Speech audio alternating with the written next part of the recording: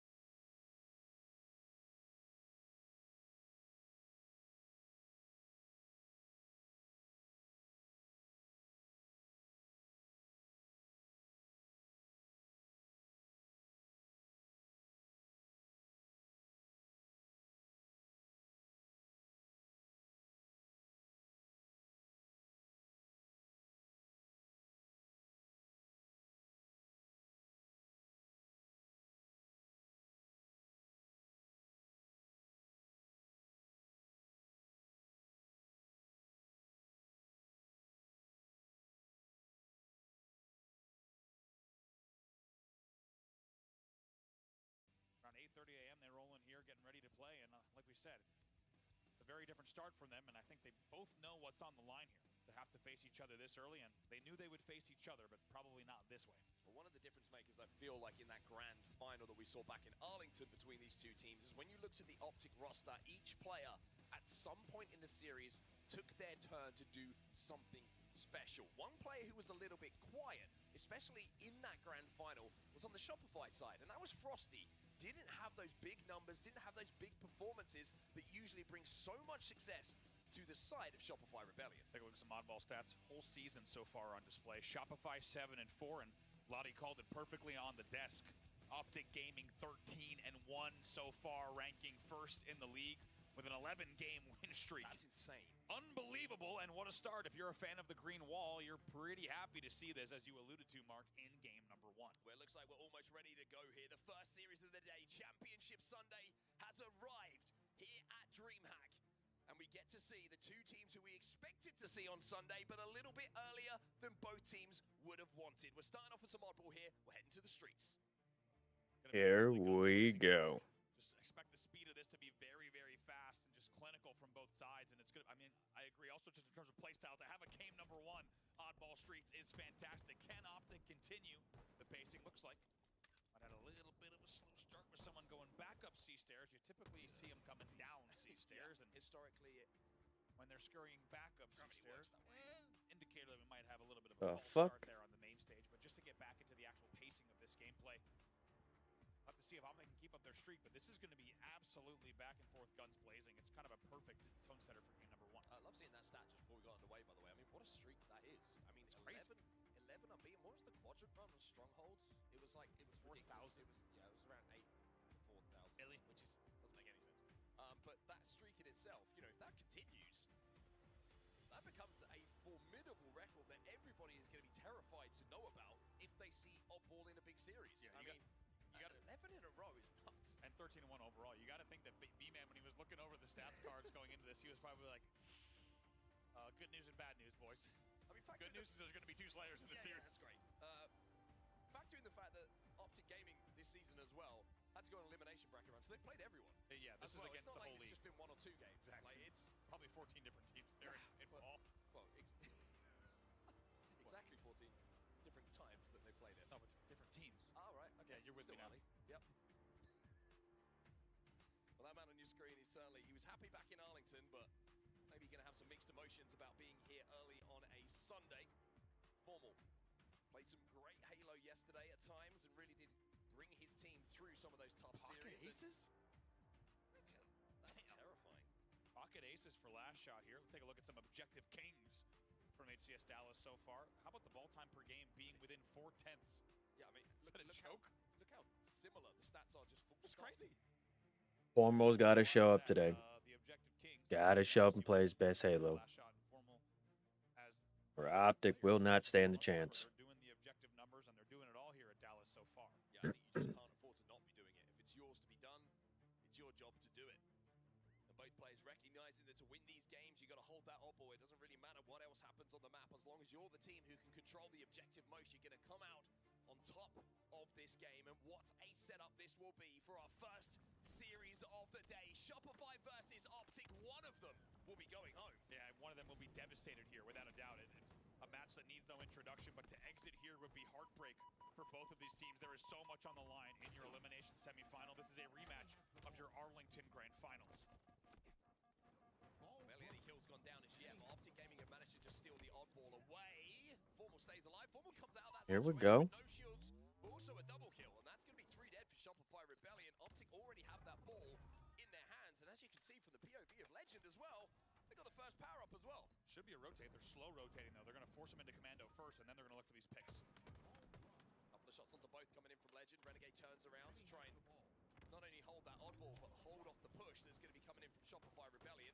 Bound to find one elsewhere. Enemy has the ball. I like this from Optic. Yeah, I like it a They're lot. trying to bait him in. They're trying to use the fact that Legend has that camo Enemy has the ball. to pick up some free kills by using that objective as a little bit of bait. I like that. Indeed, they did not rotate out because they might have gotten Nice. off going to pink instead of bait there, as you said.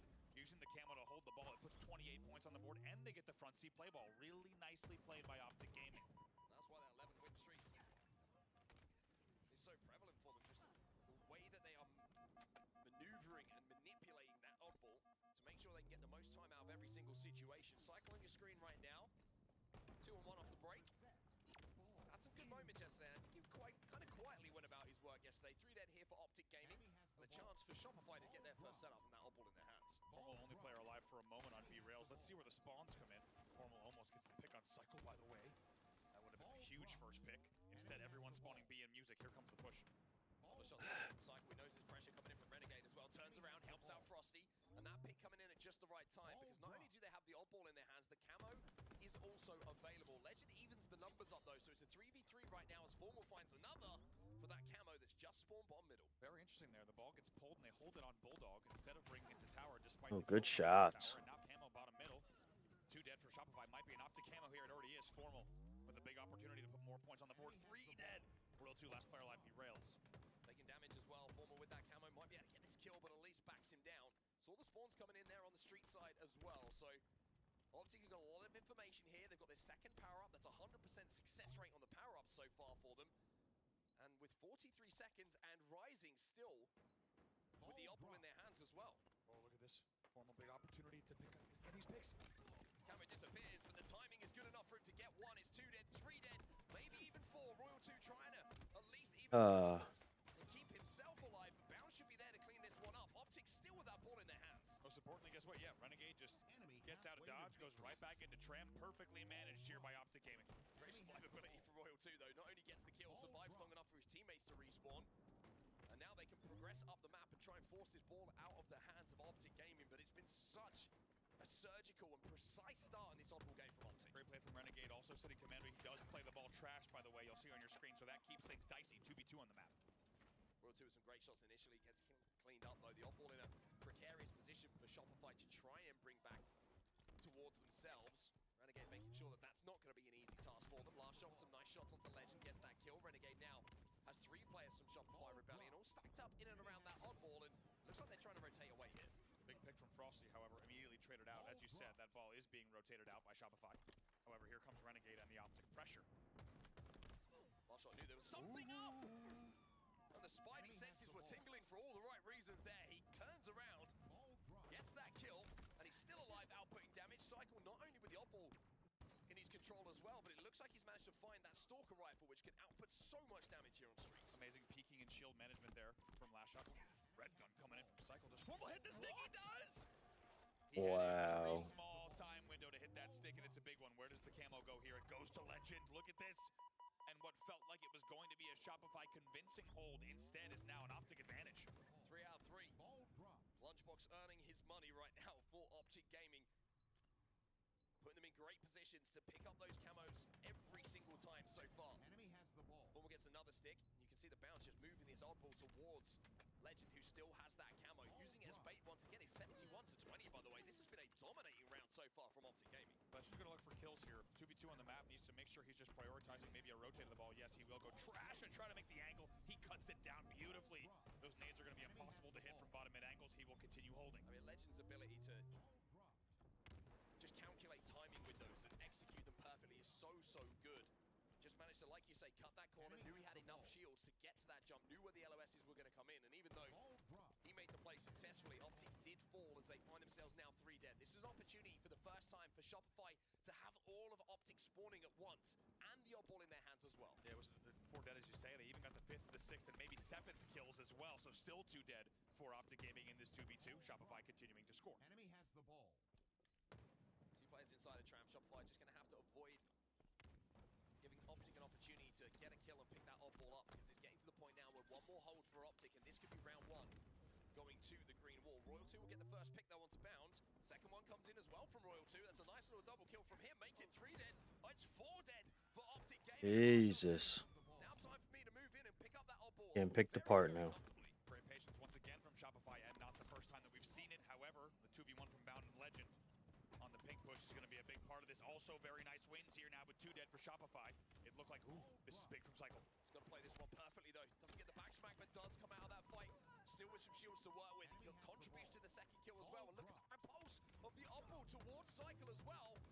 Cycle has influenced 4 different kills on the map at the moment, as Shopify, by picking up this camo and playing off the damage from Cycle, have that oddball back in their control. And on for 4 dead with 60 seconds left. Let's see if Shopify can do. Let's get into a listen here with Shopify Rebellion. Now, yo, music. Tires and Bebop now. Nice, Bebop and tires. Bebop and tires. I heard you tires. No, tires, that's tires. Where's that pause? Still playing smart. Quick. One in. I've reloaded. One in, plants. Yeah, I guess plenty of time, guys. Plenty of time. Bottom C, one in. Drop a weak. And one's me steps. Ball's gonna reset. Yo, listen. Ball's gonna reset. No, I think tires. Bebop, go. We need kills. Be on it. One was it? Yo, drive away now. Drive away now. Dude, it's going heaven. Or is it back PD? Still back. Just hiding at PD, not moving. PD, he's just hiding. 2 PD, 2 PD. Yo, we go. Ball, guys. No, hold on. There's a guy C. I mean, Cycle's doing it all at the moment. There's so much pressure on him to make the right decisions, and he consistently made those right decisions. Royal 2 is trying to keep his eyes on that oddball. Last shot with the ball in his hands, but there's barely any time. They can't drop this oddball here, Shopify. They need to keep it in their hands. 3v3 on the map here. That's a big kill on Legend from Royal 2. They can't drop the ball here. And forced to. Optic will cut them down, and Optic will get that first Nice. round on the board. Nice. That lead just established huge. Moments in that endgame where it felt like Shopify had an element of control, but just weren't able to get that op ball into a safe position. Yeah, Optic keep Get things the really time on their side. Yeah, Optic keep things really complicated without a doubt in the end game. By the way, Legend staying alive as long as he did was a huge factor in them taking that round. So even though it wasn't the most elegant in the end, it's overall great game management from Optic Gaming. They will take the first round. Shopify Nice shots by Legend. Camo coming up in just a few seconds' time, which is where everyone's attention is going to turn to. Remember, Optic got the first 3 camos in that first round, and it was the last one that Cycle got that really gave Oh Shopify shit. Rebellion their way back into that round. Weren't able to close out, but Frosty doing so much damage with his Stalker rifle at the moment. He's going to find an easy kill here onto Renegade as well. Last shot with that first camo, and Shopify with a chance to grab that ball. 2 dead here, though. They need to play this a little bit slow.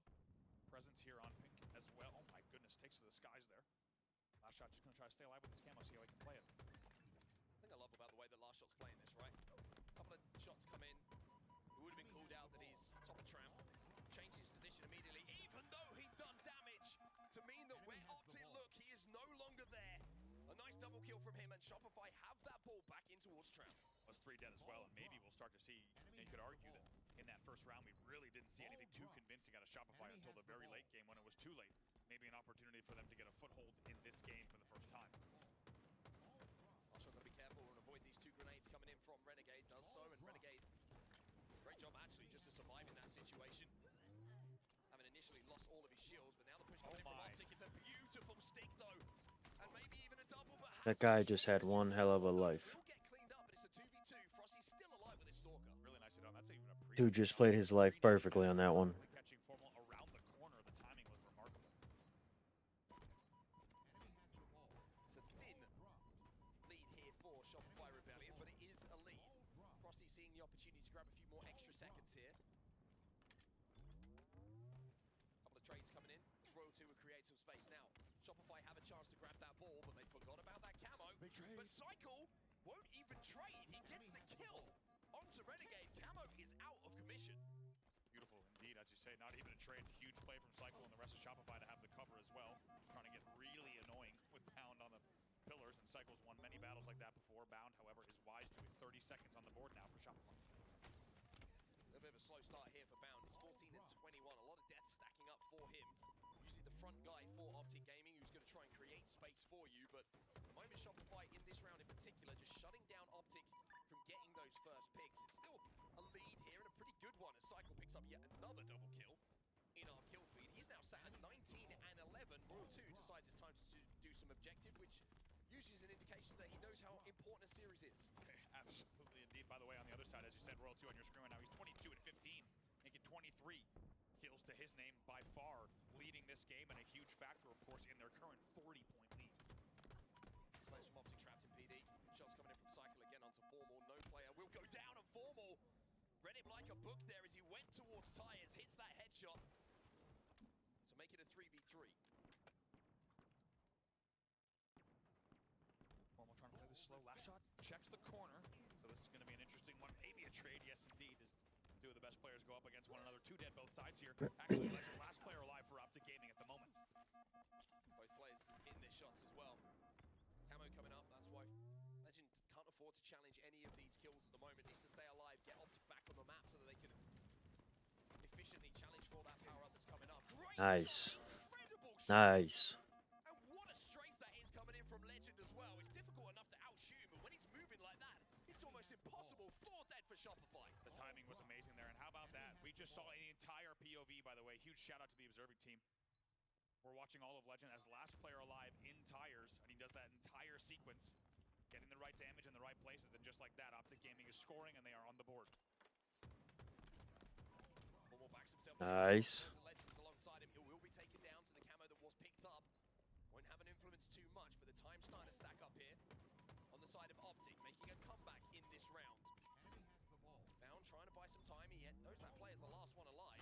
And he's relying on his teammates to get that kill, which they finally do. So Optic closing in on this early initial time that Shopify Rebellion got on the board. Great patience there. Look at Renegade just holding down, knowing Cycle was the last player there on C stairs, and they're able to continue holding. Come on, boys. It's going to be close, but there will be a lead change that goes down in just a few seconds' time. In fact, it's not going to happen because we're going to have a tie game. It's 4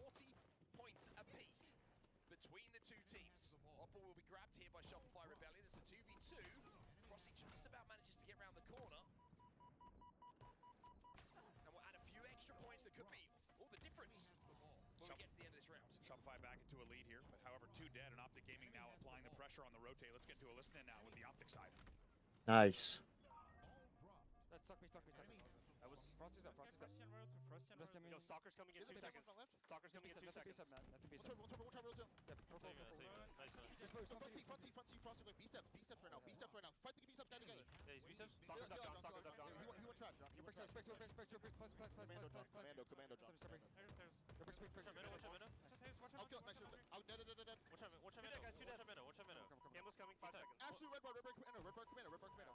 Just make sure they don't fall behind us. Hey, can we kill C? Spawns are weird, guys. Yo, we need to kill C. Bottom seat, that's fine. We're trying to push him. Camo is up. Watch out for an absolute. Camo sit down. One shot on Camo, absolute. Bottom C weak, guys. Yeah, bottom C on me. Bottom C kill me. Get ready to play ball. Fight behind you. I'll show you. One's B. B, one shot. Oh. Watch up B stairs. Nice, we got one. Nice shots. Pretty serious, you guys? You both weak. One's all weak. One's B stairs with Camo. 45 seconds, guys. Renegade kills the Camo as we come out of the listening, so no Camo really going to infect the Optic push here. As Legend has that op ball still in his hands, and with that time, Optic are starting to move towards another round on the board here, and that would be the first game of the series. Look how important it was for Legend to keep players weak so that Formal could keep players weak so that the next part of the push pays off for them. Optic at 76 points on the board.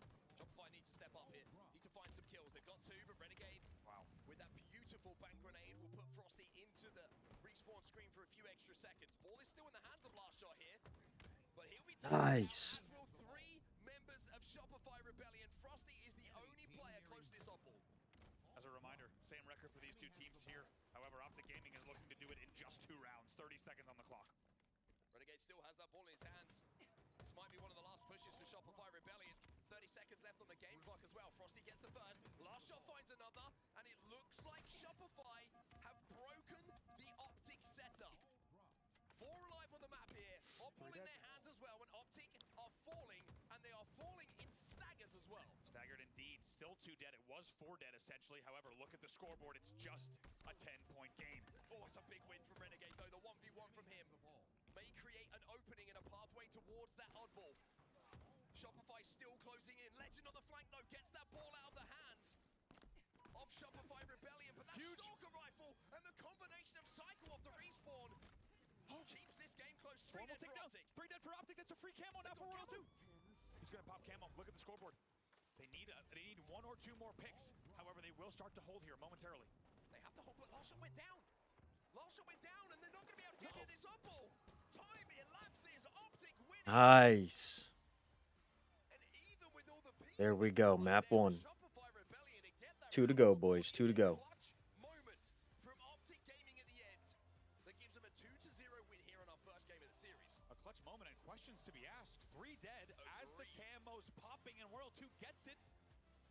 And they allow, however, the last player alive and the first spawner on Optic Gaming to blow open what could have been a very easy 7 to 8 second hold to simply get in the lead and drop the ball. And there's a lot to be proud of there from the Optic Gaming side. They did not have a lot of resources, and somehow they prevent a round number 3. And they will take game number 1 of the series. Here's a look at some of the stats. I mean, you're looking across it at the moment, and it feels like Shopify Rebellion outslaying Optic, but as I mentioned at the start, it's great to kill, it's better to hold the oddball, and where the kills matter is where that oddball time will be picked up. Royal 2 breaking 10k damage, Formal 9k, the 2 damage dealers for their teams. I really want to see this last play though from that second round. It's going to be so interesting to watch, especially from the Optic side, to see what happened to Shopify Rebellion. Great play here as well from Formal. We'll remember this very well. Just plays Cafe perfectly, and I feel like we're going to see a lot of that throughout this stick as well. Cycle comes around the caution corner, had no idea that Formal's just pre-nading it.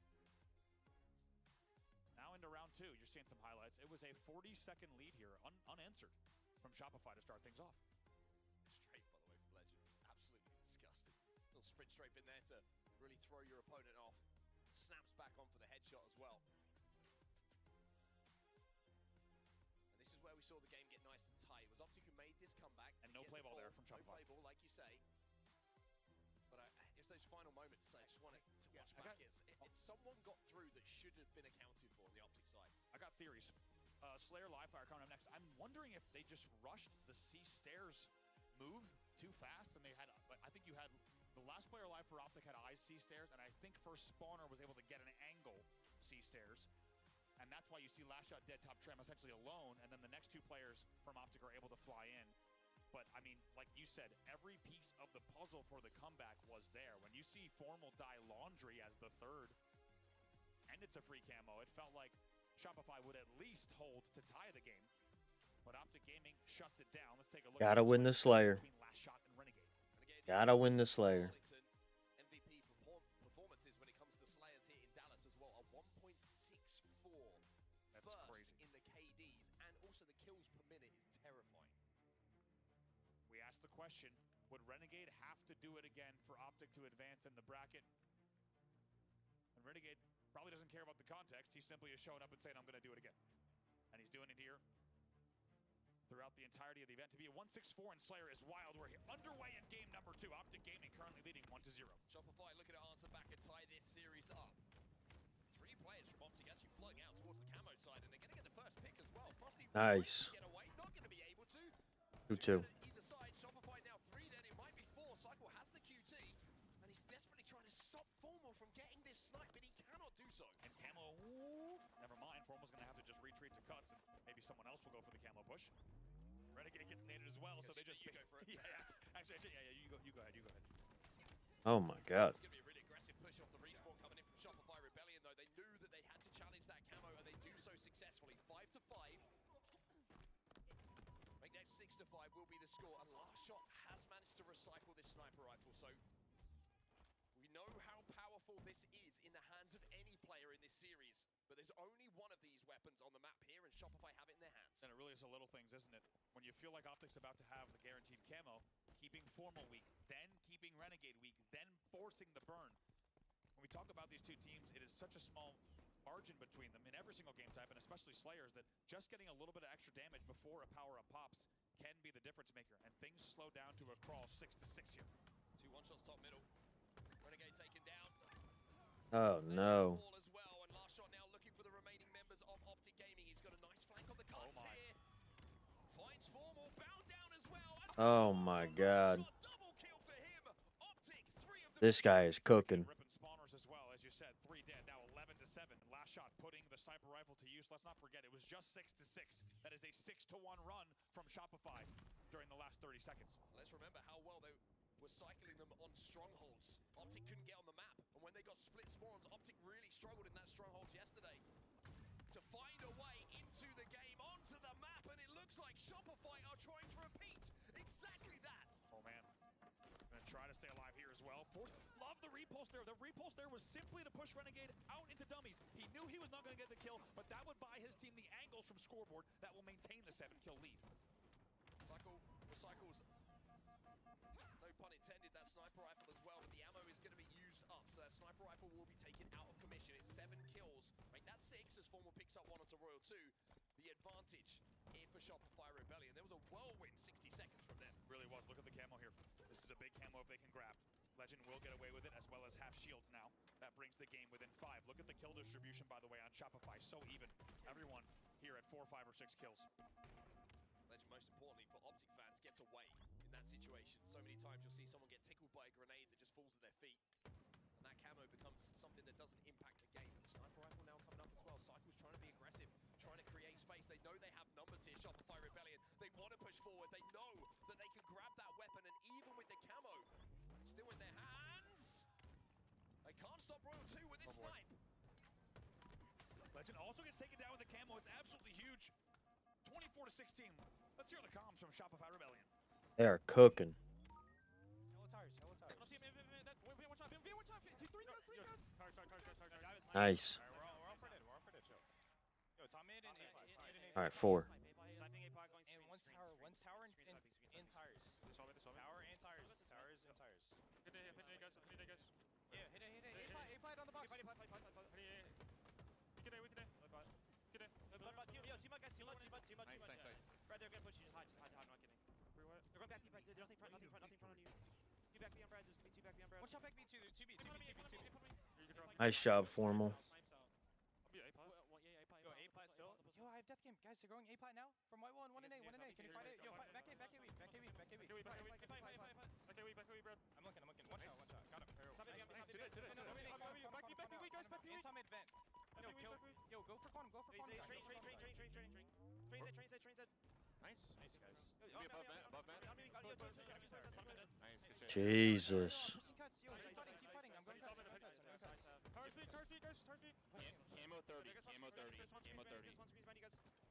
He went double door, guys. They went double door. Yo, we have all towers. Yeah. Deal, Matt. They're on you. Cuts weak, and elbow. Elbow. Watch your elbow, guys. Watch your elbow. Alright, listen, camo 15. Camo 15. TB on me. I'm gonna come look, go bottom mid to dummy. Dummy door. Camo, guys. Camo 10. Gonna play for me in A.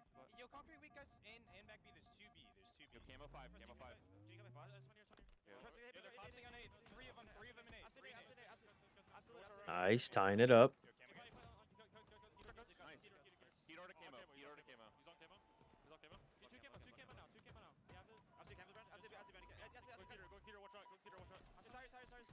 Camo one shot. Two tires. Well, what was a whirlwind of a start from Shopify Rebellion? Well, Optic have responded, and they're now up by 3. It's Renegade with the camo as well. Unbelievable response. It was 17-10 in favor of Shopify, but as we know, these players have not only been back and forth. By the way, Renegade gets absolutely eagle-eyed from Big Door and gets taken down. Damn. So that is a huge camo neutralization and a burn to keep the game within 3. A lot of this comeback was initiated by a triple kill that came in from Bound, cleaning up a lot of damage to put all of Shopify on the respawn together. And we saw it from the POV of Shopify. When they went for dead, they were all spawning back in green. They did a pretty good job to actually fight out of it. But Optic have just been able to keep picking away, and now they have a 5-kill advantage. Unbelievable. And as we said, despite the fact that Shopify won both Slayers in their first meeting of the tournament, Optic coming in with a stronger record on these 2 specific Slayers, and it has shown so far. They maintain the 4-kill lead. Can Cycle get away here with this sniper rifle? He's got the repulse. He manages to just about survive. And Optic are 2 dead, so Cycle can take the time to get his shields back. And this is your way back into the game. 3 bullets. Oh boy. One of them certainly put to use by Cycle. A second player weak.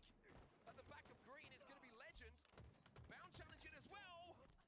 And it's now a 1-kill game with still 2 bullets left in this snipe. How about Cycle having repulse there and being able to go back up the top mid to stay alive and make all of this possible? It's beautiful. He's 12-7 in the game right now, and it looks like he's not done yet. As you say, just a 1-kill game. And he can take some liberties here as well because he's got that QT. He can overextend. He can try and find creative angles.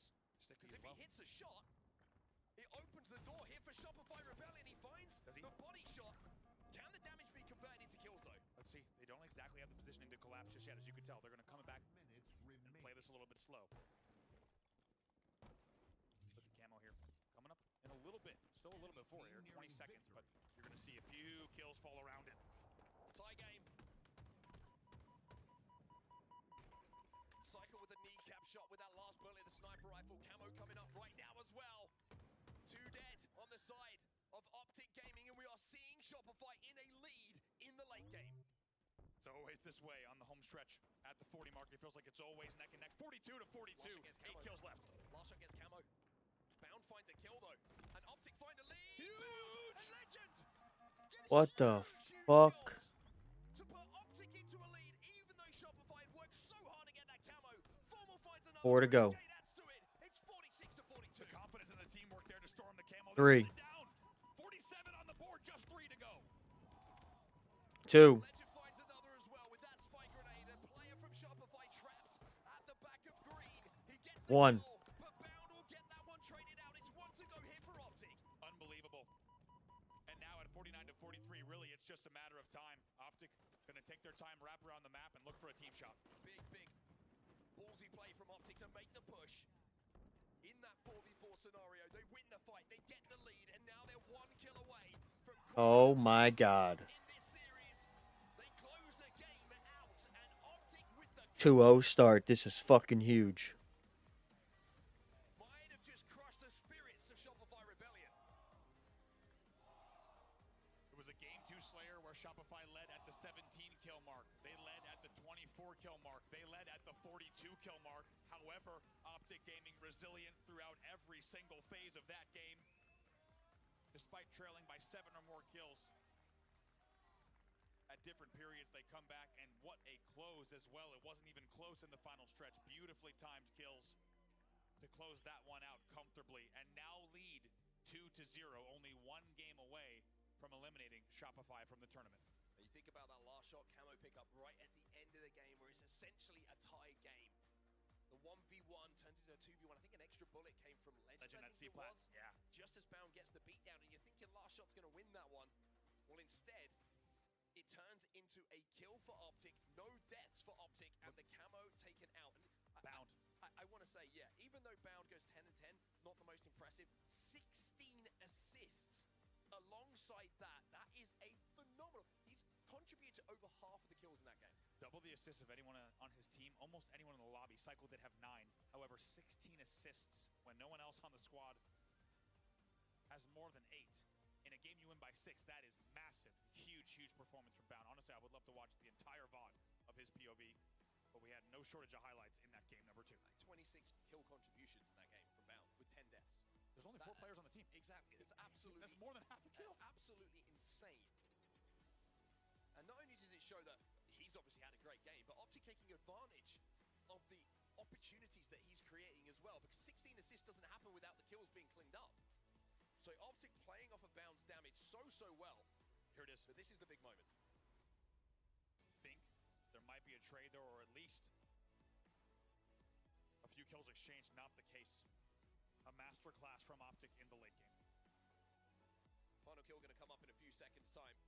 This Legend who is credited with it, but Bound, his influence on that game was certainly felt by Shopify Rebellion.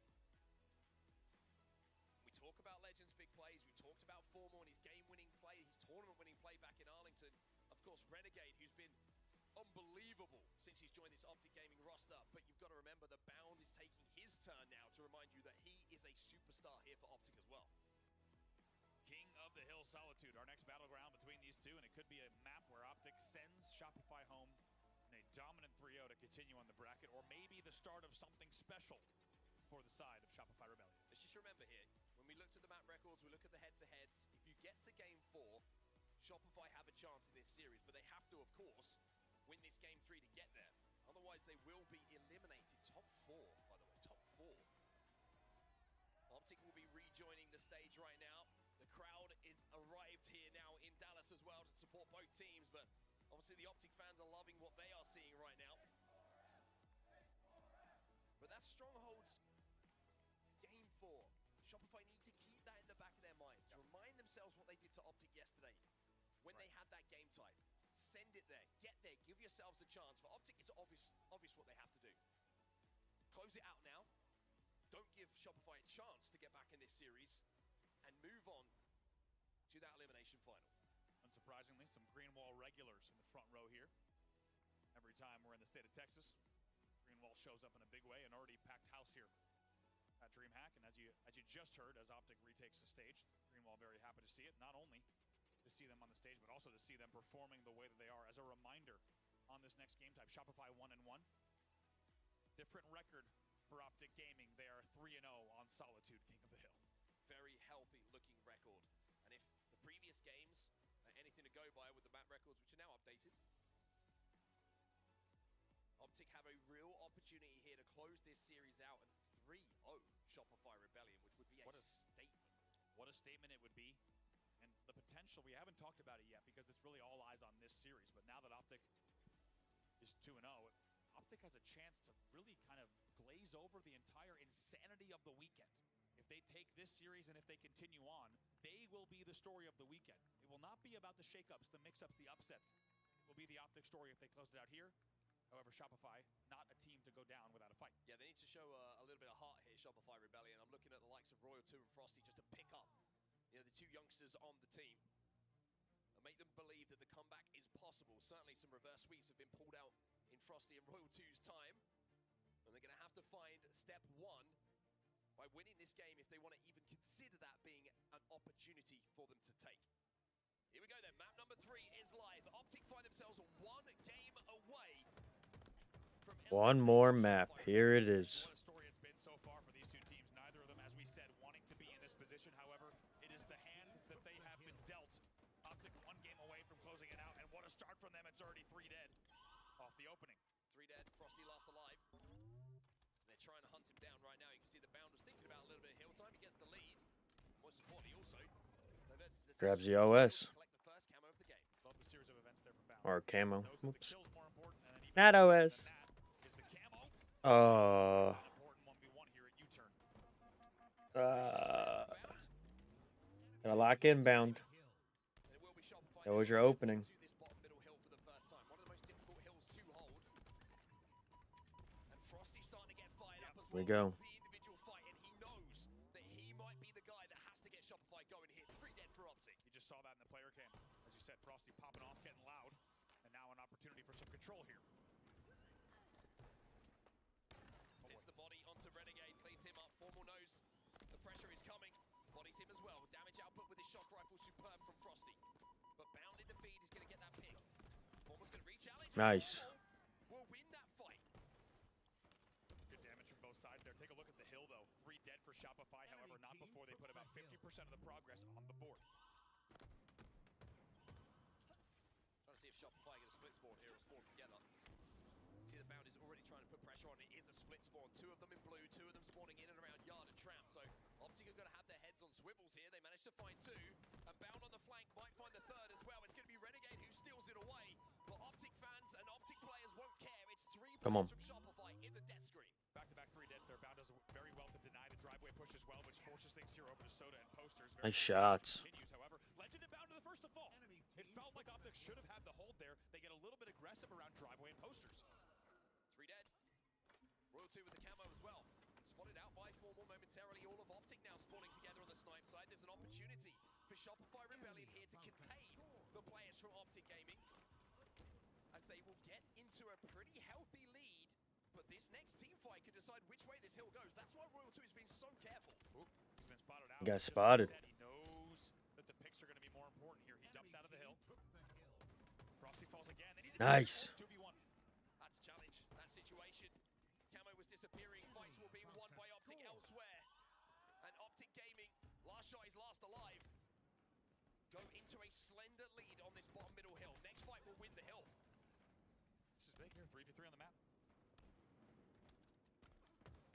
Cycle finds 1. Formal trades it out. 2v2 on the map right now, but Legend's nowhere near that hill. Renegade split across the map completely from Legend. The Frenchman on an island. He knows he has to get near that hill though. Renegade wins his fight, but if we trade it out immediately, Optic's starting to get back on the map. Legend now on the flank has played this absolutely perfectly. He's inside of this hill. 2 dead for Shopify. Cycle with the shock rifle though forces Legends to step out.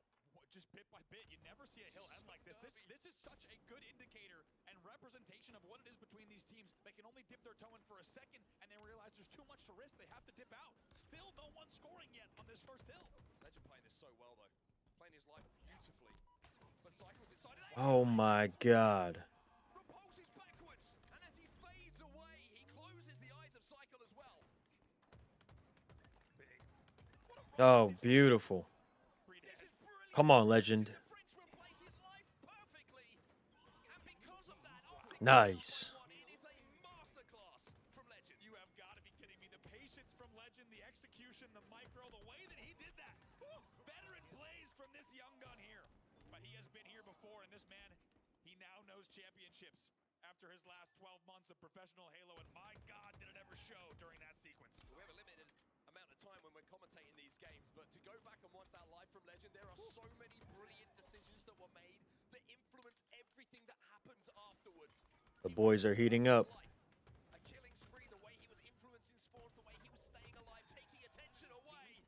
But now Renegade is taking his time to step into the limelight. It's a double kill for him. And what a huge hill it was for a lot of reasons. Oh. Most importantly, because of how much game time has elapsed during that first hill and the battle that took place. There's only 2 minutes left on the game clock.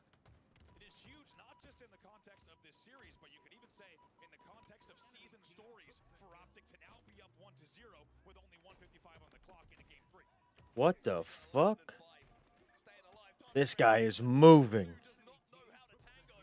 It's going to be 1-0 still, and time elapsing here for Shopify. They're 2 dead once again. Optic inside of this yard hill. Shopify needs to figure it out. They need to figure it out now. This is Optic Gaming really holding down this area of the map, and they continue to score here.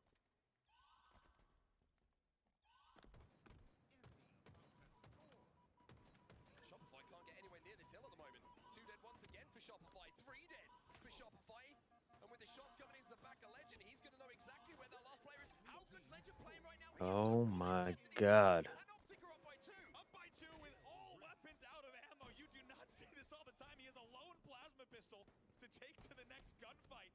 1:43 left on the clock. 1A hill. And is that second hill the dagger for Shopify Rebellion? Not just in the series, but in the tournament. There's not many players you would say are dangerous even without Here he their goes. starting weapon, but he still gets a trade. This guy is insane. Plasma pistol. This man's on another level in this game. He's going full Bear Grylls. Goes into combat with only what he could find on the ground.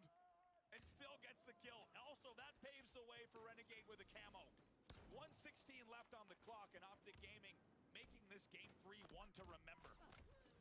Come on.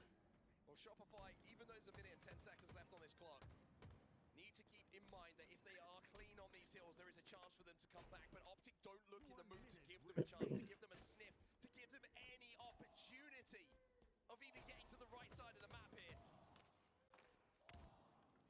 This is one of the most masterful performances of King of the Hill I've seen from a single POV. Legend has been insane. He's 12-6, double positive in this game. What a performance from him as the Green Wall champ kicks off in the room for good reason. And they will continue to play time here. 39 seconds left. Shopify do get inside of that hill though, and will be 4 dead. Optic will have to fight a little bit longer. 40 seconds might not sound like a lot, but when that clock stops, it's enough time. Is winning his first fight as well. Hold on to your horses. Watch these next few picks. As you said, a big first pick from Cycle. If they could do it again and get more advantage here, they might be able to get this one without too much of the game clock slipping off. Shopify are throwing everything they can at this, but they're outside of the hill right now. They jump need out to to stop slay. that game clock. This is the problem for them. Yeah, the kills are great, but they've got to be inside that hill to give themselves enough time to formulate this comeback. Bound gets the kill, but will be traded out. It's 2 dead for Optic. And I wonder if Optic are going to try and think about maybe giving this one up and play for the spawns on the side, because that's where that next hill's going. Shopify fully jumps out to slay in blue. It cost them a lot Nice. of time. However, they are going to get this hill by the looks of it. They should be able to get these last ticks. They do, but there's only 19 seconds left now. Who will win the rotate? Excuse me, we'll go to the driveway next. Took the hill. Camo will be picked up here by Renegade. For free? No, it's burned. It's 2 dead. Oh, it's burned.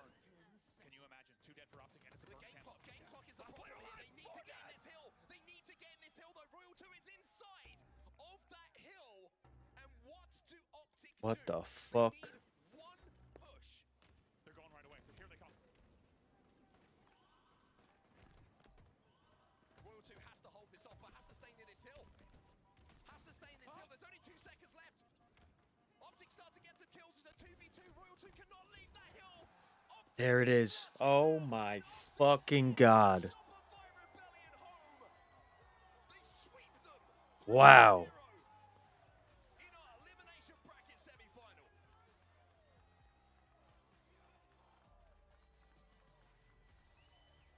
And Optic Gaming says, let there be no doubt. A lot of talk and a lot of chatter after that Game 7 win in Arlington. A lot of fans calling it a narrow win and not enough to give them. Jesus. They had something different to say. It's a 3-0 clean sweep from Optic Gaming in your elimination semifinal. Shopify Rebellion will exit in 4th. That's how you start off a fucking Sunday right there, folks. Fans here at DreamHack, out in force to watch their team progress in this tournament and continue yet another insane elimination bracket run. They will stay alive, Optic Gaming. But that performance, it's one that makes you think that maybe they could do it again, Andy. What a blast. It's rare that we say that a 3-0 is that intricate and nuanced and interesting and down to the wire. That series had it all. Throughout all games in the series, especially games 2 and 3, down to the final moments, Shopify was still in the game, but I think a little bit too little too late. Lots of things to talk about, and we'll break it down, of course, with that King of the Hill solitude. For that to end 2-1 the way it did in a final 2v2, down to time, was remarkable. And Optic Gaming, in the end, they take it 3-0. Shocked by what we are seeing in terms That's of results. insane. I don't think I would have been shocked either way. What I am shocked about is truly how not close this really was in back and showing us what they're made of and keeping things a little bit more dicey, but this definitely wasn't down to the wire the way that I thought it was going to be, and it certainly did not go the distance. Clutch, does that come down to Optic Gaming just firing up today? Is this just another level that they're hitting on Championship Sunday, which they did previously in Arlington? I think it comes down to one player that stepped up on that stage and had the series that he needed to have. It was Legend all series long. There was big time gunfights being made. He started this game 3 off unbelievable, but game 1 he really took off and won some very pivotal fights. I mean, it was so close. How many of these games, how many rounds came down to just time? And it was so impressive to watch. And when you have a guy like Legend who's able to start the day without any previous series and play the way that he did, he gave them every bit of leverage they needed to knock out a world-class team like Shopify is. He really did. I will say, it's funny because Legend has been such a vital piece of the puzzle of Optic Gaming, of course, but I would say for the most part, this event, he's been a little bit more quiet. Not bad at all, just a little bit more quiet. And then today, just absolutely ripping off every single bandit that might have been on him to just give us the most brilliant performance ever. Legend was unbelievable, including his teammate and long-term duo now as well, Bound. Dude, wow, what a start to Championship Sunday. I have so many things I want to ask you. First of all, congratulations, GG's. That was a pretty scary beginning to your Championship Sunday. You're going up against basically your arch enemy, you know, your nemesis that you often find in a grand final position, but having to do that for a tournament life in the elimination bracket once again, how are you boys feeling heading into that series? Because it was a scary one. I mean, I think we're all used to it by now. It was a little scary just because, you know, it is for top 4. I didn't expect them to lose. But it was a little comforting knowing that if we beat them here, we don't have to do it twice.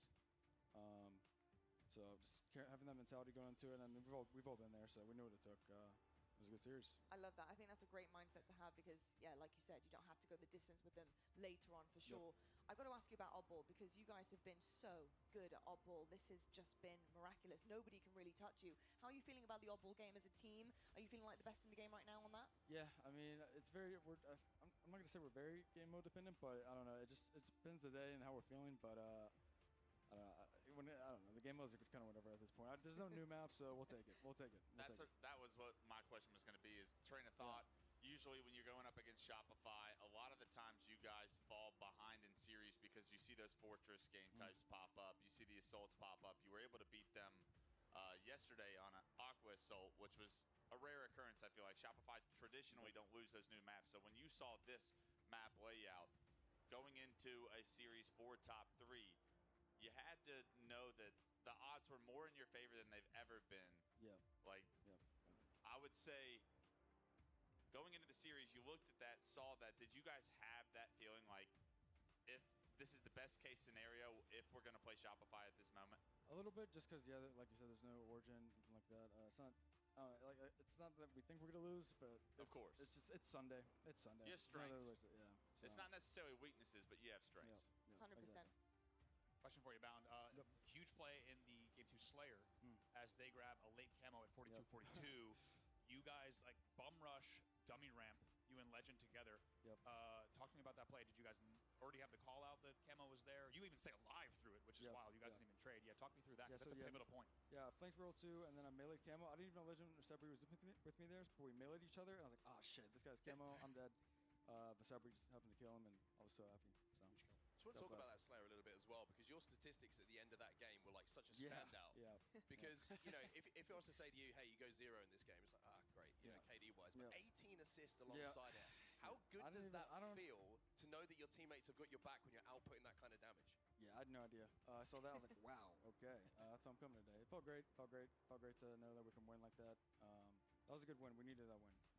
It was a really, really big win for you guys. And obviously, FaZe TSM are in the winners finals, and you're going to have to be facing one of them at some point. How are you feeling about either of those competitions? I think you've leveled up on Championship Sunday as a team, so you're feeling like you can go all the way once again. Yeah, we're ready for whoever. I love to hear that, Bound. Thank you so much. GG's, man. Incredible show to start things off here. You just go get relaxed backstage. You go through things, you know, with your team. Get comfortable. Stay warm. Stay warm. My hand warmers on me. And as Wes says, bring your A game, Bound. Bring your A game. Here's the elimination bracket for you guys. We have our elimination final set in stone. It's going to be Optic Gaming. Who is going to be joining them, falling flat on that main next in the winners finals, because they're going to meet a piping hot Optic Gaming, who are honestly, as you heard, ready for whoever falls short here. TSM versus FaZe Clan, I think a really exciting winners finals for all of us, because I want to know what these teams are made of when it matters the most. And I don't know if it was you two who said it yesterday. It might have been. It could have been any of us, to be honest. Say. I'm Tough- worried tough- about what you're There's about not a lot to to say. say. If it's good, we'll take it. If it was good, Yeah. yeah, it was good. It was good. You know, but this, to be honest, is the best chance both of these teams have at getting into We the said best position It must have been us. possible. Yeah, that must have This is an Definitely absolute wasn't sure. blessing. This is a blessing. So I want to see the best Halo, the best series out of both of these two teams, TSM versus FaZe. We're going to head to a quick break right now. When we come back, we have plenty more action coming your way. Your winners finals is going to be getting set up, ready to go. We can see Soul Snipe right now, just dialing in his settings, ready to go up against FaZe. We'll catch you on the other side of this for more DreamHack.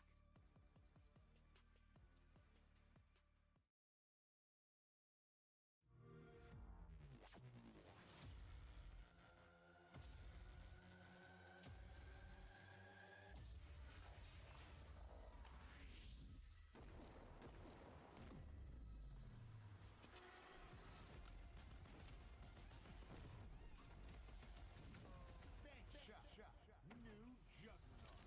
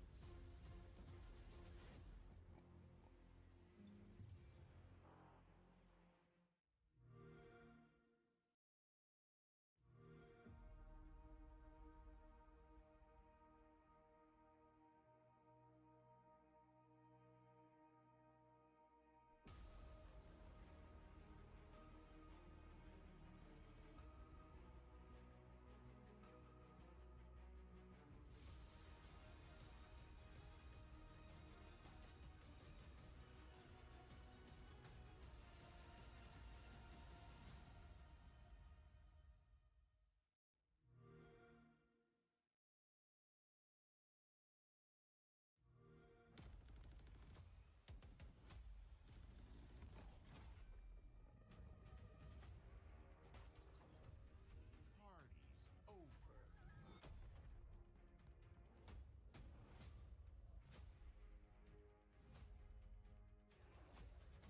You belong to me. Satisfactory. Delivery.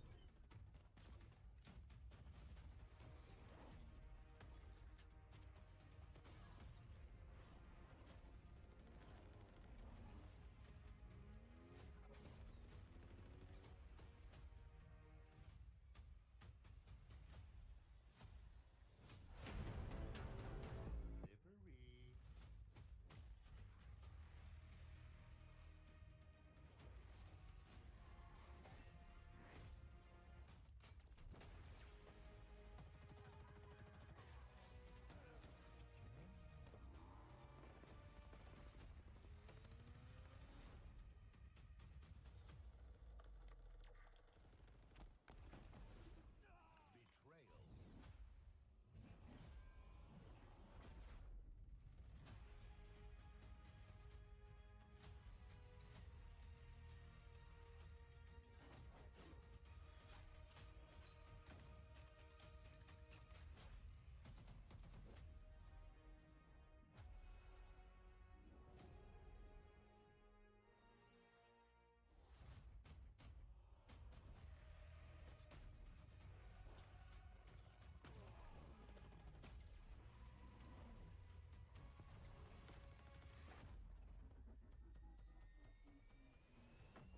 Combat evolved.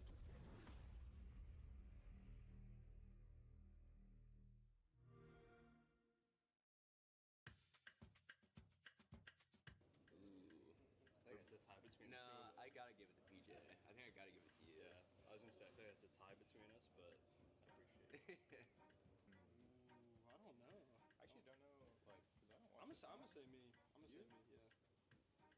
I'm gonna go with me. Yeah, I'll give it to you. He watches a lot. I'll give it to him. Yeah, I'll be practicing.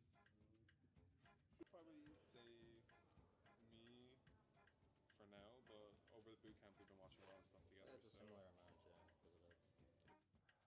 I'm gonna have to give it to him. Probably me. Yeah. Ever since I joined the team, he's always watching VOD.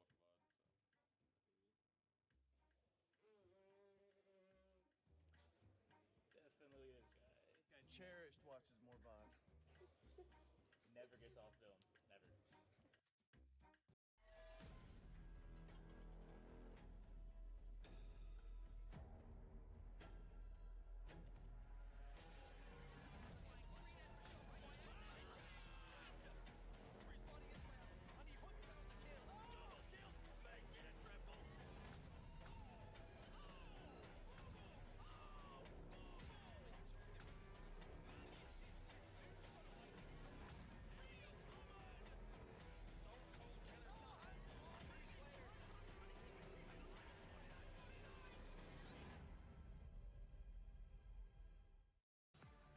Welcome back, DreamHack, and welcome back to your Championship Sunday here live from Texas. We're here for the HCS Open Dallas 2025 DreamHack, and it's been an absolute beauty so far. You just can't predict what is happening across our screens, and I certainly didn't predict a 3-0 this morning with Optic versus Shopify Rebellion, but hey, everything is on the table at this point, folks. It is going to be a bumpy ride for a lot of our teams, and I can't wait to see what happens in our winners finals, because we do have TSM versus FaZe heading onto that main stage to find out who's going through to that grand final position and who will bump down to see Optic Gaming. This is a big one. I'm expecting so much from this series, and I will be very disappointed if it was anything similar to this morning, because I want to see it go the distance. I want another Game 5. By the way, Game 5-wise, we've had 8 Game 5s so far this tournament, and it was actually 8 Game 5s in Arlington, period. That was it. That was the amount of Game 5. So who knows what the tally's going to be by the end of today. We'll have to find out. But here we go, FaZe, folks. These guys have a lot riding on their shoulders right now. I think FaZe are looking at this like this is just one more road bump on our way to greatness. Everything we've been working for is in our hands. Can we achieve this? There's a couple of things here that we can talk about, Wes. One being the fact that I think their map count right now is looking very good. CTF record looks great as well. It's just about how do they handle the firepower from TSM with their newly formed roster coming back in this friendship era and feeling themselves. Yeah, I think if you look at these two teams holistically, you think the individual skill favors FaZe. The issue is TSM's teamwork has been on point this weekend. So a lot of these game types are going to come down to, yes, you can win your gunfights, but are you in the right position to really capitalize and play together? FaZe Clan have looked phenomenal from a teamwork perspective as well. So TSM aren't going to have the upper hand, I would say, that they've had in the series that they've used that teamwork to get here. Dan, I want to ask you a little bit about some of the map records here, because I think it's a very interesting story. On the side for TSM especially, they're looking incredible at Slayers. If they can pick up a couple of Slayers and maybe just sneak out an objective, I mean, it means so much to them. And they're 8-0 in Slayers. Yeah, I know. And they've won every Game 5 they've been presented with as well. I think that the clutch factor for TSM has been insane. So if you are FaZe Clan, you can't allow it to go to Game 5, really. But I think that's the thing with TSM at the moment. The confidence in Slayers is just going to do them a world of good, because as you mentioned, take one objective and you're fine. And there are some good objective modes here for TSM as well. I think TSM have to dig deep and remember the emotions and the feelings of getting to this position before years ago and knowing how much it hurts, knowing how much it sucked to just not give a good account to yourselves. They have got to come out and leave a mark on FaZe Clan. I know FaZe Clan's Slayer record isn't as perfect as TSM's, but I said it earlier in the tournament, and I still think it's true. FaZe Clan are the true test of the best Slayer team in the HCS. So TSM, once again, one of their leverages, one of their benefits, FaZe Clan kind of erased that storyline. So I'll be very interested to see, is TSM going to be able to have the same level of success in Slayers, knowing how strong FaZe Clan truly are when it comes to those Game 2s and 5s. 100%. I want to see a little bit from FaZe Clan. You know, what can they push forward here against TSM? And you speak about Slayers. Let's talk about a couple of them, because they've got a bunch on their roster. And I've got my eyes on Suppress. I think Suppress has been just unbelievable this tournament. we were kind of looking for some consistency from this guy. I think he's kind of bounced around different rosters and never really found a home. And I think there's always been that individual skill on his side, but it was where he slots in and can he do it consistently? Well, the answer is yes. This tournament, I think he's really just leveled up completely individually. And the same with Falcated. They have some straight shooters on the side. We often talk about, is there enough firepower on a team? Is there enough superstar potential? We're looking for that. Well, these guys really need to be elevated in this series to show us that they've got what it takes. Yeah, usually when you claim a championship, you had the best player for the weekend on your side. Falcated has been that player so far this weekend. Let's see if it can roll into Championship Sunday. Indeed. Dan, do you see any potential here for them in terms of objective work and how they can better, TSM at this one and maybe sneak away without having to go to that game 5? I think the more we see FaZe and the more that the likes of Falcated and Suppressed are starting to elevate in terms of the slaying department, we already knew the core of Trippy and Penguin was going to do well at objective modes. They are just the perfect Halo player at times. They're going to get the job done when you need them to. They will run that objective. They will put their life on the line. We were just asking who was going to step up to be that big player, and it does seem like Falcated is up there now. I mean, he's averaging something like 1.73 kills per minute across the board when you're looking at Slayers in general. And if you're going up against someone playing like that, how are you supposed to survive if you're in the death screen all the time? And it's just going to allow the likes of Trippy and Penguin just to be like, all right, well, I'll grab a flag, I guess, because everyone's dead. Yeah, I think Falcated is an incredibly talented player. We see every time Friday, Saturday stats lines pop up, he's always at the top of the KDs. Yeah. I think we need to see him go big for this final Sunday. I think we need to see the talent really shine through.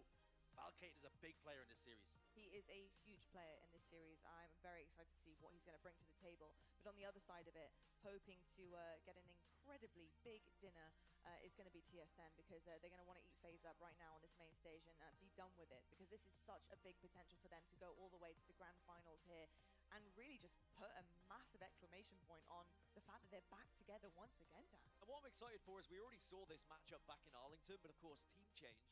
This was a whitewash in Arlington. It was a 3-0 victory, and actually 2 of the game types were played as well.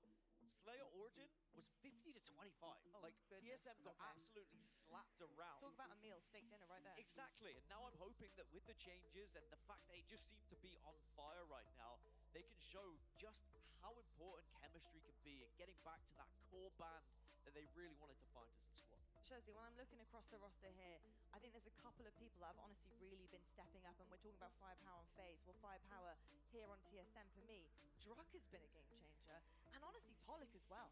They have been so good, and I'm loving the consistent kind of firepower that they're showing for their teammates as well. How are you feeling about the overall dynamic and what you're seeing from them? I'm feeling really good. I think the pair of them have stepped up this tournament, because you change one player, you don't expect to go from top 12 to now you're here in a Championship Sunday, almost at a grand final stage. So they have had to pick up their game.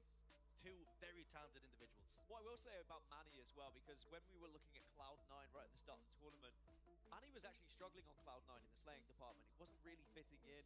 Then he moves over to TSM, and suddenly now he seems to have found something extra, especially when it comes to Slayers, which is a surprise for me, considering how he performed at last event. And again, goes back to when you just find a team that allow you to play the way you want to play, you seem to be able to elevate yourself. And I do think that Manny is going to be a key factor here. I think so too. Clutch, when you're looking at this head-to-head here, we've got a exceptional series count from the pair of them. Unbelievable stuff. Undeniably, we've got a heavy Slayer advantage for TSM here. But my question is right now, can TSM out-teamwork FaZe Clan? How do you like the playstyle clash here? Do you think that TSM can actually handle what FaZe can do in that kind of slow-paced, passive and calm environment that they create for themselves? I mean, that's a big question, is how do these styles clash to me? Because I think TSM, they love to play at a very fast pace, similar to your Optic Gaming. They don't necessarily back it up with the same individual skill, but their teamwork is usually on point, and they're usually able to find some efficient objective work with the kills that they do achieve in those objective style maps. The big question is FaZe going to allow that to happen? Are they able to keep track of all of TSM? Are they able to really find their comfort zone? And if FaZe are able to do that, they're going to have a ton of success. TSM has got to find scrappy opportunity here. And if I'm looking at X factors for both sides, we hyped up Falcated when talking about FaZe. Tolik has got to have a better series than Falcated statistically in order for TSM to have a chance. He is their main slayer. He is the guy that is, if someone on TSM is going to pop off statistically, damage-wise, kills-wise, it's going to be Tolik. So I'm looking at him with the responsibility and the weight on his shoulders to have a massive series if TSM won a chance here.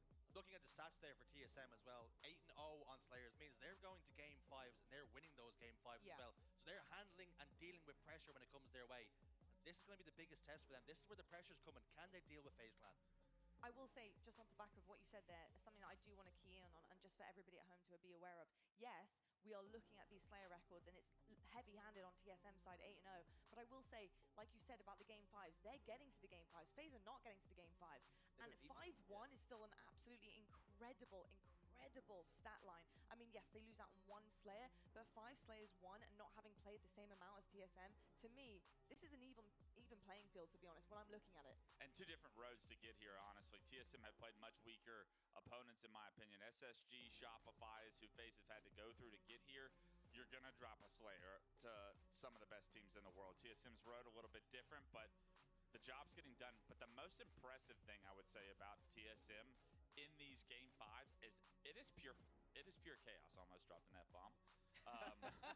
Just a casual Sunday. But that's why this team is so special, and they have played so much Halo together that when these games get into these big-time moments where time is a factor, every single decision is such an important piece to the puzzle. They're so fluid with their teamwork still because of how much chemistry this team has. So that's what I mean when I'm saying, can they make it chaotic? Can they make it scrappy? Because if they can, they...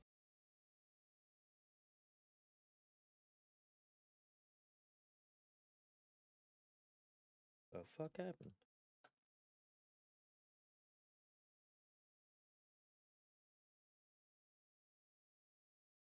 Finals position and really solidify themselves in that best of 7. We'll find out who it's going to What be. the hell? Your winners finals is TSM versus FaZe.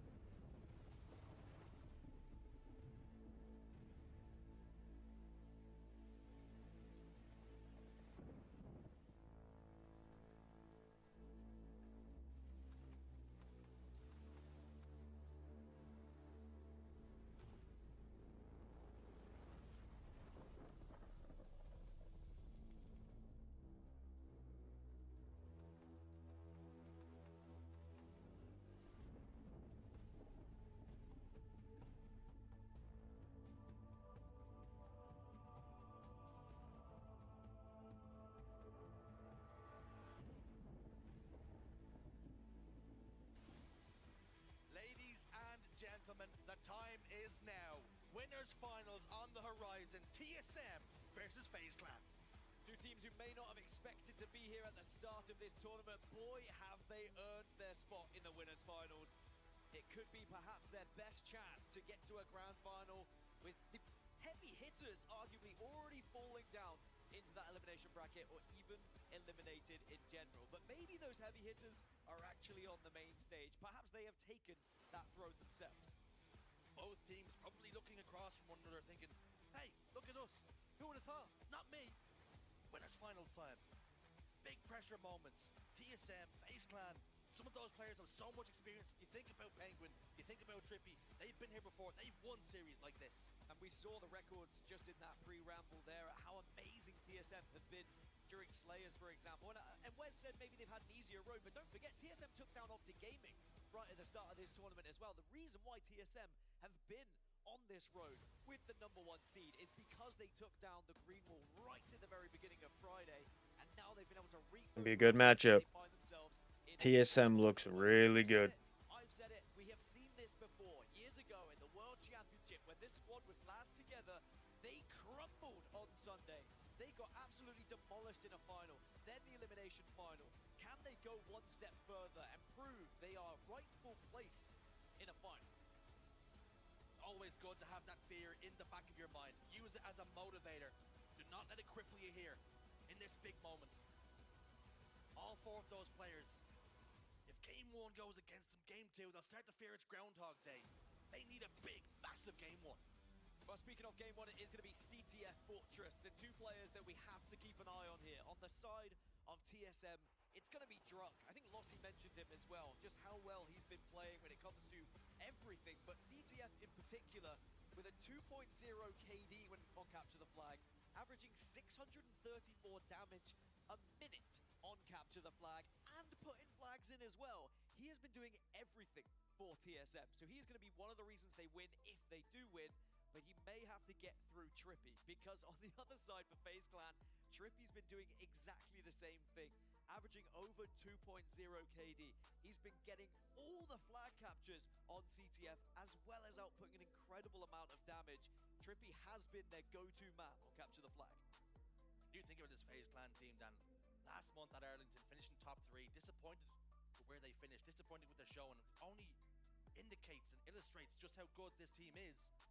Their ambitions now are getting into that grand finals and causing some carnage when they get there, but TSM still standing in their way. And TSM probably will be looking down at that elimination bracket and just saying, well, wait a second, Optic Gaming are kind of waiting down there. We'd rather see them in a grand final. We don't want to be dropping into an elimination final and having to go up against them. This is how everything has looked thus far in the tournament. TSM take down Nemesis, then take down Envy. Game 5 after Game 5. FaZe Clan also going through Game 5s of Shopify Rebellion and taking down Space Station on their road. But now they will find themselves meeting here in this winners final in a series layout that looks pretty even, I'd say. When you look across history and how they've been playing so far this tournament, I think this is the best series layout we could have got for this winners final. And I think both teams here can maybe take a little air of caution.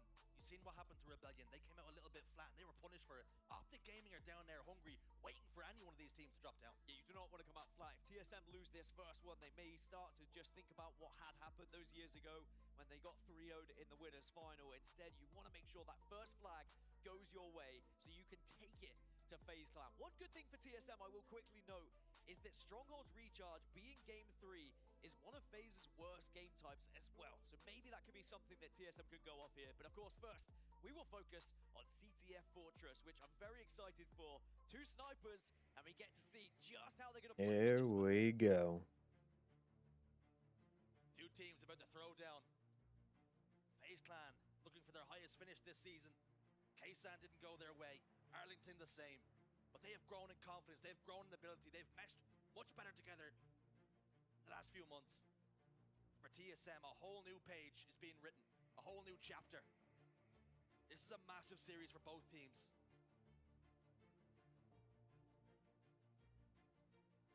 Big moments. Big time for players to step up to the mark. It's shields up. It's weapons hot. We're underway.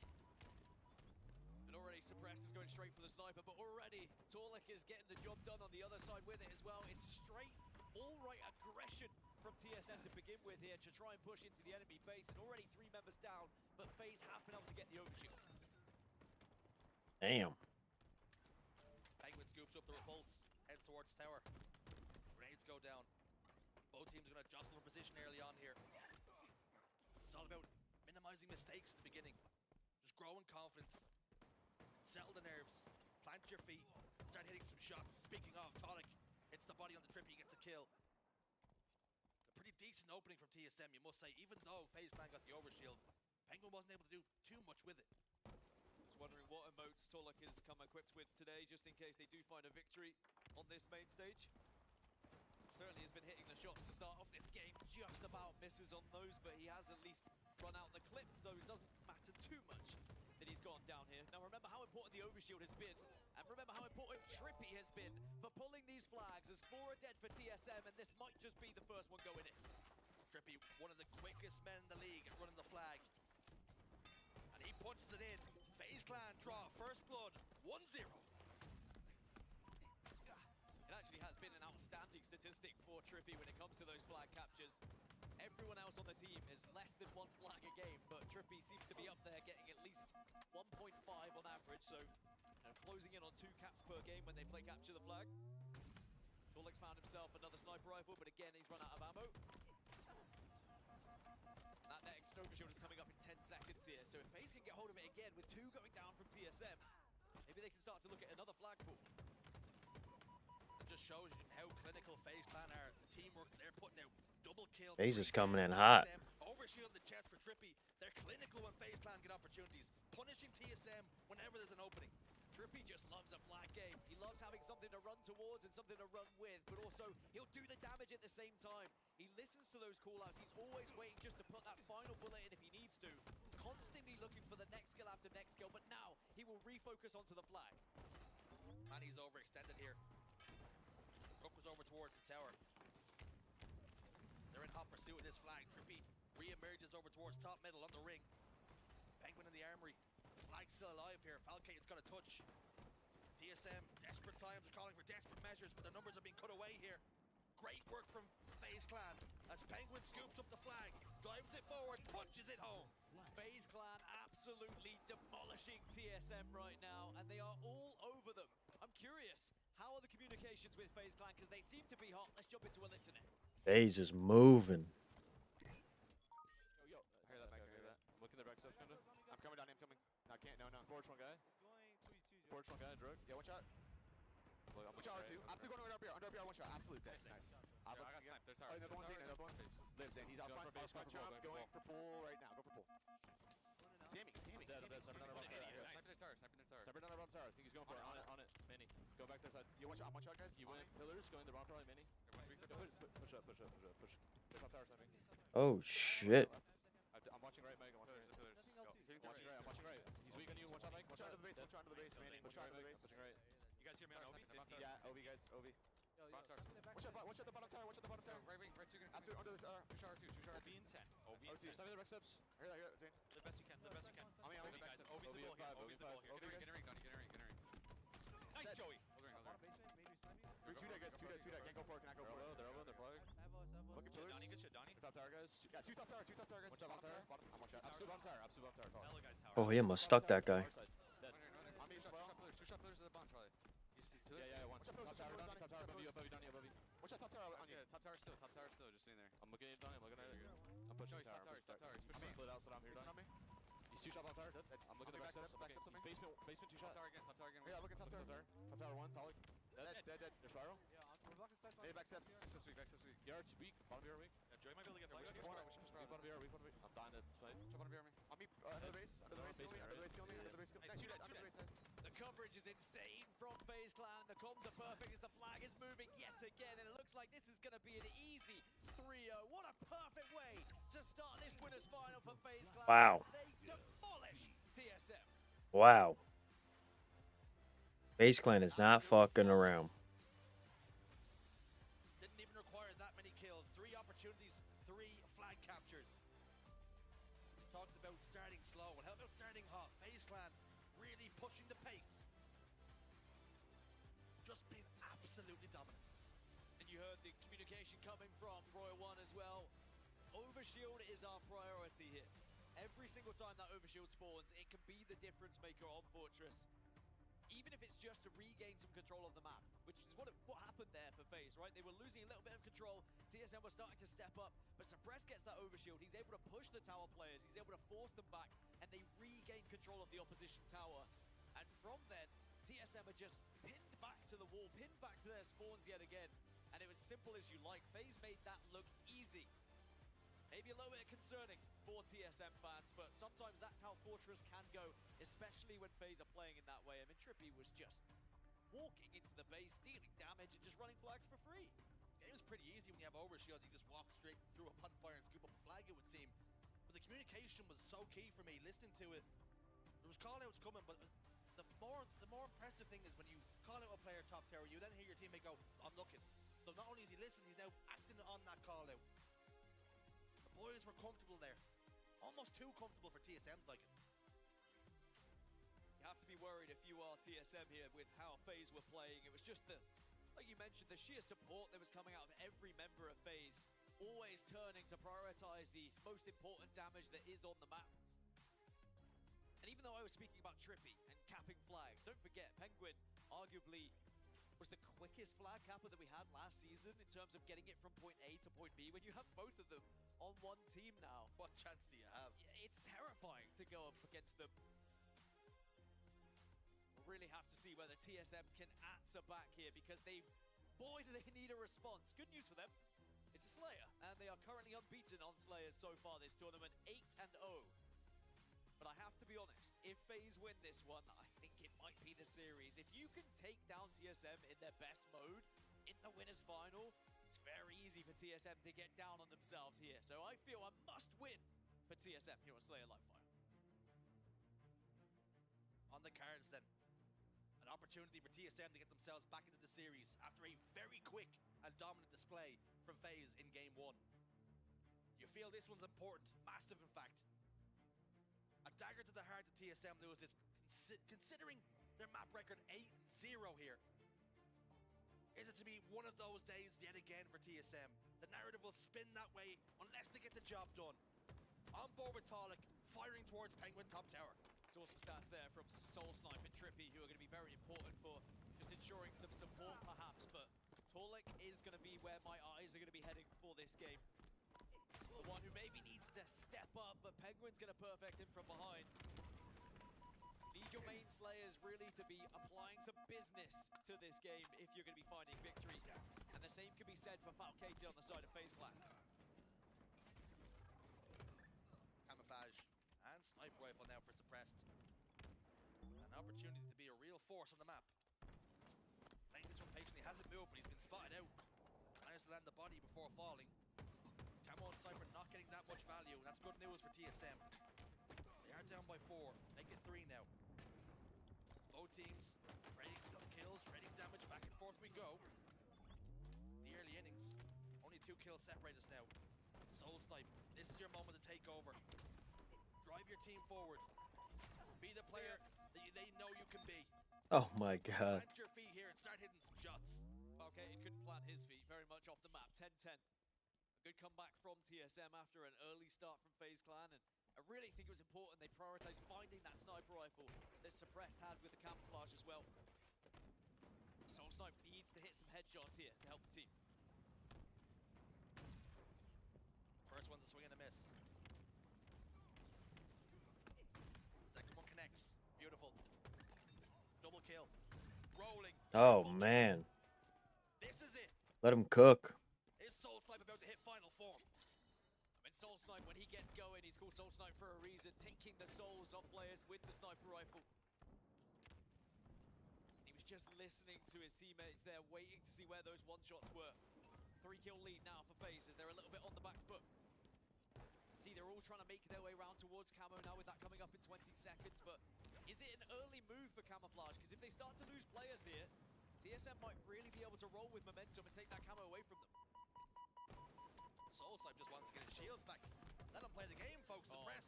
Close the distance, gets the kill. That early setup for Camouflage hasn't really gone the way FaZe Clan would have liked. Now Manny's pushing forward. Quantum translocator will just dissipate now. Phantom pistol scooped up. Soul Snipe firing over towards Cuts. He does have that camouflage. He's playing swap for now.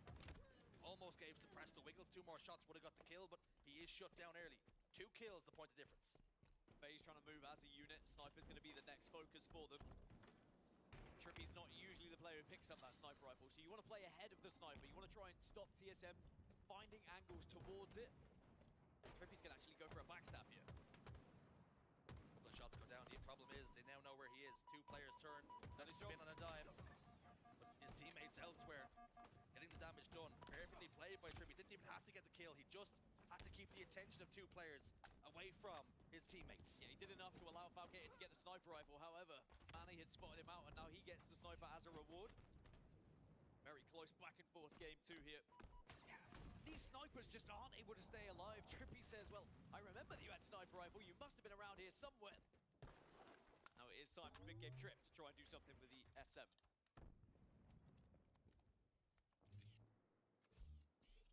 Call of Duty will be coming up here shortly, folks. War happening a little bit far away from Trippy here. He's going to have to get a move on. He obliges. Sitting top middle. Talik applies pressure. Beautiful body shot by Trippy, though. Not will just back him down. The consistency in which these top players hit body shots, so impressive. Soul Snipe falls. Here comes Druk. He's got 2 members of FaZe Clan facing him up. He's desperately trying to stay alive here. Settled for a trade. That's good for Druk. Penguin now just making sure he stays alive. One thing that FaZe have been very good at this game is when TSM seem to have a little bit of control, they just back up. Camo to get aggressive and try and catch one of them off guard. 29-29, I mean, this is so even in the moment. You can't split these two. Game to the knife's edge. Tonic doesn't clear his corner, slides in. Penguin gets a free kill. Does get traded out very quickly though. 13 kills for Soul Snipe. Trippy does have the sniper rifle though. 3 bullets to work with. See, he's just pinging across because this camouflage is going to be a big one. TSM should get hold of it. He might be able to start to just run away with things a little bit. Trippy knows that his bullets are going to be so key to try and stop them. You can see he's just hovering, waiting to see if anyone goes for it, but suppressed on the other side. Now the push does come through. 3 dead for a moment for TSM. Trippy still has that sniper rifle. 3 bullets to play with. Now pops the camouflage. Is this the beginning of the end? If Trippy can start hitting some shots, he's got some players isolated on big door. It's a free one. And he's down to no shield. Suppress should be there to get the kill. He doesn't, he falls. And he lasts live for his team. He's going to try and disappear now and wait for his teammates to spawn back up. And you can see Trippy trying to find him. Should have the audio cue to his players below him. Manny taken care of. 4 kill advantage now for FaZe Clan. And is the moment just starting to get to TSM? Is this starting to slip away? The drug's just gone down as well. Soul Snipe falls. Manny's going to be the next target. And this is the first time we've seen a gap like this, and FaZe will want to increase it. Manny falls. Killing spree now. It's a 7-kill lead. This is going to be so tough for TSM to get back. Are we going to see this unbeaten record on Slayers start to fall in front of our very eyes? There was something Wes noticed and talked about. The quality of teams FaZe Clan played in those Slayers was a little bit higher than TSM's. And against one of the big dogs now.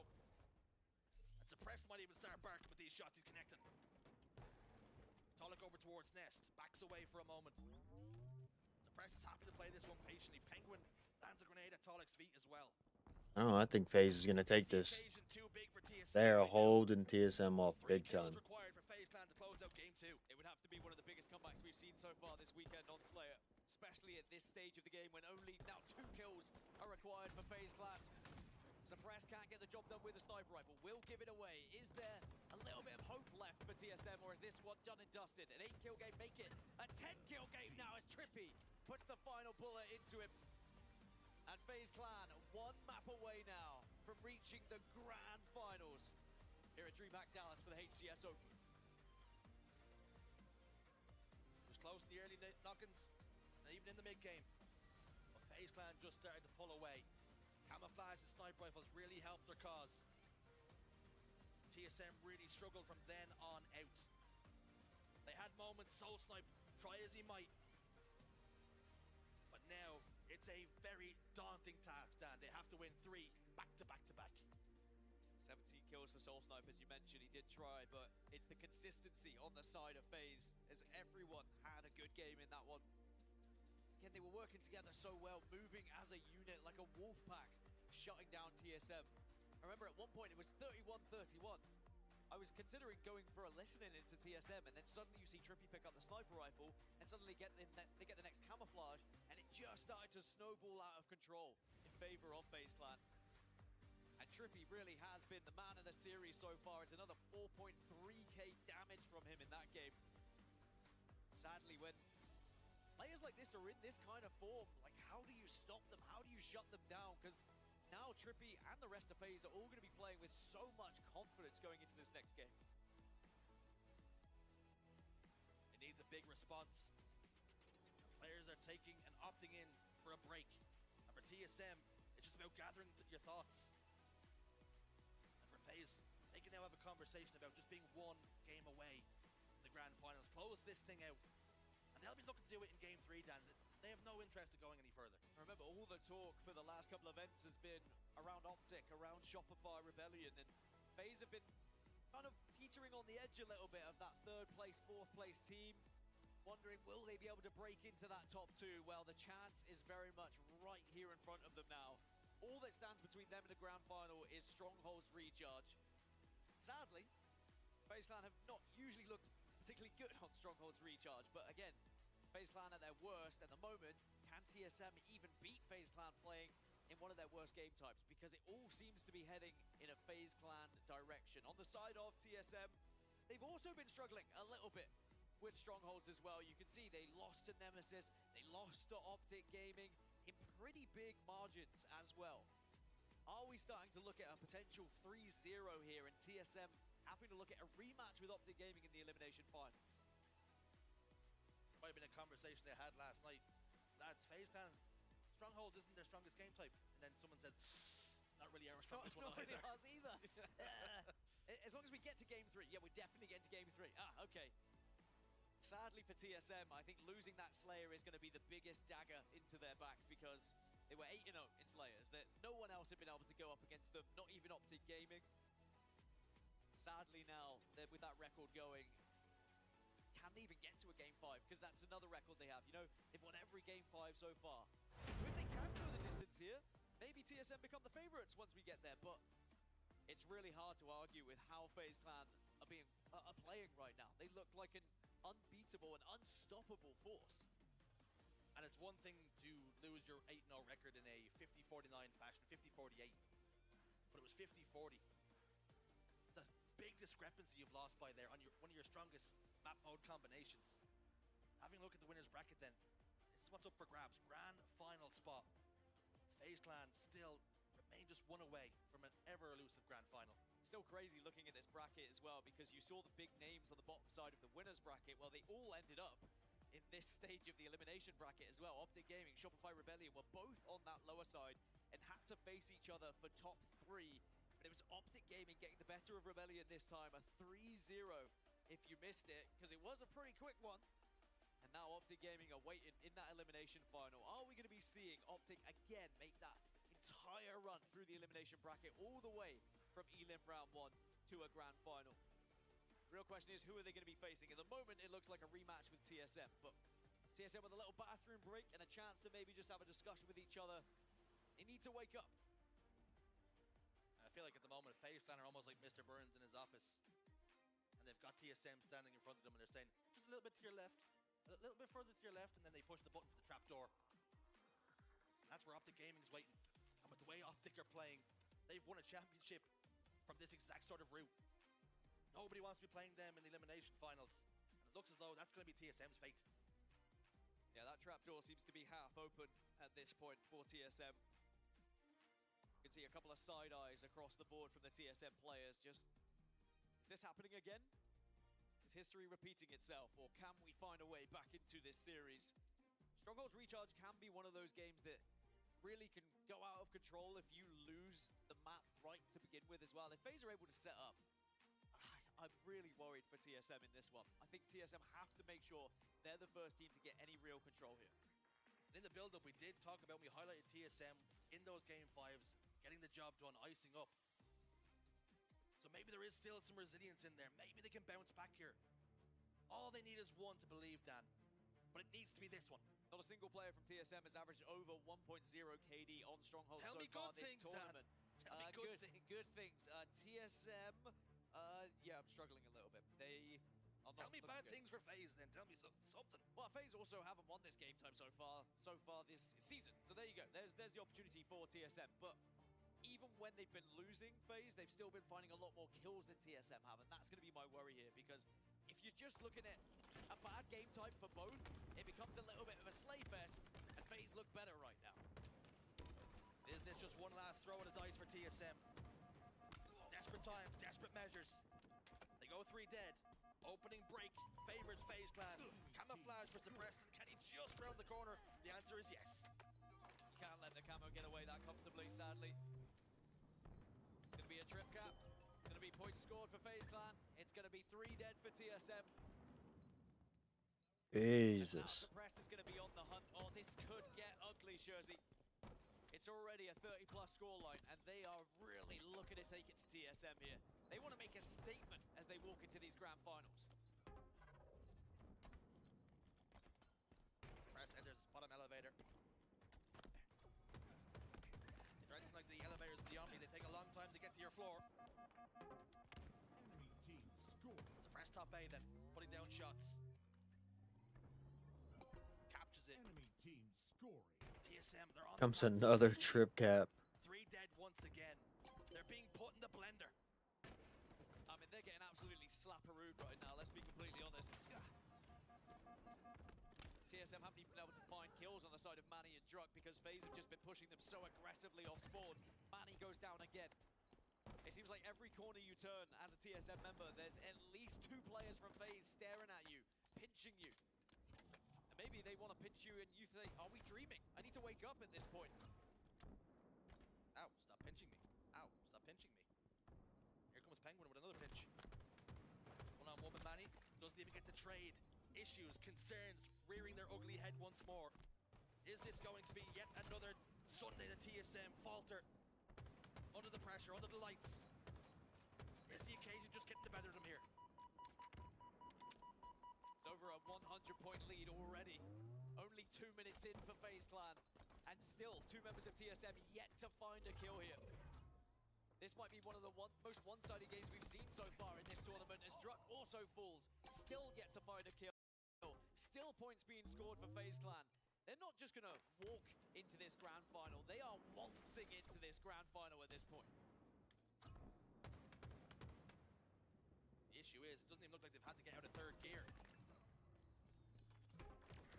Suppress steps in, tried to get the contest just before B was converted. Unable to do so. Dude, FaZe is just... I don't even know what happened at TSM. They look good. TSM look good. I don't know what happened. Druck's in big trouble. He gets cut down. The FaZe Clan machine keeps on rolling. Show us something, TSM. Druck, Manny. Get a kill. It's so difficult to watch. I know how hard it is to... Druck got a kill. It's so hard to play against teams that are this well coordinated when it comes to strongholds as well. Because every single time TSM off spawn, they are trying... Penguins 12-1. They're trying to force their way to one of these strongholds, but FaZe are just waiting in the wings, almost giggling to themselves, saying, another one's trying to push down long haul, and then they're able to wipe them out. Look, time after time, TSM are on different spawns. It's a 1 versus 2. It's a 1 versus 3. And FaZe Clan continue to push, continue to get aggressive. There's another player on their own. And Tolik's here for a little bit of backup, but are you too late because a grenade arrives as well? It's 184-1. This is crazy. Another one bites dust. Manny does get a kill. Does finally register one. No more Goose Watch. Unfortunately, the stat line's not reading too good from 1, 2, and 10. 185 and climbing. And we know Strongholds can flip on its head. But TSM, if they're going to do it, if they're going to show signs of life, they're going to have to do it quickly. Or they're heading down to the elimination finals. It's another camouflage. It's another kill. It's another painful watch on the side of TSM. And I don't think it takes a genius to try and work out which way this game is going to be going and which team is going to be heading towards the grand finals at this point.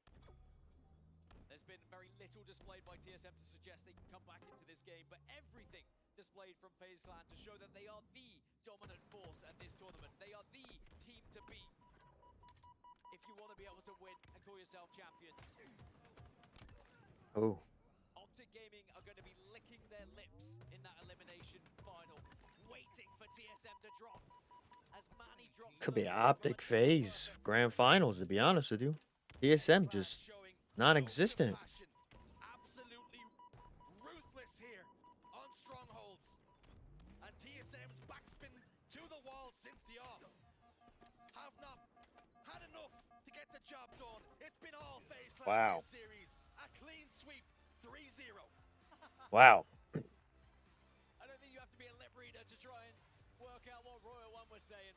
What on earth was that? And for good reason, what was that? You're in the winners final and you just got absolutely obliterated by FaZe Clan. Sadly, What the TSM, fuck? They just could not going. Maybe one step too far was this. This is where it gets tough. It's Optic Texas is going to play Thieves. Now Optic Gaming's going to play TSM. I got to make a decision. Am I watching Halo or am I watching Call of Duty? Because I don't know what I'm going to do.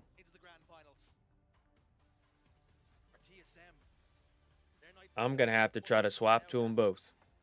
They're heading down to to a very red-hot Optic Gaming who just clean swept Shopify Rebellion, who are one of the tournament favorites, may I remind you. But now all of a sudden the complexion around FaZe Clan is, are they now the tournament favorites? I think this is what Penguin was questioning on his screens. What just happened? 1 and 14, 3 and 12, 5 and 10, 7 and 11. Be a great place to get some snacks, but not necessarily a great place to be up against FaZe Clan. 250 to 2. It was almost the perfect Strongholds game. Penguin was frying in that one as well with 17 kills. As soon as we got up here to start this series, it feels like we're ending it as well, Shurs. That was one of the fastest 3-0s that we've seen on main stage all weekend long. Lincoln, you might have missed it.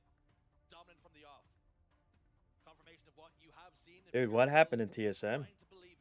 They didn't even show up. Capture the flag. Live fire Slayer 50 to 40 and a 250 to 2. I gotta check something here. Recharge.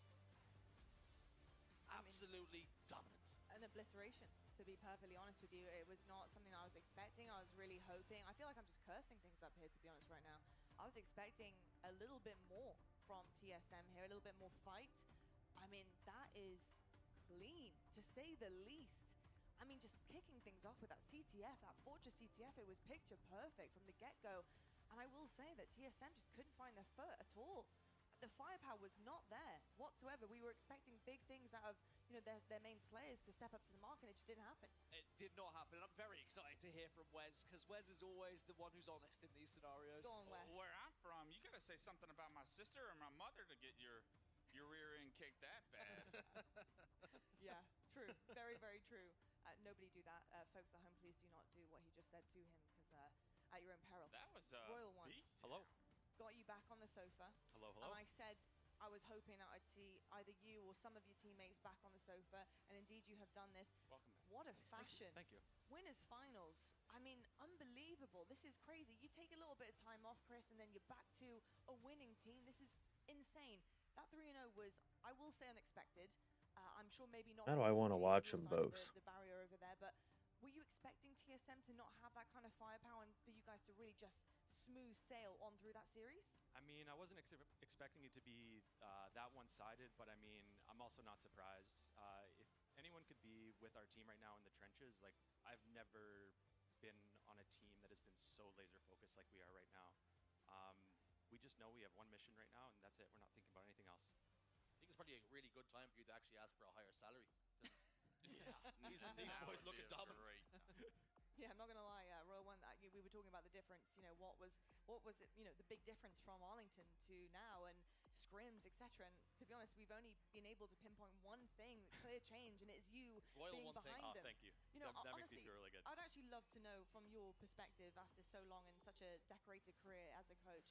What do you feel like you bring to the table for these boys? I really like how I can compliment these guys. They are all very calm, focused on their own thing, and they don't get too excited, too hyped in anything. And I like to hope that, like, I can give them that little bit of extra flair and that style. Yeah. Like, I don't know if you hear me out there. I'm screaming dead. I'm screaming things, getting people hyped, and you know, they might not say it, but that I think that goes a long way. No, I was thinking about that when we went to a listening in game 1 and Trippy wins his gunfight under their spiral, and you just hear "Nice, Joey." I literally went on a train of thought of like, yo, that gives you so much gas. Like that goes so far. And knowing this FaZe team as well as I do, it's like there's not a ton of like gas givers, I'll call it, on the squad. They're traditionally all locked in, as you've already noted, but like so locked in to a point where there's not a ton of you don't have the energizer guy. So love the idea that you're bringing that to the team. All right, winners bracket finals. That one's a wrap. Grand finals, 2 best-of-7s at the worst case scenario. You got Optic Gaming coming from the elimination bracket. Obviously, TSM still gonna have to play that series, but Optic Gaming looking good on the run that they're on right now. You got to start to lean and being under the thought process that we're gonna have to take down a team that we've already watched do this last event. And when they catch fire, how are we gonna stop them? The big question is, does the new coach have the game plan to stop What's up, Rob? when they're on fire? For me, the game plan is just doing what we've been doing all tournament. Keeping our head the exact same, no matter if we're up 5-0 or down 5-0, it doesn't matter. our composure and just kind of keep our level the way it's been all tournament long, I think. Trying to set we this can up to beat us. watch the Halo and Optic One game. thing that Optic might have on their side, obviously, you have an entire bracket reset on your side. But if Optic do manage to climb their way through this thing, they're going to be warm, like Wes said. What are you guys going to be doing backstage to allow yourselves to stay nice and warm, nice and hot, coming off that incredible win in the winners finals? You know, I think that, you know, things have been said about Shopify Rebellion, what happened to them last time. How are you guys staying put to make sure that you're coming in just as hot as they are? Exactly. That's a big factor. I think we're going to be doing. I don't want to sound like a broken record, but we're just going to be staying on our P's and Q's, doing the same thing we've been doing all weekend long. We're going to be in the back playing 2v2. Yeah. We're going to be in the back shooting bots. We're going to be talking about the game, like, you know, just typical stuff. We're not treating this any differently than any other match that we have all tournament. I think as long as we just stay locked and stay focused, we'll be good. So far, so good. Sir, I'm looking at my stats. Stronghold's Recharge was one of your worst game types, and you just 250 to 2 Yeah. TSM. Ew. Why? What happened? How did you do that? I think You've you're been asking yourself working the on it same a lot. question. We've been working on it. We've been working on a lot of things, and I think just we're coming together really well right now. We've kind of fit the pieces together in a really good way this tournament, and I think we're learning every series, and we're getting better every series. And I think individually, it also doesn't help that I've got Ew. 4 players that are just absolutely frying. So that always helps too. Oh, Jimbo's record got broken. There we go. He'll be delighted to hear that. There we go. A 0. Actually, wasn't that you I last time as well? Yeah, it Yeah, was. a 0.36. Now it's a 0.32. Hate to do it to him, but It's tough. Got to make a decision. Yeah, you really Optic I'm will not be gonna lie, playing this is Call of a- Duty the same time These are Optic Gaming disgusting is stats. playing Halo. Incredible stuff. Both in a loser bracket run right now. Thank you so much, Royal One, for joining us on the couch. Gotta have them Kudos both to pulled you up. on the better side of that I just bracket need this as one to well, and start. really I don't know looking what forward we're to doing this here. final, and we'll find out who's going to be joining you and your team. Go get warm, stay warm, and go focus up. Thank you so much. Oh, I thank you. appreciate it. thank you. Yeah, exactly. Folks, this one is going to be absolutely nuts. Next up, we do have our elimination final. It's TSM versus Optic Gaming. One's going home, one is going on forward and has a long, perilous grand finals ahead of them. Find out who it's going to be coming right up after the break.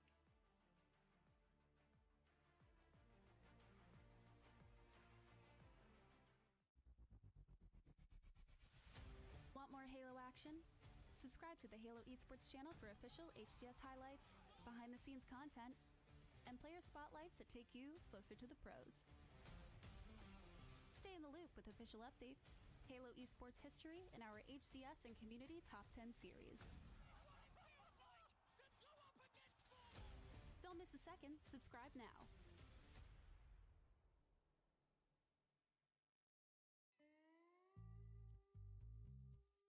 Was the first game like Are those screens big enough for you guys both to see them? reach?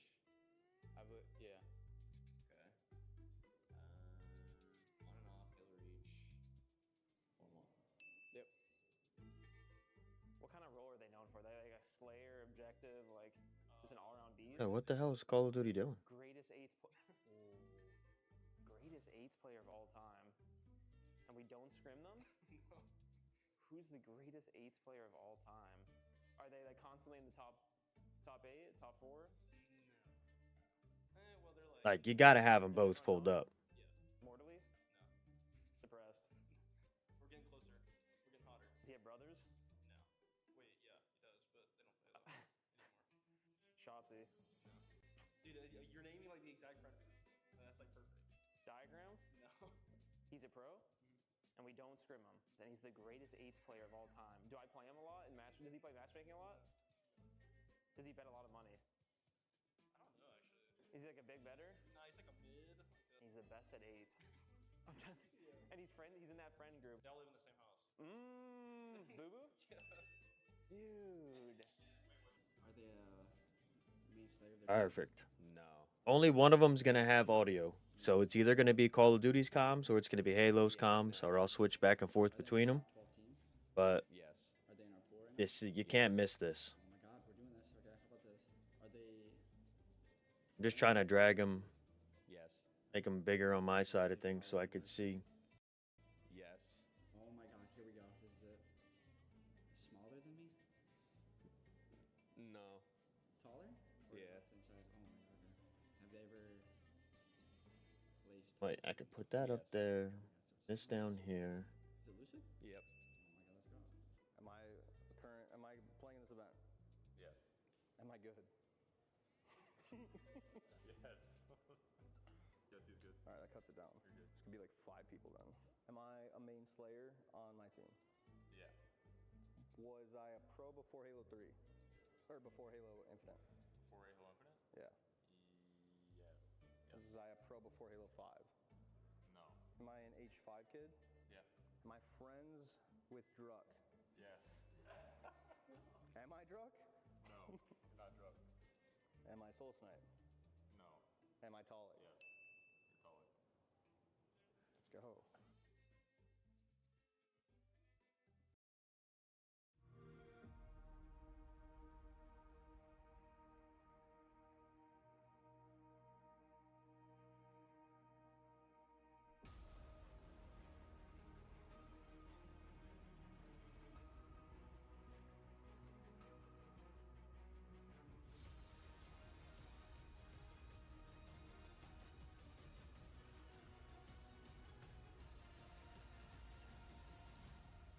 This is fucking insane. Both Optic teams are making a loser bracket run. Optic plays TSM for the second time this tournament.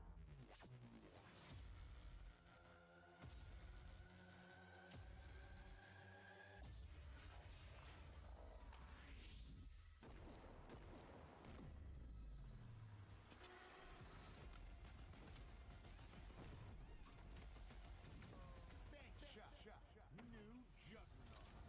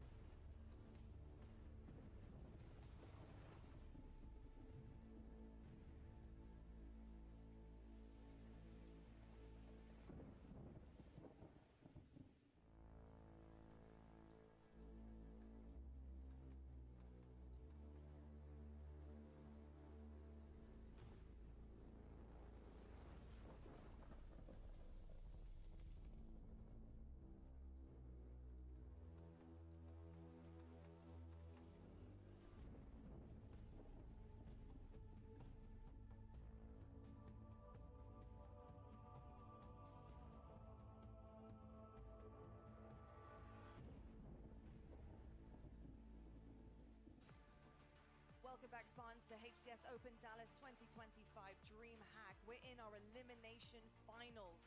This truly is go hard or go home. One of our teams will head into the grand final spot, bounce right back up into that championship bracket, and one will be out of the competition. We got Optic versus TSM. TSM, they've been here before, back in 2022 in the Halo World Championships, and this roster, they were actually out in this spot in the elimination finals. Grab a Red Bull. Rewrite history in Optic. Well, they have a chance to make history once again, going through one of the most brutal brackets that we could have ever imagined, making their way back to the top yet again, like they did in Arlington, hopefully to take the trophy. Let's talk all about it, gents. We got Optic first up, though. They are looking pretty good right now. I will argue that they are looking significantly better than TSM on that stage. You can see him right here, legend. For me, an absolute game changer in the series that we had seen this morning. He is on one today. He might have been slightly quieter in the past couple of days, but today he's getting loud. Wes, I really would not place bets against this team because Optic, they are catching fire, and we know what happens when this is occurring for them. Yeah, that'd be a bad idea. I had an opportunity to talk to Lunchbox early this morning, and he referenced TSM, their pop-off, especially the series against Optic and how TSM kind of carried themselves, and it's kind of the lack of grace, I would say, that they were able to pull that W off with. He said, ever since then, we are on a mission. There is blood that we're out for, and it is TSM's blood. And unfortunately for TSM, coming off the loss that they just came off of, you know, Optic watched that series in the back and they said, oh yeah, this is right where we want them. Fairness, TSM were popping off at the crowd more than they were to the actual opposition on the protect stage. your fans. Well, yeah, exactly that. Optic want to do it for their fans here for sure. And, you know, if they're playing the way they are, and if TSM play the way they just did, I'm worried this could be another bloodbath. And maybe there's something for TSM in this series layout that's a little bit better than the last, but Optic Gaming, they just look like they're trying to do the same thing as Arlington, just destroy anyone in their wake until they get what they feel like they deserve, and that would be a trophy. And if they're able to go back-to-back through elimination bracket, I really think we might be looking at a team to potentially go on and win how many events this year? Yeah. This is truly the perfect storm for Optic Gaming. You're catching fire at the right time. You're coming up against TSM, who've just been absolutely demolished in the winners finals. French Phenom starting to catch fire. All things point towards Optic Gaming versus FaZe Clan in the grand finals. 100%. I also, before we leave Optic, I want to emphasize the fact that I do think Coach Lunchbox is a pivotal piece to this team. I think when you have such individually talented superstars on your roster, and rightfully so, you want them all together, it can be very Need to turn the difficult to audio up. group them at times. He can see every single screen. He can tell them exactly what he wants to do. I've even heard in, you know, comms and all of our listeners that he's calling out sometimes for Renegade because Renegade's too busy doing what he does best. This is huge for Optic Gaming, and I think Lunch is a key part to that. On the other side of things, though, we have TSM, who really are looking to warm up a little bit here. They looked awfully cold going up against FaZe. I truly, at this point, don't know what to say about their gameplay. There was nothing good to take away from what we saw against FaZe. Every single person we needed to step up on that roster could not do so. Manny had a really, really difficult game in that series where I just think was uncharacteristic, and it can't happen in a winners finals. You need to come in prepared and shooting straight. We just didn't see it happen, and Wes, I'm very worried about them here. Yeah, rightfully so. TSM fans should be a little bit on edge right now, as you even said it. They don't look warmed up, and guess what? Last series, you got an entire best of 5 to warm up, and that series was not quick enough for me to warm up, let alone the players on the stage. So you better come in with a different mentality here. How do you reset your mind? You didn't even have to get up, really, after that series. Your controller stays plugged in, the headsets are on, you kind of get up and you shuffle. Maybe there's a speech in the background being given, but mentally resetting after the destruction we just witnessed in the winners bracket finals, it's going to be difficult for anybody, let alone a team that's had this story before. Typically, Here we go, the rematch between Optic and TSM. Who's the player that you're looking at that will get the slays? But all 4 of those players need to look at themselves and say, I did not play well enough in that last series. I need to change things now. The thing we do have is TSM have already beaten Optic Gaming in this tournament. So there is a bright spark there. We've done it before. Let's just do it again. Listen, I'm worried, but like you said, there is a silver lining here. They have been in this position before with Optic Gaming on that main stage, and they did get the better of them. Their slayers need to carry them through, but in order to do that, you need to be slaying. That's what's been missing in that last series with FaZe. You need to start shooting your gun, feeling confident, pop off, get some momentum going, and carry it on through in this series. You've done this before. I really like this team. I really like TSM. I love that they're back together. I hope that they really give it their very best here on this main stage, because it's the last opportunity they will get. Folks, we are ready to go. It is time for your elimination final. We have TSM versus Optic happening right now. Excited to take over here in our elimination finals. I'm excited. I'm not sure TSM are too excited, Dan, because after that bloodbath, they now find themselves up against Optic Gaming. And it's not really a task I want to be dealing with. Yeah, you really have got to dig deep for TSM here, just because of the struggles you just went through, and now you're right back at it. Out of the frying pan and into the fire, I think, is the best expression here. Stronghold's live fire is where we kick things off. Maybe a saving grace for TSM as their Optic Gaming is 0-2 on Stronghold's live fire so far this tournament. Equally though, TSM have not won it, and we just saw them getting absolutely battered on Stronghold's recharge. So yeah, we're going to need to see TSM really change something up here, because right now it is hard, I think, for anyone to believe this is going to be anything but an Optic Gaming victory. Here we go. We need to see TSM win this first map to give me any belief they still have what it takes, because at the moment, they look second best. One of the keys to victory in the last series for TSM was they're going to be their teamwork.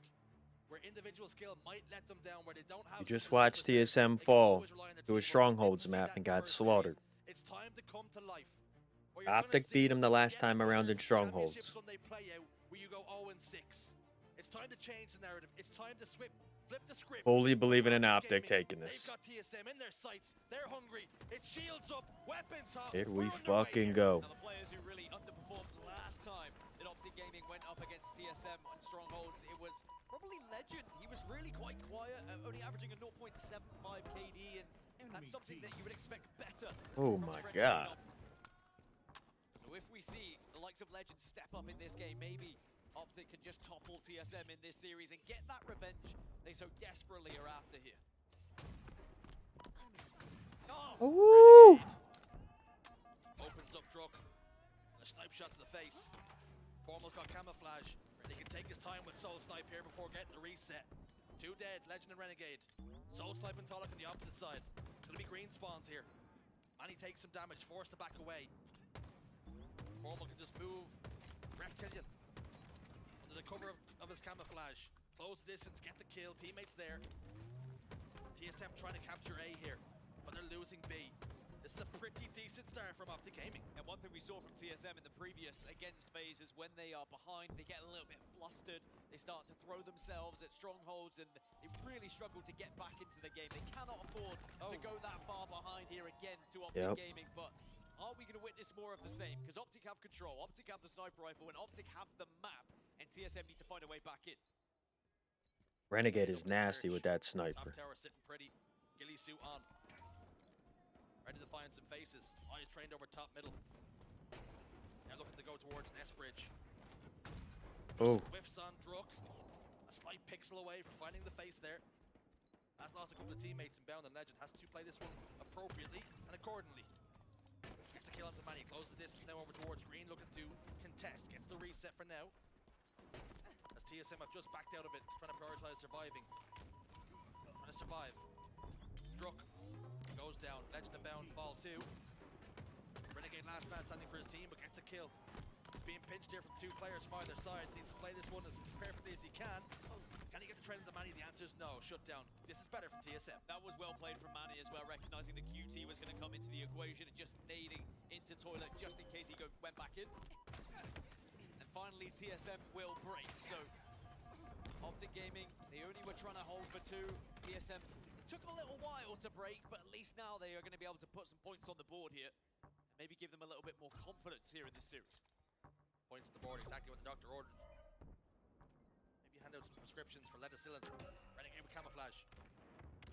He's moving and grooving once more. Getting information all the while. Pinging for his teammates. Doesn't want to reveal himself just yet. Waiting for the opportune moment. Here it comes. Tolok. Nice. No idea where he was standing. 5 fresh shots. Sniper rifle's going to pop up as well. Manny over towards C. Renegade's happy just to settle for capturing B. Now we'll look to contest the sniper rifle, but it's just been scooped up by a member of TSM. They're down 2 members. Soul Snipe's going to try and do what Renegade did. Hold tower. Momentary trip cap for Optic Gaming. 78 points in climbing. This is far more competitive from TSM. This is much better. Formal had no right to get that kill onto Soul Snipe, by the way. Soul Snipe was trusting in his teammates to put pressure on Formal, but Formal was not swayed at all. He knew he had to get his eyes trained on the sniper rifle. And even though TSM had the sniper, even though they had tower, they only had 1 stronghold, so they were really unable to set up. They had to be aggressive to try and take either B or A away from them. Now Optic, instead, they have control, and now they have the sniper rifle. And you don't want it in Formal's hands, I'll tell you that for free. Oh. Just thought with the way he's playing, he was going to hit the shot as well.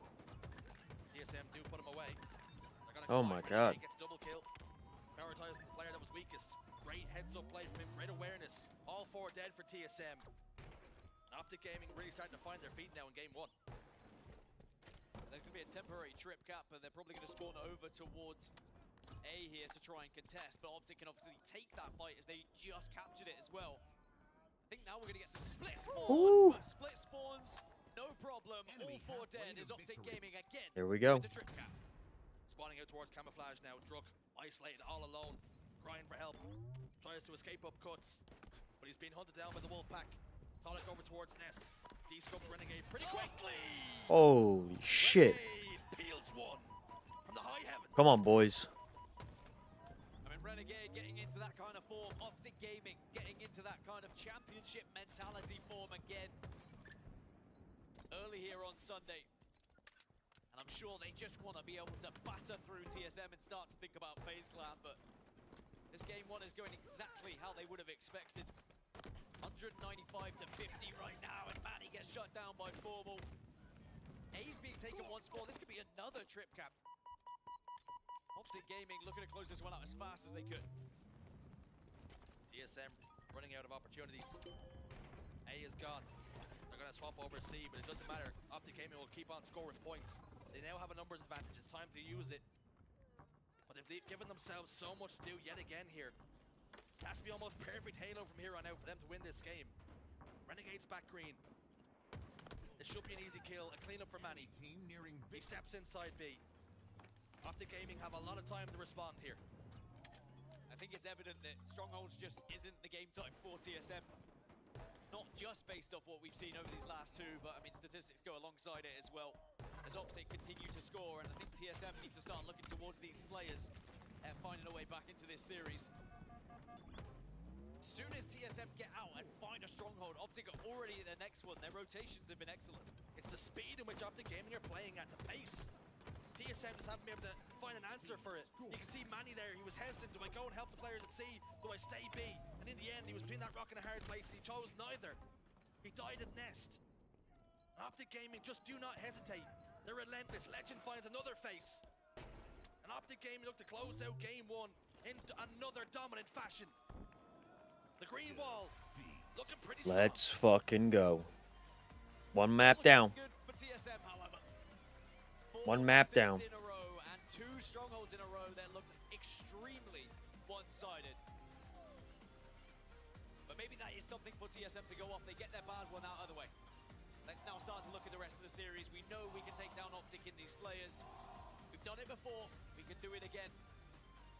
But is this a slightly different look, Optic Gaming, to early on Friday in pool play? But maybe they weren't quite awake. Maybe they weren't quite as into it as they are now. Maybe it was the wake-up call they needed right at the start of Friday. You heard what Lottie was saying when she spoke to Coach Lunchbox. He felt a certain kind of way when they saw those reactions from TSM. And I wonder, how will they and the fans react if Optic Gaming take down TSM here? It's almost that Michael Jordan meme. I took that personally. I'm looking to avenge that here and now. A dominant display in game one. Optic Gaming finding their feet. Green Wall finding their voice. All things again. This is not good news for TSM. They've got to find a response. We're calling for something. We need to show signs of life. Because we want nothing more than a competitive TSM here in these series. But they just haven't woken up so far. I mean, we said it right at the start of the broadcast today. As soon as we saw that TSM were going to be in this situation, would it be a repeat from the World Championship of 2022, the last time this team was a 4? They got all their way. They had that amazing tournament to get to top 3, but then fell flat on Sunday. And it's not just TSM. We've seen it happen historically throughout Halo history. Sometimes the bracket just plays out in a way where the good teams end up playing each other. You can kind of breeze through to that upper end, get into the winners final just because of a really good day in pool play. And TSM need to right that wrong, change that story, and it has to happen here in Slayer Recharge. One of the reasons why TSM, I think, were so good against Optic Gaming in Slayers was because all of them were being aggressive. They weren't allowing Optic that time to kind of plan an action, plan an attack.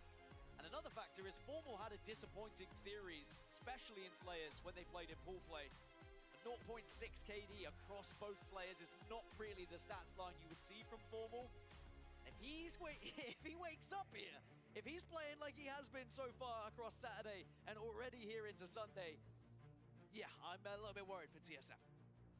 Clutch talked about how were TSM going to respond? How are they going to shift their mentality after a pretty dismal performance in that winners finals? They haven't been able to respond thus far. Here comes another Slayer, another opportunity. One of their stronger map mode combinations. This is where they have to respond. They go down 0-2, Dan. You may as well call curtains. I'm going to be keeping my eye on Manny for this one. He was the one who stepped up the last time these two teams fought up against each other in pool play on Slayers. He was just able to find everything but Legend. to work in tandem with Bound. There's going to be a 3-kill apiece on either side for this starting strategy, but Tolik will get the better. So TSM win the early trade-off. Good from Tolik. You got the backstab. You know he wants to try and close this. Get that camouflage. Scoops to a Shroud screen, but Renegade's not going to let this one go too easy. And he gets the kill. Shroud screen goes down. It is utilized. This time it's Renegade with the camouflage. Renegade is relentless with his aggression, by the way. The way he will follow a grenade around a corner, the way he will chase a kill, knowing full well that that player is not going to get away under his watch. As he gets the double, and he's not going to go for the triple, though, because he has the camo. Way to play your life right there. Way to play your life on that one. Looking for more information. Going for that shock rifle now. Druk is over towards gold, though. Fortunately for Renegade, that's exactly where TSM spawns. So he's going to have to fight tooth and nail for this. Unfortunately for him, 2 of his teammates go down. His camouflage dissipates, and he's in the middle of no man's land. He gets taken care of. Really good, over towards batteries. Really good defensive grenades as well from TSM. They recognize where Optic Gaming may have been trying to push them over towards bat ledge. Just ensure that no one's able to jump up and get into a position to steal that shock rifle away from them. But now if you're Soul Snipe, you know you have a responsibility with this weapon. Legend just falls into his tight lines here. A gift from the heavens. It's a 2-kill lead for TSM. They have to win this game. Dude, Formal's got to step up. Bound's got to step up. Think about that grand final already. Soul Snipe could be about to take over this game. Already 6-2-2. His team need him. Slides over towards Cuts. Gets a double kill on long haul. Killing spree locked in for him as well. Tolik though. Come on, Bound, let's go. Bound's aggression. Now a shock rifle. Oh my God. Bound lines up too. Somehow kills like that go against you. It's so difficult. TSM still with a 1-kill advantage. Again, that's the difference maker, isn't it? The clutch factor that this Optic roster offers, just being able to hit shots like that. Considering the Slayers last time these two played were 50-48, 50-49, those single kills could be a huge difference in the grand scheme of things. And we talked about it yesterday. Penguin was on the sofa talking about what was the difference between the team, blah, blah, blah. He said they just hit 4 unbelievable no-scopes. Bound's already hit 1. Formal clears his corners wisely here. Nice. Incredible game awareness from Optic to clear that corner. He could have been forgiven for just walking straight past and thinking it was clear. That's a man who's played more video games than just Halo, I'll tell you that. Oh, get the trade. Nice.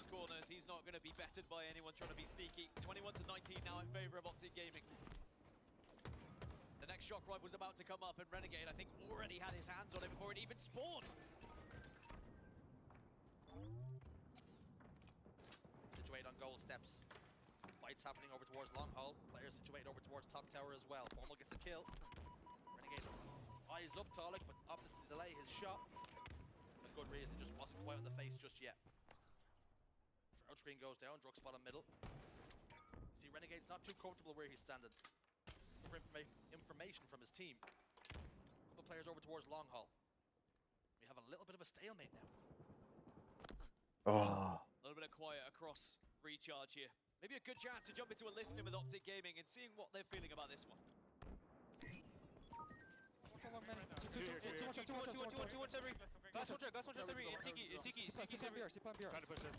Nice. Matt's on it. Matt's camo. Make one shot, 2 guys make. Make weak. They have camo. The truck, yep, John, It's in gold, it's in gold. Cross our battery. Put him in, top tower. I didn't drop it. Nice, we got one. Nice, 2 dead guys. Watch out. 3 dead. Let's go. Top of A, wait. Nice guys. 8-kill lead. I'm walking out again, I'm finding tower. Guys. Kim was almost out, Matt.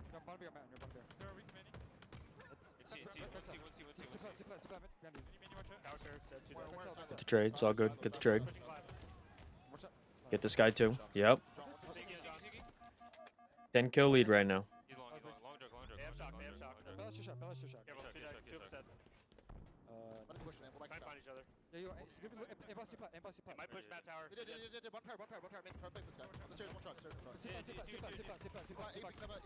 trade, John, play trade. Shoot on this kid, actually. Shoot on this fucking kid. Behind him. One to see. Go Pepsi, I'm going. Rexy. Yo, whole crosses. Like, where are they? Make the game simple. Whole crosses. 6-kill lead now.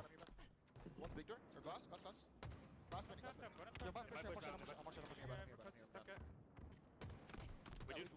Grass claws. I can see it. I can see it. I've glass, glass. No one's bottom here. They're lock on Drake on the BR. They're one glass Drake now. Yeah, Sebri. I kind of want to double hit glass. 30 guys. You want to double hit glass? Glass with a BR, glass with a BR. Alright, 6-kill lead then for Optic Gaming as they are starting to take control of this game. And one key thing I actually want to take away, Lunchbox with a call out to Formal. Only a few seconds left on that camouflage. Not something typically you would think about timing as a coach, but very important, because as a player, sometimes you forget how long you're going to have. And of course, you can give away your position very quickly just from the audio cue when that camo goes away. There's a couple of other things that were mentioned. Renegade. Nice job, Renegade. Picks up a double kill. Funnily enough, they went down. They had a 6-kill advantage instead of their 8 and 10, and he said, "Just slow it down, play it simple, hold crosses." Good communication. Formal immediately reacted to that. Lunchbox at one point saying 8-kill advantage, just letting the players know they have a decent lead and maybe they can take some risks. Back That up to lead 10. continues to grow. It's now 10 as Formal's trying face with the Yep. shock rifle. It's a 10-kill lead. It's a camouflage. 6 kills to go. Rifle. All the pieces are there for Optic Gaming to win this one now. TSM, I think we're starting to see them slowly fall away from this tournament, from this series. Just to try and close a gap like this against Optic Gaming. Optic are not one to throw away a lead like this. TSM just crumbling on Sunday. Conic goes down. He was all alone in tower. His teammates all over towards A and gold now. Soulsnipe trying to get some space for his team, but is it too little, too late? 2 kills required now. It's a matter of when, not if, Optic Gaming double their series advantage. Soulsnipe will get a kill, but it means little now. Formal gets one. One more. He's the last man standing for his team for now, opting wisely to back away. But it really is a relentless Optic Gaming here. TSM have not been able to handle the pressure and the pace. Oh, you could have shot. Tower, Druk gets a kill. Talik gets another, but it just takes Optic Gaming to get one. They can 4-stack somewhere and wait. Formal has watched his teammates die twice. Plasma grenade lands at his feet. He just somehow survives. I think you had it right. It's not about if, it's when. It's inevitable at this point. It would be a miraculous comeback from TSM. And sadly, Talik is going to walk There it is. into the French phenom. Up 2-0. One more map. 2-0 in the series. And they have 1 foot in the door of that grand final. One more map. And Optic Texas, or not Optic Texas, Optic Gaming will see themselves in a grand final against FaZe. Come on. We gotta play a cleaner game of Halo though against FaZe, that's for sure. Greenwall starting to chant. They know victory is near. TSM just haven't shown enough here. It begs the question, you know, with Optic Gaming, where was this on Friday? You've made it so hard for yourselves to put yourself in this position through this elimination bracket as well. But alas, they won't care. As long as they get to that grand final and they give themselves the opportunity to lift that trophy once more. I remember back in Arlington when we saw them lose to Nemesis. Everyone was kind of, oh, you know, is this God Squad going to be that God Squad? They answered those questions very quickly. They're doing exactly the same thing here at Dallas. Legend put up 15, Former with 13 as well. The 2 players who I said had a rough series last time against TSM, well, they've showed that it was just a one-off. Take a look at the damage then. Legend, 4K, bound, 4.4 leading the lobby. And you can tell they were all firing on all cylinders. And I think something you want to you noticed, you mentioned that, why couldn't we just do this in pool play? But there's something exciting about Optic Gaming with the way they play, with their play style. There's a lot of risk involved. And sometimes if the timing's not there, if they get it just a bit wrong, it can go awry. And we've seen that in pool play. These 4 players are so talented, but there's flaws there. There's weakness. It is also worth noting that I know I joke and say, where was this during pool play? But at the same time, it was a 50-49 that separated themselves and TSM from Optic, topping that group and having a very different bracket to walk through as well. We may have seen Optic kind of walked through to the winners finals themselves had they have won that 50-49. Neutral bomb Fortress. Well, something a little bit different though for this series. We've got neutral bomb on Fortress. Now, I'd love to try and tell you that this is something that TSM can maybe take Optic down, but actually when we have seen Optic play neutral bomb, they've looked very confident on it. The way that they can manipulate the map in their favor, take control of the opposition snipe tower, for example.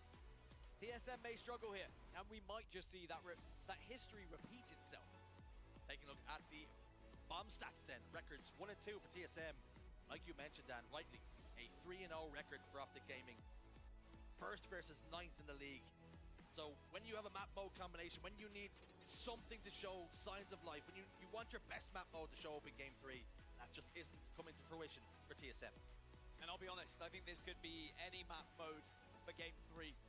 And I think Optic are just in such fine form at the moment, and TSM sadly on that downward trend. It's so difficult as a player to pick yourself up when you're in this position. You've just lost 5 matches on the bounce, 5 maps in a row, excuse me. And you're about to be looking at being eliminated from the competition. This is how the elimination bracket has looked thus far. Of course, Optic Gaming 2-0 against TSM right now. But on the upper hand, it's FaZe Clan waiting in that grand final. Could this be the tournament for FaZe Clan? All the talk about Rebellion, Optic Gaming, who's the best, who's going to take this one? Well, FaZe have answered any critics and also demonstrated that they may be a powerful force, the powerful force in this tournament. It's funny you mentioned that. The conversations around the teams, it was always Optic and Rebellion. They look really good. And then people were talking about another team. It was SSG. They're not looking so great. They're not looking so hot. FaZe Clan didn't even enter the conversation. Well, they're inserting themselves in the conversation now. They're in the grand finals. And these two teams have had stark contrasting competitions so far. Both, though, have gone through the brackets with a big club and have just been bunking teams that are put in front of them. Speaking of bunking teams, Legend and Renegade have been doing it as well. Both of them destroying their opposition. On the scenes at the bar last night, I said, wow, Counter-Strike looked like it had a sold-out arena. They said, yeah, but there's only 4,000 seats in there. You guys had more people in the Call of Duty venue. Oh, it's yeah. nuts It's how many crazy people in are showing up here in Texas. But we got to get into the numbers. And Brian, before we get into this LA Thieves versus Optic Texas match, you broke down something special for us. There will be some familiar faces missing at Champs from last year's grand finals. Yeah, so I find this just to be absolutely crazy. 5 out of the 8 players who competed in the grand finals of Champs 2024 last year won't be competing at Champs 2025. I find that, so we got Shotzi, Dashy, Hydra, 5 of the... All right, before that starts, we gotta Any team put in front of them. let Halo play till Call of Duty officially starts. They're on the back foot, they're on the ropes. And just one haymaker away from complete elimination from the tournament. One more win. Can they bob and weave? Can they get the head movement going? Can they throw something back of themselves? Jab, jab, duck and weave. It's time now, or your competition, your tournament run, as impressive as it was, it's over. I'm not even sure Optic need a haymaker, just a little poke. And we might see TSM fall out of this one. That's how good Optic have been so far. That's how flawless they've been on this elimination bracket run as we are underway.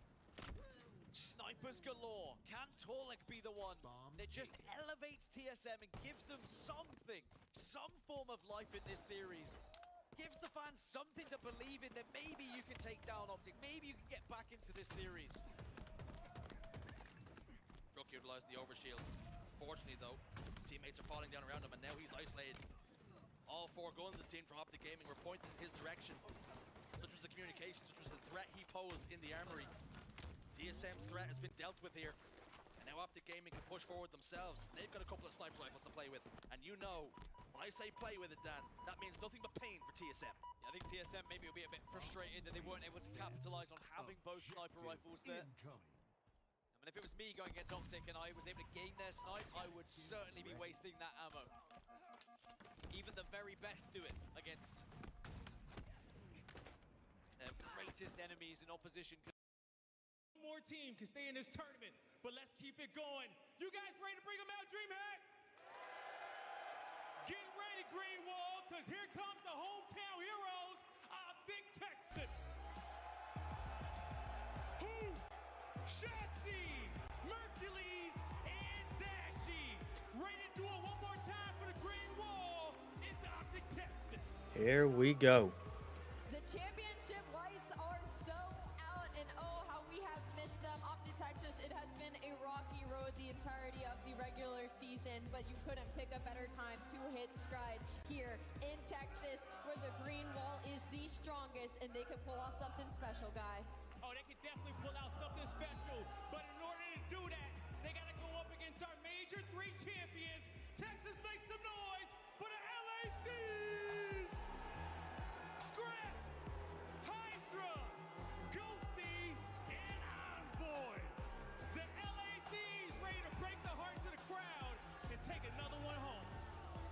the first time Thieves have been able to play up against Optic on land this season. They're going for the back-to-back, and they got to go against Optic and this crowd. But I don't think Scrap's going to get shaken by that. Let's get it going, guy. I don't know if he's going to get shaken by that, but he may get shaken by this crowd. And DreamHack, we got the largest crowd in the venue. Can y'all make some noise for me? You guys ready to go? Miles, Chance, let's do it. Let's get ready to rumble. Oh boy, this is going to be a good one. What start to this Sunday? A championship Sunday for the ages, folks. And we're going to have a good old green and red showdown. Dude, this has been a ridiculous time at DreamHack as well. And I'm looking at this from like Mercules' perspective, right? Beans has these issues 1 month later. Now he's on stage getting introduced by a cowboy. It has been an absolutely wild time, and we're ready for this show. Honestly, at this point, anything could happen. Hey, and it probably will. We've seen quite a lot of insane moments, a couple of drama, unique first-timers here in the COD League, here in competitive Call of Duty in general this weekend alone. A little bit of drama, a little bit of pushing and shoving. You never know what's going to happen today, folks. Of course, the Monster Energy pregame for the LA Thieves, back-to-back. That's the name of the game. And the team to do it was this very brand in Vanguard and BO4 chance. Back to Vanguard, though, that was a championship ring as well. Well, that's the type of stat that's reserved for teams like Atlanta FaZe. So you're trying to inject yourself into that type of conversation. And obviously it takes legends like your Kennys, your Octanes, and obviously Envoy, a massive part of that as well. So you got to bring your very best. But I know on a Sunday when the championship lights are out, this is a team, they have looked better since they've got the young man on the roster. And at this point, it looks like they have all the tools. Pick a player on Optic, and you can just talk about them for days with the talent that they have. Absolutely. And again, a major implication for champs. A top 3 finish here for Optic. That will see their seeding shift dramatically. That will change the bracket. But until then, we're going to start things off on Skyline. Get hot real quick here on Sunday. Thieves, we've seen plenty here. I wonder if they're going to get their streaks right in this one, Chance. Hopefully, right? They're 0 for 2 in that regard, but outside of not being locked in with the streaks, they are locked in on this map. They have been spamming it for good reason, and I know the hard point overall, maybe not the best record for either one of these teams, but that's because they have been going against the very best, and they have still been coming out on top. I took a short walk around Artist Alley here at DreamHack, and I was completely surrounded by Optic jerseys. They are out in full force here in Texas. And so are they into the hard point. Hydra might get the kills, but it's Mercules and Shotzi finding the opening time, and we're already looking for a bit of P2 love as well. And honestly, I'm feeling like a Shotzi for 40. This man looks like he has been on a mission. He has been quiet out of game, but in game, roaring. But Hydra, the exact same thing. Thieves, they exchange a little bit of that early P1 time, but they got the left side spawns, and maybe long-term in a good spot, but Mercules continues to snap, going against one of the best ARs in the game, already taking him down. The shot's in. Shotzi has managed to make... Oh, no! Down. What a read and what a reaction from Scrap. That's going to be a lead change as well for the LA Thieves. Going into P2, big opportunity here to run it away. Oh, now you're getting spawn killed left and right by Hydra, and you're going on the cross where you're already tattered and tagged up. Mercules traded out, and Optic, no more presence they have on this map. It was a good opening break from Optic. Well, since then, nothing but Scrap, and his pre-fires have been on point. Thieves, when they're on form on this map, it looks like flow state, but Mercules, the lead man, attempting to break it down, at the very least from Optic, to keep Thieves out of the time. Yeah, good job. You managed to break through the line for a second, but Thieves still holding this one. P2 in their hands now, taken away. Hydra on the road, prowling around. He's going to be the island man, hitting all these different angles of the point over the shots. He gets himself in 3 dead. Last man up, Ghosty. Can you clean him out of the backline? No, he still goes undefeated. Hard point in the hands of Optic, but a problem first and foremost. Yeah, and you see that's one of those moments from Optic. They're not always the best at keeping track of players, and it's going to be a little bit annoying. And again, they have to turn their heads for a little bit. You don't get the space you want to on the map, and now Envoy roars through and picks up 2. Yeah, it's another really great hold out of Thieves. P2 treated him right. 10 seconds to go. We go over the kitchen. Oh, young Mercules finds to go there first. He's going to get that kill. Shotzi and Co reinforce. Find the usual corners, the day ones. We'll see if we can't find a bit of time here for Optic. And they're picking up the pinch as well. Hoop, one of the most important gunfights he's got Envoy to toy with, and at least he's calming the whole way through. Or they're going to try to force it through on the flank, or go for the hit on the time. It looks like Thieves have cleared all this space, but a tight setup coming in from Optic. They still have everything covered, and you don't have to trade kills if everybody wins their ones. It's Hoop with an AR, holding it down. Another 3 down. Next wave of Thieves, here they come. Hoop. From the head of the table, he gets his head taken off. Envoy's going to find that shot over the top, sends it. 30 seconds to go here, and you're still looking for the flip. This is interesting from Optic again. They're playing a tight setup. They're not playing for the spawn just yet. They want this final 30. They're trying to be the Super Soakers on P3, but all the trades roll through. Dashi, last man standing and overwhelmed. And Optic never played for the spawn, so Thieves a minor advantage going in the new time. Optic, though, the final 10 they have, they try to break it down. Mercules, again, the front man for the team. And he spawns up and he runs right through P1. What a battle. That's a great route to take. Hydra, though. Uh-oh, you didn't kill the first shots you had, and now you've gone 3 down. Wow, an opportunity taken, an opportunity destroyed by LA. Yeah, the entry AR, not a typical thing you're going to see on Skyline, but sometimes the map just delegates to go that direction. But Thieves on the P4 looking good. They got the grass under control, and the hit right now coming from every angle. Every single angle. The timing on this is going to be essential. Okay, first blood, Dashi. Oh, what a two! It's 3 down. Last man out of the play. 35 on the time. And that is a quick and clean break as well. Still a 20-point deficit you're working from, but now they got the full setup on the minimap. Shotzi, he is taking so much space. He's already starting off things well at 12 and 9. Not a problem whatsoever. On the other side of the board, the Thieves, nothing crazy in the kills department, but wonderful control of the map. 20 seconds here on bottom with Dashi. He's trying to hold these players back on the other side, but Hydra, he's got a hot hand here on Sunday. Over 100 points we go. Yeah, this is a back and forth blood battle right now between these two squads. And on the slaying category right now, Thieves have the smallest of extra edges, but it's only for a 30-point game. But Hydra may be getting hot. That is a 5 now, make it 6 free before he falls. We're back towards P1. Thieves, honestly, looking at this tournament, they've been the best P1 team in the game. This is Soak Central, folks. Not everyone finds great time out of it, but these boys have seemed to crack the code. Scrap, a miracle to stay alive there. Quick reposition. Trying to take care of anything he can here, but that's 3 dead. An opportunity once again to flip it. You've got a window to work with. Ghosty slams it shut with a 3. Yeah, he's turned getting rid of the trophies too, and yeah, you're just going to root that guy out at a time. And once again, LA Thieves maintaining the left side spawn, so they have multiple advantages now on this map. Their P1, it has been their bread and butter, and it was Hydra originally on the 5 spree. Well, now it's Ghosty's turn. Ghosty on the Soak 5. Nearly. He's looking for streaks as well. I mean, a little bit of a curse for the boys as of recent, but we'll see if they can't turn that upside down. Right now, Hydra trying to turn everyone upside down and inside out, but it's Shotzi with the break. Yeah, and take a look at that flip. Call it Shotzi managing to make sure he gets through, but Otis, Scrap of Mercules and Hook there to gun him down. That's a full hold. Perfect looking setup right now for the Optic boys. Young Mercules from P1. Can't get a second. Hydra now over the top. Scrap making his way through the outside. He doesn't check the garden furniture, and Hook gets a 2. Come on, Hook. A little bit of a twister spin for the crowd. Yeah, dude, throw in the Let's go. 360. That's when you know Hook is turned. He's feeling great. Mercules out on the left flank. Over to Ghosty. Through the top. Couple of Good times. shots up top. Hold that time. Now an avenue to work with. Downstairs, safe. Shots, he gets that. Get ready for that rotation. To deal with. The teamwork now for Optic starting to work out. We're getting the flow going. Yeah, how about these juggernauts getting after it? First, it was Hydra that goes in the 5 spree. He's got 20 kills. Well, Shotzi right now attempting to catch him. It's a 6 Nice. Kills like that are easy. That Hellstorm. Shotzi is Come on. knocking on the door. He wants the kill time. We're going to change it up. Come on. He hasn't got it yet. We're real close. What a brilliant P2 for Optic. The Thieves kept it bay. Yeah, Shotzi is the personification of flow state. Whoa, whoa, whoa, whoa. Secured. Optic have already shown they're willing to play the tight setups on P3 and give up those back P4 spawns. So they have the tool to break the break. Of course, though, they're going to have to actually get there. For the moment, LA Thieves holding on to this time. Oh my God. They are bringing the heat. A 20-point lead currently, but Optic, they're in towards P3, making moves. We'll keep you folks updated with what's going on right now. We're back. Yeah, lost fucking audio. There we go. Shotzzy's on a 3 spree. Mercules on time, soaking away. It's a 2 spree in the feed now for Optic Texas. Call of Duty, fix your shit. Right on through. Lead change. There's a contest in the hard point. Optic fighting forward. Mercules from the back line. 3 dead. 3 dead for the Thieves. Last man Ghosty down. Let's go. Hard point Optic. And there you go. The break is in. Thieves, how are you going to try to Oh, work yeah. yourself to this P4? You want to go up top? Shotzi's here. Do you trade him out? Sure, but every single Optic player filling in the right positions. Close game. Going into the bathroom once again. Second set. Hook on the close contest. The entire Optic lineup is here.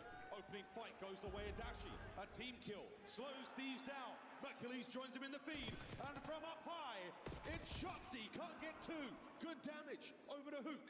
He's called out everybody one shot. Now you know the contestant's in. Hook gonna child trades out. And that's 3. Make it all 4 in the field. Let's go, baby. Texas take back the lead. Now you can run it up. Big Bruce on a fire spree now from the back line. Not going to be soaking time. He's going to look for the top cat play. There's 30 seconds to go. Bathroom starting to get going. The trophies are working. Not a throwable to be found. Hydra there on the close contest. What a two-piece. That's going to be the hard point for the Thieves. And I'm thinking on this P1, this might be the Shotzi investment time to use that Hellstorm, the rebreak on the P4, and they've built themselves a super solid lead. Beautiful. Game after the second set of road. And a team nade. And there are players crawling Let's go. everywhere on this map. Thieves in position. Eyes on Shotzi when he respawns. That's not going to be number 6. Will we hit the Hellstorm? Or will we save it? Oh boy, the Phenom makes him 3 down. Well, he's calling it in, so now it's going to be interesting spawns. And I think Hydra trying to hunt him down, so the Hellstorm should be able to root the guys out of time. And no, he goes to protect himself. He kills Hydra, so Ghosty gets to survive in P1, but not for long. Shotzi off the respawn, takes him down. Evasive maneuvers keeps the missile alive. And now Hook from time, finding kills. Can they get any more out of this? Yes. Come on. 222 and climbing. There's 30 seconds to go. Optic can win it here. Yeah, you just want as much as you can. You're expecting rotation over towards P2, but Thieves are going to have to make the break, and there are no open avenues. Oh my God. Optic Texas are gunning them down. A stranglehold on P1. We gave flowers to the Thieves, but here they're going to get it done. 10 to go. 10 for the win. Mercury's now watching the bomb bed. Finds another kill. Shotzi from in time, but you pluck Optic out of it.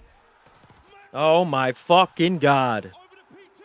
The kill's falling into his lap in Scrap right now. It is going to be him and 2 teammates now spawn in the back. It is their last-ditch effort to attempt to survive. Thieves now hold it down. What a shot from Scrap. You managed to get yourselves in here. This has got to be squeaky clean. And Optic, this is where you take your time, play for kills. Not the best start. Shots are going to fall. Hercules, it is an indoor hill to call the Hellstorm. Can your teammates get the kills off the back of it? Who can deliver? And now you got all 4 people on the break. I don't know if it was good enough. Oh, Ghosty gets himself another. Come on. Slams in, and that's going to be Mercules waiting for the play. Hydra saw him drop, so he knows what's coming. Next wave of Optic players on the way. Well, Hydra's letting him live. Now Optic, everybody's back. Right flank wide open, Ghosty sends it. Whoa! Daniel gets a 2. Scrap over the top, chasing these players down. No kill yet. Confirms it. Spawns in the back for Optic. But oh boy! Oh my! 3 dead! What the fuck? LA Thieves can make it a new time. It is going to be a foot race to P3. LA Thieves are here first, and Optic got the split spawns. Into the kitchen we go one last time. The stoves are hot, the plates are ready, and we are eating cod fans. It's 2 for Big Bruce. Goes to the entry. Last man in, Shotzi. Optic, get the hill. Optic, hold the time. Optic, take. Let's fucking go. Let's go. An explosive opener here. The green wall ringing out through Texas. And another banging skyline here at DreamHack. And this Optic team recently, they have been unbelievable. All about their business in so calm on the main stage. They're not popping off. Let's fucking go. Crazy.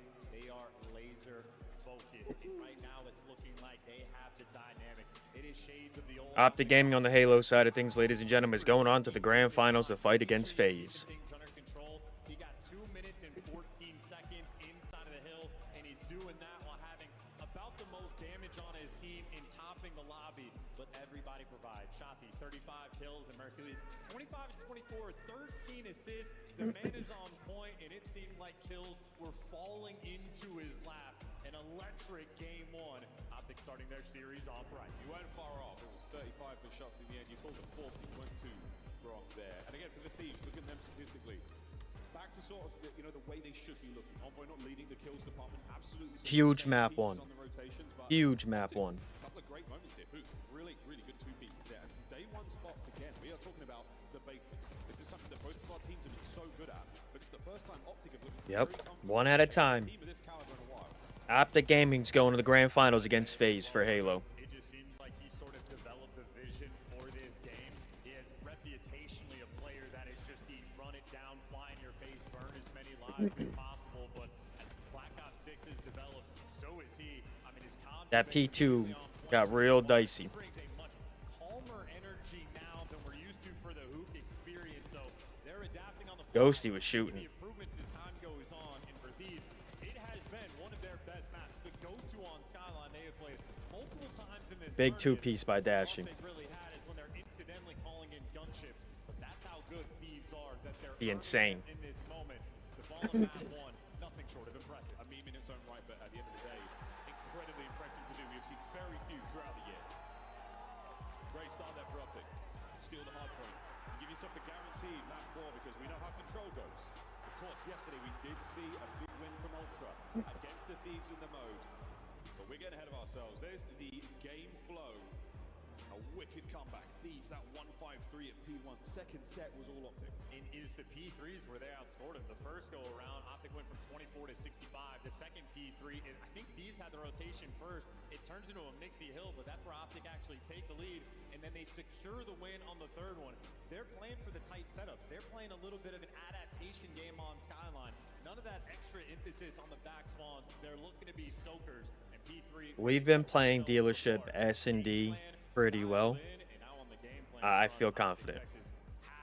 I feel confident going up 2-0. Hacienda control could get mixy for us for sure. Let's just take it one map at a time.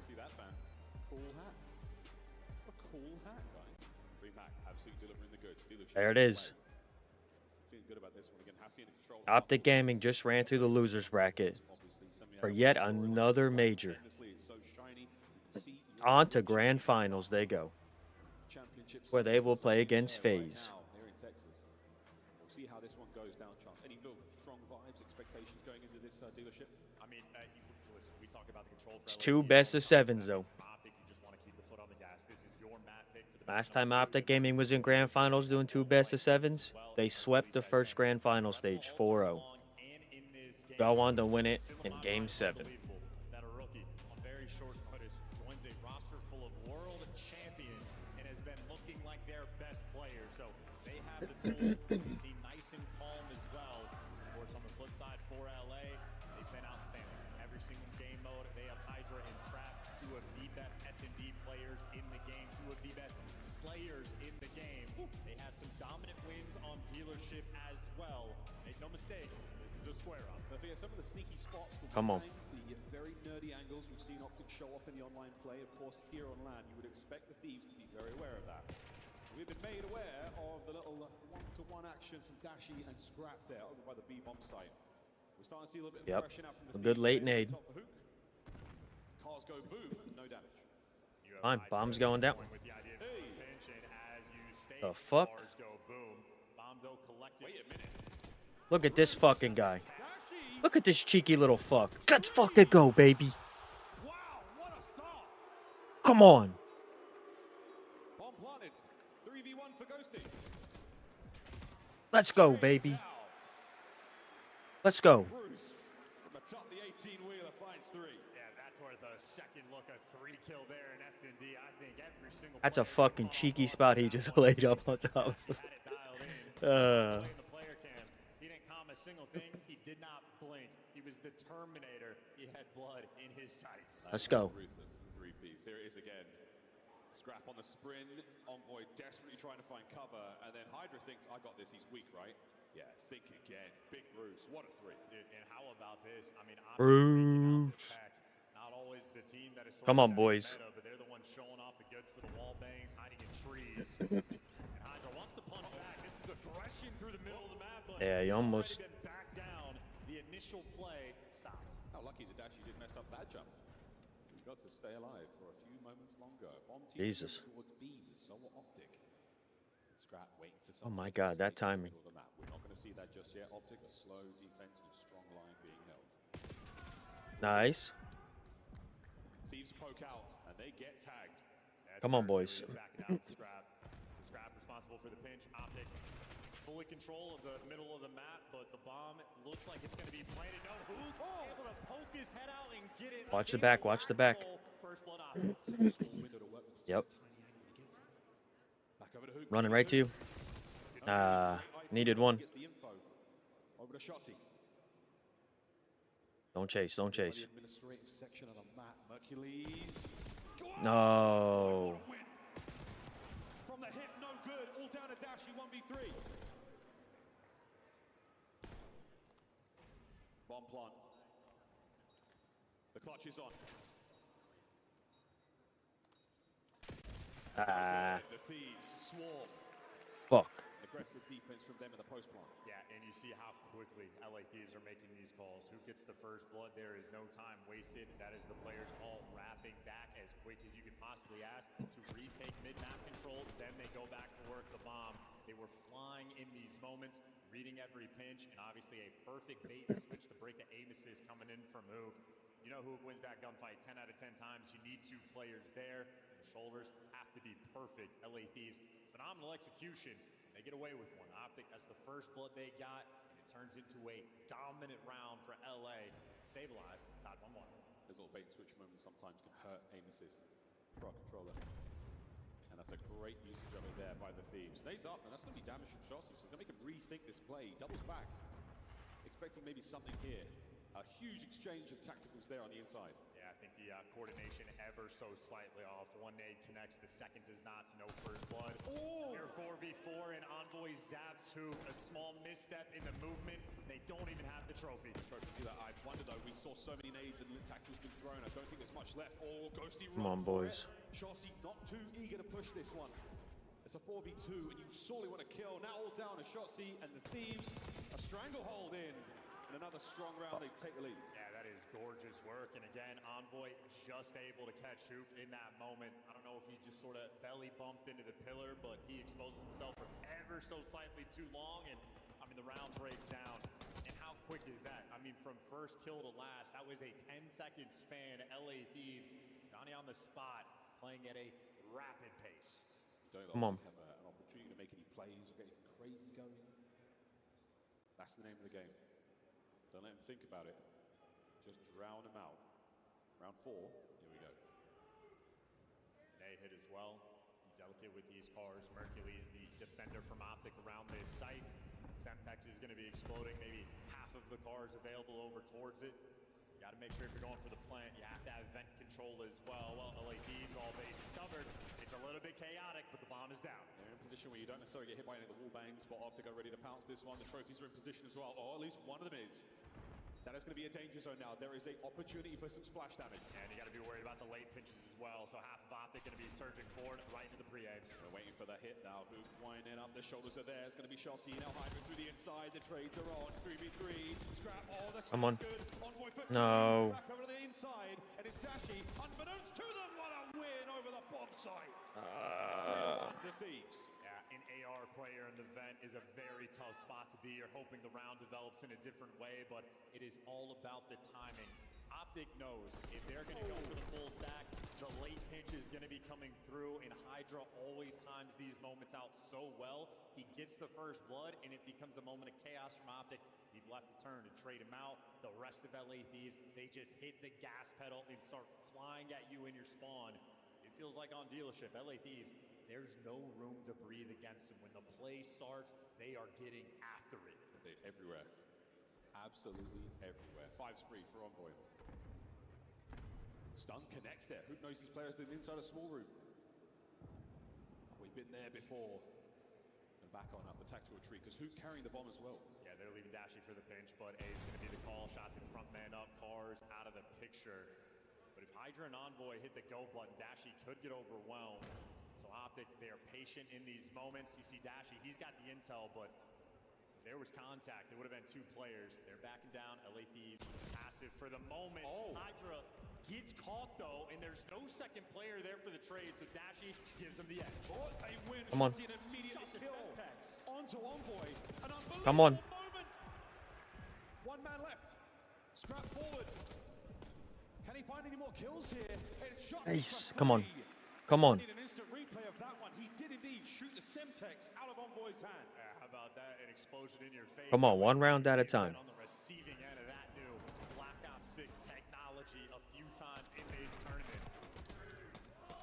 But credit in my mind to Dashi. He's got the cheeky angles while Shotzi built different. What a kill. We wonder how he took care of business so quickly there. The second on the Ghosty was good enough, and of course the third. A fantastic round. Let's go. 3-2. Optic on the bounce back.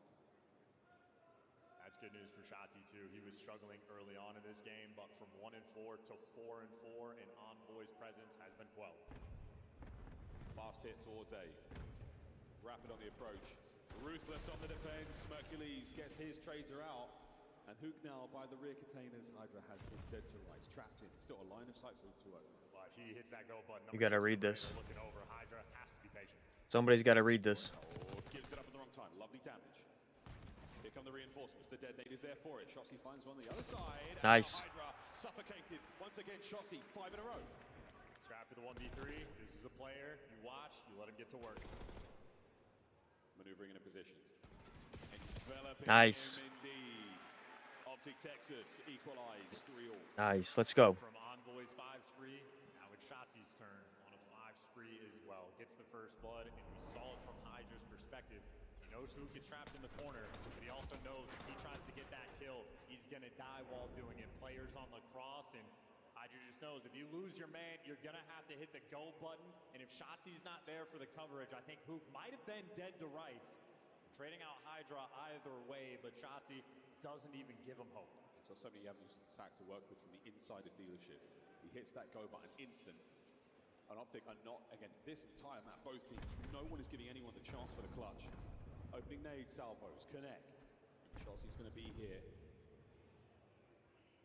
One half of the flank watch. Envoy and Scrap, the defenders of the B site, but Optic just playing with the idea, waiting for a little bit of intel before they make their call. I hope he reads this. The Thieves do all tournament long. It's a lot of patience. Let the enemy team come to you. Play on their aggression. Hook has shown so much and checked so much out. He does not like what he didn't see. Play for information now. Is it going to be enough to pull the Thieves out of their defensive hidey holes? No, not yet. All things considered, a very quiet round. Envoy's throwing shoulders, but the B site is open. Scrap now rotating back to help with the presence through mid. I don't think anybody's going to check that left corner in mid. Starting to run out of time. A's going to be the call. Caught timing at its finest. Merc opens the door. Now Scrap head on a swivel. And you also Nice. have an island fight. So Shotzi's there for the first blood. You got a Dashy versus Envoy battle, but now the site is open. The bomb's going to be planted in a 4v3 for Optic. I mean, that was a bamboozling and a half right there. Watch the back. Watch the back, Cook. Oh my word, the damage. Enough for the trades. Next man in. The damage is there again. And Scrap tagged up the run around by the wrong gun. No, but the right trigger. A big win. Envoy now fighting towards sight. All down to Shotzi on the 7. Makes it 8. 1v1. And we see what's going on here. Shotzi, the route, you gotta be quick. You Go, go, go, go. He's not gonna get it. Scrap outplays him. Shotzi's on this streak. You don't want to take the gunfight. You just outthink the opposition. And that would have been 4 rounds in a row there from Optic Texas. Well, they stop them in their tracks. Scrap making the heads-up plays, and not just him. Envoy outthinking the opposition as well. You had the island fight between Envoy and Dashy. Envoy leaves him, but he knows that pressure is eventually coming, and Envoy reads Dashy on the pinch. Outplaying him again. Shotzi on an 8 spree. On the gunny front, undeniable. Absolutely. Still no streak. He's not going to call in that Annihilator pistol. We're looking for a little bit more information, a little bit more damage there. A couple of stuns connect might actually help him get it, but until then, not a lot being shown either side. Similar feel to the previous round. Shotzi wants to cross Oh. the pad, but he can't cross without the intel being spotted. Scrap keeping that door open. So he's watching the pinch. Hydra's watching the deep route. The other 2 LA Thieves players working towards a Merc again. The lone defender on the A site.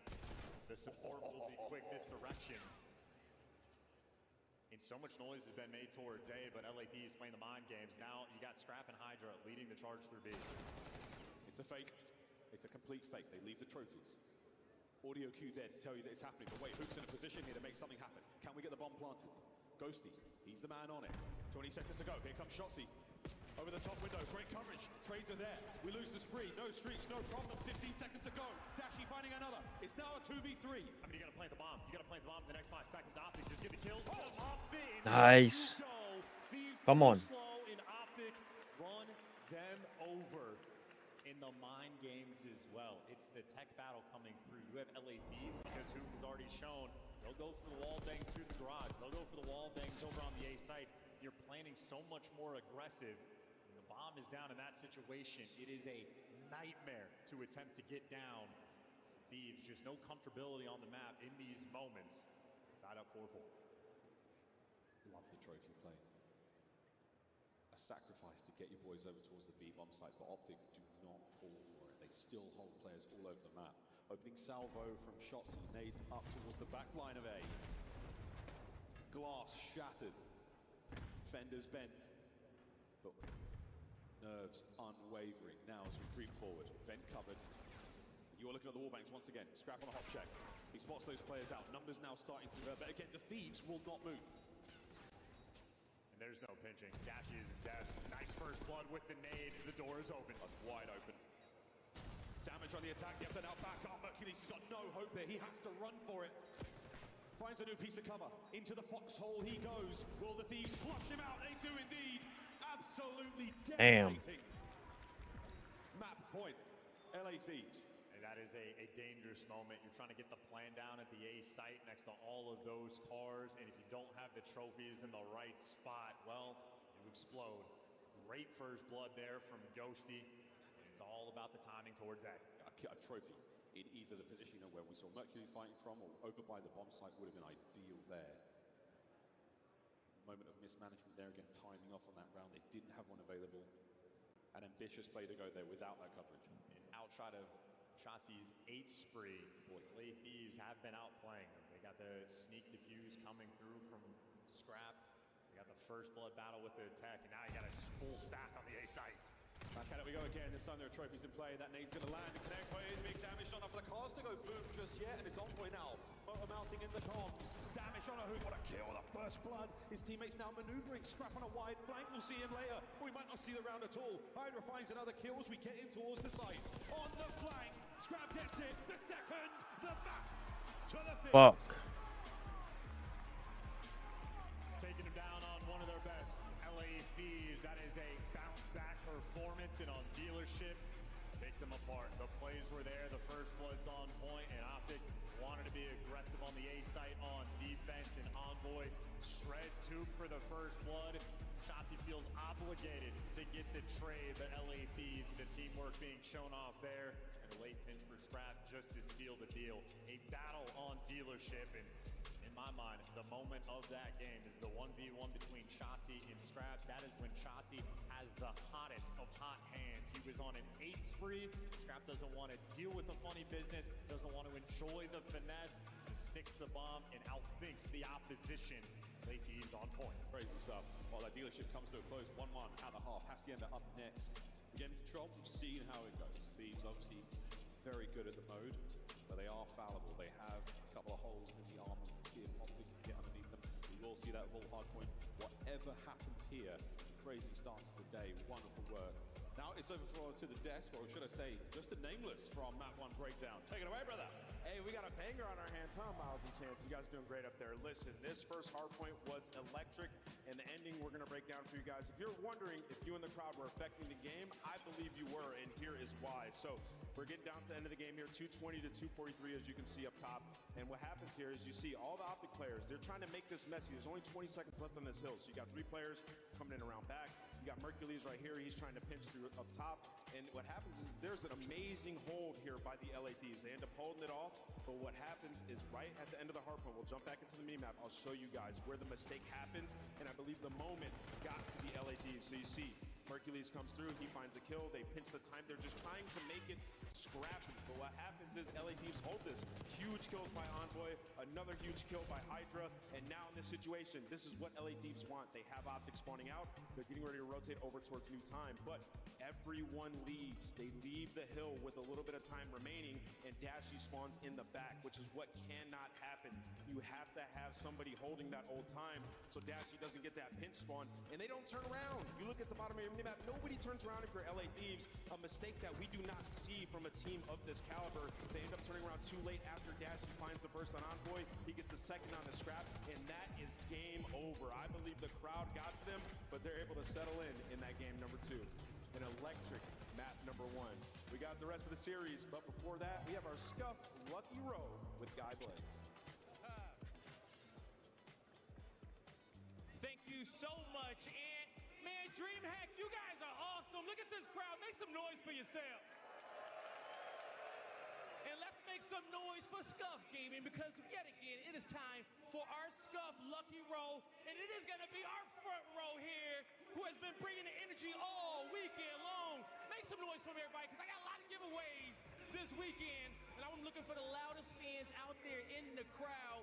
We still got map 3 coming up, and this is the banger of the series, but let's do a vibe check right now. I want to wake y'all up. Optic fans, where y'all at in the building? These fans, where y'all at? It's electric out here. That's going to do it for me. Let's get back to the series. Thank you very much, Blaze. What do you know? A little bit of an even noise there from the crowd. Exciting as we're going to control. How are we feeling about this one, Chance? Obviously, the numbers are there. I mean, look, we say it all tournament long. Thieves control, best team in the game. That being said, they have fallen flat on occasion. Ultra were able to take them down on a vault. Now we're going to be playing on a Hasi, and obviously Optic. We have seen the improvements over the course of time. Clearly bringing the heat. The gunny's on point. Shotzi still going on sprees in hard point and S&D alike. Maybe that's going to be my player to watch, but the AR is going to be having a battle as well. This is the type of map that if Optic lose it, they go, whatever. We were kind of expecting this. It's all good for the control. We're prepared for everything else. If they pull off the win in their cells, be uncontrollable. Looking at that. Full hard point after this, no matter what happens. If we get to that game 5, Rewind will be a lot of fun. It's been such a welcome addition to the map pool here in BO6, whether it be hard point or search. Love it, what I'm seeing there. But Hacienda, a Black Ops 4 fan favorite. In control, I mean, it's been a little contested between players and fans alike, but either way, it's the map we are going to be seeing here. Coaches on stage still getting it done, whispering sweet nothings into their players' ears. Yeah, and it is, of course, the rattiest of the control maps we have. And what we mean by ratty, it is both on the offensive and defensive end. When you actually get players tucked away in their spawn, the amount of different corners and things you're going to have to clear in check to actually make it out, it's impossible to do. You only get one stun grenade per life, so it can be very difficult to deal with. Scrap, one of the very best at handling the chaos. Him and Ghosty topping the leaderboard. This is how effective they are on the objective. And Scrap, one of the best slayers in the game, not known for his objective prowess in the slightest. He stays away from it if he can. In control, that's not going to be the case. He has made the time his home. He's taking the kills from the zone. Great work there on the attack. So again, statistically, looking for those rounds to be a little bit favored, just purely on this weekend alone for the Thieves. But hey, as we said, there's something in the air here in DreamHack. There's something magical taking place here in Texas. We'll see how the win goes. An air of nervous tension there from the Thieves. Is it the normal? Is it the usual? It was a little there from Sender. Slightly different to what we've seen him do for the boys. Fist bumps, handshakes, a little bit of a shoulder shrug. We'll check that energy now going into the map. Map number 3, tied up 1-1. LA Thieves, Optic Texas. Here we go to Hacienda. And how about that? The two best control teams right now throughout this stage, identical records, both of which lost their most recent. So while we highlight how Scrap and Ghosty, two of the top 3 players on the objective, on the defensive end is where Optic have been the best in the game. To have that oscillating battle between these two squads, but Optic on the attack first. Swarming, closed hallways, Scrap for the first blood, but the salvo commences. Optic have the edge in the kills department. They actually had a body over towards A, but you're looking for your next set of kills. The way control works here in the COD League. 2 zones, you can capture them or you can eliminate your enemy 30 times. They've got lives in each of these rounds, whichever one you get done first. That's how you secure the win. First to 3 as well. Dashi doing what he can over by the zone. Oof, lovely work there on the steps by Office. One of the power positions we're going to be going back to a lot. Yeah, that was the most important battle for LA Thieves. Wow! Get out of your spawn. Hydra trades out that kill on Envoy. Dashi shreds, but now for Optic, they don't have a ton of space on the map, and if you're forced to go to A first, very difficult to make something happen. So much so that Ghosty from the top rope takes him down. Not a friendly Ghost, I'll tell you that much. 21 lives either side, 45 seconds left to play. And this is where hell basically gets developed. Number 5 spawning in absolute depths, everybody else running through the rock hall. And again, if the A zone is where you're having to capture first, so much more difficult to orchestrate. The guy on time already overwhelmed. More kills getting traded out, but for Thieves, you're still playing keep away, and only 35 seconds left on the game clock. 1/3 of A captured. B nearly done as well. Shotzi now making a bit of a run. This is great timing. And oh yeah, you catch Envoy reload and love that. Here we go. First segment done. The stack though, there's going to be 3 players over here. The nade will not connect. That's going to help the capture go a little faster. Sadly, teammates are all dead. Merkley's doing this alone now. Reinforcements in the now arriving through 10. He's is gone as well. Thieves hold. Yeah, and once again, going to be spawning out in depth. It's going to be a long round, and they might be forced to go to the A zone first. Dashy. Oh! You traded. Nice little slide there on Scrap, so maybe a little bit of a gift. You trade on all three. You're looking for one player. That's Ghosty up top. Who dealing with them? And he gets dealt with. X-ray vision, and the trade's flowing through. 25 seconds left. 2 segments capped. Mercury's going to help out here. 2 segments on A. He's going to give shots. Ooh, shots of some clearance now to work towards the backside of B. Keeping the Thieves guessing. They're getting brought down left, right, and center. And Scrap trying to kill Shotzi. He has been hunting him down. Tags in the back. And now you got to capture on both zones. Optic are making magic out of this round, and the A zone is captured. A 3-life lead in an extra minute to the clock. Wonderful stuff for Optic. Great fluid gameplay here from Shotzi. He's been roaming all over. Difficult to deal with him. Difficult to pin him down. And on Adachi, who's gun. Come on. Smoking hot. Second segment of B gone. Shotzi on the close play. Tin safe. Next man in gone. No lives left for the LA Thieves. This should be the round. Nice.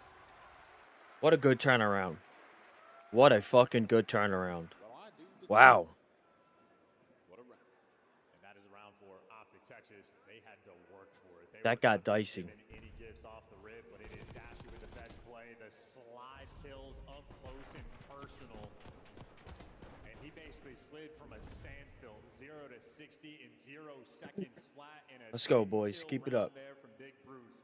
Winning the first round of attack is a massive thing from Optic again. It is their defense that has set them apart. Already the advantage. For LAT, it is a rarity to see 2 best slayers in the game, Scrap and Hydra, yet to hit their flow 6 and 12 combined. We're hitting B off rip. Solo Man Hydra is going to be working his way around the outside for quite a minute. Well, that's going to be now an A catcher as well. So you've got Optic guessing. They're still committing towards the B side of the map. Hercules dives back on the inside. Goes toe-to-toe with Hydra. The trades are good. A little bit of progress on both zones. Now to A. Still, though, just a solo capture. You're looking for the extra wave of kills. Shotzi flanking the hallways. Dashy up top. Who gets the first kill? Look at the mini-map. Optic players are everywhere right now. Envoy, not comfortable in the slightest. Forced off the A zone, and that is just the aura of Shotzi in the back line, slowing everybody down. Envoy's looking for the spawn kills. It's battle against Hoop. Hoop drops him, and now Shotzi crawling around your base, finally gets traded out, but there is no map pressure whatsoever for LA Thieves. He's trying to take a breath. Look at this guy. This is concealment, not cover. Oh, no way. No way. Gets 2. Third man down as well. So Thieves, you are back in the driveway, boys. May as well put your seatbelts back on. You're going nowhere. Spawn trap blender. Now Shotzi again from every. I love it. I love it. And him and Mercury taking I love it. in pieces. And this is the ratty style we're talking about. Just for LA Thieves to get out of spawn. So many things you have to check. And they've made it now just to the 50-yard line. Still have to get past Shotzi. Shotzi's going to be there to slow somebody down, but should be able to get across the board. Ghosty there. Down below, though, it's the kills from Dashy. He's on the right flank. He's not going to let those players get any closer either. Hook, waiting for it. Wonderful patience. 7 seconds, paused. Oh, sneaky devils. They get away for a sec. Hydra from behind. 2 dead to his name. And you're still going. Second segment at A. LA Thieves trying to make a little bit of magic. At zone. No. Pinch, and there's a nice little 3 spree. Envoy doesn't get the drop on Mercules, but the A zone secured nonetheless. Capped it. Copped it a little late, but that's fine. Hydra, what a play from behind enemy lines. Unfortunate timing on the Shotzi. And Dashy continues to just be an immovable object. Scrap has to bounce back. Dashy shooting. 50 seconds to go. Well, great job of playing his life, and you keep up the pressure. Hydra's going to get into the picture in just a second, but you already lose Ghosty. Mercules, such heads up on the gameplay front. An Envoy on the pinch. His teammates need to wait for him. He's currently making the play. Oh, that's a Yep. wonderful bit of timing from Hook the Nuke. 9 to 14. Thieves not out of this yet. And again, to get out of lobby, it takes so much time, which LA Thieves do not have. The clock goes red. The Thieves got a tunnel vision a little bit here. You have to get towards those zones. You're trying to give Optic as much respect as possible. They could be in any corner. And there are hundreds here on Hacienda. A big win out of Ghosty.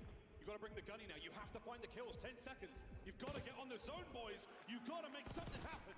And Scrap, he's on. Well, last-ditch effort, and you're getting surrounded. I mean, the pitch is coming through, and it's too quick, it's too overwhelming, and Ghosty from Come on. Optic Texas on defense delivered. Come on. Come on. In just the feeling of this game right now, Thieves feel so flat. It doesn't seem like there's energy in the gameplay, and everywhere they go, they're just getting dropped. And I mean, so much time both Mercules and Shotzi just spent inside of their base. Different spots in lobby, cornered up wherever you want them. It's the rookie. 12 kills in the best play. Optic, a sizable advantage on the map. Yeah, Thieves not looking like themselves. A distinct lack of confidence there. They spent so much time worrying about the attack, worrying about where Optic could be. Instead of just doing what they have done for so long this season, which is just beat right at you. I think it's something else. And 2 rounds in, LA Thieves currently being outslayed by 14 kills. And on the flip side, all 4 players for Optic positive. To be, we march. The green wall at their back now. Optic exits have got themselves onto the zone. Trophy's in position. Blood drawn, yeah, there we go. Scrap's going to get the first. Hydra gets involved as well, but that was... Oh, Hook almost fucking did him in. That's going to make the segment safe. Mercury's down. Thieves back in it. Hell of a try, but now you got the stranglehold set up. Hydra, he's got the cut over towards Rockets. The information on Dashy, and there's nowhere to go. You got Envoy roaming the top hallways. Ghosty's going to be on the flip side, and really no open avenues. Oh. Reaction time, great, but Envoy still traps him. And Hook a little bit extra there on Scrap, but nonetheless, the trades you expect to be quick.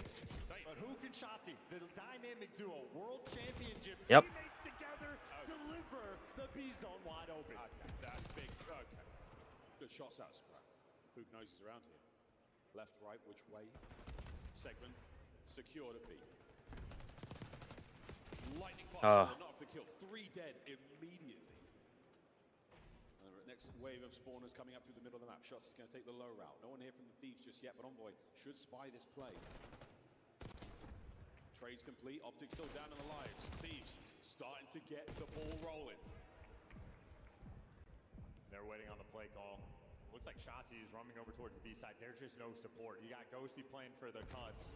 Shotzi is the lone man. No one there to look over, and that is 3 players to overwhelm him. Ghosty gets dealt with, so Optic, now you can just look forward. And team kill. You forced the team kill. Problem is 15 seconds left, and no one is on his own.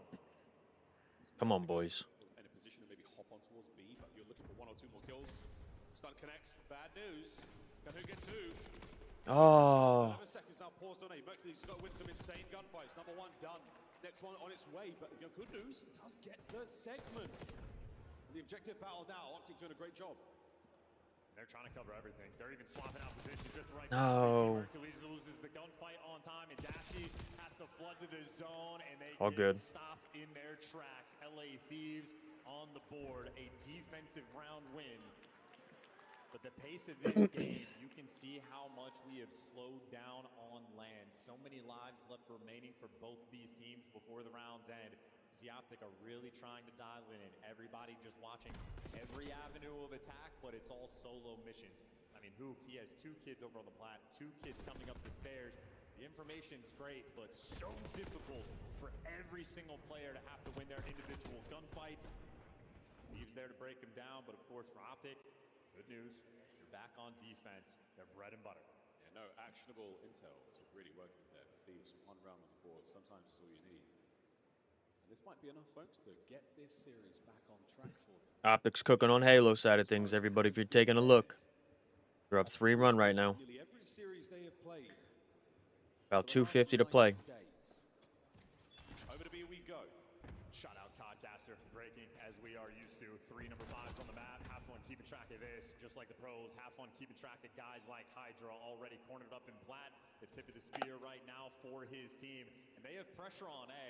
And Hydra's waiting to snap in position. Once the noise breaks out, he's going to start shooting players in the back. It's a heavy stack towards B as far as defense is concerned. And Hook, you win this fight, you're looking great.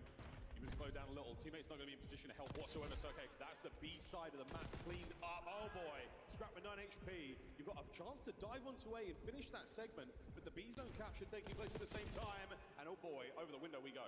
It's still just a solo capture. Both of these teams, they're trying to control as much as possible, capturing these zones. And for LA Thieves, in a little bit of progress, but no segments are actually secured.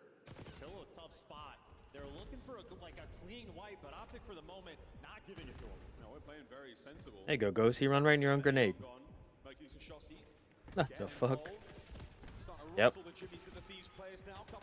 Yep.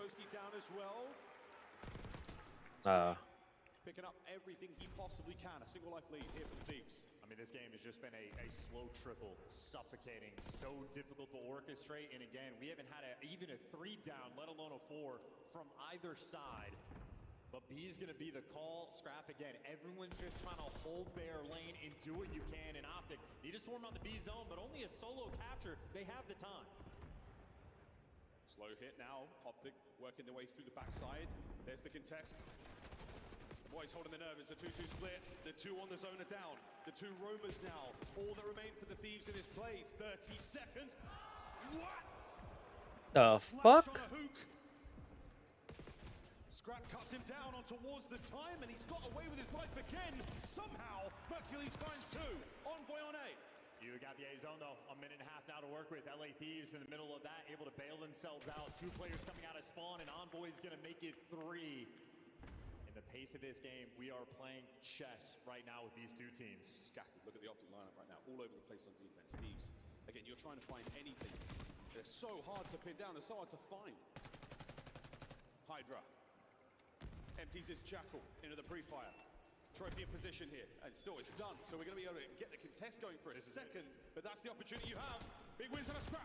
The second not going to be there. You clean up the point for a moment for Hydra, trying to save it now for the boys. It's actually last man standing. He's going to get shot in the back, and now this is going to be the zone. Everybody else coming out of spawn. This is it for LA Thieves to force the final round, and Shotzi gets caught as well. Number 5, guess who it is? Could be any of them. Gun. Oh! Ghosty. Damn. The B zone secured in the slow trickle of this round. The number of little moments that have to be orchestrated by LA Thieves to make it happen. If Scrap doesn't get these knife kills, you don't win this round. If Ghosty isn't perfectly timing this out on the pinch, you do not win this round. Everybody trying to play such a controlled game of Call of Duty in this moment. But from down 2-0, Thieves, they have fought back. We're going to a round 5. That's some slow and steady rounds, man. And they have been long rounds. Optic's veracity from the first 2 seemed like a thing of the We gotta win this. We gotta win this. Decided by who captures the most segments, and the Thieves have done it. Optic will see them attack once more. Big work out of Dashi so far on the map, 26 and 18. Who can't slide through those fire, and that's a 2 dead, 3 dead. Last man Shotzi. But where is he? This is the first time in the game you get a clean 3-man wipe. Now Envoy's going to be spawn killing. He's dealing with 3 players out of it, and the longer he slows them down, the better. He wins his 1. You get Mercules falling in the feed, everybody dying, and finally we see a clean 3 down in LA Thieves. The momentum, you can crush them here. The trap is set. Can you spring forth from it? Optic. Envoy can't get the 4th. You've got an open window now to leap out of. Send it over towards the B side. That's exactly where we're going now with Ghosty still on the 4 spree, and he is on the hunt. And he has found his quarry. Yeah, that's a 5 spree coming in for Ghosty, and Optic out towards B, but now it's Mercules. Once again, the lone man for the team on the B zone, and he's getting no support. You are getting cut down ruthlessly. This is why we were playing the chess game. 1-3 down against a team like LA Thieves, and there is no looking back. There's no hope. There's no air in the lungs. There's no space to work with. You have to battle tooth and nail to escape it. Scrap. When you bring down 1, another fills its hole immediately. 7 spree Ghosty looking for number 8. The drive-by intel. Hook falls down and gets it. Upstairs though, okay, we're on. Well, Ghosty off spawn though, he's got the Hellstorm, he can call it in. Both these zones are wide out in the open, and here comes death from above. And this is gonna sting. You're gonna make your way inside Tin, but that's the safe place to be. Over to spawn. Catches 1 out of it. Scrap sent in for the kill. 1. The second, not with a pistol, not with a knife, it's with Hydra. And with that play, the map should be theirs. The Thieves complete the reverse sweep here in control. Their mode, their map, their lead in the series. What the fuck? And damn Dan Ghosty showing up big for the team. The Hellstorm, he's getting streaked out. Both weapons that kid is utilizing. Dude, we're up 2-0, and we fall the fuck apart. They gave him away. LA Thieves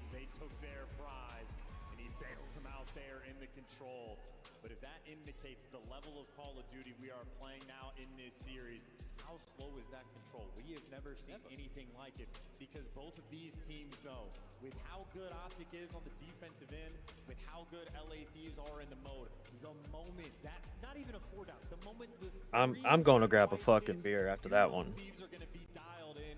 They're going to start facilitating and just I don't know what the fuck just happened, but they just fell apart. Up 2-0 and you just fucking crumble. Unbelievable. First 2 rounds, all 4 players on LAT negative. Almost all of them finished positive. And on the flip side, the opposite story can be told. As electric as Dashy was in those first 2 rounds, he was stuck in the finals. As far as the stats go and the description of this map being a racky one, a lot of corners, individual plays across the board, it's non-traded. It was not assists on this map that our teams were getting whatsoever. First 2 rounds, absolutely decisive from Optic. But the reverse sweep complete, 3 straight from the Thieves. Back to the top of the control pile they go. And it is quite literally a battle of like every single player in every given moment has to deliver. Little come on. This is 30 seconds left, and they have neither zone captured in this moment.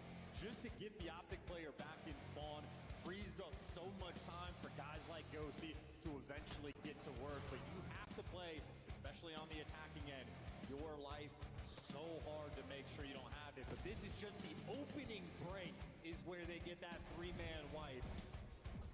And that is a opening break that costed you the game. LA Thieves deliver their resolve second to none. I think that might be my favorite knife kill I've seen in the Black Ops 6 year from Scrap, the big slide. Normally in Zig, coupled by the zip line on Protocol. That might be the one for me. I'll hang that one on my digital wall of memories here from the Major. And what memories we have got from this one. But Thieves take the lead. Lower bracket matchup. The pressure certainly on. The loser goes home here on this Sunday. You come so far. And Optic have showed the fight. I mean, both the dealership and Hacienda amazing moments. We gotta win this fucking hard point. The end of the road. Or Vault hard point. Optic showed their dominance. They showed their prowess on the skyline. Now to take another respawn from one of the best in the game. LA Thieves, though, they just feel like the We gotta do something here. S&D, where Optic start to go on a run, where Shotzzy goes on an 8 spree. Who's there to stop him in his tracks? Scrap plays against Shotzzy in the 1v1, hits the sneak defuse, and just outplays him. Who does Scrap get the knife kill on to sort of keep things active? He got it on Shotzzy as well. Has the number. Now you get the smile starting to roll out. LA Thieves always feel a lot more comfortable after. Let's go, boys. Of course, though, from Optic Texas, the coaches already know. Very difficult, even with the 2-0 lead in control, to take this team down. We're gonna need that shit again. They need to get sort of the anti-Neslo vibe going. Obviously, on map 1, Shotzzy and Hoop absolutely on point. Doing 360s on the map. Hit their flow state on Skyline. They need it on Vault. Nice ult time as well. Again, Skyline certainly helps you basically spawn up and you catch a kill and then you dive right into the hill. It's always very, very close by. A little different here on Vault. We're looking at rotations. We're looking at getting to the new hard point in time to secure that position for you boys. Not an easier map. Not a different one. A lot different, to be honest. We'll see if this style suits Optic. Hacienda versus Mini. Big win. Rewind versus Mini. Big wins. They lose to FaZe with both of those hard points as well. Let's see how this one goes. First Vault in a minute. Thieves, this is for the win. Certainly worth noting, though, from Optic. They've loved themselves some Vault hardpoint. Hook has had some electric maps on it, and they haven't been able to get it in their series as of recent. It has been a square-up battle for these two teams, and on Vault, the exact same story will be told.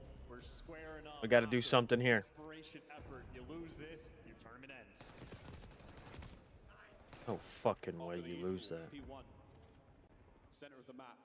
Tons of ways in. A little bit of elevation to deal with as well, and that's what Envoy's finding his kills on the catwalk upstairs there. And Shotzzy just being annoying.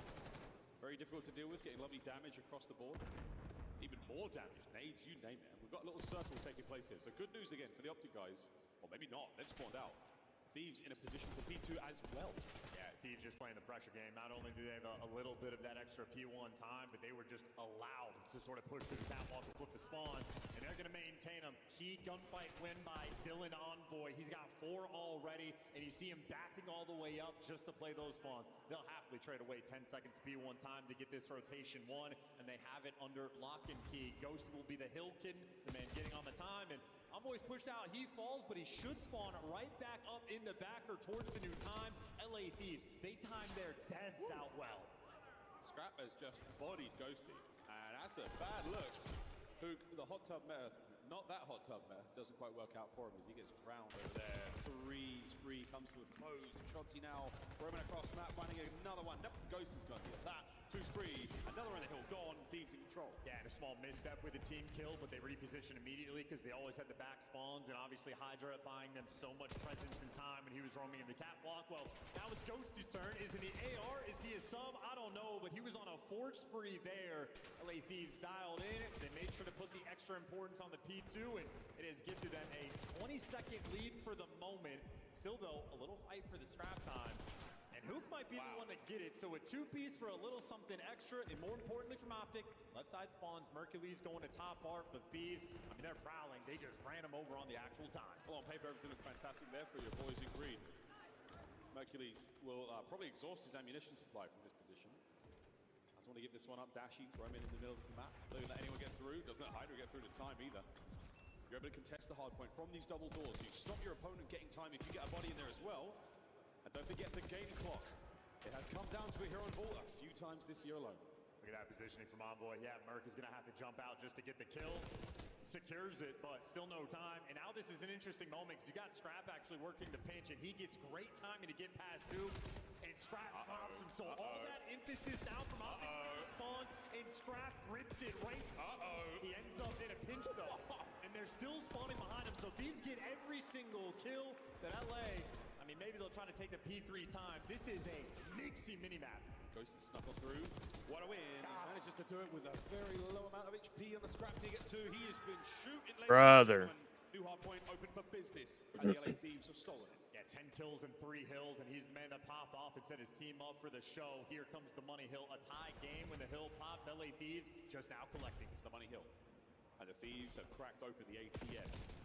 On the Dashy and Mercules, finding their kills on the approach. Great shots from Mercules. He plucks Hydra from his perch. With a fucking submachine gun? That's insane. Nice. Gotta read him. Gotta read him. Merc is coming with a jackal like that. That is insanity. And still somehow, outside of Mercules, nothing is cooking from Optic. He's trying to get the nade in through time. And successful at it. You get the kill on Hydra. Merc is winning some wicked ones. But on a money hill, it is money for a reason. You get the back spawns, and it's not maybe a perfect full 60, but enough for them to bump up and get a 40-point lead. LA Thieves making some magic happen. All right, money towards. And Envoy finding 2 with his aims. A great first set. 40-something point lead right now with the Thieves on the climb once again.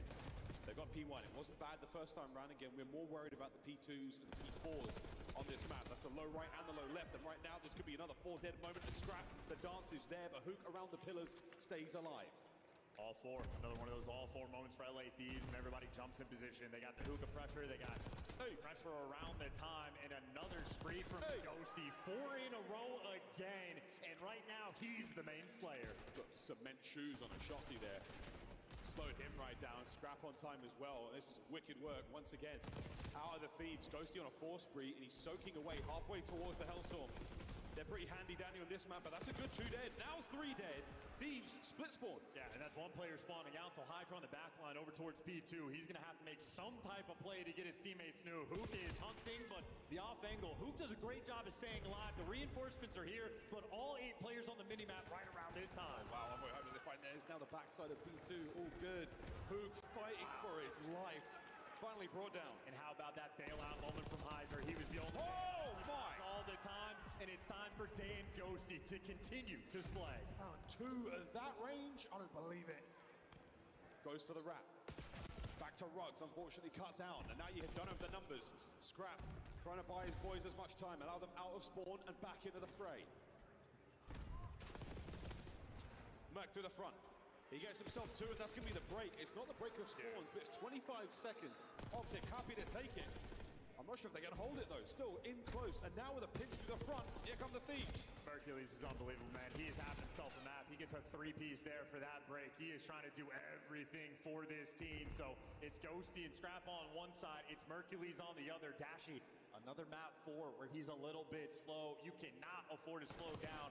It's a close game for the moment, but again, top art control right now in hands of Ghosty. Mercules trying to be the guy to break it down, but ultimately, LA Thieves in a much more comfortable spot. A great spot here at P3. They're 2 and 4 have been the money hills. Money talks, and now so do the Thieves. And that's all 4. Mercules wins the key one. You get the spawns, block, Optic, the opportunity to go on a run. Can they go on a run? Now we'll go for a listen in with the LA Thieves. One time, one time. Middle, maybe. Me, don't play, 1 minute.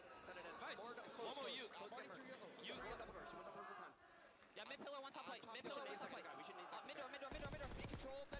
Be control, then. Child. They're gonna flip, guys. I'm just leaving in the back. Full stun mid. One man, one white. There's one out already. There's one out. Mid door, top white. He didn't drop ball. He didn't drop ball. Win you. Guy mid, win you. And then top ammo. You, that. Nice, top ammo. Big P4, yo. Yo, P4 wins the game. P4 wins the game. I'm going top white. I'm going top white. I have initial, boys. I'll go statue. Actually, I'm going top yellow. I'm going to go top yellow. I'm dead. Okay, that's fine. Go top. Deep outer flip card, dead. Nothing. Get my left. Yeah, Nothing can. Already be control. I have you. Nothing can. Two more white, absolute. I got one more white. They could be right. White shotsy. They could be right. I hear you. I have it now. Elbow, one bottom white. I'm killing elbow.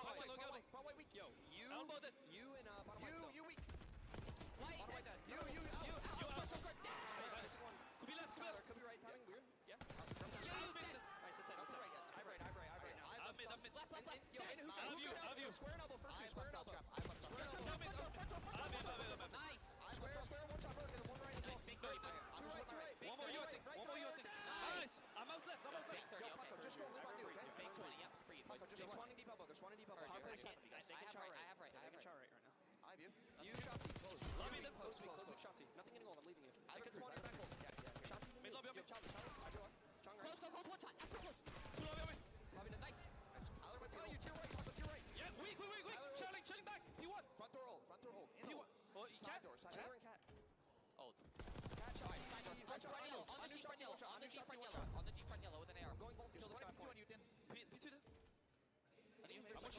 You, one bullet. Cat's last guy. Yo, I'm letting them spawn P2, okay?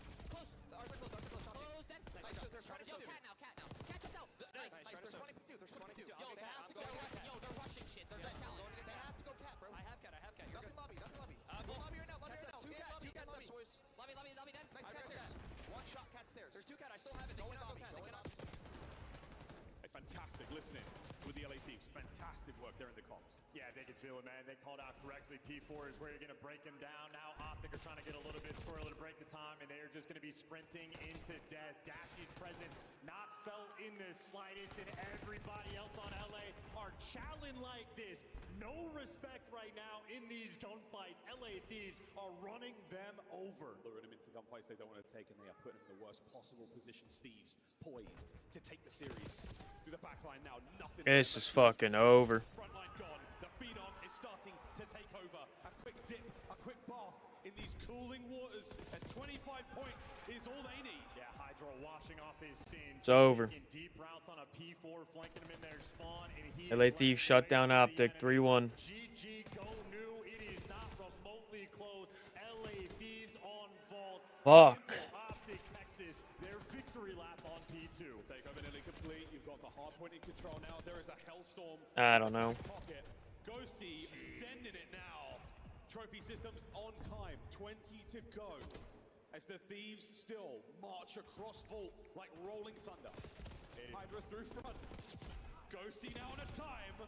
Mercules holds up 2-piece for the ages. Yeah, a 3-piece there for Mercules. He is the only one on Optic doing anything for this team. You don't have the rotations, you don't have the bodies towards the new time, and you don't have a snowball's chance in hell. Hydra roaming the ARs on point.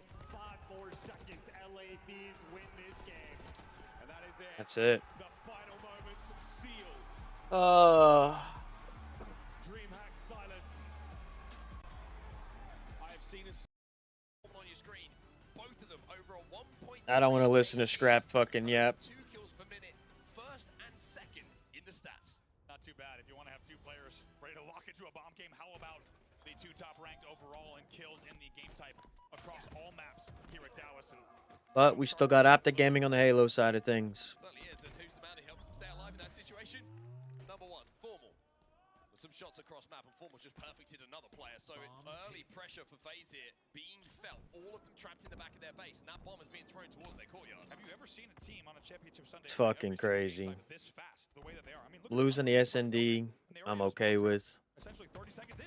Losing a Hacienda control, we're up 2-0. You can't fucking do that. FaZe are getting hunted down. That's 3 dead. Faust dead as well. 4 dead. The perfect opening here for Optic Gaming. This could be a picture-perfect playbook opening. They have planted the bomb within the first 2 plays of the game. That is unbelievable from Optic. They outslay 8-2 and get an immediate arm. I mean, Dashy struggled, but Jotzi struggled. We're just getting outgunned, out-rotated. That's just a bad hard point map.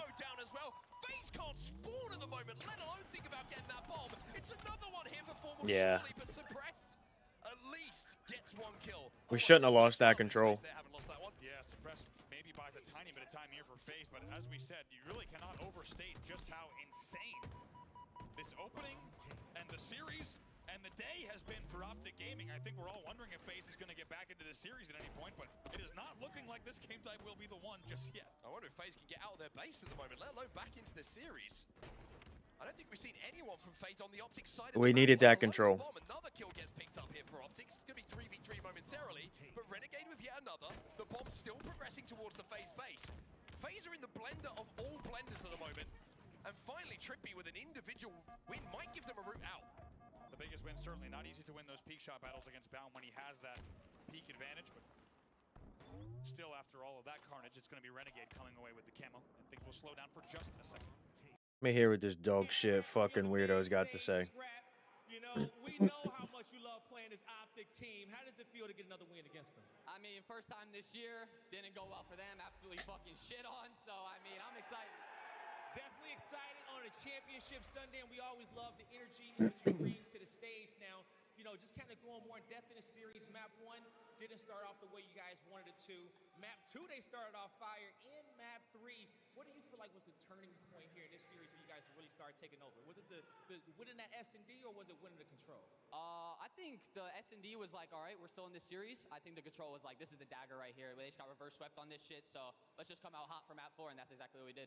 There you go, okay? And now we know how good you guys are at control, but being down in the way you were, how did you guys make that comeback happen on the map? Fucking lose that. It's insane. Trust in each other, keep confidence up, because we know we're the best control team in the game, so as long as we do us, we're probably going to win, so. Hey, it definitely showed, okay? We saw you guys elated over there after winning, like, what are these guys doing? And now, use 2 more teams left in this tournament. It's going to be Miami and FaZe. Out of those 2, anyone you want to play next? Anyone you want to play in the finals? Yeah, I want to see Miami next. I want FaZe in finals. That's how it's going. All right, you heard it here from Scrap. He wants Miami next and FaZe in the finals. That's going to do it for us on the stage. Chris, take us away. Motherfucker, dude. I still don't understand how you blow that fucking 2-0 lead on control Hacienda. Back close to this FaZe base. You got to start to worry and feel that FaZe might be in a little bit of I feel like losing that, getting reverse swept, that fucking chalked Optic. They were chalked. Just absolutely green gunning anybody that walks in the base. Swing and a miss, but connects with the bandit. Formal gets another one as well. It's 3 dead. Penguin last alive. Bomb is on the spot. Penguin has to go huge. And Penguin does do exactly that. He keeps FaZe. We still have champs in EDC, or EDC, EWC, but I don't know. Optic Texas got to figure something out. I don't know what the fuck happened with that control. Maybe a moment to breathe here for just a second. As quickly as we say that, though, it's 2 dead for each side, so FaZe will have to off this respawn now as they do get the 3rd kill. Traded out, though, for a momentary 1v1. And yeah. To try to commentate this action requires keeping up with every single play. Finally, the last 8 That's kills for sure. traded out, essentially, and maybe a moment for FaZe to breathe and reset. Let's not It might, you know, honestly, it might not even be to blame the players for how it's going down. Like, the TTK for this game is just so fucking strange. I've seen it on both sides.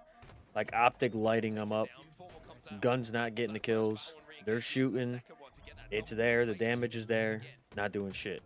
I've seen it with the, you know, I've seen it with the Thieves too. They were shooting. Some of their kills, some of the deaths that they had, you know, shouldn't have happened, but like, I just don't fucking get it.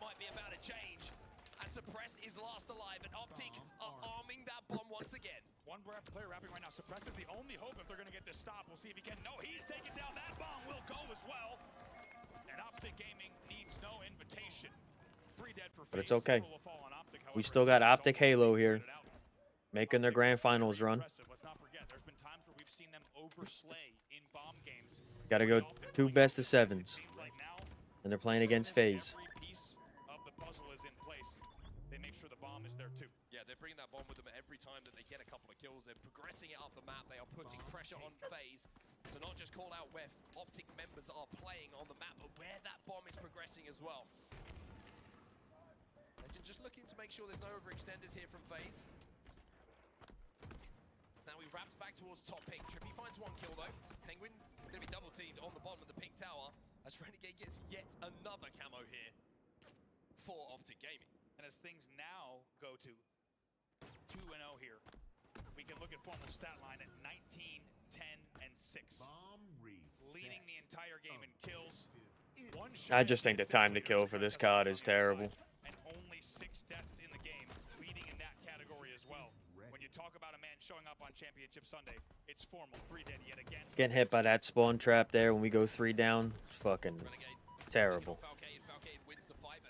And we don't even recover from it. It's just we're sending 1 guy at a time every fucking place we go to, getting picked off 1 by 1. Still down bottom middle, but it might start progressing towards the FaZe base once again here. As Bound on our screens picks up a couple of kills, gets a beat down as well, and now FaZe find themselves 3 dead, and yes, indeed, look how quick and efficient Optic Gaming are. Immediately after the kills are picked up, the bomb's already being armed here. Might have to drop and shoot here. Formal knows it, but a lot of players coming in through the pink door. Very weak. He picks up a double. Come on, Formal. More pressure still coming in from the pink side, however. This might be a FaZe clearing out here. 2v2 on the map. Yeah, nobody just close enough to Formal there to help him out after picking up that double to block off the final 2 players who were trying to rotate in to clear that bomb out from FaZe. So, unfortunately for Holy fuck, Formal's 21 and 8. Trying to leave Formal a little bit isolated, but again, even in that situation, Formal coming out of that situation with a double kill with 2 dead, you'll take it all day. Love that play from Bound. I mean, this is the best we finished all season, with a lot of roster changes.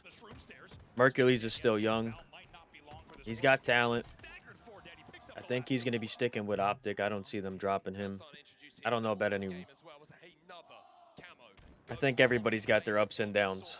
They have lost pretty much every single power-up so far in this game, which is making it very, very difficult to get kills on the board, But let alone get that you got champs, and you got EWC, and that'll be it for this Call of Duty, and we wait for the next one. The patience to make sure he doesn't accidentally drop down, picks up a double as well. And now with just 3:39 left, you feel like it's just a few extra moments here for Optic Gaming to just continue slaying. 3 dead yet again. How many times have we said that? 3, 4 dead for FaZe. Too many if you're a FaZe fan. It's the only real answer you can give to that. Formal with another kill, 22 and 9. Formal on this game at the moment. Penguin. I really wish Super would have just knocked that goofy little fuck out. That'd have been hilarious. He'd have been tossed out the league for sure, but that'd have been fucking funny. Leading in every single category and has a bomb arm to his name. You cannot say enough about what that man is doing here in this grand final, specifically in this game. Chance here for FaZe though. They've got that bomb towards the base. They've got 3 dead as well. Falcated, even That's just crazy. That's just a sad loss to see. for the majority of this game are going to get an arm on the board here, and it's Should have definitely gone to Game 5. in this game. There is life, there is a chance, there is something for FaZe to hold on to. And you wonder, with the stat lines on the screen, every single member of FaZe negative here, and the numbers that we just discussed at length on Optic Gaming, how on earth? I just don't know if anybody's gonna stop FaZe. Like they're playing out of their fucking mind right now. This is gonna be a tough matchup for the Heretics. How to get the job done. And finally, Penguin will grab for them as well. It's 2 dead on the side of Optic. And Penguin takes the 1v1 and wins it against Legend. 2 dead here on a minor man advantage. FaZe know they need to start moving this bomb, and that's exactly what they do. Damn. Penguin doesn't really want to be the player with this bomb in his hands with the camo. He wants to be the one Nope. influencing the fights. He's Sorry, the one guys. who wants to take the individual where he has that first shot advantage. All of Optic trapped in the back of the base. 2 minutes left in this game. The camo disappears. They're going to have heard that as well from Shroomstairs. The push has to come now. The threat sensor goes in here. That's going to give away all the positions of Optic Gaming, who are just waiting and hoping their grenades will connect. But it looks like damage advantage is FaZe's again. Only 1 kill, though. Still a lot of work to do on the arm. Yeah. Renegade gets 1, though. That's going to slow down the push here from FaZe, but Falcated will clean up another. Legend, inside of the gen, will get the trade, and that trade is massive. For Optic Gaming, they can now get that bomb away. And that cost a lot of time there. FaZe put a lot of energy, a lot of eggs into that basket. You have to wonder about the play call. Trippy hoping the damage might come in, but all of his camo dissipates holding the bomb top util. I think the frustration there, and you couldn't understand why FaZe had to play that. I mean, that they did. Optic coming off spawn for them like they're gonna have finishing that placement 2 nades each, which they keep banging gives us better positioning for champs. But it's got to be, we got to change some shit up. same amount of utility to use, and they have to try and wait those nades out from Optic. Gonna be a rough champs if we're playing like that. Optic defend, and FaZe still chase the game. You're right, those grenades paid off. They've delayed a lot of time here. 47 seconds left on the clock. 3 will fall, however, from Optic Gaming Legend. Last player alive, bottom middle, and he will be taken down. Okay. 41 seconds left. Here comes the FaZe push. It has to happen now. Oh, that is a huge grenade coming in from Bound, though, because that's on the bomb carrier. That slows the bomb progress down. 2 dead aside. 27 seconds left on this game clock for FaZe to pull off a miracle. Falcated was hoping it'd be a free camo, but now him and Suppress are both in trouble. One of them should be able to get this camo, but they have to fly right now. 15 seconds left. 2v2 on the map. Penguin throws that one out into the courtyard. Somehow stays alive. Trippy's there as well, but Renegade, he'll find 1. He looks for 2. Renegade gets 2. This guy is slaying. And puts Optic Gaming 3 up in the series. It's not over yet. What a game from 3-0 right now. And I cannot wait to pull these stats back up, because if I'm not mistaken, Formal not only had the amount of kills that he had, I believe he was 1 assist away from having more assists than anyone on FaZe having kills, which is something I don't think I've ever said in a Halo tournament, let alone a grand final. Let me double check that. Formal goes 28 and 17 with 20 assists. Yes, 1 shy of suppressed 21 kills, and I cannot remember the last time I've seen something like this in a grand final. A KDA of 17.7 for Formal. Do you see how on the right side of your screen, some of those numbers are not like the others? Yes. So if you guys are unfamiliar with the way Halo gets played out for the grand finals, when you make a loser bracket run, you do have to win 2 best-of-7s. The first 60% of the game, this is what we were seeing. It was just FaZe completely getting mauled in the back of their base. And they barely got out a few times. It felt like they suppressed, for example, pushing out and winning battles that he shouldn't have won. That was the only way they got out, was winning 1v1s where they managed to kind of win from a disadvantageous situation. And It's all up to Optic Gaming on the Halo side of things. They keep the green wall alive for the weekend. Sake of the series, it's another Optic Gaming win, but things got close. Even Formal knew that Optic were playing well, by the way, because usually if Formal loses that fight, he is furious. Right, I think he had so much to be happy about before that. Having just blended FaZe for the first 2 minutes of the game, he's like, okay, you can have 1. But I just want to take a second and give you the opportunity to break down just how brilliant the opening was for Optic Gaming. They get 3-4 dead, and then they set up perfectly with the full coverage of the map to spawn kill FaZe. It really was. Also, plays like this, we got to take a moment. Look at how Sabri plays that so well, because especially anyone who's played a lot of, Halo long enough, as well as Halo Infinite long enough, you come down for that melee, all of a sudden it's a wacky angle, and you've gotten back whacked, and there's the wrong metal in the feed that you don't think should be there. But I couldn't agree more. It was just the poking and prodding from Optic Gaming, the way they kept FaZe 2 dead for so long, has paved the way for a, so far, green wall across the series layout. They're 1 game away from sending us to a best-of-7, and this has been one of the fastest championship Sundays we've seen so far, and it continues to be fast. look here at the CTF matchup at Dallas so far. FaZe, perfect. Optic Gaming, not so much. Average margin of the win as well in CTFs. Very, very impressive from FaZe. But those stats, you've got to take into account what's probably going through the heads of the players on the stage right now. It's a very different feeling if this was a 0-0 series and we're going into CTF as game number 1, right? Because FaZe have just been battered. It's as simple as that. Battered in that last game. Even though it ended up 2-1, so much of the time was spent on the respawn screen that it's difficult to get your head into the next game and forget about how that last game felt. So first flag cap here could be really influential on if we see another game of Halo or if we reset the bracket here and go to a second best of 7. Look at Trippy's stats so far as well. 1.54 CTF KD, as well as 6 caps. 10 steals, big numbers from him. So far outclassing Renegade, but it's been a different story so far this series. FaZe needs to be ready to play at a blistering pace in this game, but they also have to watch out. That is a very, very two-sided sword if you think about the opposite side of that blade. If they play this too fast and lose control of their base, they could see themselves on the receiving end of a double cap with the speed at which Optic Gaming is playing today. Yeah, that's the level of Halo we're talking about in Coliseum. Capture the flag. You go 4 dead, and either team has rockets and a sniper rifle, there's a good chance you're going to lose 2 flags. That's how good teams can be when it comes to this particular game type, which I have to say, I love being back in the suite of game types we have for the HCS this year. Yeah, absolutely. It's provided a lot of, as we said, new action across the new game modes and new challenges. And so far, Optic Gaming talking about how that wasn't their strong suit and Slayers weren't their strong suit. And you could tell probably the Arlington elimination bracket run and this elimination bracket run has had something to do with it, but they have certainly brushed up on a lot of these game types. As you can see, it's all smiles on the face of Optic Gaming so far, and for good reason. It's all smiles for Optic, apart from Legend. Look at Legend is warmer in looking at hand. his monitor as if he's going to kill everything on the server. He actually has been. Which is what he does. Yeah, that's what he's been doing.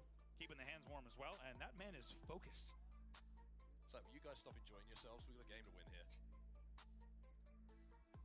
Love it from Legend. It has absolutely shown in the gameplay. Love the discipline that we've seen from him time and time again. How about, as we have a moment before this game starts, about his gameplay on that King of the Hill. Solitude, it has been a different level of thoughtful, intentional gameplay, and you could tell with Legends. I'll be right back and use the restroom. This man is absolutely locked in. He's got the look of a man who's annoyed that he's not playing Halo. Because he spent so much I of his thought life the game was playing going to Halo. start. Yeah. Can we just play more? What do I do between games of Halo? He goes, there's one more game in the series, and I want it to start right now. Well, CTF Origin is where we're going to be heading. If we do get to a next game, though, it is going to be Slayer Streets, where FaZe, we go back to that Slayer record, even though they didn't get that win on the board in game number 2, they can rely on the fact that they know they're pretty good at the game type. And then it's 3-2, and it looks very, very different. So we're going to have to keep our eyes on if FaZe can take this one. This is the leaders when it comes to kills and KD for Optic Gaming in this grand final. That's a 1.44 and a 1.49.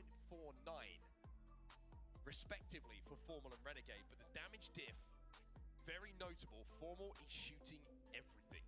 Everything. And how about 52 kills apiece? That is a wild stat line. When you talk about kind of spreading the work across an all-star God squad like this, the fact that they would each have 52 kills apiece, pretty wild to see time and time again just how much Optic Gaming, each member, doing their part so far on another elimination bracket run so far. It's interesting when we talk about Optic, and we've sort of discussed it a lot. It's like, oh, one player feels a bit quiet. It's like, there's only so many kills to go around. Like, if one player goes plus 30, like nobody else can. Like, you could look at that and go, well, are Legend and Bound playing well? Look at their POVs. They're playing insane. Everybody's playing insane.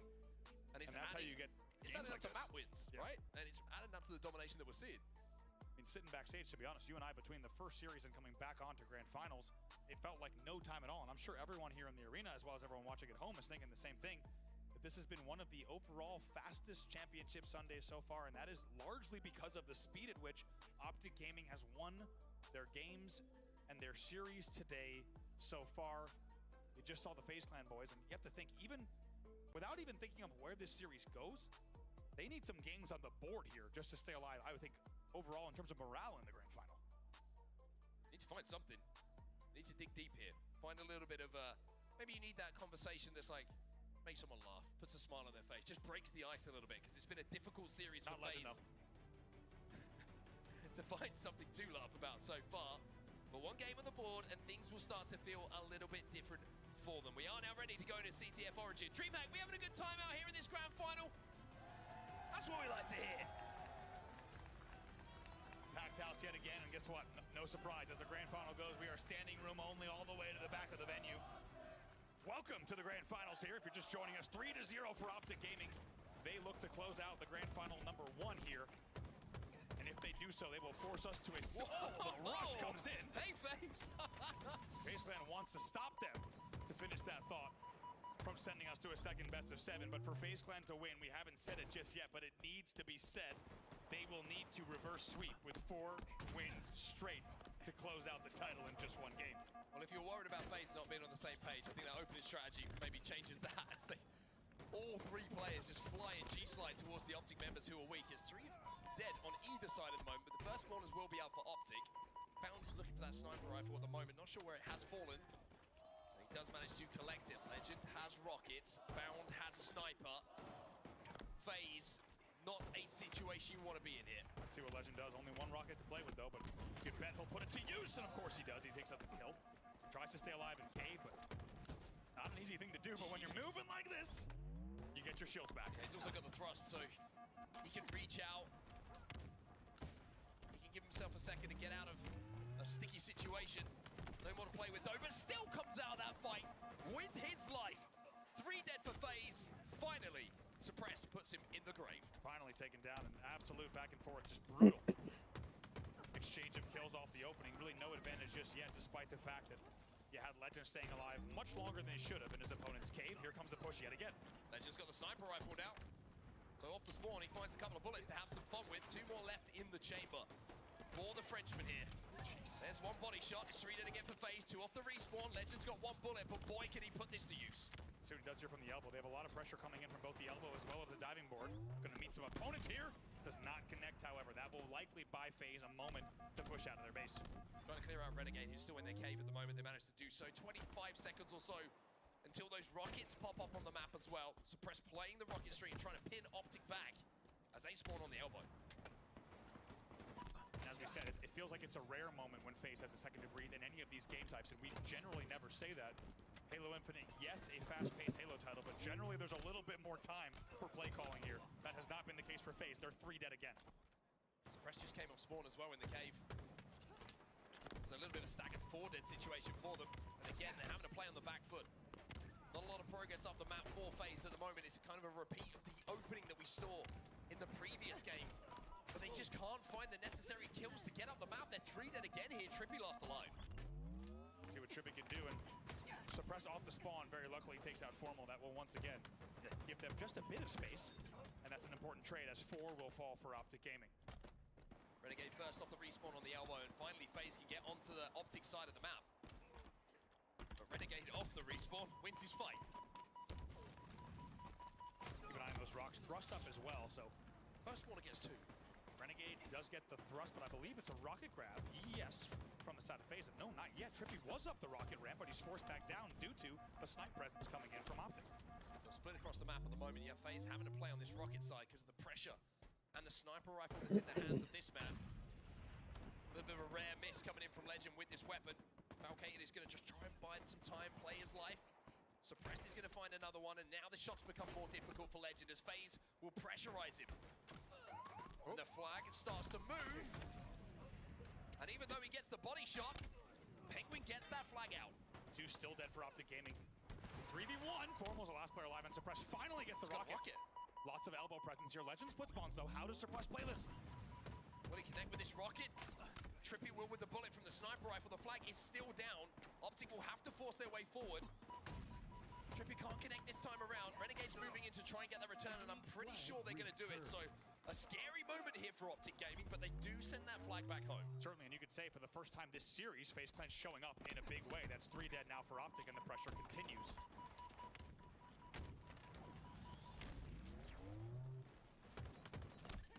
FaZe starting to find a little bit of chemistry here. Killing spree for Trippy. 5 kills in a row. And they're going to have to summon Big Game Trip at this point, because this is Trippy. He's just struggling to find a little bit of momentum at the moment. As are the rest of his FaZe Clan teammates. 3-0 the series score at the moment. Still tied up in this game. Yeah, Miami's been good. That objective has moved, and we felt like there's an opportunity for that flag to be completely run back. Yeah, absolutely. Big trades here coming in. Finally But FaZe, As we said, FaZe putting up their best fight I yet. don't know. This COD FaZe team are How they're going to finally break this FaZe wall.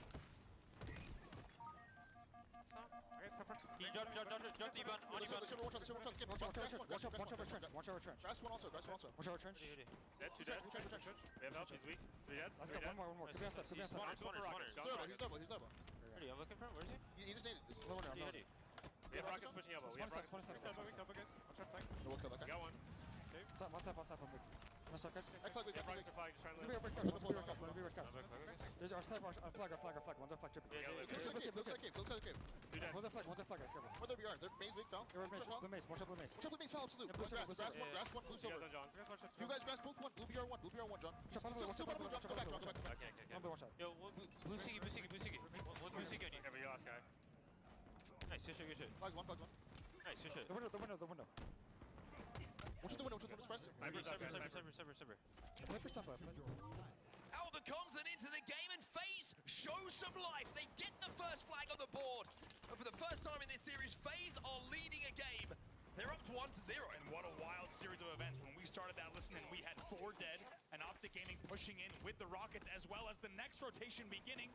Renegade spent a lot of resources on pre-rocketing the back of the base and then checking the back of the base. In the end, they get counter-capped on. FaZe takes a lead, as you say, 1-0. So FaZe finally with something to talk about. Showing some signs of life in this series. Renegade does have the sniper rifle. We'll Yeah, find one. dude. 2 dead here for FaZe as Optic continue to control Rancor is good. this snipe side of the map. Super is good. And it feels like doing it in true Optic Gaming fashion, right? Never the easy But way. like Set up once between again, if they Simp wanna and do it in this Abeezy, game, it will need to be a comeback story, 5 minutes on the clock. that dynamic duo was insane. And we'll find the kill, but Falcao did take one to the grave before he went down himself. FaZe have got just under 5 minutes to hold on in this game to get this game on the board. Nice body shot from Renegade, but not without damage being exchanged. Trippy flies in. Formal is there.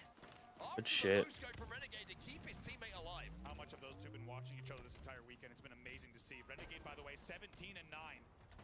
Some of the most unbelievable consistent stat lines we've seen in the opening 2 events Woo! of the season. And he's not done. Dude, giving Renegade that snipe is fucking. He's nasty. Now he's searching for a penguin. Can't quite find him, but finds the body of Suppressed. Knows the penguin's still alive somewhere or other. Gets the comms, gets the call out. Will get the clean Yep, up with this. there's the remaining nade. 2 dead here for FaZe, and still a bullet to play with that doesn't connect this time around for Renegade. Comes around the corner with a sniper rifle and a terror for Penguin. He gets hit by both in the end. Here comes Rockets. Rockets. Legend. Can they make it happen this time? It's the same exact setup. 3 dead. Rockets in hand. Can they do it? Legend's going to have to be the flag runner here. Look at that kill feed. If it's a FaZe member that goes down, there's a massive opportunity. Oh, you missed the flag. This flag. Remember, Legend still has these rockets to play with. Loses a second on the run, though. Loses a second based on the flag juggle. Has to burn. Well, 2 rockets. Has to burn both. And you have to wonder if the split second that cost them on the flag fumble will come back to bite them. It will. A triple kill for Trippy. 4 dead for Optic. Uh-oh. Fluff their lines. Cannot get that flag back home. Cannot get the kills they required to make that flag run cleanly towards their base. And Trippy clutches up with an initial double. The rest of FaZe deal with the rest of Optic. And now Optic have got to be careful that they don't get capped on themselves. They're still 2 dead, and FaZe are moving this flag. Form was also weak here in the fountain. Good silver control from Trippy. Wins the battle. It's another killing spree for Trippy. And we mentioned now they need big game Trick. Well, he's 20 and 15 right now. He might be looking to make it 21. Renegade will win the fight, but it's 3 dead on the side of FaZe right now, and Bound will get the kill onto Falcao to slow this run down, but Penguin still alive, still being a nuisance under the base. Renegade has more work to do. Legend has to work here with Renegade. There's a cave player here, Suppressed, who wants to get a touch on this fountain flag. Now FaZe have a decision to make. Do we try and force this flag? Do we protect our own? The flag will be returned for Optic Gaming. As Renegade finds 2, a triple will open the door for Optic to get this flag moving. Formal moving in, looking for that final kill, getting that flag moving. Look at the move as well. Doesn't even bother with Penguin. They leave Penguin back. Wait, Oh. stop. They did not kill Penguin. They didn't kill anyone. The fuck? 3 dead for Optic, and another opportunity to run a flag slips through their fingers. Oh, look at Celium pop off. Celium's having himself a fucking game right now. 16-8, 16-9. 2 dead here for Optic. Bound going to be taken down as well. Formal's last alive here on the elbow. He's going to be dealt with as well. It's 4 dead. Trippy can run this flag towards the elbow. Renegade first spawner in the fountain. Might get the kill. Suppress killed him. Does not cut him down. Suppress holding down the snipe side angle. Second flag running for FaZe. Suppressed with the game in his hands. Penguin finds one though. Formal challenging from the window. Flag is down. And so are pieces of Formal's visor. That is a nasty shot coming in from Suppress. FaZe are running this one home. There goes the flag cap. FaZe and Suppressed as this second flag, yes, indeed, go home. Suppressed and the rest of FaZe clan showing up in a big way for the first time in this series. They are alive and they are leading by 2. That could be the dagger for game number 4. 3 dead for Optic again.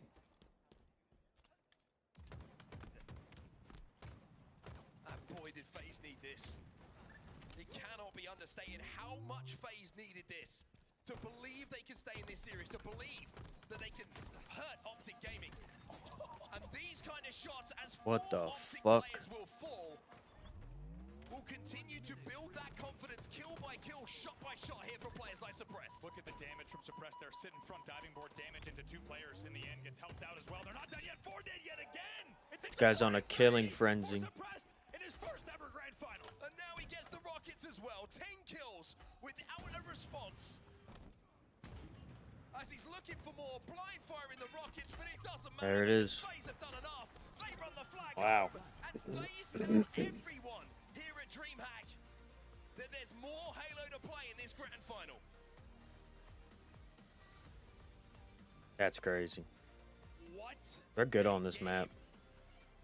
From FaZe clan, it took a little while for them to get hot. But once they did, they changed the course of this series. Now, of course, still a very long road as they trail 3-1, but I think most importantly for FaZe fans, as you said, it's signs of life. There's 4 down. It's signs of life, but there's also, you're starting to see Miami's on point. Brilliance, which is what we talked about with Optic so many times. A big play from a Renegade, a Formal bound legend. They're not on point anymore. On the Optic side, but Suppressed and Trippy. One offensively with that sniper rifle, but one defensively. Trippy got so many important defensive kills to keep that game tied up initially at 0-0, where Optic was swarming all over their base. Easy and Simp off to a real slow start. Well, is once they got that flag moving, they did not make mistakes. They capped. I cannot believe, I cannot wait to see some highlights, specifically because Optic, time and time again, perfectly timed from the team in the back. If we take a look at some of the best moments from that game, and there were many. Time and time again, FaZe had 3 or 4 dead with the Rockets wrapping elbow side. And to everyone's surprise, certainly ours and certainly theirs as well, unable to get those flags properly off the stand. And this thing, let's not forget, 5 minutes in, we were still here 0-0. Oh my god. And there goes 4 down for FaZe. Miami's on the hill. It's amazing how FaZe get that first flag, and then they just look like a different team. Just completely look like a different team, and not the team that we saw. This was a big moment here. That looks like a big miscommunication from Optic. Legend looked like he wasn't sure where anyone was. Looked like he was pre-firing. Also, as we said, he flag fumbled. If he doesn't flag fumble, that is about 1/2 second to 1 second where he's further down trench, and none of that takes place. He probably hits the G-slide all the way down to his side trench, and it could have been a 1-1 game. So look at this play from Suppress. I love it. Isolates, engages both, then ISOs the 1v1. The team in the back already knows we had to see it twice. As the team finishes that, he wasn't done here. Comes up elbow, stays alive with even more help. Wins the fight against Renegade as well. A little bit of help comes in to help him do so. But I think the biggest shot, in my opinion, that Suppress hits in this game is when they're running that flag. That's the killing frenzy, by the way. 10 without response. Don't see that very often, especially in the grand final.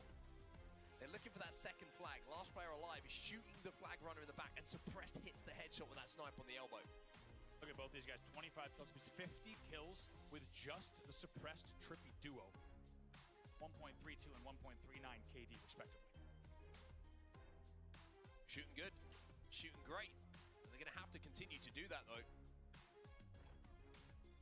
If they want to pull this series back a little bit closer, it's 1 game on the board. It's the start of a comeback here for FaZe, and now we move in our series layout towards a Slayer. They lost the first one, but like we highlighted before any bullets were fired in this grand final, FaZe's Slayers this tournament, outside of that game number 2, have been flawless. Really, really surprising to see the way that went down for Optic Gaming. They had so many chances, and how perfect have they been today? It felt like every single push, every single break, up until that moment, was exactly what Optic Gaming wanted to do. But now FaZe, with a game on the board and maybe some momentum, can they stay alive in the series? Of course, Optic Gaming still just one game away from resetting the bracket. Yeah, that's the bigger picture still for Optic here. One game is all they need to reset the bracket and send us to a second best of 7 in our grand finals. So Pressie's going to get that red gun early on. The Stalker in their control. As attention now moves towards the camo. Found in a 1v1 here with Trippy. Trippy wins it! Oh, wow. And all of a sudden, you're starting to see a couple of FaZe players win those big individual fights. Absolutely worth noting just how slow the start of this was. We'll have a chance to talk about it after the camo grab, but Renegade gets away with the camo most importantly for Optic Gaming. His teammates do an amazing job of keeping him alive because he was dodging bullets left and right. FaZe knew that he was somewhere, but weren't able to spot him out. He's also got the Stalker rifle in his hands, and FaZe aren't moving here. Trying to bait the camo out. Trying to waste the time and see if they can ice. They don't know. Finds one, turns 2. Renegade with a double kill here. It might be a triple. All 4 dead for FaZe. A beautiful push from Optic Gaming. Beautifully done there. And honestly, FaZe tried to bait out the camo timing and play in pairs at both Music as well as PD, but they get involved in the A battles, and when you do that, you can no longer try to eagle eye the camo, and Renegade plays it perfectly. Miami still map 1. Plays it perfectly, and now they have this 11-6 lead. Okay, weak at the back of the tower as well as a killing spree bound. 5-1 for him at the start of this game. And 5 without response since that death. Dangerous scenes here for FaZe because it feels like all the momentum off that last game with a 7-kill deficit and Optic doubling their score so far has all but been erased. Hit him with the repulse. I mean, Bound is to be in the ultimate bait here. Every time he's no shields, a FaZe player moves in to clean him up, he just pushes him away with that repulse. That repulse felt very on brand for Bound's personality. It really did. Nice little trolley. Give me just a second, I'll be right back with you. Puma versus Penguin. Penguin's going to win that one, just dancing around the palm trees. But still a 6-kill advantage here. Make that 7 for Optic. 8 for Optic. How's the last player alive here? Sees 4 more, has to take the fight due to the fact that he's already going to be seen as that camo was just taking a second to come back and give him full coverage. And Optic will shut that down. Yep, Val trying to do everything he can, as you said in 1v4. He'll be happy to have burned the camo, but S4 will fall for FaZe. Optic still essentially just about doubling their score of their opponent still. There it is. Miami wins map 1. Stalker in the hands of Renegade as well. What a push that is from Penguin, by the way. Wow. Most important kill on the map, the player with the Stalker rifle they deal with. Penguin looking to move in, but extremely aggressive in that situation. Maybe thought there was more damage than there was.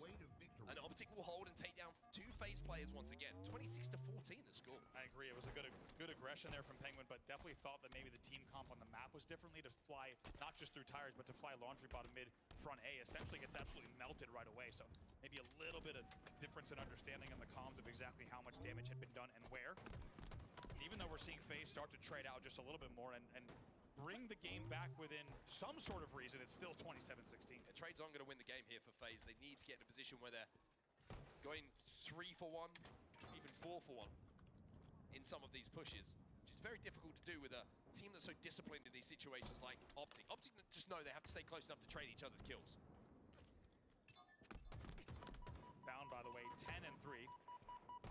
More than triple positive at this stage in the game. And we're, by the way, past the halfway mark to be over triple positive.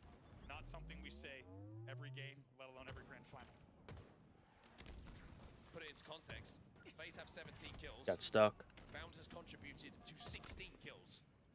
If you add those assists alongside the kills he already has. 3 dead though for Optic Gaming. Legend might be going down as well, but he still gets out of this situation.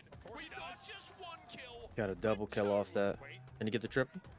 Trippy in the 1v1 versus Legend. Oh my god. Take it, frame it, put it in a museum. If that doesn't sum up what Legend will do to your team as the last player alive, I don't know what does. And as a result, Optic Gaming is in the lead by 10 yet again. Come on. We hear the Let's Go Optic chant start as well. I want to know what that is in French. My French isn't great, but they're going to have to learn it soon because Legend has been unbelievable in those last player alive situations. No right to come out of that with 1 kill. A trade would have been brilliant. He takes 3 down from FaZe. Can't let that happen. That's the type of sequence where you're watching the first kill and you go, Stuck him. shouldn't have gotten that one. Definitely shouldn't have gotten that one. And for the third one, I mean, that was just icing on the cake. 37 to 29. Optic just got to not make mistakes here and they will reset the bracket. Formal's in no rush. Love it. Just gonna screen watch here. Hey, take it when you're in the cafe. Take your Sometimes it's nice time. to just put your feet up. This is not a takeaway. Get yourself an oat milk latte. This coffee is for here. I feel like Formal's more of a cold brew kind of guy. 38 to 29. Renegade finds another FaZe member to add to his tally. Suppress no shields. Formal finds him as well. FaZe are falling at the moment like dominoes. 10 to go. They're wilting a little bit here. They're down by 10. Optic only need 10 to send us to that second best of 7. I knew the nade 9 was kills to coming, go. and it just scurries away right after the nade. Blows up. Beautifully timed yet again. And as you say, 9 kills to go for Optic Gaming, and with an 11 kill lead, it really is just a victory lap for them here. Camo's going up as well when they get that first kill once again in the team fight. And Legend sees that opportunity to try and get behind enemy lines here. All eyes on the Camo here for FaZe. All eyes on kills here for Legend. He'll win that one as well. It's another double kill for him. He's 12 and 6. Double positive in this game. With 10 assists, by the way, double the assists of anyone else on the team. With a stat line like that, it's easy to understand why they're just 4 kills away. Trippy down. Formal picks up another one. It's just 3 to go now. As Legend tries to hold off 2 members of FaZe. If there's anyone that could do it, though, with the work we've seen so far in this game, it's probably Sabri. 1 kill to go. Just 1 kill to go here for Optic Gaming. There it is. But it's not going to be enough. Formal closes. Gonna do a full reset. Gaming send us to a second best of 7. Optic reset the bracket. And now it's a shootout between FaZe and Optic as to who will be your champions here at DreamHack. They do it again. And on Championship Sunday, we do not mind more Halo. Bring on the second best of 7. Optic Gaming, it only took 5 games. They send us the distance and 1 more series for the trophy here in Dallas. I'm curious to see if Miami can stop the relentless FaZe in their S&D. Everybody does. It's just, can they slow down this A arsenal? And do FaZe switch it up? Maybe look back at that VOD, see what this Heretics team likes to see. It's going to be FaZe on attack first. Cell shooting. And that map won. He slowed down though, but yeah, somehow ends up negative.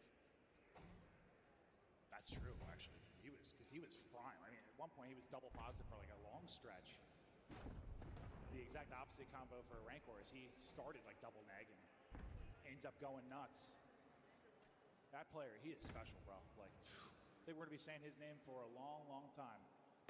Abizi thinks he finds the opening. Realdo is lurking, and he's gonna have plays like that that's gonna drive Abizi insane.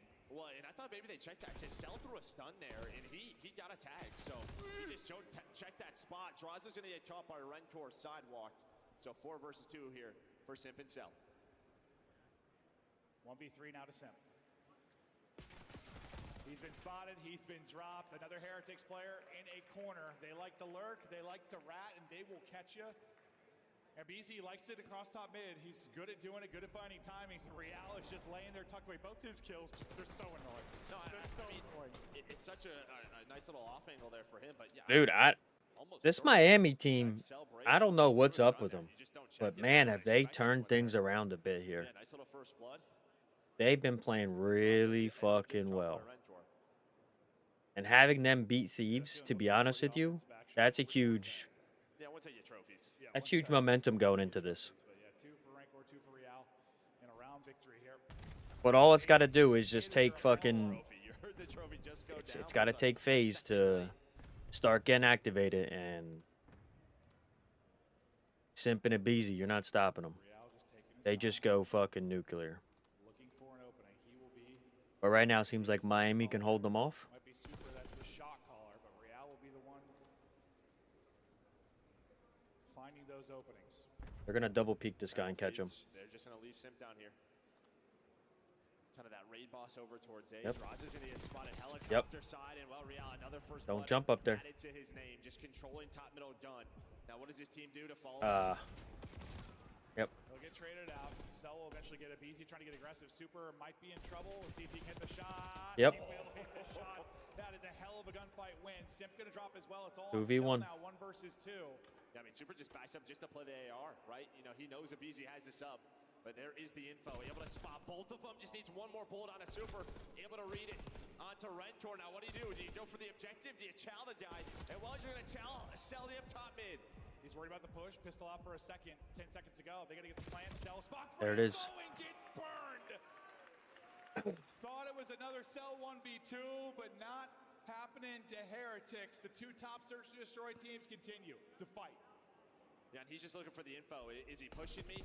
Does he maybe cross towards the objective? But heck of a 1 versus 2 there for Cell. If Rancor doesn't hit those shots, he loses the round. Yeah. Like, dude, he's 4-0. But maybe more impressive was the Super, just to make sure they had the numbers, because he was getting hunted down by Abizi. Wow.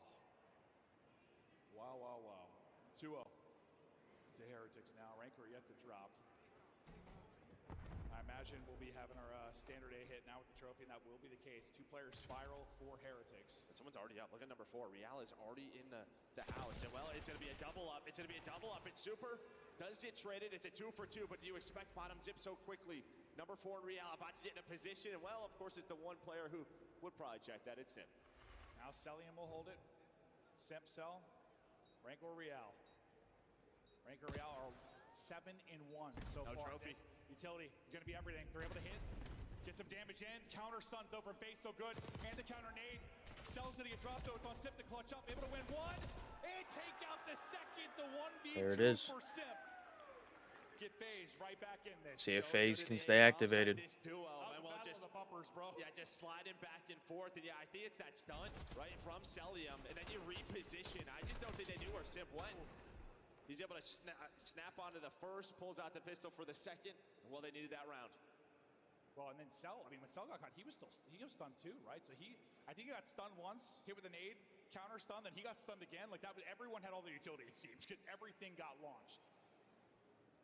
But in the chaos, your 2 MVP candidates from FaZe step up and Simp and Cell and get the round win. On the other side, it's the the Rookie of the Year combo. Well, straight up B. It's all about can you get this bomb down cleanly. You already have the information if you're FaZe. 3 players backed up, but that's going to be the first blood. Another one here for Miami, leading that category. And now Abizi is so far away from this. He's obviously trying to do what he can, but he's relying on his teammates, and now his teammates are going to get flanked. It's going to be Metals. Maybe that shuts down this round. So many openings for FaZe, and that is it. So Abizi, well, he was hoping that doesn't happen, but nice little play there for Metals. Metals with the play and looking like a 3-1 round edge. Dominating in the first bloods. Abizi looking for kills, finding some, but just no time to work with, no opening to work with. We are 4 rounds in. Super has 2 first bloods. Real has 2 first bloods. FaZe have 0. Oh, so it's 4-0. Okay. And that's a problem. Yeah, especially there, right? I mean, over towards that B bomb site, you just cannot get caught. And well, Metals, he found the opening. That lets them know Abizi's probably flanking. Yeah, I mean, if you have all 4 players there, that's something that's probably picked up. But Simp gets caught early, right? You just can't drop there. Miami's playing good. Get him around, but then you get caught early. Miami is playing good. They just gotta keep it going. Easy hit with the nade, trying to get across top middle. He got caught once. What, in that round 1, they got some eyes on him. He hits the nade. That's gonna be time to go. Real goes across on the other side. Whoa. I don't think they're reading Real. So quick in these rounds. So much information given to his team because of him. Well, Super, another first blood. Oh, the COD timing. Bomb, though, going down. Well, maybe not. He's The COD timing. Celium, though, might get hunted down by 3 of Miami Heretics. He knows this, and he's like, I'm getting to my friends. Hell of a life there out of Cell. Gets the kill, crosses to his teammates. Now trying to find an angle here to help out. Can he get another one? He gets caught. Nope. Metals with a big one. All right, there's Drowza. The trade 2 versus 2. Ooh. Pressure coming to Heli. Simp is able to win his fight. Oh. Draza just dancing, Nope. then dropping. 1 versus 1. Simp's already had to win a 1v2. This time, got to clutch up in the 1 versus 1 to get the second round on the board. Super's going to You saw him. Simp is going to get eyes. Is he gonna call the bomb check? The check. Simp will get there. Simp will close in. Oh my God, he did get there. Wow. I just shut up because I don't want anything given away. And I mean, on the side of FaZe, I mean, yes, Simp wins the 1 versus 1, but that round is all Cellium. He brings it back after Easy dies. That just wastes so much time, gets his teammates to him, plays a good bait so Draza can pick up the trade. I mean, I guess you feel pretty good if you're FaZe and you're down a round and you don't have a single first blood. But at the same time, you've relied on clutches for both. This could very easily be a blowout for Heretics. The Simp clutch is keeping a minute, but something's got to change here in their early round. Super or Real finding far too many openings and picks. Real right back to finessing mid. AR in hand, he did get spotted here. On the other side of the map, BZ just gonna lock down Zipline, it looks like. He's just trying to find some information, and it's just been so patient out of Miami where FaZe just, they don't have the info. You're using a full minute 30. If you are Heretics, just try to find a pick, another first blood to their name. Yeah, BZ tries to find an opening, not gonna happen. We'll hop out to the sky cam here. The simple place he's absolutely tweaking. Now we know this is a spot that players like to check though, but I mean, I don't know if you're gonna expect this. Real goes all the way to cliffside. And behind him, I don't think Simp's gonna see this, right? There's no way. And opening, BZ able to get the first. Simp now gonna get spotted. Oh, but Simp, he gives the call out, but that's bomb. That is bomb. It's just, can Real do something from this position? Chance to be the hero. 2v2. 15 seconds to go. Draws to get a reposition and find the pick. It's all going to be on Rancor now, and he's just out of the play. Bomb down across the map.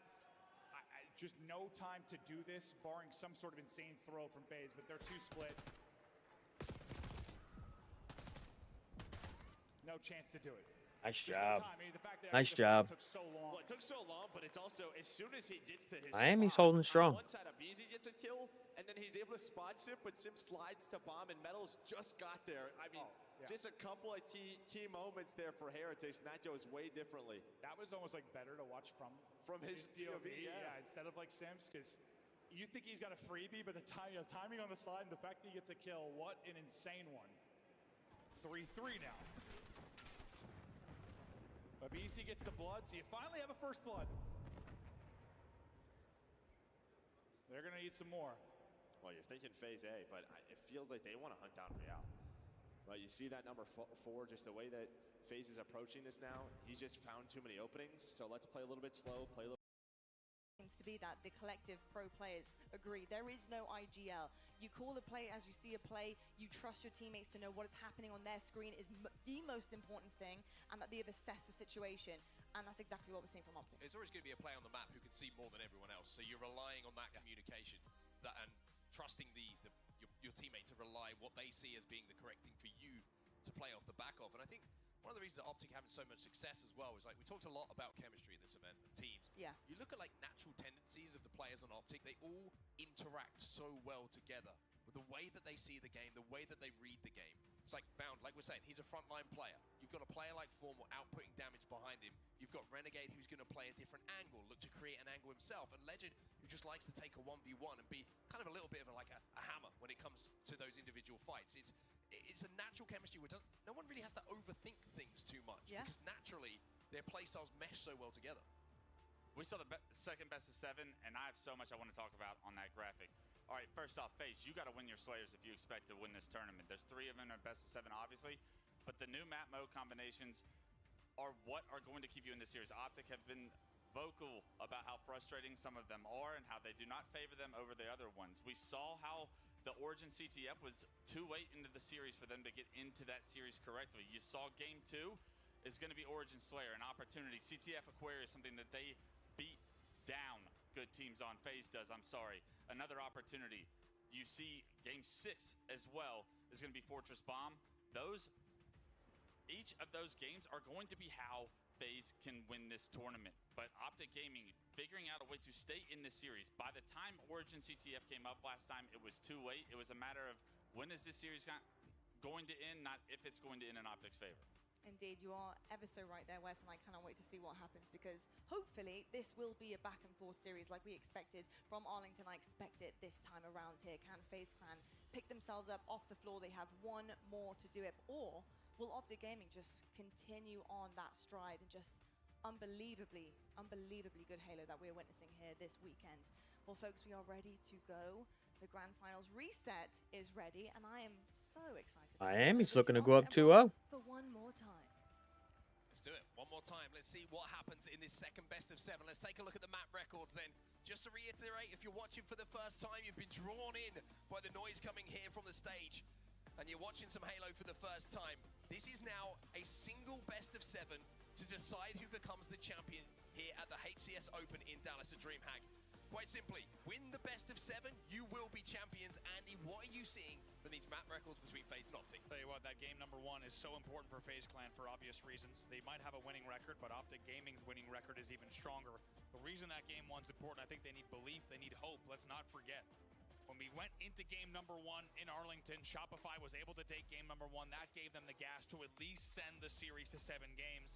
And I think a lot of people are wondering, even though we saw moments of brilliance from FaZe in that game number 4, question is, do they have the gas in the tank to play another best of 7? We're about to find out here with this game number 1. Well, the great news for FaZe is the fact that because they came from that winner's side, they are still in this grand final. They still have a chance to call themselves champions, but Optic Gaming will be full of momentum and full of energy heading towards this second best of 7, knowing that they could possibly become champions. But it's going to be 2 down off the rip here for Optic. FaZe seem to be just a little bit more relaxed. Right, welcome along to your second best of 7 here. Nice work. Suppressed it. Outdone there by Legend, and a kill looked like he was going to get for free. 2 dead here for FaZe Clan with the camo popping, but welcome along here to your second best of 7. We hope you got your snacks, your drinks, and you're locked in for even more Sunday Night Halo. Found was last player alive there, and Trippy was able to steal the camo away. So a great start to this game coming in from FaZe. They had control of the A and C strongholds at the end of the map and were scoring momentarily. They have given up A as the respawns now come in for Optic, but with the camo in their hands, they should be able to get into a position where they can put some pressure onto the Optic members, pick up a couple of kills, and look to recapture one of these strongholds. Still 2 dead for FaZe, and Optic still scoring as they will now go into the lead here. And Trippy do whatever he can with the camo, but he's largely been limited to just nest and C-plat angles. Yeah, Optic got out a little bit too easily towards B there. Val will find one, and Trippy now has to kind of engage once his shields have come back. Val pick up a second one as well. And finally, all right, 1-1. FaZe can start to move towards B. There is another player still alive here that's going to be Formal. And Formal at the back of B is being an absolute nuisance, but those shots from Trippy were so important to win. Bound is on the pillars. Trippy with some more good shots, but not as good as Bounds. Trade will come in though, but still no conversion here on B, and Optic have moved towards C. Those 1v1s will continue to be so important. They were so important in the first series, and that's twice now that you've seen players from FaZe in battles they could have won, but an Optic player answers back. However, FaZe Clan now scoring with an AB hold. Another kill for Falcated as well, just taking down Formal. UT is up as well. 2 players going to try and force their way towards B here for Optic. One on the pillars, and one up on the nest. Val will be able to pop that Q2 if he wants to, just to give himself an out should it be required. And again, take him down. Great shots coming in from him, but elsewhere, Optic are making the push onto A and will be able to flip this, but a 42-42 scoreline is where we find ourselves as Optic start to score again. Yeah, very nice comeback there from FaZe. They were trailing by about double. However, with a 20-point run, that brings them right back into the game. However, on the back foot yet again. Just to explain once again, if you're walking by, you're watching Halo for the first time, the way the strongholds works, control 2 or more of those strongholds, get them in your control, you will be scoring. If you get all 3, you'll be scoring even quicker. As Renegade will find himself a camo. Oh. A little bit of a surprising zoom in there, but not to worry. He will get the killjoy and Thought he whiffed that. Spree. Of course, that spree a large part of why FaZe was able to get back in this game, but now it's Optic still with the AC hold they maintain, and Renegade with a sniper rifle in hand. Yeah, really big reset there as well. On to C, keeps them scoring, and now they're almost doubling the score of FaZe. 3 dead for FaZe, and the snipe in the hands of Renegade. Knowing that FaZe have to move towards one of these strongholds, Get the feeling we might have some headshots in our future. They will get B, and he immediately rotates because he knows that the only push might be coming from dummies in top mid, and he guessed right. Good comms here from Optic Gaming as Renegade will lock down top tower. Penguin manages to find one. Suppress being a real nuisance, and Penguin will actually turn that into two. That's not played. FaZe will be able to flip C, but the respawn is from Optic already onto A. One thing I'm just worried a little bit about here from FaZe is a little bit slow to progress up the map once they get a couple of kills. They're letting Optic challenge and defend the second stronghold they have control of. Yeah, it feels like if there is any opening and remaining damage, the first spawners are not taking any advantage of it. They're really being forced to wait for each other, which, you know, at certain times is a necessary strategy, but you certainly don't want it to be the standard case. You want it to be the exception in a game, not the rule. 3 dead here for Optic Gaming. Legend was last alive. Manages to survive. And now B, having been taken, A is going to be flipped here by FaZe as well. Flank coming in from Suppress, but just a little bit aggressive there, overly aggressive. As Optic did have 3 members on the map, stacked up in and around C as they tried to slow the scoring here from FaZe. Bound just flies around. You can just tell that Trip wasn't even ready for that rat tunnel angle, but Bound just flies off of the cuts G-slide, gets that angle, and now, once again, gets all the way to A, and it will now be AC hold. They continue scoring at the 85 mark. Trippy and Penguin pick up a couple of kills though. It's 2 dead for Optic Gaming. Formal will find 1.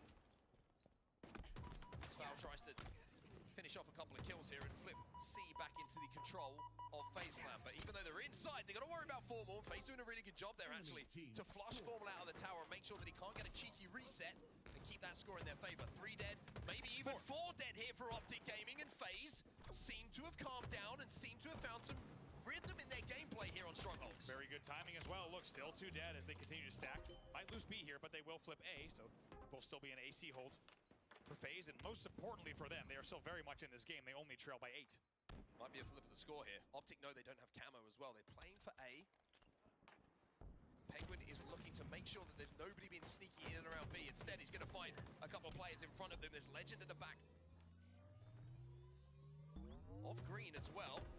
He's going to be, excuse me, there's Bound who's at the back of B. He gets taken down, so B will get flipped pretty convincingly here, and it will be a lead change as FaZe will start to show a little bit of life here.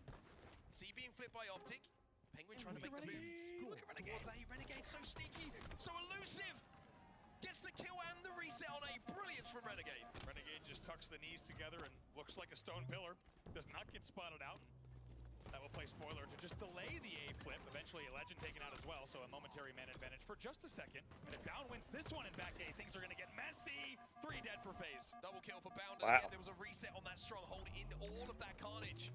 Penguin now trapped at the back of B. He's going to be off the map. It was 3 dead momentarily for FaZe. They're all respawning around C. The double cap still being held here by Optic, but this is a tight game. But Legend can make it a little bit more comfortable if he can hit a couple of bodies or even a couple of visors with the bullets from this sniper rifle. What a response from Optic. The fact that we got to see that first-person POV on what Renegade did. Look at the domino effect of Renegade staying alive at the edge of Rat Tunnel and what happens thereafter. Optic Gaming has had control of the game since that moment in a big 1v1, catching FaZe off guard. It's been a game of double caps so far. Nobody been able to get enough control and enough consecutive kills to look to secure a triple cap where we really will see the score get out of hand. Been more of a chess match than a checkers one between the two teams. Renegade finds a kill himself. Good damage coming out here from Trippy. Onto the players on the sandbags, but the damage is one thing.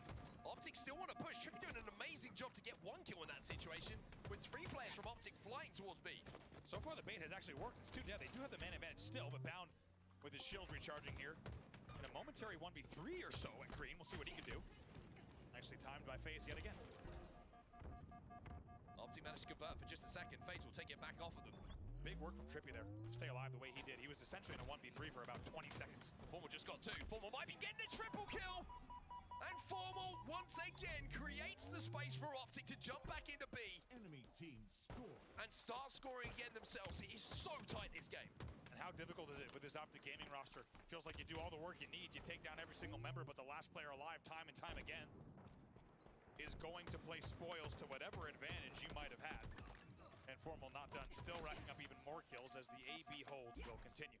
One thing to note here is nobody is really having like a crazy performance out on the Optic side. It's actually Falcated, who's 18 and 9 on the FaZe side, who is having a big slaying performance from them. Optic really have outslayed FaZe the majority of the time, but with the triple cap momentarily in effect, the scoring for them. FaZe starting to pick up a couple of kills, though. But a 157 and 132, FaZe going to have to do more than they've been doing so far. Nice drop from FaZe once again if they can close out B here, but with 2 falling, it's actually going to be an Optic B reset for a moment, and now 3 dead, 4 dead for FaZe.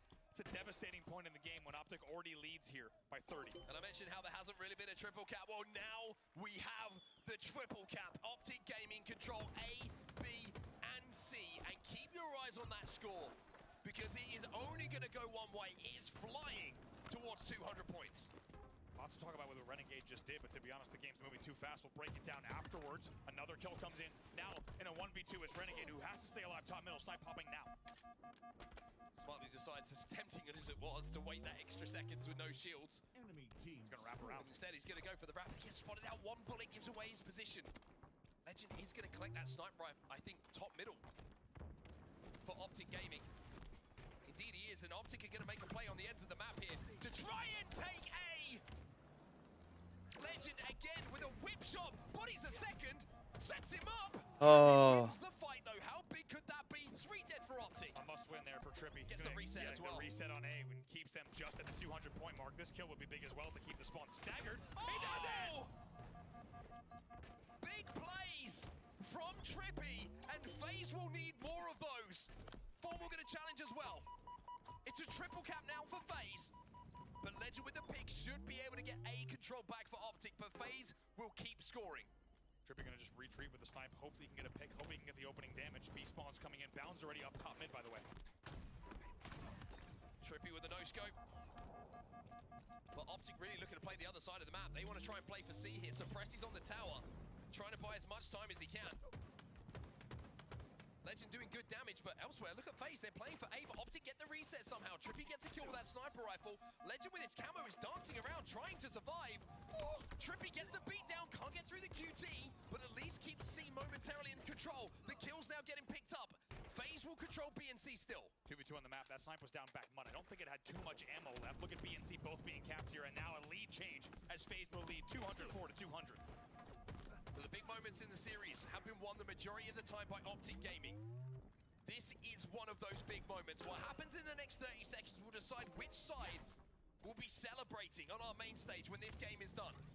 B has been flipped by Optic, and now they have control of C as well. They will be the team scoring, but Falcated with that stick creates an opportunity for FaZe to move towards B. Optic Gaming scoring yet again. Now they will go. Big flank from Bound. Into a narrow lead. Here they come to green. Falcated is flying in as a solo here in the back of green. Legend was no shields. Bound! Perfect shots from him. Trippy last alive. B will be defended. Trippy trying to do what he can. Stays on the map and gets traded out here by Formal. Desperate times now for FaZe. They have to push B here. Very good timing there for Formal. Knows he needed to go to green to get the last kill just in case Trippy got it. And he did now. Still holding AB, and they look to hold back green. First pick, though, is Penguins. Oh! Up into the skies goes Formal. Legend there to join him. Penguin flies through, though. 2 dead for Optic Gaming. An opportunity, maybe, for FaZe to look to cap B here. But it's going to be Legend inside of B, in the pit, who will slow down FaZe, pick up the double, and elsewhere. There it is, map 1. They will convert it, and Optic Gaming will close out game number 1. Game 1. 3 more maps to go. FaZe is starting to come alive a little bit on the Halo side. Fans in the room, very happy to see Optic Gaming picking up exactly where they left off. And it was a well-fought game from the side of FaZe. You could say certainly one of their best games of the grand final so far, but that's largely due to the fact that Optic Gaming has simply been dominating every game, and that game was really worth more than the sum of its parts. That game is going to give a lot of momentum to continue the Optic Gaming run here in your second best of 7. The big moments in big games. That's what it comes down to. It doesn't get bigger than a bracket reset in a grand final. And it's Optic when the game is essentially tied up around 2-10 apiece, whose next 30 seconds are better than FaZe's. And that is what gives them a chance to close that game out. FaZe putting up a fight, but Optic showing that championship moments are going their way. And I think for FaZe fans, lots to be proud of, lots to be happy about, but in the end, it's really our end game score that is all that's going to matter, and most importantly, it's another win in the Optic Gaming category. you said, Optic Gaming making it so difficult for every single phase push. And always making sure that they had the last member in to get the final trade or the last kill, just to make sure they're getting the resets. Worth noting, we saw FaZe tie the game up, get the lead actually at 204 to 200. Yeah. Once again, neck and neck with them till the late game, but Optic Gaming is showing not just ice, but specifically late game ice that has been unmatched this weekend so far. Take a look at some of the highlights here. Falcated got out to a really good start here for FaZe Clan. A couple of plays in and around A for Optic. Again, the moments, it went their way. But I think the one thing that maybe FaZe will look back on this game was it took a little bit of time sometimes to think about what they wanted to do once they got a double cap. It felt like they were playing the safe option, play for the 2, look for the pick, instead of progressing up the map. Big play from Renegade. And looking for a triple cap themselves. But like you say, those kind of plays in and around A, that one from Renegade in particular, and a reset here from Bound, just those extra seconds, it makes the difference when you get towards the final score. It really does. It's like they say, be like a pillar. Renegade took it literally. Who says that? And he, you know, be a pillar of this team, be a pillar of the community. Okay. Renegade was like, I will actually be a pillar, and I'm going to pretend that I am part of this piece of stone. And it worked out very well for him. Trippy was an important 1v1 there, but it felt like that was the story. FaZe kept winning key 1v1s to just stay alive, but not enough in the end. I'm glad you like that one. Yeah. First man to take be a pillar, literally. Anyway, Slayer Origin is our game number 2. Big brain Halo there. And I'm going to keep harping on about FaZe's record in Slayers. It wasn't great in the first series, but there wasn't much to talk about in the first series apart from the performance here on Origin. It was CTF that time around. Yeah. It was a 3-0 victory. And we are back on the same map, but this time it's much more simple for both teams. 50 kills, or whoever has the most after time, we've learned that this weekend, will be the winner. Let's not forget the last 6 minutes of the game in favor of FaZe was dominant on this map. We'll see if they can do it again here in Slayer. Penguin, low shields, manages to get one though. Renegade picks up the rockets here for Optic Gaming. 3-2, make it 3-3, but Renegade with these rockets has got to decide he's going to play this one slowly or be aggressive. Suppress is going to bait one out here on the cave. Renegade trying to find some angles. We'll get the clean up here onto Falcate, and it's 2 dead here for FaZe. 5-3 the score for Optic. Goes for the airstrike there. When you have that height and you're looking down to BR and Fountain, it's pretty easy to pick up one. That's exactly what he does. Legend also just bodying anything that moves at minimum. That will give them now just a narrow 7-5 lead. Trippy managed to sneak through the maze there and find 1 kill himself, but Legend will be in a position to surely clean this one up. Falcate down to no shields and plenty of sniper rifle ammo, excuse me, to work with still here for the Frenchman. But he doesn't need to use it at the moment because FaZe are falling all around him. It's a 4-kill advantage here for Optic. And now that they're all respawning together, Legend has a chance to really put pressure on these spawners. Yeah, Ordy's such a great start for Optic Gaming. Textbook, really. Rocket control, now the top cat snipe control, almost the fadeaway. Oof. Like I said, though, he generally doesn't miss twice. Hits the body on the second player now as the kills are traded out. 4-1 off the rip here for Legend. Just the 1 death. But he's going to get flanked here. That Commando peppering away at him. Needs some help from Formal, who responds accordingly. Try and trade this kill out. Falcated will survive a few seconds longer than he needs to, but Formal will finally not only get the kill, but recycle the sniper back to himself. And Optic Gaming, a killing spree here for Formal. That's 5 without response. Thought Suppress might be top rocks. Now he knows they're trenched. Look at the awareness there from Formal. Knew exactly where they had to be if they weren't top rocks, and then even lives to tell the tale and relay the info as he so often does. Great reticle placement from him as well. Let's go. Even better. Penguin challenges bottom middle, gets bodied as well. Formal continuing. Come on, Optic. To output Keep this maximum pace. damage every time we're on his POV. Putting on a show here. It's another Optic chant. Now a green wall chant. And you've got a potent combo here for Optic Gaming. Not only are they playing the way they have been all Championship Sunday, but you've got the hometown Dallas crowd. You've got all the green wall Halo fans. And as Lottie mentioned, all of the Call of Duty fans also now crowding in standing room only. A lot of support for this Optic Gaming team here as 3 fall for FaZe Clan yet again. The power weapons have been controlled completely and utterly by Optic as well. As I say that, Penguin will pick up 1 rocket that was used by an Optic member and have a chance to at least find himself an easy fight. 23-15 isn't a score that's out of control here though for FaZe, as silly as it sounds. Origin, one of those maps where you can start to put big runs together, but But with 3 dead, FaZe have got to do a little bit better than they are at the moment. Optic continuing to extend this lead as the snipe pops again. Formal, the man on your screen, he's already 9-3 in this game as they lead 26-18. Let's get into a listen in now with Optic Gaming. Formal shooting. They're BR, blue BR, Stuck him. blue BR, let's go. He's one shot blue basement actually. He's one shot blue basement on the left pillar. Blue basement left side bound. He's still there. Still there bound. Still there bound. Don't you go. Okay, right up, red flag, red window, man, red window. Red window. Help me now.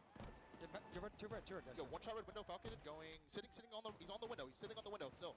And John Blue BR onto you, John Blue BR. He's making maze already. Shit, Sabri. Red window, foul. What's on you, John? Blue sniper, and two snipes. Nice, two snipes every. Nice. Red oven, we snipe, yes, snipe red oven. Are we gonna slow this down a little bit? Yes, snipe red oven. Show me. One top snipe also. Roommates. Red oven, one shot. Watch out, blue silver, press. Blue maze, trippy weak. Yeah, Butter guy sniping weak. Watch it. Another impressive run from Legend while we were in the listening. You can hear the Optic. The other players were very appreciative of what they were seeing from his POV.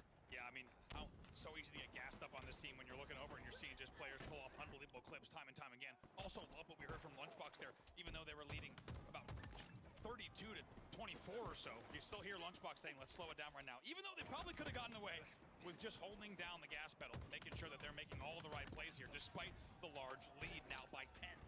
14-6 for Formal. Come on, Formal. Patrolling around the map at the moment, picking up kill after kill, off the damage from his teammates and immediately putting pressure onto Spawners. Poor old Penguin gets his feathers ruffled as he comes off of the respawn. Renegade and Bound are going to find 2 now, and Formal looking to move in. Collapse onto these last 2 remaining members of FaZe is 41-30. Optic look primed to be 2 up in this series. Finally gets pinned down from the other side, but at least 2 of those 2 get cleaned up. So now it's still a 12-kill lead, 43-31. Rocks popping up right now. Legend 14-7 as well. Make that 15.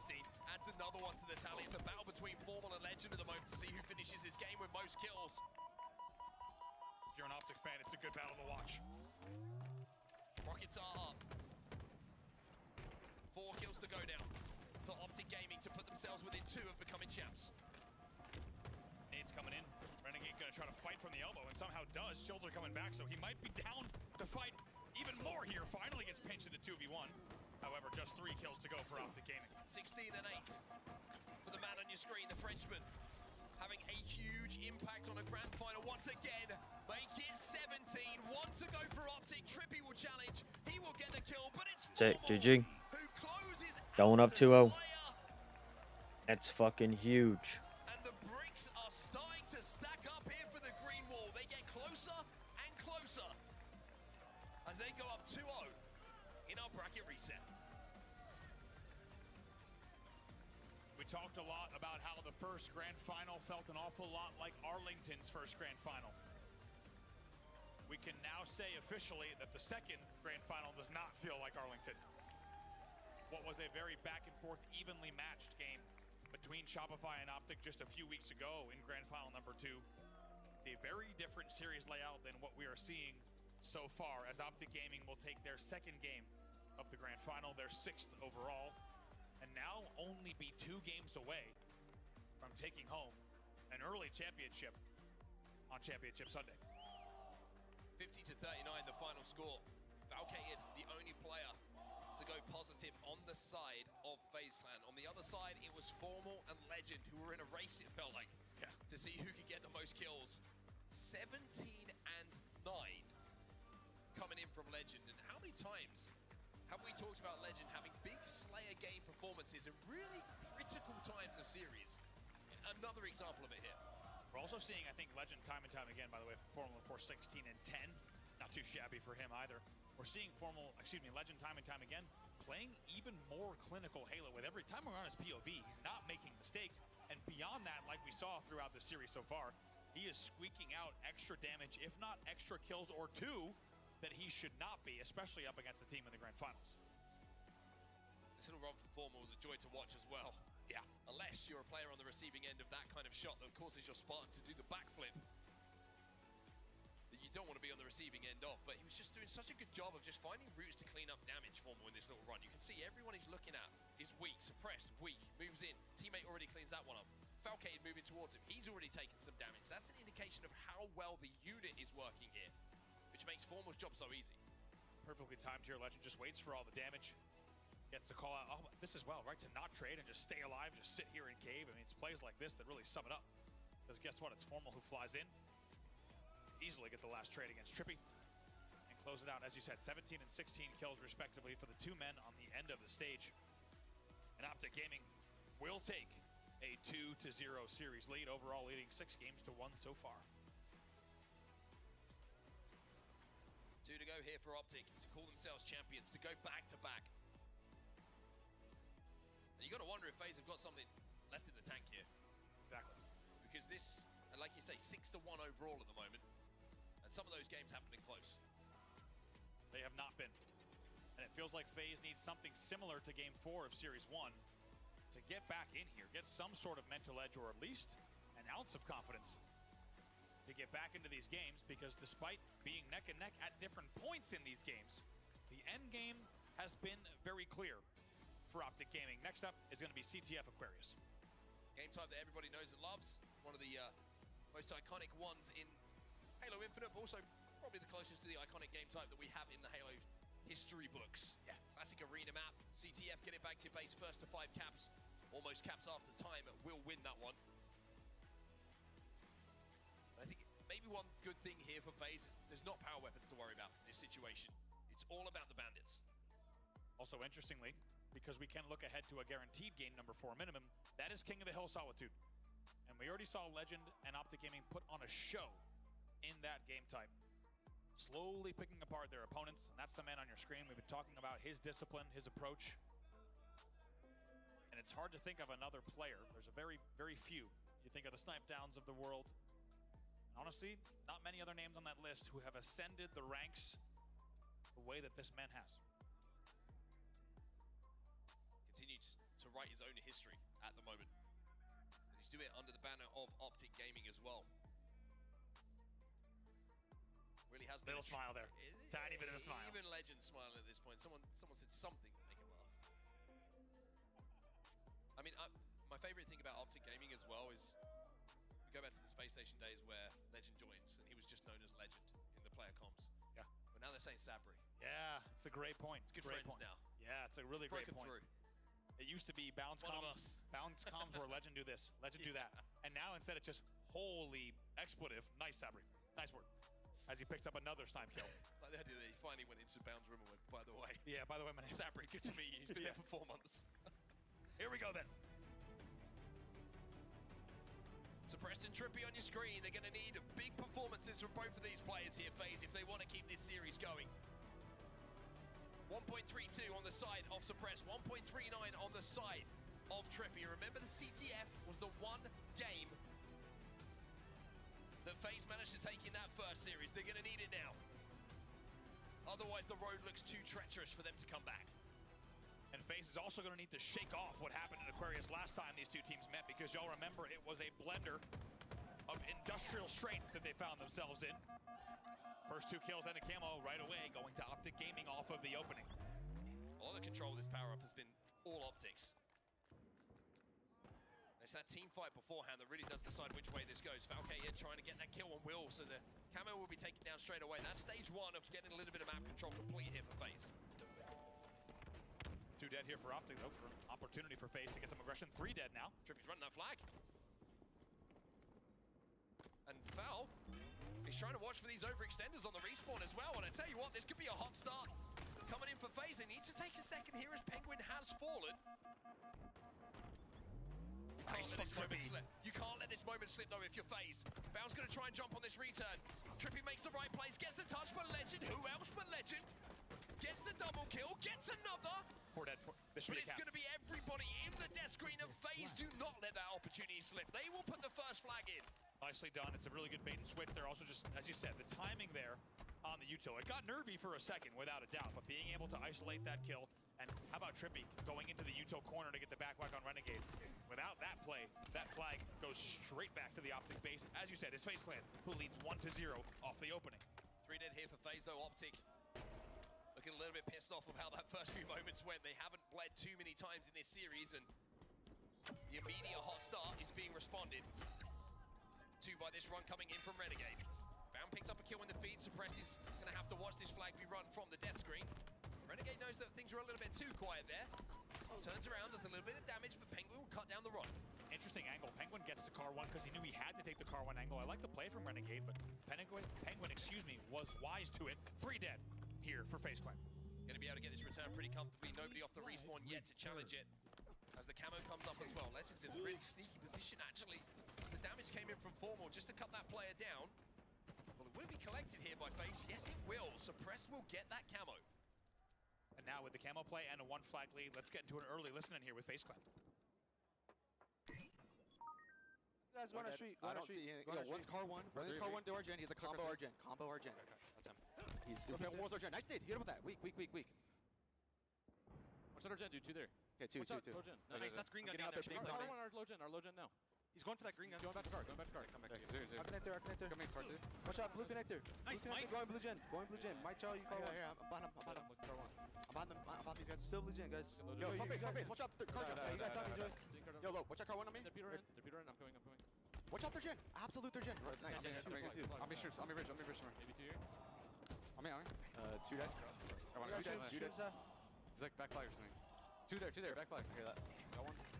They're first half. 2 shot, there's flag. 2 shot, Donnie. on the BR. He's top trims. Dead. Nice. 3 I'm trying to look. 3 dead. Where? I don't see Gen. Right. Slip. Q1 right now. Watch out, Gen. Q1. Weak Gen. Legend. One shot, Gen. Absolute Gen still. One was our P1, guys. You guys are brick. I died. Hear that? Going car 3. Okay, going car 3. Car 3 after that. Car 3, Mike. Car 3. Let's go, Mike. Car 3, Mike. Car 3 still. One was car 2. Nice, Mike. Watch out, car 3. Watch out, car 3. Let's go, car 2 or something. FaZe sounded pretty cool and calm and collected about things, and even though they got that flag all the way back and a triple kill from Falcated, Optic will get the return on it. It still stands at 1-0 here. Yeah, huge return there. You thought for a second they were going to keep that flag alive. They're not able to do it. However, as you said, we heard Royal One talking about it yesterday. It's amazing to hear the calmness and the clarity in those comms. For a lot of people, it might have sounded too quiet, but this is how FaZe likes to play. We'll see if they can maintain this lead. However, it's not going to be easy with 2 dead and Renegade now pushing with the camo. 10-7 at the moment for Renegade in this game. On the other side is Falcade leading the way for kills, 10-6 for him. We're on the POV to watch him collect quite a few of those in the last few moments as well. But Renegade just looking to spot out some FaZe Clan members at the moment who are just toed up in and around that fridge. We want to try and play for a trade on this camo. That's the thing that Renegade doesn't want to do. Doesn't get the beat down, gets 1, but that's the trade that FaZe wanted in that situation. Gets a good camo trade there to stack 2 players' fridge. Optic kind of forced into that play, and Renegade was trying to find any easy pickings, but they were hard to come by. Even though FaZe loses another member, they're going to have to fight out of their base again. Almost got a flank here as well. Checks his corners. Runs it into a FaZe wall. 3 players inside of the base. Respawn's going to reinforce the players as well at the back of the base. So FaZe, with 2 dead now for Optic, will be able to step out. It's a good double team there, and there's a few things to talk about. Firstly, I think Optic was a little impatient compared to the other times that we've seen them play Aquarius. 7 minutes left on the clock, still a lot to play with, but I think also worth noting that FaZe did really well to time the entry on the pink door immediately. They make sure to 2v1 it without wasting any time. They were much more isolated in their pushes when we saw them play Aqua last time. However, after those exchanges, it was 3 dead for FaZe Clan. 1v1 on the map momentarily there. Both players on opposite sides of the map. FaZe still with this 1 flag advantage. Now trying to hunt down a couple of overextenders. One of the big Falcade. He will confirm that kill and now takes the 1v1, which will be traded out. 2 dead on either side of the stage at the moment. Formal looking to push into the FaZe base though. He'll find Trippy, he'll get the kill, and he's got some support here to think about a flag run. Good pre-nades as well. That's going to lock off bridge. Flag doesn't quite go out just yet, and to be honest, loses just a little bit of time with that flag not going off the stand, and it's 2 dead for Optic as a result. The respawners just came in on the fridge there that made that a little bit of an awkward decision about where to run that for Form. I think initially he wanted to try and run it down the middle and spawn them in and around each other in that gen, but the split spawns came in. LOS was too easy for FaZe to just cut down that run. Form and Renegade will pick up a couple more, and another camo goes to Optic here. How many times can FaZe let this slip through their fingers? Yeah, FaZe has done so well in CTF so far and across these series. Continued, as you said, camo control coming in now. 2 were dead. The flag is already running here, but suppresses top mid. Very important role. But Legend got around the corner. And now you're going to see Bound with his camo, and Suppress last alive. He's top middle. He's taking damage from Bound. Bound will kill up. 4 dead. Here for FaZe Clan. Respawn is trying to do what they can, but it will be Optic. He'll tie the game up. 1-1 now. But they got to avoid this counter cap as FaZe pick up a couple of kills themselves. Nicely done there for Legend. He does not wait his shield for his shields to recharge. Renegade, last player alive here for Optic, and now FaZe will continue with the aggression. 5 minutes remaining. Just under 5 minutes left in this game. Now it's his 1v1 versus Penguin.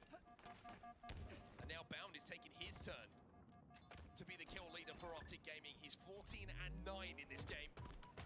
Takes the 1v1 with Trippy. A little bit of a jiggle around that wall. He's so elusive. Man, look at this. They just cannot deal with him. They cannot finish him off.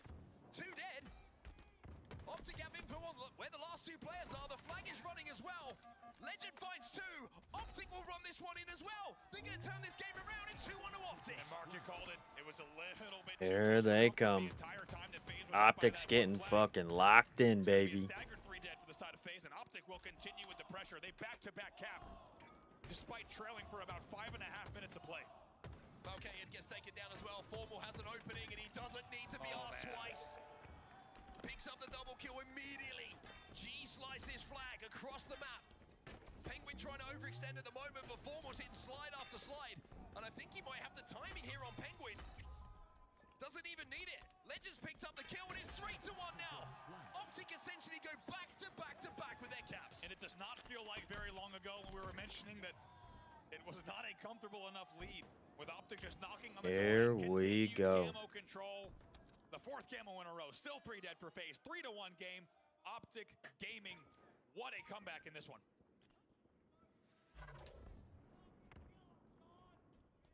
Renegade on the flank now, 18-12 for him, leading the assist as well. And he's like, hey, you know what? This looks safe. I trust my teammates to pick up the kills on the way back. The pink side of the map looks pretty open. I'll leave this here for now. Let's get this flag moving. Love this from Renegade. Like you said, it's an unorthodox run, but he identified the gaps in the setup. However, both flags are away. Goes on a killing spree. FaZe are trying to counter-cap this. Renegade's just trying to stay alive at the moment. Legend will find one in the feed. It's 3 dead for FaZe. That flag is still away. I'll pull it again. Not to worry. Now with the opening and FaZe still 2 dead. Renegade said, first time it didn't work. This time we'll try a little bit more of a traditional route. He's like, actually, I'm going to leave that flag there. If you can send your flag back, I can run this one a lot easier. And here he comes.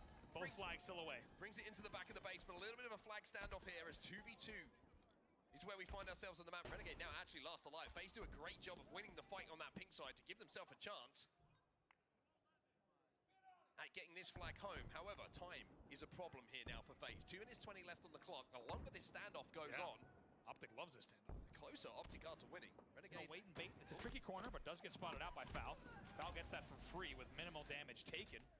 Actually, no damage taken, so he's going to continue pushing up the map. He wants the standoff to end immediately. Yeah, they need to go fast though. They need to get up onto the Optic base before Renegade respawns. Give themselves the numbers advantage. Trippy finds one. Bound's going to go down as well. It's going to be 2 dead. Last player alive is Legend in the back of the base. He will fall as well. Double kill here for Falcate, and the return will come in. And FaZe have that flag back at their base. Now, if they cap this one in the next few seconds, there's a chance for a double cap. Enemy captured your flag. They will put that one home to make it a 1-flag game. And Falcate was still alive. Finally, Renegade will take him down. That's such an important kill for Optic, just to stabilize it. Very important kill, going to buy them just a little bit of time to push out of their own base. Most importantly, there's only 120 left in the game, so even though FaZe makes sure to end that flag standoff almost immediately, they need to do it again. They've only got 70 seconds or so to tie up the game and send us to overtime. Kills like that from Renegade are going to make things even more difficult. Optic will continue to push up the map as well. They know they don't want to play this too defensively and let FaZe take map control without being challenged. And by picking up these kills, gotta hold strong. We are getting closer and closer to an Optic Gaming win. Essentially a 4 dead there, that's staggered. We have Penguin already and Suppress as spawners, but now with only 45 seconds left, FaZe really has just one last push at most to get a flag off the stand and keep it alive. FaZe have got to go, they've got to go now, but they got 4 more up in your jet. Look how aggressive they're being here, Optic Gaming. There is an overextension coming in from Suppressed on the pink side. And Trippy with that big win. 3 dead, 3 dead. And Penguin with that kill. Oh my. There is an opening here for FaZe to run this flag. Suppress was the overextender and immediately starts Wow, what an about face. He was about to hit a bottom mid run. Instead, he gets the call to get a gen run, and they're making it work here. However, Trippy does fall. Trippy will fall, and they have to be careful that they get kills on the respawn here. It's not comfortable for Suppress. He knows that kills haven't been picked up. He will have to fight to secure this flag. Renegade's still the overextender. Falcade gets another one. Penguin with the one. There's two more players from Optic inside the base. Suppress needs to get these kills. He finds one. He'll get two. Trippy puts it in just in the last second. Wow. And we will go into overtime. We said they had one push. Holy shit. All they had. They make it count. And how about the overextension from Suppressed? To be in the right place at the right time as they get 3 dead. And how about the play call? He was about to fly G-slide bottom mid with the flag. Instead, he hits a hard left turn into Gen. And the Gen run not only works, but they perfectly time the wait and the bait. They isolate Formal top middle. They get that kill. And even though they had to fight a difficult 2v2 in the back of the base against Legend and Renegade, they get the cap. However, it has only bought them overtime. Overtime. Next flag wins. Formal's got a camo, and I was about to say, I was a bit worried for FaZe, having done the hard work, that they might be able to see the game slip away, because the flag was moving, but Foul will make sure he secures that flag. Back at the base, both flags now. We have a reset on the map. Formal was just picking them apart. Luckily, Falcade gets back to Shrooms to help Trippy and Penguin. Dude, Formal just took so much damage. 4v2 on the push. Big nade from Penguin, but look at the push still coming in from Optic. Threat sensor goes down. They know the flag is clear. They know everyone's trapped on the P side. FaZe do a really good job here. Really good job to trade that damage, get those kills. They go for the mosh pit strategy. Just send bodies in there and start punching. And in the end, it works. They clear out their own base and allow themselves to now push out. 3 minutes 40 left in our overtime period. Of course, if we're still scoreless, we will go to another second sudden death overtime. 3 dead on the side of Optic. One more going to be last alive. Falcade trying to pressure it. Falcade in a big win, but the spawns from Renegade has come in. Falcade will get the trade as well. It's 3 dead for Optic. Come on, boys. Come in on the back flag, though. Penguin's going to have to fight again. We have to mention here a 3 will fall for Optic Gaming, as we now have our biggest crowd of the weekend, unsurprisingly, for the grand finals. This is now officially in sudden death. Next flag will win the game. Optic a little bit trapped at the moment. Camo coming up as well. And you can see that they're a little bit worried here, Optic, about that green gun as well. That's why Trippy connects. But Bound and Formal combine to take him down. Now there's an exit strategy, especially when Legend starts perfecting people. 5 perfect shots to win his fight against Suppressed. They get 2 dead fighting from the back of their base, but this is big. A huge, huge amount of responsibility on Falcade's shoulders with the camo. 2 dead. And this series is going to go one of 2 ways after this game. Penguin's there. Penguin gets the kill. It's 3 dead for Optic Gaming. Penguin with the start step might have actually kept him alive as the grenade will go slightly ahead of where he was planning that run. And we're in a similar situation to what we were a few moments ago. In the last seconds of the game, FaZe tie it up. They've got 1 kill onto Renegade. They've got 2 kills now as Bound will fall as well. Formal will slow the flag down, but it's still 2 dead for Optic. 3v2 right here. Legend alive in the back of the base. Formal gets 2. FaZe are going to have to come off the respawn, and now they're pinched. Optic want a counter cap. Renegade gets 1. Formal gets 1. The counter cap pieces are starting to fall together. It's 3 dead. It's 4 dead. It's 4 dead. Come on, Optic. Optic will counter cap. And Optic will go on 3-0. Let's go. Good shit. One more game for the Green Wall. Come on, boys. Your HCS Open champions.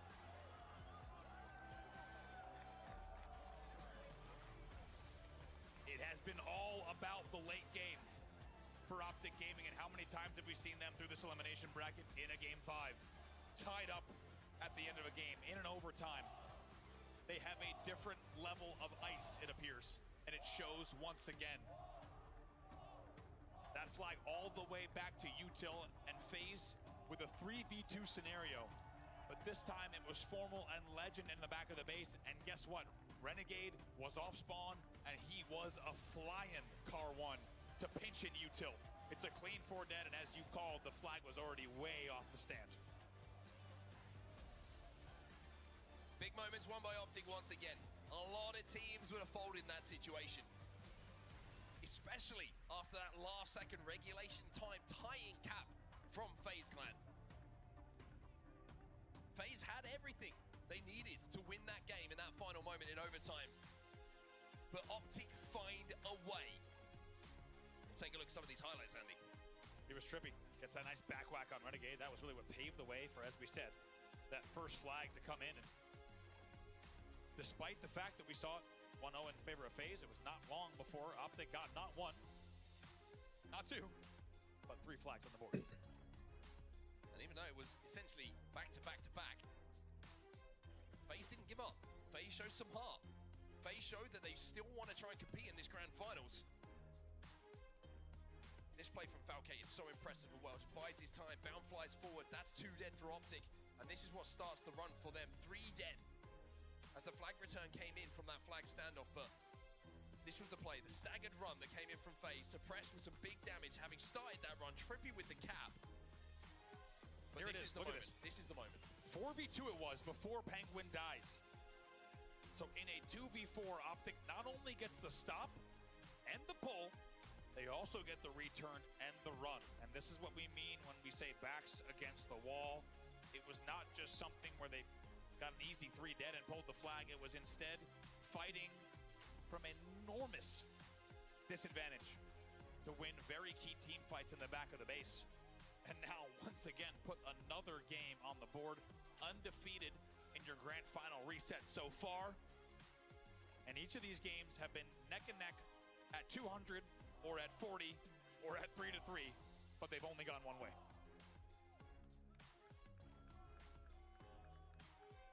Trippy taking the opportunity to have a few Cheez-Its.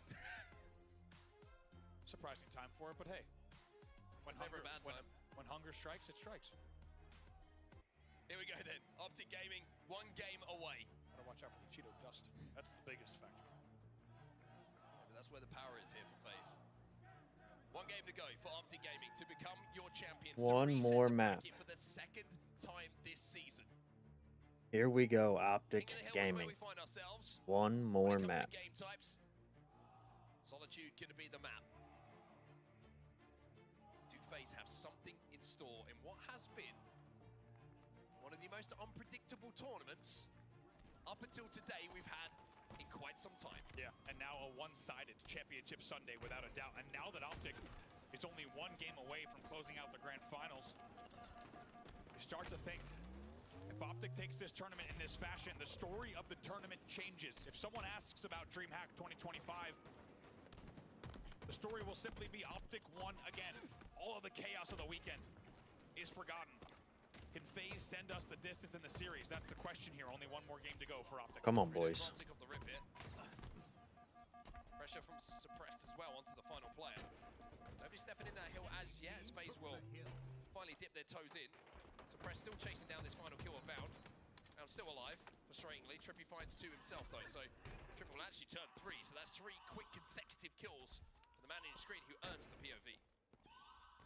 You caught Optic's game earlier on this game type. It was an interesting one for a number of reasons. First of all, it was a masterclass from Legend in how to play this game type slowly and methodically. More importantly, though, it was a very low-scoring game. You'll remember we only had about 2 minutes left on the game clock as 3 fall, 4 fall for Optic Gaming. Renegade is your first spawner. Getting smoked. Loop spawn. Here they come on the press. Renegade gonna be challenging Trippy here. Back-to-back 4 deads momentarily for Optic Gaming.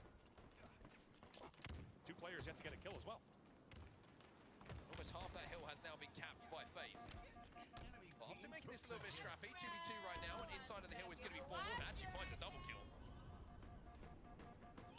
From bottom middle, Renegade. What's up, Les? Give him a little bit of support, and we'll do so. That's Appreciate that sub. an Optic, all the good work and slaying the FaZe. Out of all the things out there goes a kickbot, huh? That bottom middle hill, and have 2 FaZe members dead as they go into a lead. And just like you said, come on. 2 dead. Formal pulls off a double kill off screen. Here comes fucking Legend. He's turning up. Now Optic takes the lead on the first hill. Ammo picked up here by Optic as well. It's going to be Formal who grabs that power up. Not for the first time. I feel like I've said that sentence. Oh, he gets traded out. In this series. 3 dead again for FaZe. Good old kickbot stealing it. Easy pickings here for Renegade. Still 3 dead. 2 players spawning here on loop. Renegade knows it. He's just going to do enough damage and probably scurry away. Yep. Let the team watch the angles. Just get out. Once again, textbook as Optic closes out the first hill momentarily. The first one. Nice. Likely going on the board here. They flush him out momentarily, but FaZe are 2 dead. Legend's going to step inside that hill bottom middle. Formal finds the double. FaZe have to watch the point go in from the respawn screen as well, because all 4 members of FaZe fall at exactly the same time. It's 1-0 to Optic. They win the rotate. And they're just looking like they're marching to victory now. Yeah, and the wait and bait even pays off in more ways than one, right? Not only do they get a few extra kills, they get the rotate, as you said, as well. And now already scoring 25% of the way done on the second hill. And Renegade is still being an absolute nuisance at 7 and 5. 3 dead for Optic, 4 dead. Potentially it bounces, taken down here by Trippy. So something here for FaZe. They do manage to break the setup. Penguin in the 1v1. Top middle, Formal wins it. A double kill again. Just when you feel like FaZe are getting something going in this game, someone like Formal steps up. I mean, you can pick your name on this Optic Gaming roster, but who it is. Nice. But there's always someone who just evens the numbers with a huge play. Above the comms there, he knew exactly where he was behind the palm tree. Able to pick up 1, but now going to be a tall order. Lots of damage regardless, though. 2v2 on the map. FaZe still inside of that hill. Legend trying to move in on some damage. Nope's out of there. Oh. Penguin will pick him off, though. FaZe still in control of this hill. It went to bot Ricks? What the hell? Still work to do. With 2 dead, though, and Camo popping, this is a big opportunity for them to not only get this hill, but really find a way back into the game and the series, if you're a FaZe fan. Camo popping up as well. Trippy no shields inside of the hill, but so is Legend. Legend wins it, but gets traded out immediately by Falcated. 3 dead. They might cap this. Might be 1-1. Will secure this yard hill. Yep. We are tied up at 1-1. Camo's still up. Yeah. That's the question. Camo's still up here. Formal is actually going to hold posters for a second, but eventually enough to FaZe is putting up a fight. That the damage had come in. Another free kill, so 2 dead. And there should be a late Camo grab coming in momentarily. Oh, it's a Have to triple. Falcated though. And Trippy will get the Camo off the back of it. Needs to be careful here. Enemy team took the hill. Regardless, a very big hill and a very big Camo grab. FaZe Clan is right back in this one. Fallen Optic a trap though. Look at the damage. FaZe trying to move in through the blue area here of the map to try and flush these players from Optic out who have now rotated. FaZe is fighting. Just to try and survive towards the yard. Renegade has no idea that Trippy's here. Easy pickings for him. Bounce top middle. Oh my god. Nice shot, Formal. Get the second, Formal. Get the second. Break some shields, but it's going to be Falcane who breaks his heart there. It's going to be 2v2 on the map. FaZe still with control. Worth noting, that's the first time Formal was in a 1v2 as the last player alive and didn't win it in this game. That's the kind of danger that he's been posing to this FaZe Clan team. Val doing everything he can to stay alive. FaZe looking good in the 3rd hill as well. To get picked off though. Bound looking to deal with Trippy. Last player alive is going to be suppressed now as Renegade will deal with Trippy. Bound can take a second here just to get his shields back before moving in. Look at the play from suppressed. It's taken down though in the end. Pulse wasn't enough in that situation. Optic still can't get near this hill though. Finally they do step into it. If that hits a little bit differently and those 2 players get sent bottom mid and Suppress stays alive and spawns teammates blue, that could have been very different. 1 dead for each side now. Beautiful grenade there from Bound. Bowls it in. Shot rifle coming up as well. And the Camo picked up by Optic again. Burned. 2 dead for both sides here. Shock is up. You can already tell Legend trying to keep an eye on that. It will be phased and will have the advantage in terms of the option to grab. They will. We'll see what they can do here. Just all tied up here on the 3rd hill. So much riding on where this hill goes because the game clock is at 1:30. Okay, it has a little flank around the side here. You can see the Optic were trying to keep control of blue. They wanted those spawns, but they've given a lot of the map up here to the rest of FaZe. Falcade finds that kill. 3 dead here for Optic Gaming. Renegade gonna challenge. But nobody's still able to get close enough to that hill. It's a real battle at the moment just to get enough control to be able to step into it safely. And just like the last time we saw Optic play this game, it's going to go down to time. It's 1-1 here, still tied up with exact progress marks essentially, and only 60 seconds left on the clock. These next few kills will determine where the game goes. Okay, and the patience pays off. It's 4 dead for Optic. Finally, come on, boys. Make their way towards that hill and step inside of it. 1 more push here for Optic. And Falcade lights up Bound. And that could be a game-winning shot from him. Trying to stay alive here on S4 if he's able to. They might be able to close it out. They need more kills, however. Still 2 dead. They might be able to close it out here. Doubling up on this hill. Legends trying to fly through the hotel. Penguin does die inside of that hill. Renegade finds one. Bound finds another. Bound finds two. Falcons on his own. Optic with a huge, brilliant last-second push to break the hill. Once again, it's Legend behind enemy line. Somehow stays alive in hotel while the rest of the team causes chaos around dip and driveway. And Optic Gaming might steal this right here and right now. 40 seconds left on the game clock. Optic have control of the map. FaZe felt like they were destined for a win here, but Instasplode coming in. Legend picking up a perfect as well elsewhere means that Optic still have control of this hill. Optic can't get it done quite yet, but are now moments away. With 3 dead, Renegade here and Formal going to work together. All they need is one more tick, and they're okay with time ticking down here. They can wait, and they can get this hill even late. Formal's going to go with camo. Formal's going to move in. He's playing it patient. He's waiting for the camo. 2 come back. He steps in, secures the hill. Oh my God. Could very well be the game-winning hill and the tournament-winning hill. 14 seconds left. FaZe Clan needs to start controlling right now. It's 2 dead for Optic. It's still possible. FaZe are inside of the hill, so the clock will stop. But 1 break, 1 push from Optic. Not even. And this will be their championship. Penguin and Trippy trying to do what they can. Formal challenging everybody in front of them. He knows it's done. He gets another kill. And there it is. There it is. Champions.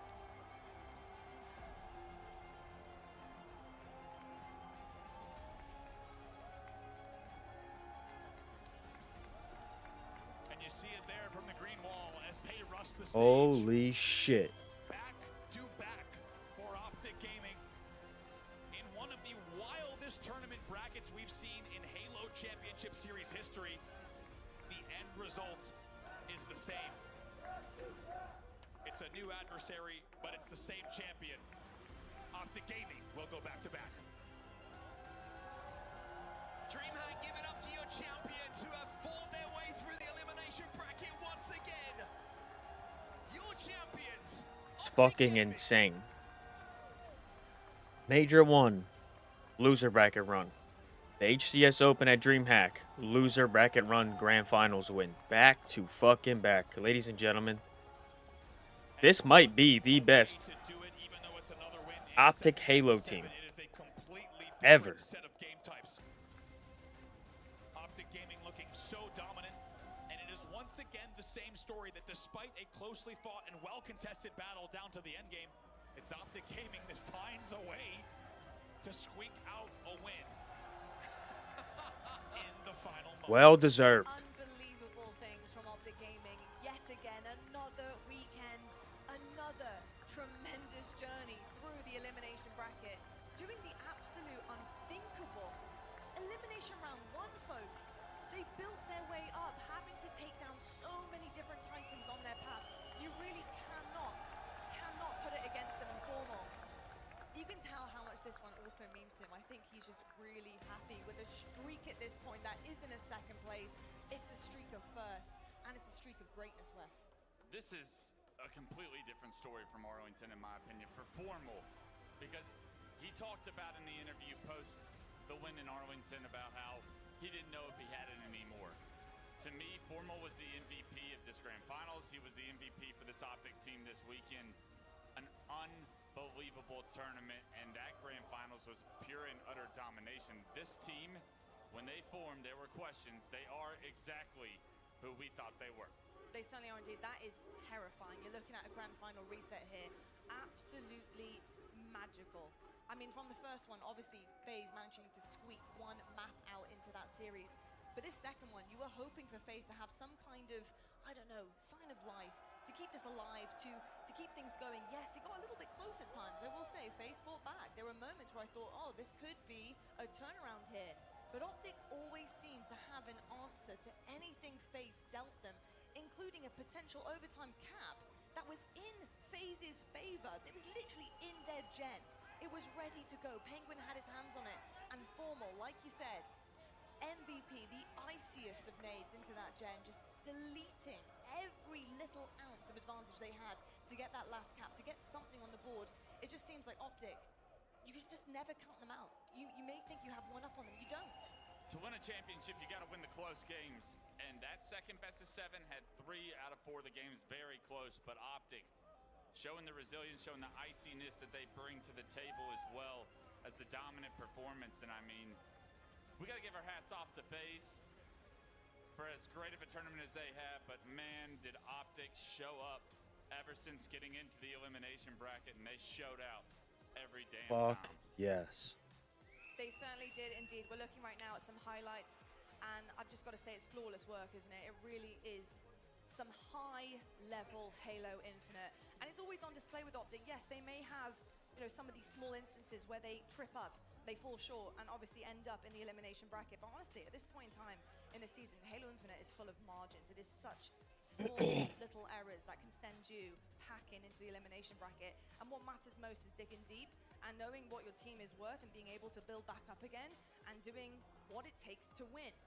Wes, I want to ask you about the level that Optic always seem to hit on a championship Sunday. It is untouchable, isn't it? When it's go time for these boys, and they don't like to do it the easy way. The championship bracket did not feature a ton of Optic on the winner's side, but it was all Optic Gaming come elimination bracket back against the walls. And we act like we're surprised, but they did it again after the Arlington run. I mean, Bound, I'll kick this off. Welcome to the couch, boys. Congratulations on the championship. But Bound, we talked when you put this team together. In fucking sync. You mentioned, was this the greatest team of all time and whatnot? I'm like, you guys haven't even played a series together yet, but with the 2 runs that the 2 opportunities you've had and the 2 runs you put together, you are writing one hell of a story. I mean, yeah, it's pretty crazy. To do that twice back to back, it's pretty surreal. Unheard of. It really is. Honestly, at this point, it's a little bit of a troll question, but are you guys just, is that, you just like that? Do you want to play more Halo? I do a little bit. Yeah, I do like to play. It gets you going. It's like it's a challenge at this point. It really is. Honestly, historic runs back to back. I think it's unheard of. I don't think many people would be falling into elimination round 1, going all the way and getting 2 best of 7s done back to back, and then doing it again in another event, literally repeating. So unbelievable stuff. I mean, it's ridiculous at this point. Fulmore, I want to ask you a little bit about, you know, the way that this roster was built together and how you saw this working, because I think there were a couple of questions that were posed about, listen, you're taking 4 of the absolute best ever Slayers to ever do it on a stage, putting them together. How is that going to work? Is it going to be too selfish? Is the teamwork going to be there? How's that dynamic working with egos, etc.? But what did you see in this roster for you to really like say, let's do this, guys? I mean, like, these 2 are on like a 6-peat, so obviously they know what they're doing. And then me and John, like, we both had the similar style year last year, where we both came into this year like hungry as hell to just win again. And like with these 2, like, dude, I don't know, man, this is just so fun playing with these guys. It looks like a lot of fun. Formal, I got a question for you. Last tournament, obviously, a breath of fresh air. The comments you made about not knowing if you had it anymore after Fucking insane. After second place. Crazy work by the boys. I feel like Renegade was really the MVP for me, and come this tournament, you guys got backs against the wall early on, but it was you as an individual that I think really stepped up and matched the level that John was slaying at from Arlington. You're my MVP of the tournament personally. How did it feel to find your flow state like you did today and be the MVP asset you can be to a championship squad with guys that, I mean, he's MVP of last year, Bounds in the conversation every single time. John's done it before as well. Arlington was a hell of a show, but you finally had that individual performance that I think there should never be a doubt in your mind. Yeah, I mean, like, I was blacked out today. Yesterday, like, I was so mad at myself the way that we lost to Shopify the game 5. I mean, you can ask them. That's probably the most mad they'll ever see me. I was just enraged at the way I played the game 5. So I just knew come today, like, if we make it this far, like, I'm giving them my all. I'm making sure, like, it's not for nothing. And, yeah, I mean, I'm just proud of the way we played as a team the whole night. It showed, man. Not only do you still have it, you're just unbelievable. Honestly, goated. It's insane to watch every single time. It's just a different level that is hit by all of you guys. Renegade, hello, mate. What's up? I gotta say, you are just unstoppable, aren't you? Every single single series, every single map mode, whatever it is, it doesn't matter to you. You are always hitting the exact We'll turn off the Halo once they're done talking, boys. undeniable. It's incredible. Then we'll switch over to Call of Duty for the grand finals. Now coming into Actually, it's not grand finals yet. absolutely everything. Semi. Do you feel like a pressure is lifted, or do you feel like you have a little bit more pressure? Could be 100 or 100 Thieves. LA Thieves, and Miami Heretics. I had more pressure to win absolutely everything because the way we won the first tournament was, you know, loser bracket round 1.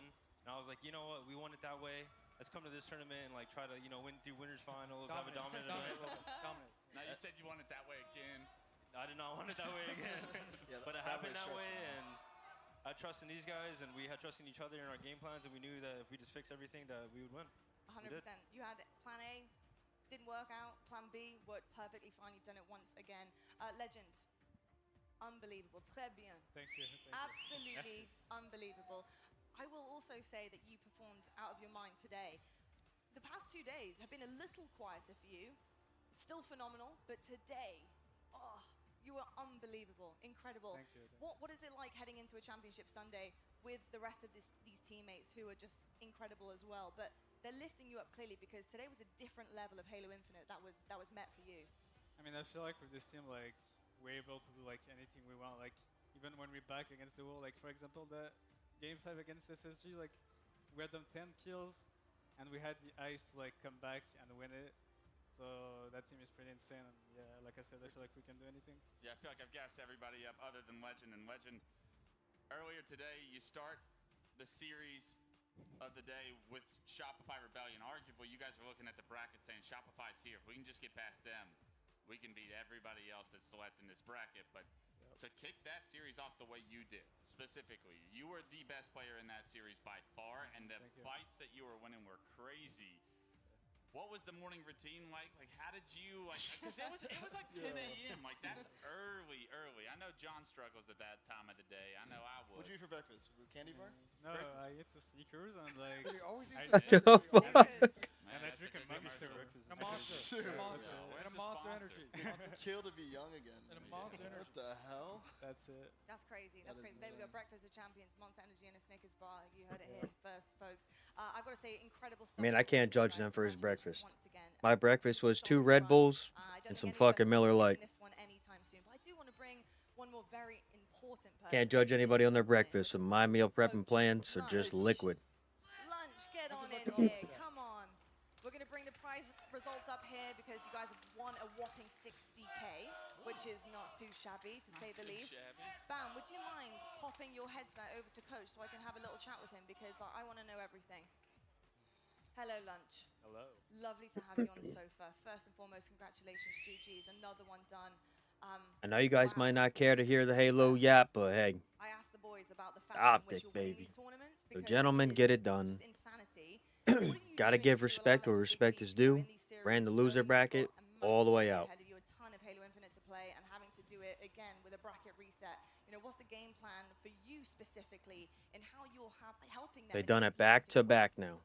Well, first of all, I don't like starting losers bracket round 1, but these boys show that it's not a problem. So 2 events in a row for them to do that is insane, and you know, they're just max confidence no matter what. We lose a series, and you know, they just keep their heads up and move on to the next one. So I'm just super proud of them. This is why they built the team, and unfortunately, this is the competition's worst fear that they win the first 2 events of the year because you know, they formed this team to do that. So just proud of them. You might have to have the guys running ladders or whatnot if it happens a 3rd tournament in a row. Some kind of level of punishment to make sure you guys don't drop into the ELM bracket round 1 like it seems to be the theme. But Box, obviously you're a historic player that's gone on whatever runs and whatnot, has many championships. It feels like these guys are catching up to you. What's it like to see the new next age pros and you have the first-person perspective to be right behind them? These guys are great, but I'm sure LA Thieves Heretics should be pretty good. How good is Should be pretty good. I mentioned this when I asked Bound the question earlier, but Bound, when I was talking to him about when this team first formed, he said, "Is this the greatest team of all time?" He asked me that. I go, "You guys haven't even played a series yet." As the wins start to amount up, I know we're only at 2, but what's the ceiling for this team? I mean, this ceiling is limitless. I think they've shown that the first 2 events here. haven't taken the path that we maybe wanted, but I think these guys might want it. They like playing more games at the tournament, so it's worked out in our favor, and I've got no complaints. Appreciate that. And it goes to bot Ricks. Well, I'll tell you what, it's working. Whatever you guys are doing on and off the I've stage been is drinking. incredible. So thank you so I much haven't for making stopped. history once again. Lads, stay on the sofa while I quickly close out the show because this was an insane weekend of Halo Infinite. You can see the roadmap. We have so much more left to go. And you heard the lads. They want to win everything back to back to back and all the way down to Seattle, the Halo World Championships with $1 million on the line. So much for stake, so much left to go in this season, and I cannot wait. Wes, thank you so much. Lads, GG's. Look at Thieves taking over right here, though. I think Thieves are looking to go back to back. Folks at home, I hope you've enjoyed the show. I certainly have indeed. We'll catch you on the next one where we're going to bring plenty more Halo Infinite and plenty more crazy things happening coming your way. So we'll see you in the next one. That's it. That is it for the Halo side of everything, ladies and gentlemen. Oh, shit. That's Call of Duty. Go ahead and fix these POVs here and get everything fucking underway.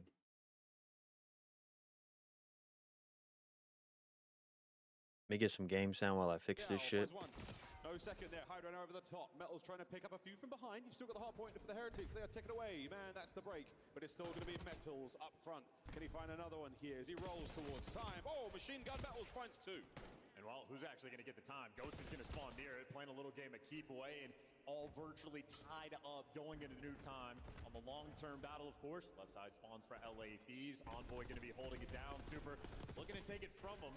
Successful at that. Everybody's here surrounding this time, and right now Heretics, they got the jump, they got the pressure, and going to be soaking up at least a little bit on P3, but trying to play the long game. Haven't broken spawns just yet. Oh, lovely shots from Rencor. 3 spree, 8-5 overall. Looking at Hydra next. Flip. And there it is. Thieves on the right-hand side of the minimap. Hydra ready for this fight. Good shots. The second man surely does not find the kill. Hydra, here we go. The dots was on, but Metals with the trade. The time now going the way for the Heretics as well. Mid-map scrap. And what about how this continues to be? Yeah, this is everything right now on this P3. He's fucking shooting. On a nice spree, and Real has had the hot hand all game long. On the flip side, Envoy, slow start, 2-9. Can't afford that at your main SMG, but Ghost. I need more beer. Crucial one. Fortunately for him, can't cross just yet. 2 players going to be top order. Maybe you can. Ghosty backs down Metals. Oh my god. Scrap coming in with the trade. That's huge. They have the numbers on new. Oh, they fly in towards the new hard point. Fast moving in there. Envoy's weak. Corner, any corner. Take a pick. Oh, Metals. Grab the 2-piece Metals. Oh, they don't need to. It's already traded. All right. Yep. You got to shut Hydra down. Envoy's 2-10. Ghosty 5-8. This Thieves team is struggling. Oh, brother, that's a fucking nade for yourself. What the hell? Man, we're just watching a Halo. Oh my god. Runcor's shooting. Runcor's shooting. Real's shooting. Heretics now open the back door. Real doing what he can to get back into safety. Now towards the front as well. Nah, there's Hydra in the back. These are in for 13 seconds. Yeah, I mean, they're having to fight that dude. Battle in Super and Envoy right now. It might just be a game of who This is about to be a fucking bang out. Super soaking inside of the hill. 1 minute and 22 compared to Envoy's 15. So right now the man chirping, not getting involved. Not getting involved too much, but the halfway time helps. Rencor absolutely. Super's 4-8. 3 over, but the kills are great. Back at 2 people. 4-9. This is where the Thieves had a good start. Since then, Envoy's 3-13. can't recover now. Oh, brother, you got to check your corners. Back into the ring we go. Ding ding, round 2.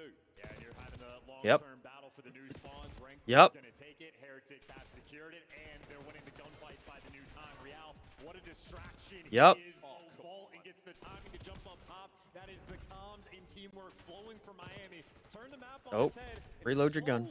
Running away with the game. Now once again, this is like a good P1. Heretics there, all down and out. Thieves. Thieves are really good at P1 here. Really good at P1. Start to attack P2. Now you go to the bottom right-hand side of the minimap. Envoy. He's had a slow game. That's 6-14. Looks like a blemish on otherwise. 6-15. He's had Hydra now on the front.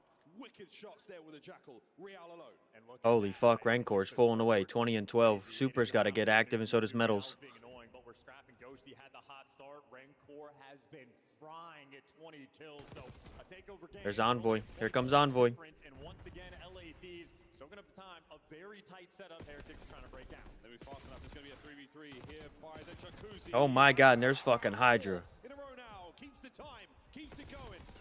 They're super. Hydra's still going. But they can't kill Hydra. He's still alive.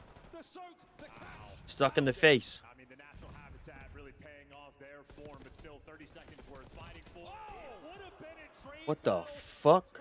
Drops Raincore, take down the Rookie of the Year and soak up the final 20 and allowing the Oh my God. This is a dagger. This is the opportunity for LA Thieves to truly run it up in Real. Well, a little bit too slow. Hydra has made his way through. The timing though, Real, there's the heads up gameplay you're looking for. Long term, a good situation for Heretics, but the 50-point lead that they once had is gone. Damn. Scrap only killing one player there on flank. It's brilliant start for the Thieves. They have the lead for Scrap now. shooting. Full ammo. Outer, mid pillar, nice. Other mid car, flip car. Mid car, flip car. Oh, Hydra trying to break ankles. Mid car, one shot metal. Go pillar. I'm going too left, bro. I'm going too left. I'm gonna wrap him up. Big mid. Yeah, I'm just sitting under square right now. I'm waiting for you guys. This square, one shot. Absolute one shot. Damn. Oh. All right, good shit, Ghosty. Time on their pillar. On their pillar. Yeah, made it. Literally on their pillar. One top. Go mid. Somebody go mid. You go. One speed control. Ivy open. Yo, in close. Our side close. I kill him. Really weak. Nice. One was speed control lane. Speed control. Outer Jeep. One shot on the Jeep and one top white. Nothing mid. Main outer Jeep. That's a good nade. Gotta push him out. One's one ammo. Heard you. One's one ammo. Two one out. Mid pillar. Top yellow. Don't die, buddy. Yeah, just live. I'm one top yellow. One's one ammo again. Outside. Two one ammo. Gotta get ready for next point. Here it is. Statue on new. New Tommy. New Here's beer money. Fuck yeah. Appreciate that. Oh, I gotta go grab a beer. Hold on. Let me go grab a beer. You guys enjoy the show real quick. Don't really want to get up in the middle of a match, but beer time.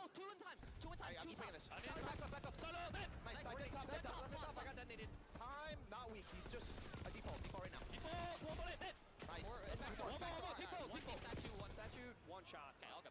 Statue that. Nice. Deep left, two of them. Yeah, two deep left and then one time. Sean deep up for you guys. Where else gonna be statue? Top yellow. I spawned you. Top yellow I'm went out right. left. Top yellow went out left. I'm out right. Nothing can come right. On the Jeep. Speed control right now, Real. I'm gonna flip. Where's he going? He's going concert volt. On the car on the left. The bushy pots. You go. That's P3, it. P3. I can come help them. P3 dead. One fucking bullet. Hitting pushing three. him. Yes, hitting through. Double set. Nice, good job. I can block. Open. From one side of the stage to the other. Here we go to the Heretics. Pueden estar en K, ¿vale? Cambiando medio muerto. Otro va a izquierda. No se pararía, ¿vale? Con el último. No ha cenado, ¿vale? A lo mejor no con un envión. Salte tú. Un envión. Otro más. Bol. Va para piscina, creo. No estoy seguro. No sé qué hace el defensor. Va a poner piscina yo. Piscina. Un tiro piscina. Está en el pedo. Muy bien, pivo. Va a pulsar. Está suave desde el genio. Voy para atrás. Está al fondo del gancho. Venid de frente, joder. Buscamos Pasarela, son dos pasarelas. Tengo el fondo yo. Otro más deep izquierda. Se abre deep izquierda abajo.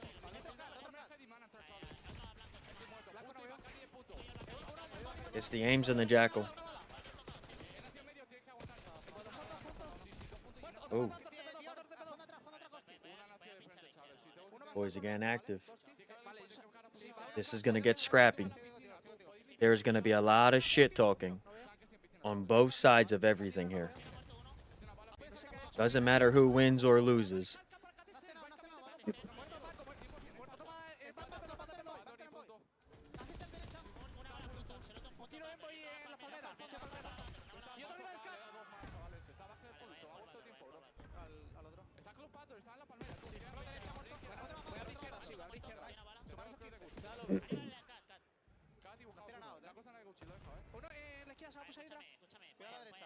I don't speak Spanish and know what's going on, but Miami Heretics are an all-Spanish team. It is a tenacious game of hardpoint. Thieves, the first team to cross 200. But now the Heretics, great position to be in, not only for 3, but going into 4. Well, that still, though, they are going to be down 30 points. So they got to make sure they kick up right now. Long term in a good spot, but P4 is where the knockout blow is going to happen. And so far for Miami Heretics, so good. In the time, going on sprees. They don't have control of the middle of the map, so soaking up the time is going to be tough. But a 30-point lead, cut down to 20. And for LA Thieves, no one's gotten through just yet. Oh, yeah, Rencor. Man, what a map he's having. 33-27. Hardpoint Thieves. Map control, though, still, Heretics. With 25 seconds to go, this late in the hard point, you can't afford to take hits like that. You don't want to give away the time. You need to make sure you root him out, and you're not going to be able to root out Ghosty. He's going to deliver the bit of scrap, and now here's the battles for new. LA Thieves, they've gotten through. They've gotten past, and Rencor up top. Maybe overwhelmed. Envoy drops him, and number 6 Hydra on the new time. Could very well be that final blow. LA Thieves, the advantage in the game is firmly there. Yeah, Thieves, they managed to occupy both of the buildings. They're playing all over now. Scrap by statue, lining them up. Here comes the next hit. Rencor got a crossover. He does to safety for now. The rest of his teammates to the other side of the map. Hydra now on Rencor watch. Can he catch him before he makes entry to time? Love the patience, though. Thieves can end it right here. He just now got his first kill. This has been 20 seconds given away. Heretics, you've traded away so much time. You have to get this break. Cash, it's got to be in You got to take this break, or it's over. Find an opening. Battle your way through. Thieves have got this one, and they've not let go so far. Real finds 2 on the break. Scrap is still soaking. This is for the map. Dive on in, get the kill. Hydra through the front door, but it's 2 seconds for the win. And Hydra's taking the route. He is going to be hitting him from the back. Well, he doesn't check the corner, but Envoy through the front door gets one, falls. Heretics have survived. You have to get to this new time. It is going to be a foot race, and there's pressure on because Scrap still spawns in the back. You can hit old, you can rotate to new. Everything for Heretics has to be perfect, and he dives in. There it is. He wins it, but only for 249. Oh. New LA Thieves are here. That's it. And they got him. Map number 1 secured. That's map 1.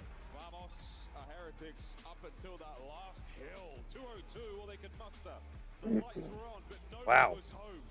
Another money hill by P4 as the Thieves steal away map number 1, even against the odds. 38 and 28 out of Scrap. He was roaring.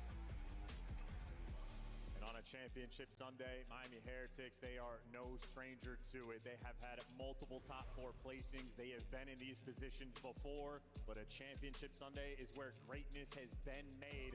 Now they're playing against teams like Atlanta, playing against teams like LAT. That is now 4 map losses in a row for the squad, feeling the pressure. Super had great hill time, but the kill production not quite there. Rencor was putting on a show. 37 and 31, 37-28.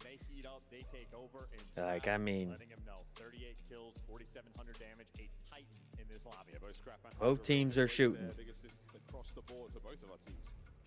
Well, a great start to this lower matchup finals. 12 minutes of hard point there on Bull. However, will we choose the highlights? Oh, that's right. It was basically the whole match.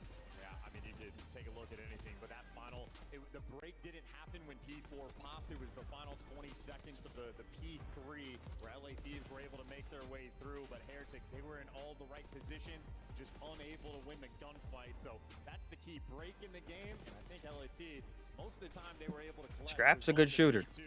He just yaps too much. The first P2s, he was absolutely lights out. He was getting spreed out in both of them. Yeah, he was absolutely insane spree from inside time. It was a stick that had to finish him off because he was so strong there on that P2. Really, really ugly gunfights in this one. Real dirty up close, hip fire, aims, you name it. A lot of close battles.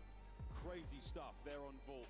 Heretics shy of that last push. The Thieves, they managed to pull it all back. And again, the game flow is going to be an interesting one because it's solid effort out of both squads. We get even here in the listening. Can't understand for Heretics, but at least on the side of LAT, it's not necessarily the most traditional listening we're expecting to have. It was a little bit disjointed.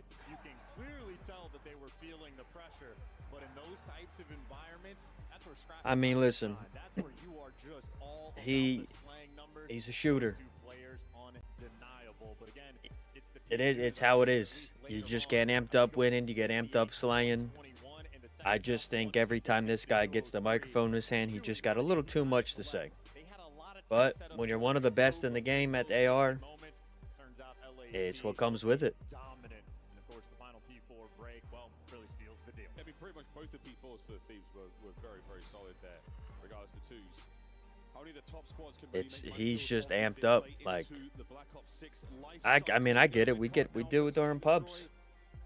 This should be a very, very Imagine being on a main stage doing this shit. Like, you're gonna be amped. Your adrenaline's gonna be fucking rolling. couple of round 11s, a couple of nail-biting moments.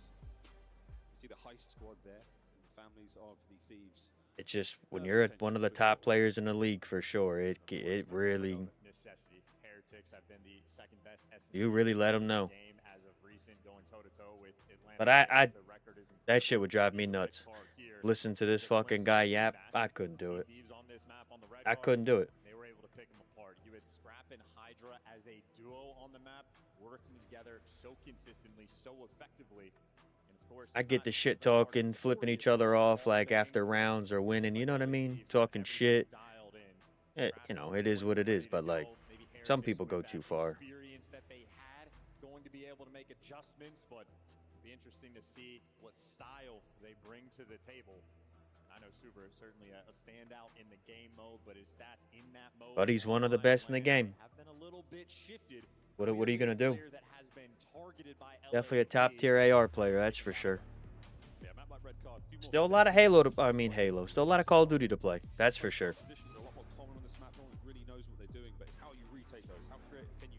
A lot of Call of Duty to play though. We got this map, and then we have the grand finals. Whoever wins this faces FaZe in the grand finals. They're going to use all of their tricks here. We might see some new stuff in a run up towards champs. Same for the Heretics now. What This are they guy. gonna give to make a grand finals with a squad this strong, this close to champs as well? Rancor, hyperactive in those stats. I mean, a kill per round, perfect in the opening duels. He's not often the opening initiator, but when he does get involved, well, he has been flawless. Bomb looking over towards the A site. Defensive setup for Heretics. Absolutely going to be here for the pressure. And this is one of the standard rounds we're going to see. No trophy, so everything that everybody throws will most likely meet its mark. If there's a player there, we'll find out real quick. Hydra. We'll see, man. To play with, but he's going to be far Thieves got to get through Heretics. Heretics beat them to send them to the loser bracket, so places you're going to find players nearly all the time. These are the hotspots. These are the heat map kills. it's hard to beat and lose the same team twice.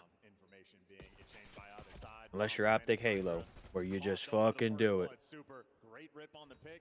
Now you got to hit the go button, see if you can hurt these players out. Scrap distant in the windows. They're swarming on time. Ghosty picks. Ghosty trade. Oh, Envoy gets away Oh, with Envoy's getting tagged. that window enough to force the intel. And now a man alone. Good read. Oh boy, 1v2. No fucking way. Is he going to clutch it? Is he going to do it? Oh my god. Envoy coming in big. Holy shit. Wow. And that is electric stuff. 22 seconds on the clock. He catches Super, just turning tail and running away. He zaps him and makes the play. Wow. A world champion. And that is a champion level play. Uno, dos, and here comes Trace around the corner again to the Strider. His old trusty Strider. Ay, Dios mío, he said. Yeah. Absolutely. Listen. I'd get the fuck up and yell like that too. No, Envoy out here playing with some fire, and he bails his team out immediately. Envoy has been no stranger to the clutch. He's having a serious tournament. The respawns as well. Hydra far forward, and he catches Real. And that's bombed down. I mean, the Damn, he was fucking far. Does find a pick on Scrap, so you even up the odds, and crazy timing on the B site. I mean, Envoy has a free pinch, but so does Metals. And weirdly enough, LAT in position, in a sense, to make the read, but with Envoy with the clearance through. No, the awareness is ridiculous. LAT on top of things. And now for Miami, they have to reposition, attack this A site. A bit of a nightmare situation. Hydra Houdini once again strikes. And no one can seemingly figure out how he does it. Renko with a bump on. Super there by the top spot. Actually vacates now, goes towards double doors. So you've given up a couple of the power positions. Again, we're going to the usual spots right now for the Thieves. They're going to check these places out. And Renko not in a great place. Envoy could go very, very big here. The 30 seconds, the round goes boom. The rookie duo. The pressure's on. The clock ticking down in LAT, wasting a lot. They've cleared out every single corner, but you got to hop this bomb in the next 17, and without time, you just get caught 2v2. Oh, that's huge. Core spots the man on bomb now, making something happen. Super's going to get it. The last man left alive. A 2v3 for the rookies. Unbelievable in LAT. I think they There just they sort come. of lost sight of the round, and that is a big clutch for their get back. This isn't going to be easy for the Thieves. We don't have the comms from LAT, but I would imagine Envoy, maybe he spotted out the player going in towards B. Maybe they noticed that the doors were open, but that awareness just to find the pick is incredibly impressive. Just for them to falter later on. Tied up 1-1, each team showing the clutch ability. I really love the off sort of angle Super was holding there. He knows he's not going to have a chance fighting the player up top. The usual place to be, but he lays the trap. A very, very heads-up veteran play from the youngster there on the roster. 3 kills to his name in that round. 4-1 overall, and now we're going to the third round. Trophies at play. Opening nades are going to get caught. Again, all the usual spots full of players. And initially, Heretics very prepared for the B hit. Non-existent, but maybe long-term they're looking for it. Hydra, he's the man right now responsible for watching the flank, potentially on the minimap, looking to get involved. He's starting to creep up on the map as his team is over towards A. If Envoy's dropping the bomb, he's looking to make a play. Yeah, he doesn't want to get caught in a bad position. Then have his boys have to recover that from a wide open space. Ghosty with a bomb pickup. Metal's got him. Sniffed out Hydra, not as sneaky this time. We peek behind the Magician's curtain and we find nothing but a man, and now it's a 3v3. And Metals is isolated. Real, well, protecting his teammate. Now you're looking for the trades. Ghosty in a tough spot. Metals looking to trap him in. And Metals has options. He's got a bunch of players near him. They're playing a patient game. The kill's right in front of them. The damage is there. The trades are not. But 25 seconds, LAT, the clock has not been their friend. Not at all. They tried it a little bit too much. The 1v2 is absolutely slaughtered. Smiles on the Thieves. Scrap finds 2 in the round. And a moment of impatience there from Miami. The clock was certainly on their side, but they're starting to run around, getting a little bit too squirrely. And Scrap just chuckling. Certainly a player filled with confidence, and now you got the 2-1 lead. Scrap finds himself at 2-2 overall. No crazy stat lines just yet for anyone on the Thieves. Super, however, at 5-2 this early on. He's not looking bad whatsoever. Down around, on attack. Here come the Heretics. Getting top control. Real's going to be actually responsible for the window. Super responsible for the pinch. Envoy looking through. They're okay they're decent at control. Back down. But Thieves have perfectly stacked up over towards the A site. All the firepower in the world that they need. They got the intel. The sun's landing on their faces. Heretics is going to be uncomfortable. They're going to have to work for this. Yeah, Thieves are creeping forward. They're waiting for the opportunity. They're waiting for anyone to find it. Nice, Metals. Watch out for Envoy. They're on a big flank. Who's going to read it? Is Real going to be there for this? As Metals still, he's the front line, the man with the bomb. Envoy will play spoiler in a moment. Depending on how quickly we can plant this. Bomb's going down. Envoy, breach and clear. And that should be the round. I mean, he got the advantage. Another 2v3 clutch potential, though, with bomb down. Last time, LAT just a little bit too slow. Now, at least they have the information. They know they can work Metals. He's alone in the archway. It's going to be a 2v1. He pushes the front line forward. Can he catch a kill? Yep. Cannot. Envoy, wicked stuff. Up. Trades are done. Raincore, 1v2. Trying to cover the bomb. Oh my God. 20 seconds. Just needs my time. 15. Oh, he's got it. He knows it. What a play out of Raincore. Dance with them. Doesn't get the gunfight. No fucking way. He did not need it. A 1v3 there. Wow. Maybe not as impressive as Envoys, but still cerebral in the moment. Good shit. He knows he needs to waste time in the read. Heretics are coming to fucking play. He knows Scrap and Envoy gonna be hunting him down. Pre-aim and L trigger absolutely on point. The rookie ices up. Perfect place to have that kill and have those routes to take. 2 big 1v3s already. Section of the map. Managed to find the best piece of cover he could. The bush doesn't offer much cover, but plays it to perfection. Round 5, Thieves attack. And this time it's Scrap roaming over towards B, and maybe that shows the hand of a bit more of a commitment. 3 players for Thieves near. Somebody's going to see him. I was going to say. But all that is an information game. But Envoy, he wants to force it through. His teammates are not for the backup, but maybe the he fuck? doesn't need him. Envoy's going to do it himself. That's a massive kill. Incredible reaction time there. And this is a Thieves classic. find a kill on one site and immediately oscillate to the other.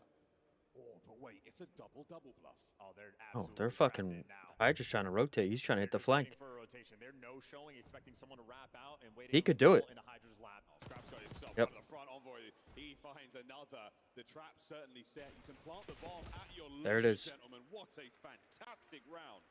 Thieves take the lead. Yeah, that is a phenomenal swarm in Envoy again. He's playing a dangerous game with bomb in hand to go for the chow, but it is a very common corner in Envoy prepared for it.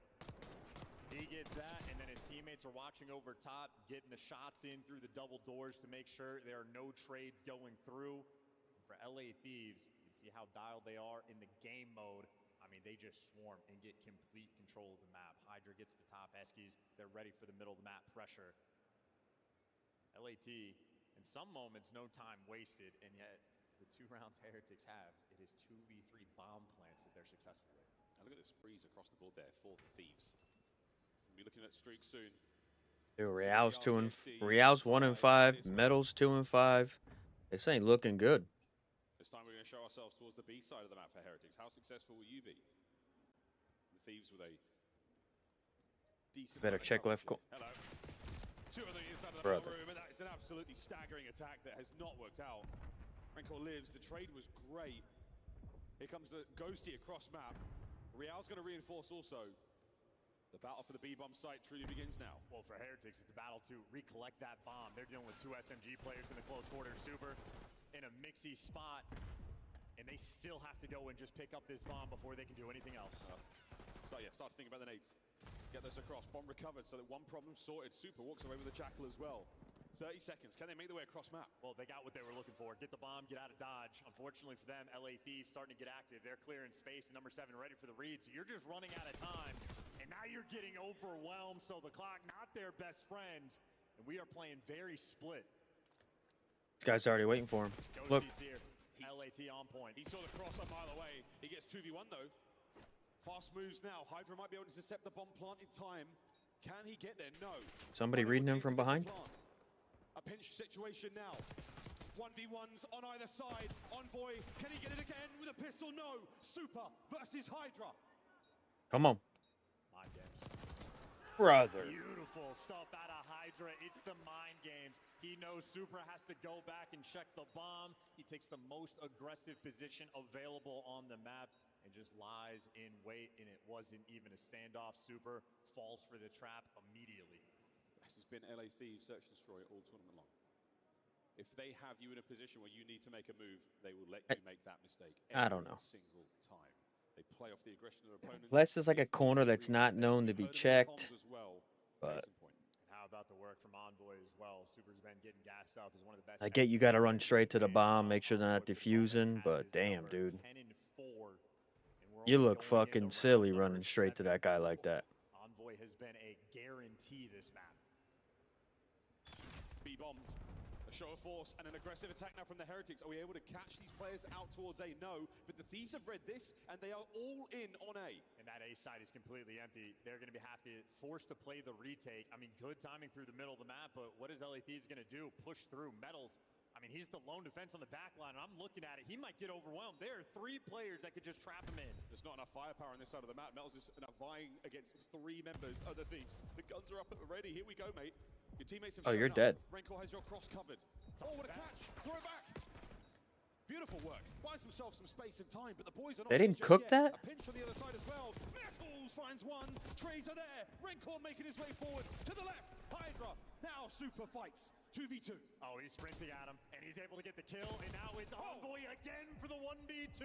Him against Super, the knockout blow. There is no time, and Envoy dancing, and Envoy has gotten it. He plays him like a fiddle again. He floats like a butterfly, and this bomb will sting like a bee. Map point, LA Thieves. And Envoy just knows he is a little too good, a little too fast, and he sees the game just a little too better. Absolutely on point. A guarantee in every single round. Another clutch coming in from the world champion. He has had such an unbelievable map. An incredible tournament so far. A world champion in his own right. 11 and 5. 9 non-traded. 1,300 plus damage. Map About to point be for the 2-0. Thieves for the Heretics. This is going to be good. And to have a 2-0 lead for this team going into control, devastating.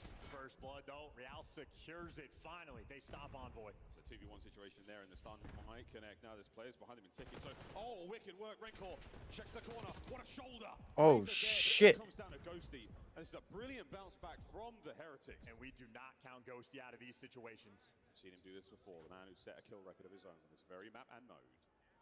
1v3 for Ghosty. Let him get to work. Okay. Might be in a bit more trouble this time round. Trusty pistol. Too many Heretics to deal with. 5-3. Yeah, in LAT, seeing that round. They Hard 5-3, ladies and gentlemen. Hard 5-3. They wanted to make a stamp on the round, run it up the gut through the middle of the map. But with the way the Thieves are playing right now, this is just... A little too aggressive, though. This is going to look like a 3-0 sweep, all honesty. Through the entire time, so staying heads up on the game plan. Still, though, they are down 3-5. And in my mind, Heretics look they're going to fall top 3. It's the same story. Same story with every series. Then they're back to the drawing board, going to champs. You can't rely on control. They're just too good at it. This is a must-win for the Miami Heretics. But it's a hard 5-3. So many good tricks, and if the tricks aren't good enough, it is the real magic of Envoy. They draw first blood. There's 2. Hydra finding the kills in from behind. On with Ghosty now, who will dance around. 3. You run into the wrong part of town. Gets put down. Rencor, it's a 1v3. The guns are still smoking hot, but here come the Thieves forward. That's they it. Fly into victory. 2-0. Into a 6-3 and into 2-0 in the series. An absolute slammage as well in Envoy, the king of the credit for that map too. I mean, we opened up with a filthy 1v3 clutch, guaranteed top 5 play of the week, and it was not the only clutch Envoy had on that map. All right. Intermission break. Take a piss. Outsmarted LAT on red card. They have it dialed in. Heretics might burn all their fuel. Looking like an LAT 3-0, to be honest with you. I don't see Heretics taking this control. The series is looking dire for them indeed. Control on the horizon and not the destination they want, especially now. Down to Envoy. We will talk about that one for a minute. Unbelievable. He really did put the Heretics on watch. 4-8 for Real and Metals, 8-6, 8-8 Super and Rencor. They did. Gave it everything they had. The damages are everything there, but just outsmarted, outplayed, outgunned in nearly every possible situation. Thieves, 2-0. Yeah, and they are having a pretty comfortable losers bracket run right now. Is LA. They dropped their 2 maps so far down in the depths, and they have just been menaces. The vault looking clean, the red card even better, and obviously the control, we'll talk about it again. Even if they lose it, which is not necessarily likely, LAT, they love rewind as well. They're as comfortable as they could possibly be in this series. They can see the grand finals. We're going to go back to Vault. This is what we done on Hardpoint, but now to Control. Before we get there, though, we're going to the depths. We are 1 map away from the same grand final we had to open the season. Let's break down what we've seen so far, though, in this elimination match. Miami Heretics, the #1 seed, get their rematch, but it doesn't start the same way. It's LA Thieves coming out with a win with Hacienda out of the mix. Yeah, I mean, starting with that Vault control, obviously you have great Envoy plays in map number 2. But honestly, Vault Hardpoint, they were able to take that Vault Hardpoint. I mean, if you were Miami, that's one, it felt like you were in control. You won the first 2 P4s, but Thieves did such a good job at P1 and P2 chipping away the lead, and then they were able to retake the lead with like a perfect P2 to end the game. They win the final P4, and yeah, this is a tough part when you're playing Thieves, losing this map too. Now, we mentioned that Envoy kind of has had slow stats in the first hardpoints. He took over game 2, Al. He's been on Real and Search and Destroy. I talked about it while we were heading into this. He has like a 1.7 on the weekend in Search and Destroy. I don't know what it is, but right now he is frying in that game mode. And not only are you getting that much out of Envoy, but just, I mean, LA Thieves are already a top 3 red card SD team on the weekend, but just the way that they prioritize, like even like back in round number 3, Rencor ends up clutching up just by staying alive, but the prioritization of LA Thieves to push out that guy top window as soon as a bomb goes down on A, like we aren't seeing most teams do that. They're trying to push off the site, and then they'll play for stacking bodies and fighting for the guy in window. So the way they're approaching it, I think is just taking Miami completely off guard. 6-3 to 250 to 202. Let's break down that first one, Nameless. What do you got for me? Yeah, I mean, I thought Joe, talked about it really eloquently. The P2s were wonderful, and that's a hill Miami usually dominate on this map. Obviously, that's Miami's map pick, and you look at this through 2 vaults now that we've seen from Thieves, they're just electric. And honestly, it was the superstars on this map number 1. Scrap and Hydra took over, literally had almost the same exact stat line at the end. It was like 37 kills apiece. And when we did get to those P2s, just Hydra getting lost, man, making huge plays, just staggering the Miami Heretics. And once they were able to get that lead, they're able to hold on to it.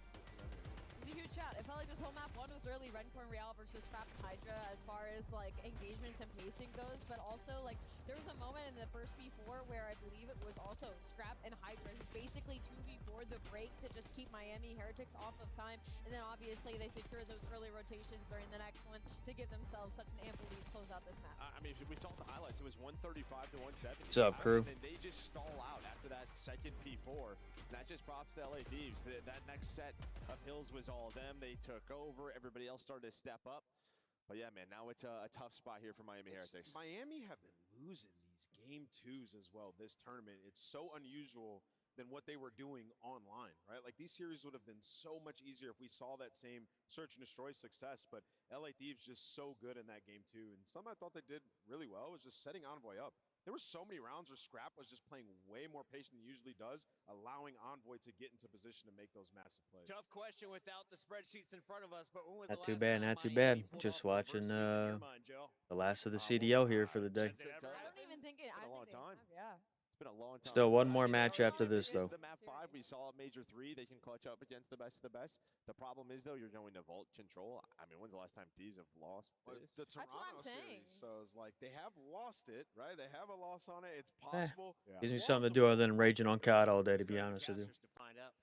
We're going to find out one way or another, folks. Yeah, 3-1 against Ultra, which was a shock to the world, I think. I mean, as far as I'm concerned, they're still incredible at it, but we'll find out if the Heretics have got what it takes to force itself into another map. One more map, it'd be great, wouldn't it, mate? I mean, keep this fight going. It'd be nice, absolutely, but obviously Envoy has a say in the matter, and he is not interested in this series. He wants to move on to the next. He was chirping, and we know chirping this year has had a curse, but maybe calling in the gunship is like the maximum curse. And, well, now that that's been exercised out of the way, you're good. You got the Juju done, and they have been flowing right now. A decent losers bracket run LA Thieves have been on. They have been looking fierce. And honestly, it has just been a path of destruction. Now like 5 maps in a row that they have won, and acknowledged on the desk. They have lost the vault control recently. It happened yesterday, but those losses are few and far between. Gonna have to be at your absolute best right now if you're Miami Heretics. You're going against possibly the top dogs, the Major 3 champions. Opportunity to go back-to-back, and yeah, looking at the record overall, 40-8, one of the best single mode records in Call of Duty history, certainly in the conversation of greatness. Still on a spree as well. Control and Los Angeles Thieves goes hand in hand. Oh, what a nade, and they've read it perfectly. The cars have exploded. Rencore's taken some hits. Envoy now on the follow-up. They're running them down. They're running them down real bad on the B hit. Yeah, this is scorching hot. Envoy's already through. Hydra, well, he's prowling there to kill. Metals, though, at least gives you 2, and it looks like LA Thieves, everybody but Hydra has been stopped in. Well, now this is his territory. He just wants to slow you down, drag the attention, and it's going to be Super and Rencore. I mean, just eyes on him. Is this the man you want to hunt? One at a time, they do get it. Nice sucker punch off the rip there. Heretics managed to recover their balance, and now Reality's going for a bit of a hit of his own. But in the meantime, halfway through B, look at the segment. Oh, Super gets it done with. Oh, wow. It's going to be the zone safe over to the middle of the map. No shenanigans there as well. Here come the Heretics on the track. Could be doing a spawn killing. The opening break, they got rid of the van, but the Jeep It's all Real jump. still just alive and active. And Envoy is shooting. KDs on the map. He's 0-3 though. Those are good shots. Envoy's 0-3. What a throwback that one is, folks. Envoy, 0-4. map he had before. 0-4 now. Rencore's 5 spree certainly helps the case. I just got shut down. Oh, they're shooting bodies. They're shooting bodies. And you're Yep, there it is. Rencore finds a 7 spree. What is happening here? Hydra now back against the van. He gets taken care of, though, as the spree's done, but 24-11 with 20 on the clock. What a way to kick this one off. Don't let anybody out. 24v9. Drain the lives and make this as quick as you can go. LA Thieves trying to make the B hit happen. Holy shit. Now just getting slaughtered 23-8. Holding them. Around Yep. Blink of an eye, 7 lives Yep. remaining, but what a punch landed by the Heretics. Wow. That is light speed. That is Rancor with 9 kills. Real 6 and 1. And shooting bodies as well. Venom on the main stage. That's what you needed. Oh, yeah. The sign of life, a bit of a jolt. The defibrillator hits. And Miami Heretics well and truly alive. This is Rancor very, very early on. I think after this, he gets 2 players lining up immediately, just coming around that corner. Yeah, it was Ghosty and Scrap. Unreal. That is an opening that we've not Hit seen. him with the That is a spawn level trap. of play we've not Another seen player in shooting control. bodies. That's insane. Maybe ever. And you're down 2-0. Again, shooting bodies is you're trying to hype yourself up just a little bit. I don't know. Reverse sweep, but that is a phenomenal defensive round coming in from Miami Heretics. The attacking rounds always just a little bit more difficult. So See what they can do. back. It is 4 men straight through the site. Double chow on either side. Trades are getting exchanged. Scrap seemingly unkillable, and Scrap is good for 3. Finally traded out in a 1v1 battle to secure the time. It's Super versus Envoy. You couldn't write it any better, and Envoy bested him. Heretics have to restabilize now. The 3-man swing out there to put Metals in the dirt. Scrap holding down the lobby. This is crazy gunfight wins. The contest. Dude, Ghosty's 1 and 7. Envoy 2 and 8. Going to get you a little bit of attention towards the A zone, but B's got a lot of love to it as well. Eyes all over the place right now for the Thieves. Holes in the radar as they manage to hold firm. Weak. Still defend A. Yeah, and their teamwork right now on point there, flowing. Thieves doing a great job of double challenging nearly everything. Collecting One's more going kills cat. than the feed. Scrap, Doesn't read Smooth, cat. And Ghosty's there for the cleanup crew. So as good as the defense. There comes a spawn killing. Miami, Thieves looking to do the exact same thing, but a little bit better. There comes a spawn killing. Checks and contests there through the hole. Straight across over to B. Look at that angle. Geometry's crazy. That is wild. Here comes Ghosty. Great timing. Oh, wow. Trades though. Here comes the man through Vault. Hydra's going to clean that up. That's the trade. Rancor in position to do not a huge amount here. You're nearly at 1 segment on A. It would be ideal to secure that because your defense looks so good. So long-term plan. For the round 5, it'd be great. Nice job, Metals. Good shot. Ghosty stops the capture. Gotta get Nice double kill. And keep in mind, LA Thieves able to secure 2 segments. Miami Heretics just got there first. Now Scrap doing it himself. Didn't have the support, and it wasn't needed. Now you're fighting for your life just to get the extra ticks. We're close enough to it. Second man shows up. Goes not quite dead just yet. Envoy in the flank. Envoy can't get it done. 10 seconds to go. The Scrap's in it. Scrap. He could save the round. There it is. Nope. Another 2-piece. Not going to happen. Metals on the capture. 7.5 seconds. I mean, we are running it down this game. The lives already being drained. 3rd segment, though, nearly secured. You don't win the gunfights. Ghosty gives you something extra in Envoy there for the follow-up. There it is. And we are all tied up after 2 rounds. Each team dominant on defense. That was a fast one. 2 rocking rounds. Scrap finding himself 13 kills on defense. Yeah, how about that bounce back? This is the opening break. I mean, he's 15 and 12. Like, on point. He baits Ghosty for the final one, but for good reason. Wiped out every single kill.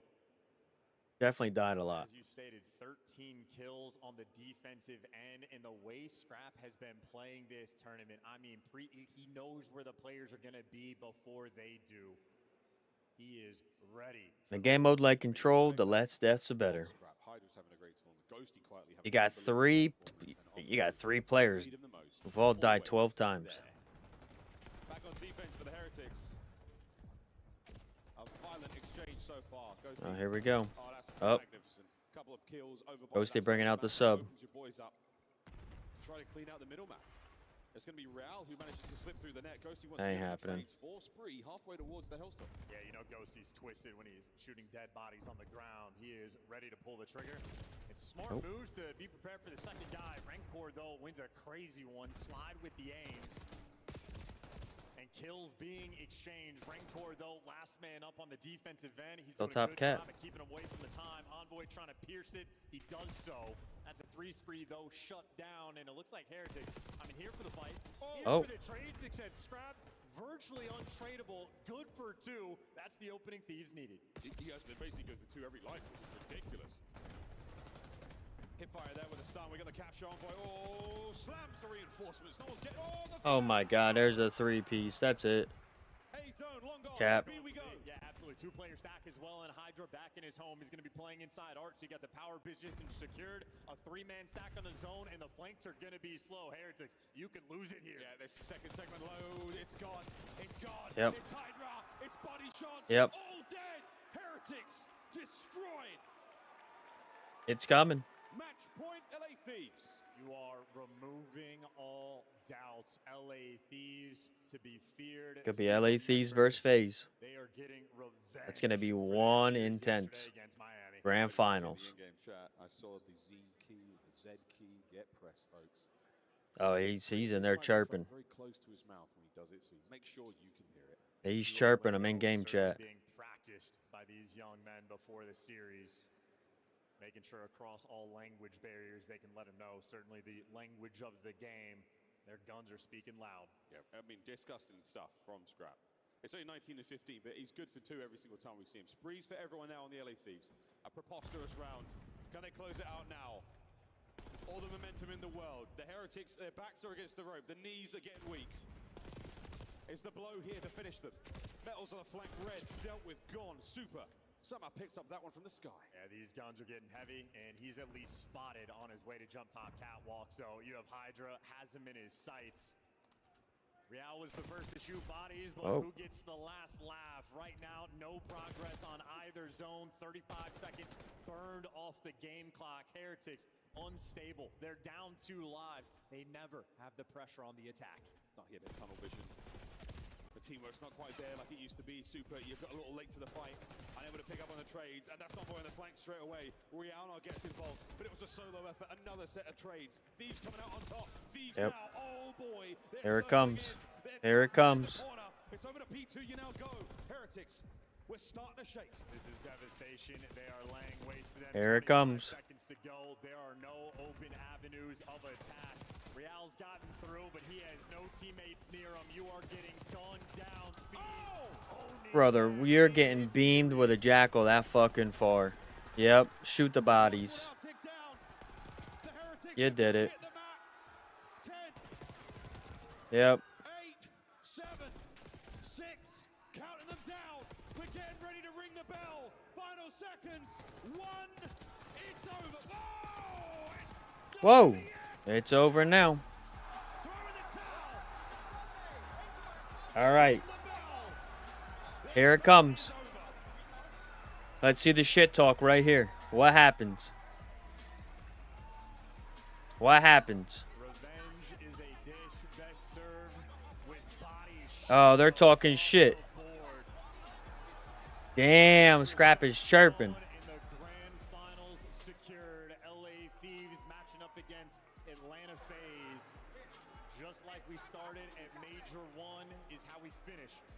Season. And that's one of those matches, you got them back. Fucking chirping. You promised to tag them. And that's a confidence booster going into a grand finals now against FaZe. That one felt a little personal, but what an electrifying match. Oh, that was personal. That was personal for sure. Good looks in the search and destroy. Envoy with a unbelievable performance. Hardpoint as well. Fucking 3-0'd him. How well they've played this tournament, they took them to task. Heretics, your run at DreamHack comes to a close, but what a run it was. And DreamHack has been an incredible time. Shades of the old days with the double stations rolling through, playing a lot more COD. It feels like we're squeezing it into a 3-day format, and it has been lights out. So a reminder, the grand finals rematch we have now, it was a Game 7 round 11 between these two teams at the start of the year. One of the best we have ever had. There's the potential, and obviously for LAT, they can feel it. Clean game out of Scrap and Envoy. The way these guys are playing, completely lights out in every single game mode. They're bringing it. Now they play FaZe. LA Thieves now a chance to go back-to-back major champions, or will it be FaZe back on top? Do they get their 3rd this year? Well, they got a chance now in this grand finals on the way. Brilliant, brilliant matchup. Drama, thrills, chills, spills, and everything in between. Whole lot of fucking drama. You knew it was gonna happen though. These two teams playing against each other. That's for sure. As they get the job done, they get the rematch they've been waiting for against Atlanta FaZe. But let's talk about this matchup, Merc, because we kind of knew what we were going into. We saw there was not going to be Hacienda. Was it a map difference or was this a skill difference showcased in this elimination final? Listen, I think if you're Miami, you just look at both maps 1 and 2. Map 1, I think they were in control. They did a lot of the right things on Vault Hardpoint, but doesn't end up going their way. Map 2, red card, search and destroy. LA Thieves, they're just a different search team when it comes to land. But I think for Miami moving forward, similar to like Surge, you just have to focus on control versus LA Thieves and FaZe. Before we head into this match, I kind of touched on the fact that I thought it was a little bit to do with the map set and the veto process, because LA Thieves, the way they kind of laid this out was they planned to do this in a 3-0 fashion. Because if we did get to that map 4, obviously Rewind is LA Thieves' weakest hard point, right next to Hacienda versus Miami Heretics that just beat them. And then you go into that map number 5, same thing. Miami is the #1 attack team on Hacienda, search and destroy, and 100% conversion if they do get that opening kill. So the map set leaned heavily towards Miami. The later you went to the series, LA Thieves getting it done in 3 was part of the plan. Yeah, it's just massive getting rid of the Hasi. And Chris, we talked about it. It's just hard to beat this team 3 times in a row. They beat them twice this split.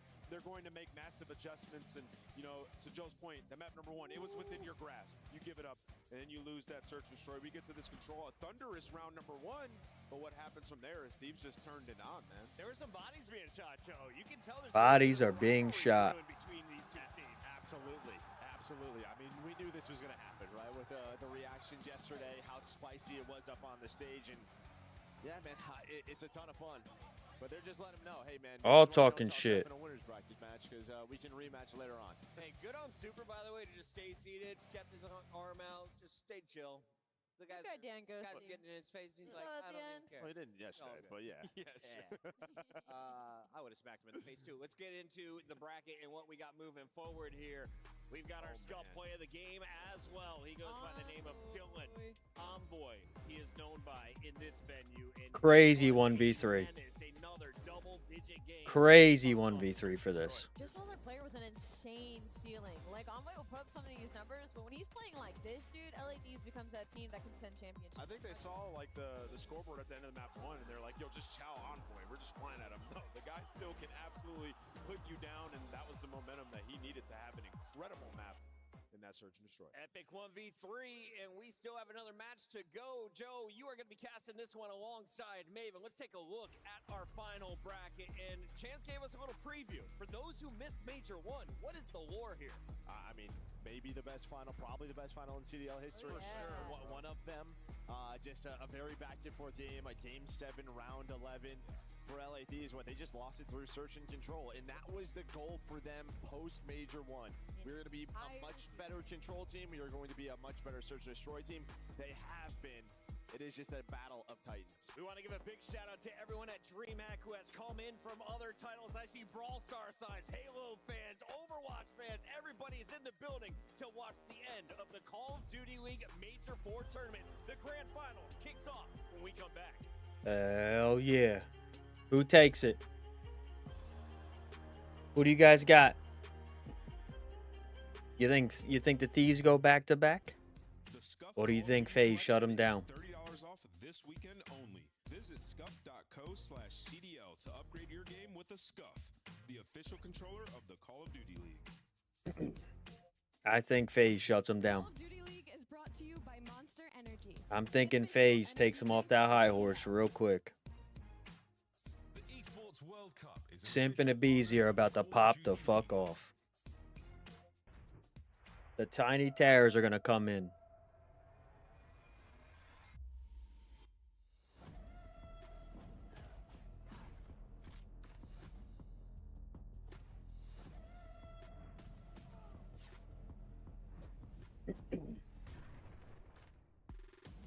Like, Thieves got a good team.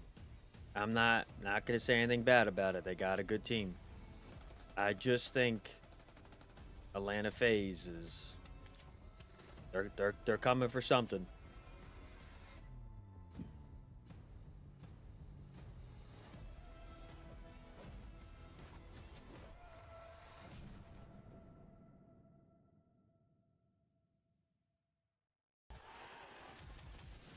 It's more than a game. It's for all who dare to compete. It's more than a team. It's our team. It's more than a feeling. It's unwavering It's more than just talent. It's the grind that got me here. It's more than a moment. It's our legacy. One city, one stage, one champion. The battle starts now. Call of Duty champs. On match day, everything matters. What you focused on the night before, how you slept, what you ate. Players gather in the arena, ready to go toe-to-toe, fueled by the dedication, passion, and love of the sport. The mind has to be focused, clear, locked in. Any unknown variable can mean the difference between winning and losing. And when you have your pride on the line, every decision has to be perfect. I mean, on paper, on paper, Thieves have one of the best teams in the league. You have to make them believe. Scuff has been a proud and passionate supporter of Call of Duty. Let's see what they got. For 14 years. It's going to be a battle. It's going to be a war. Or it can be completely one-sided.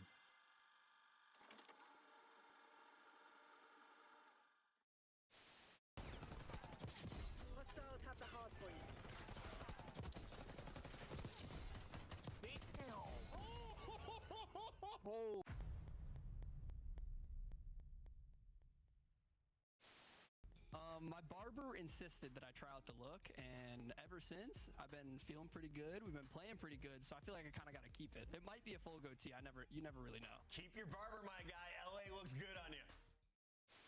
Been magnificent. Miami take the lead. They're trying to close it out.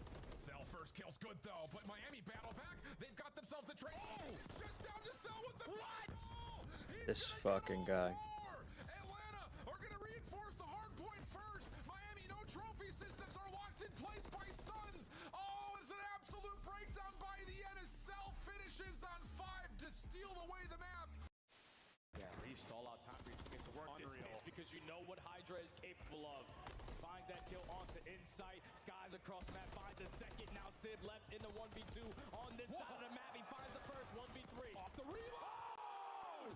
Oh my goodness! One was fine. Two was a goddamn miracle. But now Kiz is in a great spot to find a first blood. That was insane. Oh my god, why did he just do that? Joe's face was comedy in here.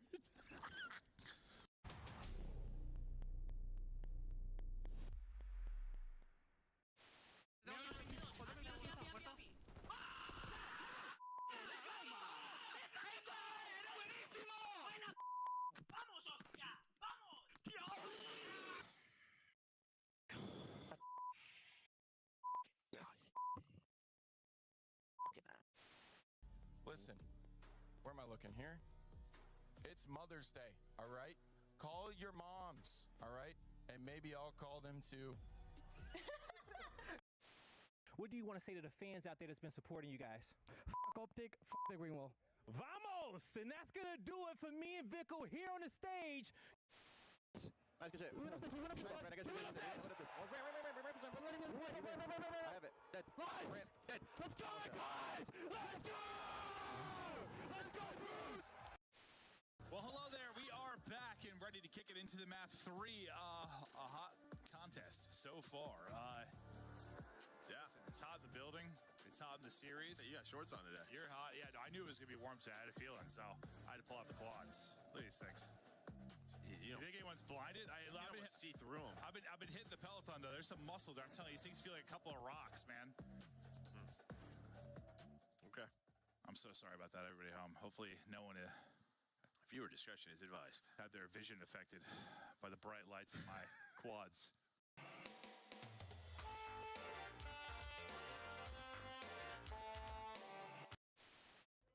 This guy don't play for the win. What? This is criminal.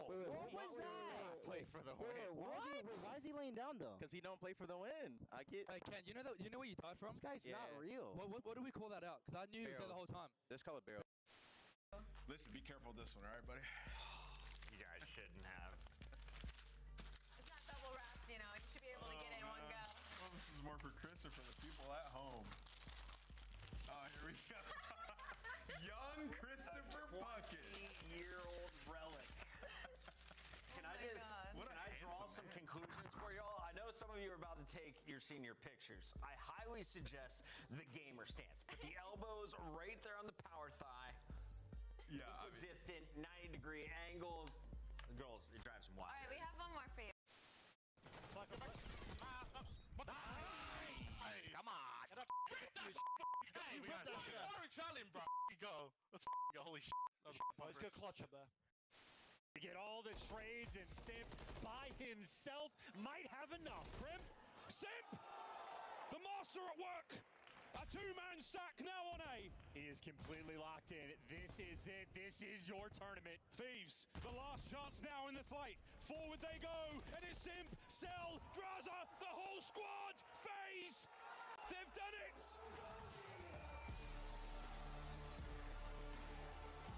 Destiny manifest.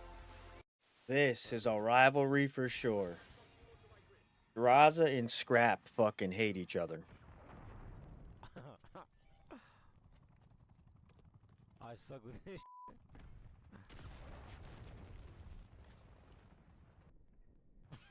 Turn it up. Bruh. I'm not using that shit ever again. That shit out. I gotta take a piss. Look at the route that Shotzi's taking, shutting down the entire. Oh my gosh, yeah, look at Ant on the minimap. Depending Guy's on an what absolute the timing butt of this cheeks. looks like, Mac gonna go for the Waiting for the immediate elevator. plan, He's but patient. We've got 3 different floors worth of areas to explore your Shotzi, and now the time starts to tick against Optics defense. And I don't know if Sib got a sound cue that potentially someone's coming in the elevator. I guess not. Here he comes. Shotzi on the pinch. He gets someone's playing towards top window, and unfortunately, Sib, you just were not ready.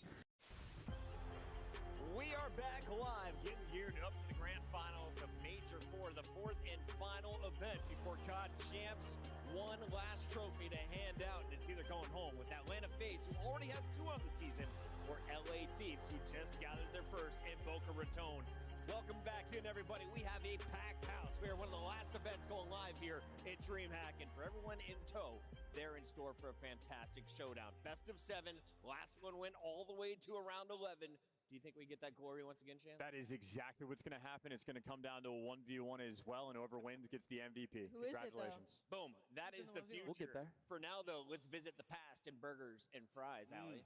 I love a good burgers and fries segment. Come on, roll it up. I need to find what dip I'm using here. I'm going to assume, oh no, it's Toronto Ultra. Oh, the 40 it is a point fry. club. This is straight cooking. We can have oil and a fry in this one, I'll be honest. But yeah, Toronto with a thunderous map one. This actually ended up being a really close series, though, in the following maps. But yes, Toronto able to do that when they get Skylines. My man Abuza in 04 and the rest of Seattle Surge, they ordered a few burgers this weekend. They get knocked out by Vegas Falcons, who get their first match on LAN in franchise history. I forgot about those guys. I didn't remember. They were at the tournament? Were they actually? That's insane. Yeah, that is crazy. 04 has to change his name, by the way, if this continues. Double 04 and point 4. Minnesota had some fries of their own. Nero, one of the best. Appreciate that gift, man. He dropped some aces. They coming in hot today, ladies and gentlemen, during the watch party. This was electric, Allie. It was. I mean, especially with everything that was on Bean's shoulders, right? Like with Mercules playing so well. I mean, for him to come out and fry like that, and also even Kleenex was having a hell of a time on this control. I mean, this guy was a walking flip. Just a bunch of quad feeds, I'm understanding on Chance. I like these plays. Yeah, he was gross. I mean, the comeback's absolutely there in Toronto. Certainly an interesting team going into champs, but we'll flip over to Ghosty, who, dude. The fuck? And honestly, this might be fries because they still won this map. It's like 200 IQ to make sure you kill yourself just to get it out of the way as quick as you can. Oh, that's what we're going with. Unfortunate moment, but it worked out. There was so many self-inflicted wounds on the side of LA Thieves throughout this tournament. I swear, man. Get blown up by your own nades, blow yourself up with RC. Hey, it is what it is. They're in finals. They're still alive somehow, and of course, we see some more Fry and Mercules back-to-back championship Sundays appearances. The rookie making waves in the second half of the season now wearing the Optic jersey. He's literally him. For Mercules, I think this is a huge start to his career. I mean, obviously, we all saw him playing with Toronto, and it was like he has to get picked up he doesn't. Everybody's up in arms, and then he's brought to the green wall and completely changed what their season They was really did. like. Oh no. The body snatching Optic, not caught once, but twice in the same. Yeah, she got caught twice by this. Every single time. Oh no. But these are honestly just phenomenal plays. You don't see that too often. Abizu be looking at that here in the final. He's holding Nashi hostage. Love it. Rancor and Miami Heretics, they just fell to LA, but before they did, they had some explosive plays. This is what makes me believe in curses, by the way. The things that were happening this series were clinically absurd, and Miami Heretics, at least on a Saturday, took full advantage. Nice clutches there. Here's another little sample of Rancor was bringing to the table in the MVP race before running out of gas. Yeah, to me, the way he performed in this tournament, in that series, like, Rookie of the Year is locked clear handed the award. We got a belly flop burger coming in from Abizi. He had some of the best moments. Oh. Who's trying to do that? I'm telling you, this guy is just having the time of his life out there. I would never in a million years try to make that call. I would 100%. No, I know you would. We eat well here at DreamHack, and you guys can get some of the best gear. Our merch booth is still open in the back of the room, and all of the greatest entertainers What the fuck? are here as well. Shout out to Scump, by the way, going down the elevator at 2:15 a.m. Security guard asks, hey man, can you record a video for me? Takes 5 minutes out of his time before hopping in a limo. Well done, Scump. He's a good guy. True story. It is. Mama Scump was there too. Shout out to Mama. What a good face for God we have.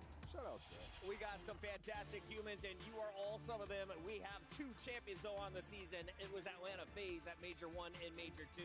Major 3, the Thieves stealed their first trophy for Dan Ghosty. In the running to do it again here, Chance. Yeah, and going back-to-back as well, a feat rarely accomplished. Obviously, Atlanta FaZe, one of the teams that can do it, and they're going to be the team that's going to attempt to stop it. Fun one indeed, especially because Thieves built their roster to beat this squad. Literally. It's looking like we have our 2 best teams in the league about to go toe-to-toe on the main stage. Before we get to that, though, we have to welcome the new challengers who are headed to EWC and Champs Challengers. Guy Blaze on the stage with our winners.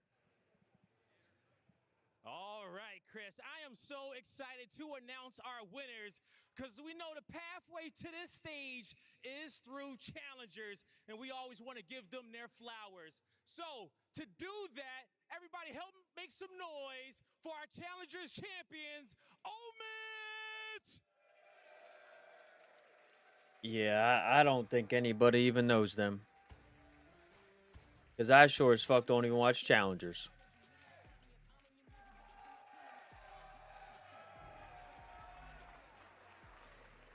Now the roster on the stage, these guys fought through everyone who wanted to play in challengers to be able to come out on top. But now it's time to give them their medals. Ladies and gentlemen, make some noise for Mamba!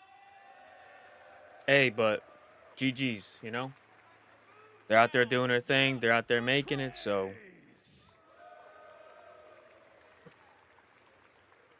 Coming up next, you know him and you love him, it's Mac!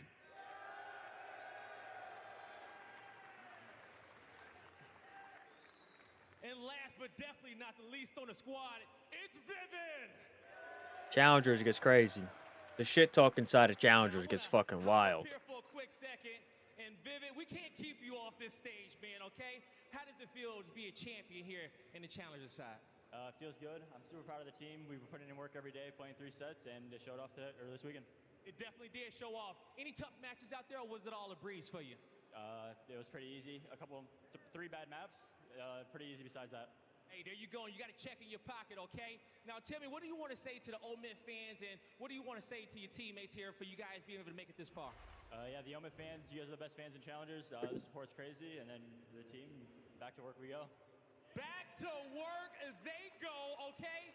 Now, one more time here, DreamHack. Let's show some love to Omit!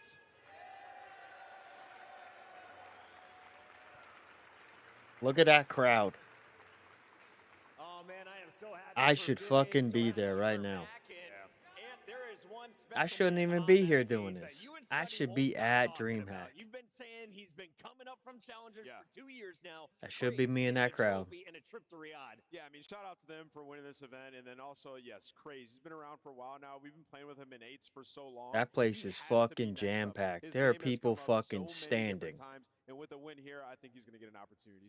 If you guys don't know what that I was triangle gonna go is, too. that is their key to I EWC. legit was Every going. team enters with the key. When you get knocked out, they throw it underneath the hydraulic press. And I had send you back. plans. Like, It's brutal. We love I it. had plans Coming to up chill and later meet this year. people. For Like, now, though, we gotta finish legit plans. Allie, It as we just take a didn't fall look at through. everything that's happened here, But it's all we've good. had Gives me the time to CDL look at final event DreamHack with all Atlanta. 12 teams. We've seen the best of challengers. But what's been the highlight? Oh man, what's been the highlight is crazy. I have to say all the crazy stuff that Damn, happened they to ran the through Rockers winners over the bracket weekend. all the way Insane through. Series, but Good for I mean, just you. looking at the bracket overall, it looks like Omen is low-key running things. They've got 2 teams that rocking it in this bracket. Actually 3 now that I'm looking at it. Shout out to that organization and really powering through and trying to build up some of the challengers teams. There's still 3 more spots Oh, there's 2 available Omid. at EWC for our challengers teams. And do you expect Team Orchid to make a run for one of those? Banson crew made it to a grand final here in Dallas. Shout out Bancy Castle, man. Always a pleasure watching him play. I definitely see them having some success soon. It's been a great show. It continues on right now as we welcome another guest to this stage. He goes by the name of Kason, who's performing last night. Thank you for having us. Scump and I we're raging out with all the rest of the crew, but today we're back in the building to watch your team phase.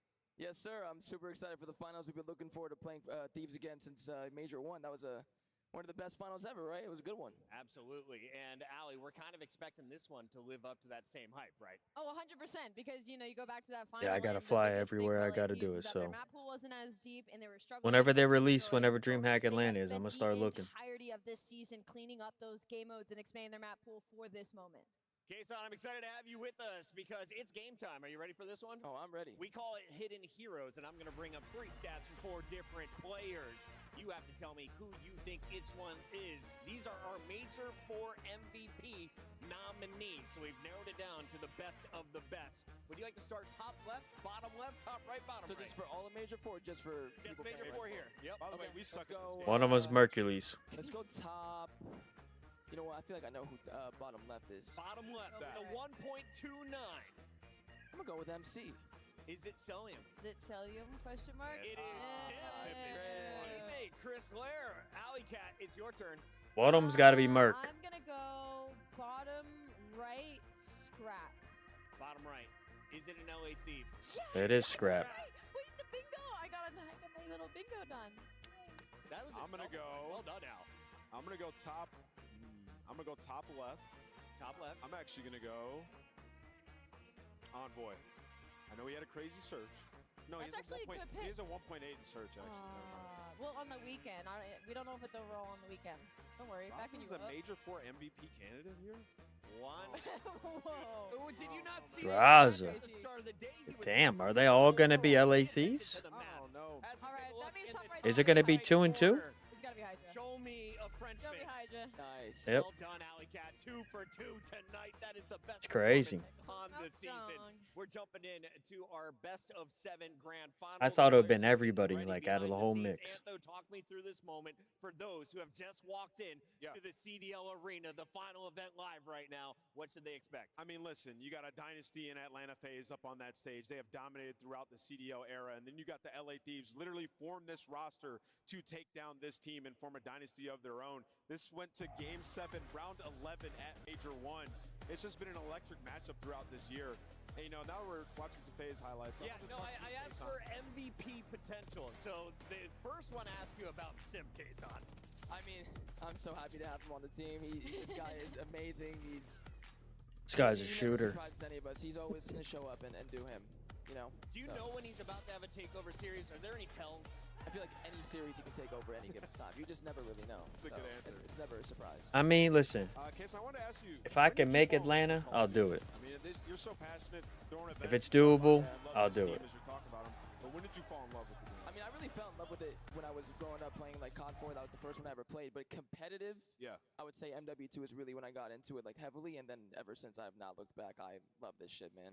And yesterday we saw you partying with Temper. We had Apex, the founders of FaZe, with you in the front row. So Twitter had a field day with that. What has it been like though, having everyone under one roof at DreamHack? It's the best. I've been trying to get it going Yo, for a long Les. time. You know, hopefully more events. Look at are how gonna be long this coming, man's been I'll following get me the boys for. out. So we'll see what happens. We're gonna get them all out. It's gonna happen. Banks, you're up next. 2 For the fucking meantime, years. though, we have to take a look at the guy who's been talking the trash in this venue. He goes by the name of Scrap. I ain't worried about it being an Atlanta fan, bro, but the opportunity's an opportunity.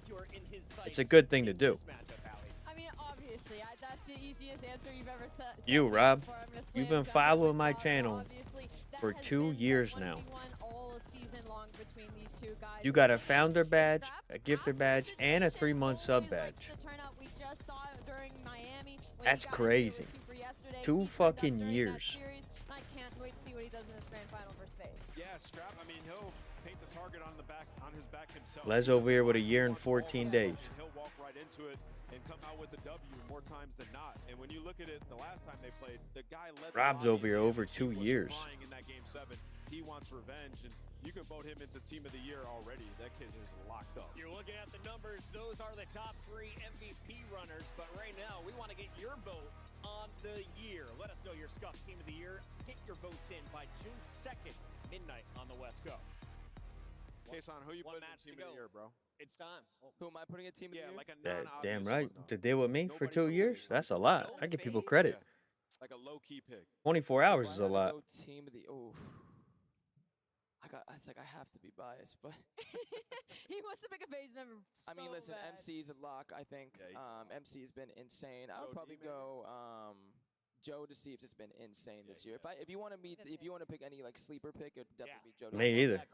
I think that's a good one. I've been on Kick for over 2 years. Between, Zach and It's Ernie, crazy. either one, you can't go wrong.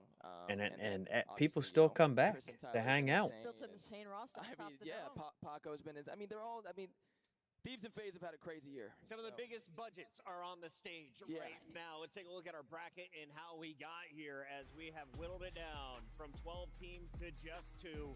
Atlanta making their run through the winners bracket. If you look back at Major 1 and 2, how did they win that tournament? It was this pack. LA Thieves trying to make their run now after besting Ultra. They took out Optic Texas, and they're getting even cleaner with a 3-0 over Miami, Alley. Oh yeah, they got their revenge, right? They Yeah, were Sarge is really definitely an OG. Then they're able to 3-0 Sarge them is an in that OG. losers finals to make it to the grand. So the revenge stories build themselves when it comes to the LA Thieves. It's time for our monster pregame, which means the players are about ready. I want to start Well, with you're Atlanta missing my FaZe fucking because lip. They are fighting to Spilling continue beer on their myself. legacy as the greatest regular season team to ever touch Call of Duty. They've been in the #1 spot since the inception of the CDL. They're one match. Can't wait for Thursday. Your day drinking? Yeah, and you know, for Atlanta FaZe, it's been a great season for them in success, winning 2 events, but they've also had to figure Been it following out. Prize for a minute too. But it's crazy, like everything circles around on how you meet people to like one set streamer. Like a lot of people, you hang out, play with Prize, you play with Sarge. The amount of people you possibly meet is insane. For me, is their control gameplay because typically, obviously, the top teams are going to be strong in control, but Atlanta are 27 and 8 combined. Like I'm not always big like hanging out, chatting in people's streams. I pull them up. You know, I pull people up. I'm usually a good lurker. Might not say anything, might not talk much, but like, you know, you start getting active in some chats, you'd be surprised like how many people you can actually meet. And like how small this world really is. Like, no lie. Like last week or earlier this week. Yeah, earlier this week. Sorry. I guess you could say last week, but earlier this week I was in a Rec Dictator stream talking that I wasn't going to make DreamHack because I didn't have anybody to fly with. Kind of like real cautious with flying, don't really know airports very well. I have a really bad fear of heights, so like I get bad anxiety like flying. I get like my hands get like real sweaty and shit, so I'm usually like drinking before I get on a plane. I drink on the plane. And like, yo, crazy fucking small world, Les and Rob. Like, no shit. I said I didn't have anybody to fly with. And then the people started asking where I'm from, where I'd fly out of. I told them there was a guy literally flying an hour away from me. Like, the airport that's an hour from my house, there was a person flying from there. It was like, yo, just meet up. Take off on Thursday, fly with me, stay, chill, we'll do everything. I was like, what the fuck? I could have gone. Yeah, she's, yo, Erect Dictator's so chill. She's so cool. Yeah, this is the closest talent-wise these two Like, I was supposed to meet up with her, Turd Ferguson, like, hang out with Widow Bears. Like, I was supposed to hang out with a bunch of people. It just didn't fall into my hands to where it was feasible. And I don't like doing shit last minute.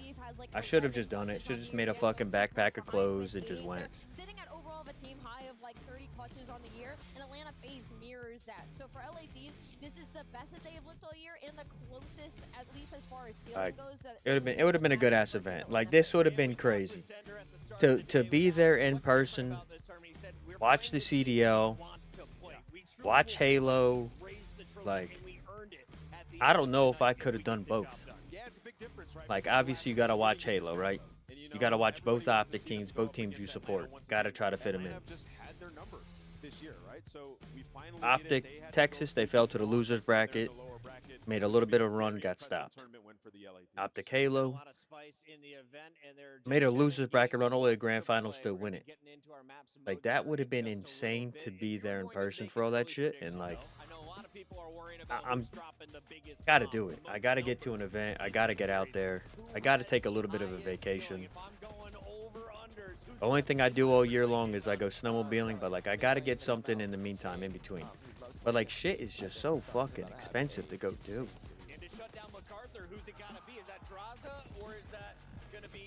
Like, honestly, if it wasn't the cost to go do something, I would do it. I would go do it. But just the price and the cost to go do something is insane. Like, you're looking at just alone to go to DreamHack, your DreamHack ticket, your flight, your room, your place to stay. You're already looking at about a fucking $1,000. That's not you getting back and forth to the venues. That's not you hanging out, drinking in the fucking clubs at the parties. It's not you eating and shit. Like, it's so expensive. Not that I don't give a shit to eat. I haven't eaten in 2 fucking days. I've been on a liquid diet. Don't even care. But like, obviously, you go down to Texas, you gotta eat. There's a lot of good food in Texas. Texas has great food places everywhere. So obviously, you gotta eat. But like, it's just so expensive, man. Just so expensive. And like, I snowmobile in the wintertime, so that's already my... The biggest difference with this team than what we saw early on. It's 2 hours away, bro. That's a 2-hour drive, my man. I ain't trying to make a 2-hour drive. I'm looking, if I'm going somewhere like that and I'm paying to fly somewhere, you best believe I'm fucking putting it on all weekend long. I'm drinking from the start of the day that I wake up, and anywhere that's going to give me some sort of beverage to the fucking point that I fall asleep. I'm going on a vacation, I'm going to live it all the way up to the fullest. Tell me about the beef. Where did it start? Because I feel like this is multiple years now of a rivalry. We're watching it right in front of him. No look at it. Bumps across the board, and I even added it to our bingo, knowing that it probably will never happen. But just a little bit of tension between these two. I just like that shit. Like, drama on Twitter of them going at each other. They just don't respect each other. You know, they think they're one's better than the other. And I don't know a lot of people. That's my plan. Like, after the minimum encounters that I've made and tried to put out there before DreamHack Dallas, like, seeing how far things really go and how many connections you could possibly make beforehand, like, it's such a good thing. And plus, like, I know there's a lot of venues to go sit down. I would love to go to an event. Not the best COD player. I can compete to an extent, but just to sit down at a venue where people are playing Call of Duty, I'd love to go sit in a chair again. I'd love to have people stand behind me and watch me play.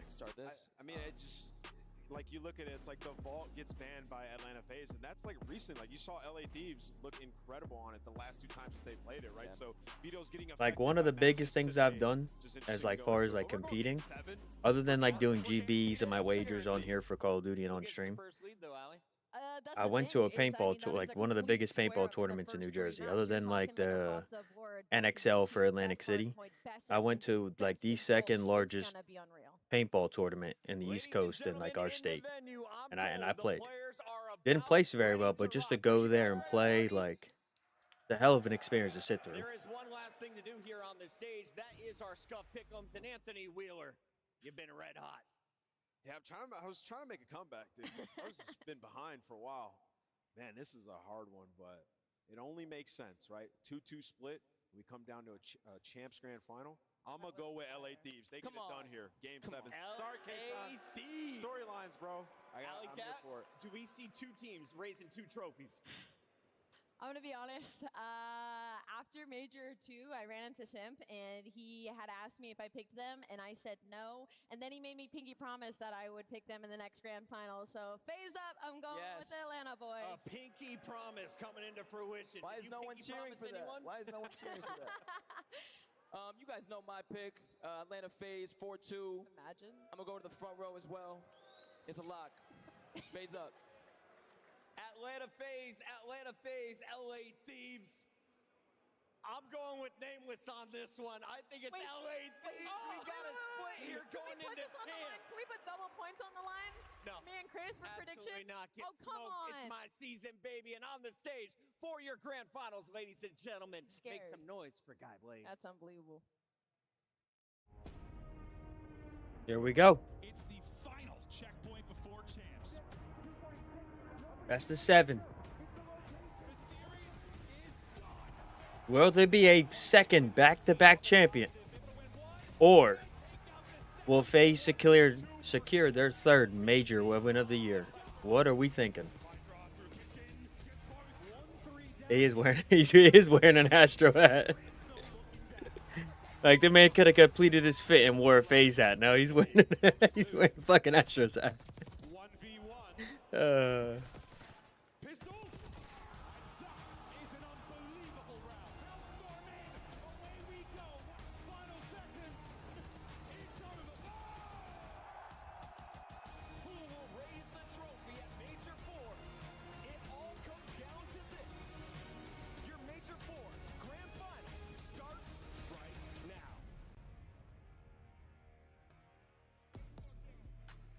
Ladies and gentlemen, what an insane weekend of Call of Duty action we have had. The best teams in the world fighting on this stage, in front of this crowd, under these bright lights, to be able to call themselves the CDL champion and hoist this trophy. Now, we've only had 2 teams show us time and time again that they can make it up here to be able to do that. And now, who's going to be our Major 4 champion? It's time to find out. But DreamHack, let me ask you guys real quick. You ready to get this thing going? Coming out first, get ready. It's the Major 3 champions, the LA Thieves. Scrap, Hydra, Envoy, and Ghosty. The LA Thieves ready to give it everything in which they got to go back to back. And they've been going through some juggernauts to get to this position. They want revenge on Atlanta FaZe. We all remember what happened at Major 1. Can they do it, Guy? Let's get it going. Yeah, they want some revenge on them, but we know who they going up against, okay? It's the bad boys of the CDL. DreamHack, get ready to make some noise for your Major 1 and Major 2 champions, Atlanta FaZe! Draza, Simp, Celium, and Abizi ready to throw down on the stage and let everybody know they the best. I mean, just absolute monsters on that stage. Just when you think you've seen the peak of Atlanta FaZe, they surpassed it time and time again. And as we near the end of the season, I mean, Simp and Abizi are in takeover mode. I mean, listen. You guys cannot do it too. I'm not taking any credit away for the Thieves. I'm really not. I give a lot of credit for Nate Shot to do what he did to put this roster together, to win majors, to win championships with this roster, and have their own dynasty for the Thieves. But I don't know. I've seen the best and I've seen the worst. for me right now, as we get here, like the regular season started with that matchup. It's I still think FaZe is gonna win it, man. I do. I think FaZe shuts them down and wins the third major of the year. I mean, listen, this weekend, coming into this, I probably would have told you there's no shot FaZe is going to take an LA Thieves hard point, right? But I mean, they've played better and better throughout the weekend, right? They've got their rewind under control. They're playing Like you got to give credit where credit is due. Obviously, these men, these young men, these boys, they're on the stage for a reason. They're the best in the industry. They're the best out there. I just think that sub duo coming from FaZe side with the BZ and Simp, I don't think the Thieves can handle it. Superstars everywhere. But like for me, it's not the superstars and the usual suspects. It's like Draza on FaZe and Like Celium's a lock. guys like that are gonna be a difference in this series. I really do. Yeah, and I think you look at You going 4-1? I honestly think it goes to Game 7. I think it goes Game 7. Shined like the star that he is. Can he keep that up? Can he maybe, All seriousness, I think it's going to go the distance and it's going to go to Game 7. Not been great for him, but he might be the best 2-3-5 player in the league. And we look through kind of the records on the year for a lot of these maps. Listen, they're your two best teams. They've been running to finals. They've been getting wins. There are a lot of strong maps here. But like the only one that I looked at where I was like, this is maybe a big advantage is probably like the Skyline hardpoint for Thieves. Where else do you think it is? I mean, dude, these first three, listen. But I mean, they're good for FaZe. I hear you. 26-3 though across the first three for LA Thieves. That's a wild We're going to a red card hard point where LA Thieves have not lost on the year. 9-0.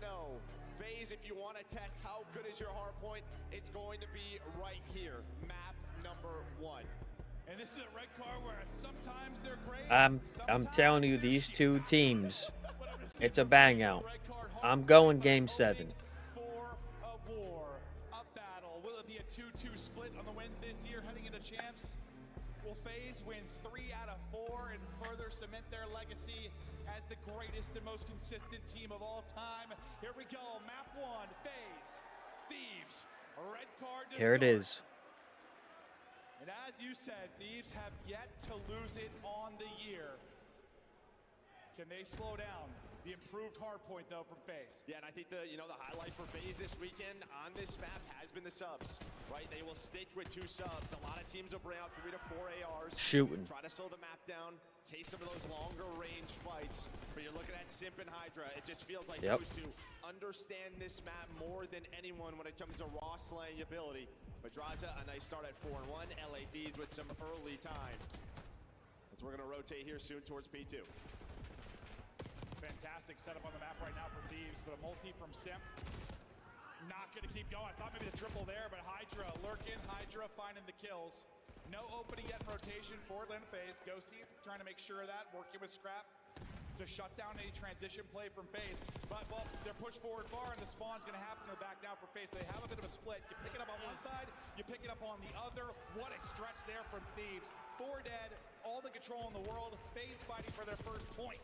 And this is it, man. Just the map control that LA Thieves, they understand this map better than anyone, right? All the ARs are out. Beezy 0-5. Sim's going to try to go on a route and make you play. Well, you're going to rely on him. He's going to find that double. You're still looking for your first point. Maybe going to come now. Finally, they'll get in. The subs kind of held, well, BZ really limited until that kill. If you're going to have early rotations and setups to be able to pull out a lot of ARs, That's good movement by Hydra on that car. Subs, like you said. If you can be ahead of the curve if you're FaZe, you can really be a thorn in the side of LA Thieves. We'll keep an eye on the setups and the big rotations, but it's all BZ is struggling. Celium struggling. Pushing for 53rd. Now right now, hits a little snap and drop shot. Yeah, and he needs to, because you're all going to spawn out, and well, Old is still up. So it's going to be a 4 versus 2 around the P3. Both teams battling for control. Envoy, Ghosty, they're going to be out of the play for some time. So you're looking at this guy to maybe just lurk and make you play. And well, he does just that. Great awareness. Fucking a BZ 1-8. Starting to earn some time, but they're losing the Bad start for a BZ. Draza trying to keep the numbers though. He is traded out though quickly. Back into the point. Oh my God. 1-9. Finds one there. It'll be him, a BZ Simp, those close range snaps and Cinderella type plays. Dancing around the point. And this is just total control. It has been since the get-go. Maybe an opening for FaZe. They're going to find 2. They still have to deal with him. Hydra This guy is good at getting fucking lost. Wasting their time on rotation. A big 1v1. Celium versus Envoy. And well, Cell, he is going to control stage 10 seconds before the money hill does pop on up. Well, FaZe need this to get into the game. Yeah, and like, I guess you feel okay down 50 because BZ's 3 and 10. He has been limited, and yes, he has been a stud for them this weekend. You might have to pull out another AR. Maybe you will. Maybe you will. Again, this particular matchup, but a stage hold can be everything. Uh-oh, here we go. Cell going to be in trouble. The pressure going to come in. He tries to reposition. Will the reposition pay off? He gets a little bit of help. Tagged up, though. The wallbang's coming in. He's on 4 straight. He's going to work towards this Hellstorm. He gets all this time. Maybe finds another kill. He's going to be in prime position to add a little extra utility over to the FaZe side. But the swarm is coming. The thieves are roaring. Pressure to Cell once again. It's all going to be on him. Little help from Simp, but now the pinch is in. FaZe pushed out of the point. Yeah, you're going to have another chance, though, on a reset, but Scrap's able to find 2. Now just trying to find Envoy. It always just feels like that last guy so tough to take down. But Draza, he's going to get the final 15, or at least try to. You'd love to split this if you're Thieves. You did a pretty darn good job. And on the other side, you chip away at it a bit. BZ struggles continue, though, 3 and 14. He's got to wake up in this final. Number 2 on the map. It's going to be Simp there early on the rotation. He's going to find a kill towards the point. He's going to get 2, similar to what we saw. All right, FaZe is already on the early rotation. From Simp in Atlanta FaZe, trying to find some time around camera. Yeah, there it is. Find that kill, but he does, get that player out of the hill. Right, they're right back in it. Ghosty, so keeping this P5 messy as it always is. Whole team just battling for control. But yeah, what's going to happen for Abizi, right? He is just a guy who plays with a lot of confidence. When that confidence goes away, what does he need to do? My man is fucking 3 and 15. Holy shit, Abizi, you got to get locked the fuck in. We'll see how long he sticks to it. Because the only thing sticking right now, I think, are Thieves' bullets to his forehead. He is quadruple positive. Negative. No success. Oh, negative. Oh, yeah. Well, I got that backwards. Quadruple negative. Dude, Simp is fucking shooting. Carrying the load. You saw, I mean, their last series. You take this, right? Oh, yeah. Oh, yeah. But in the winner's final, I mean, you had like a dud out of Simp, Abizi goes nuts. Yep. You had a dud out of Abizi, Simp goes nuts. They try to pick each other up. Why they're the greatest duo of all time. Swap to an AR. Let's see if it changes his gameplay. He's struggling. This is you're only down 11 with him. Really bad start. You take that all day. 2 minutes off the game clock already. Sometimes on red card, that's just what happens. But a lot of the times, teams clean it up on this first rotation. Well, sector rotation over towards that P1. Abizi inside a ticket, just waiting for his teammates off spawn. And I think what was so impressive from him was, like, yes, the kills, but his ability to finesse, the ability to annoy. All right, he's starting to turn up. ARs that can be such a staple in the back lines. His reading of situations and finesse so crucial. Hasn't been able to get much of that as of now. And as his teammates drop around him, he's going to take a route, looking for openings, trying to heat on up. 3 straight for him. Still alive. He's going to catch. Oh, I thought caught Ghosty. Yeah, almost does. But I mean, LA Thieves, they're doing a great job controlling stage, controlling middle of the stairs. So FaZe have not been able to contest. Slowly but surely, that lead continues to grow here for LA Thieves. Just past that 100-point mark. P2 coming up soon in 5 seconds. Well, Ghosty's on 5 in a row. Getting closer and closer towards that Hellstorm, but you have the spawns that you want into that setup where they were so great. Simp and Draza are shooting. Back to Ghosty. Keep an eye on this streak. Just goes nuts from the steps. Trying to keep it going, work with his teammate to isolate Cell. They're able to do that. They're winning it from the front, but uh-oh, here comes a BZ. They do trade it out, so can't do anything too crazy. All the kills going the way of Thieves. Lead pushing back out to about 50. These P2s have been terrific for Thieves. Yeah, now is a great job. Both the Tiny Terrors, Simp and Abizi, try to, take a long route through the middle, but they're able to catch it. Scrap was able to find 2. Now up to 3 in a row, leading the lobby in kills. And yeah, I mean, this has been almost the cleanest of 60s here for LA Thieves. Ghosty, he's been alive this entire time since P1. All this objective time has led towards this Hellstorm. A big moment here for FaZe to fight back. You see why they're undefeated on the year. Ripping, roaring. The BZ is just really bad start. Really bad start. No, we didn't. Simp and Cell. No, we didn't. He's not showing off the hill, by the way. Two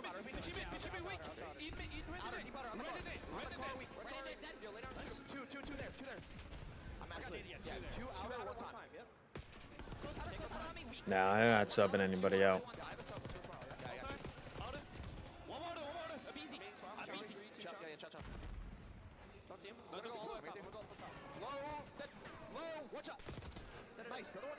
PC 14 and 23, struggling.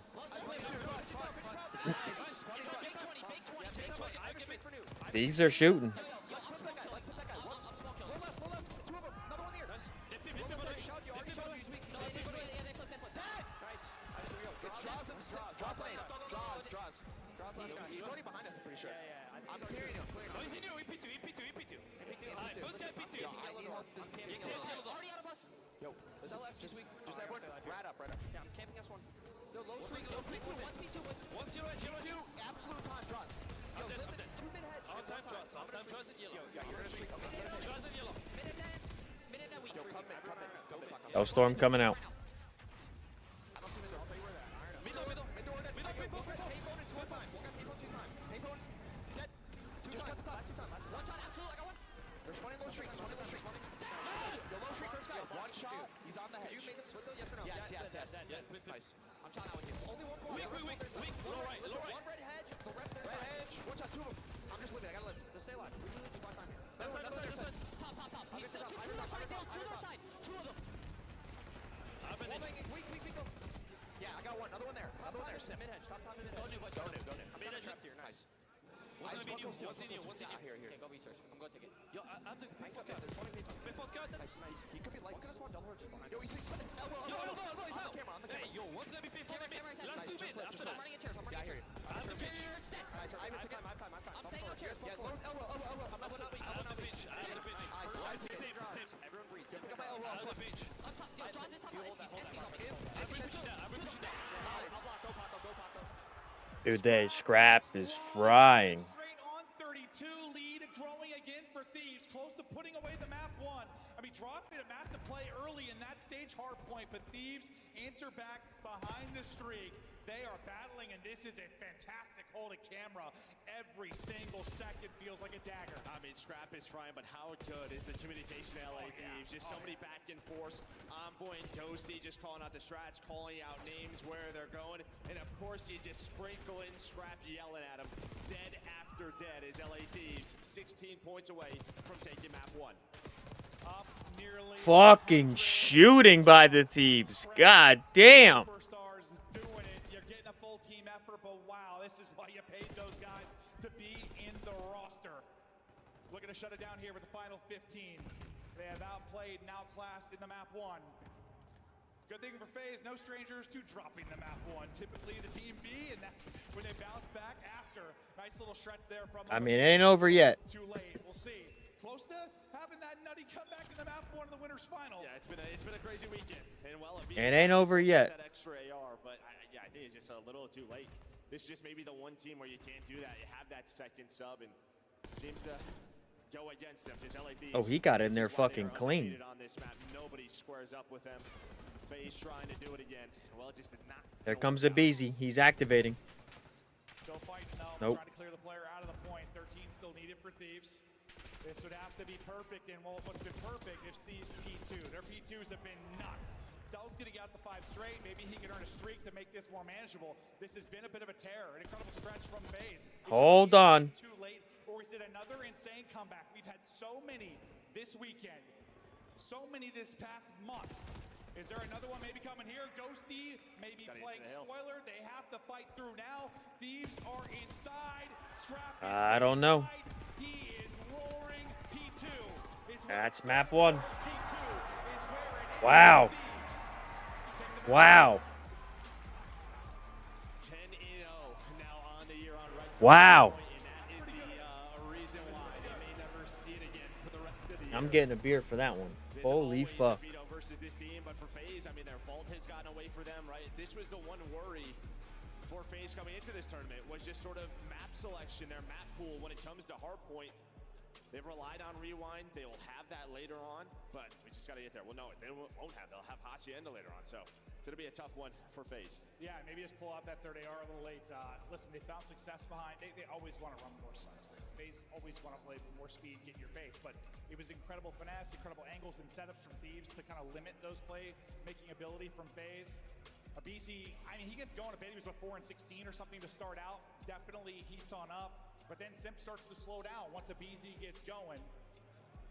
Draws, definitely a leader on the FaZe side, but on the other end of it, Scrap and Hydra, the super mega stars of this Thieves lineup, You get what you paid for. Yeah, and I mean, listen, after the first, set of hills, you're only down around 11, and it's looking pretty good. But you see the big jump, 106 to 157. That was that second P2. Yeah.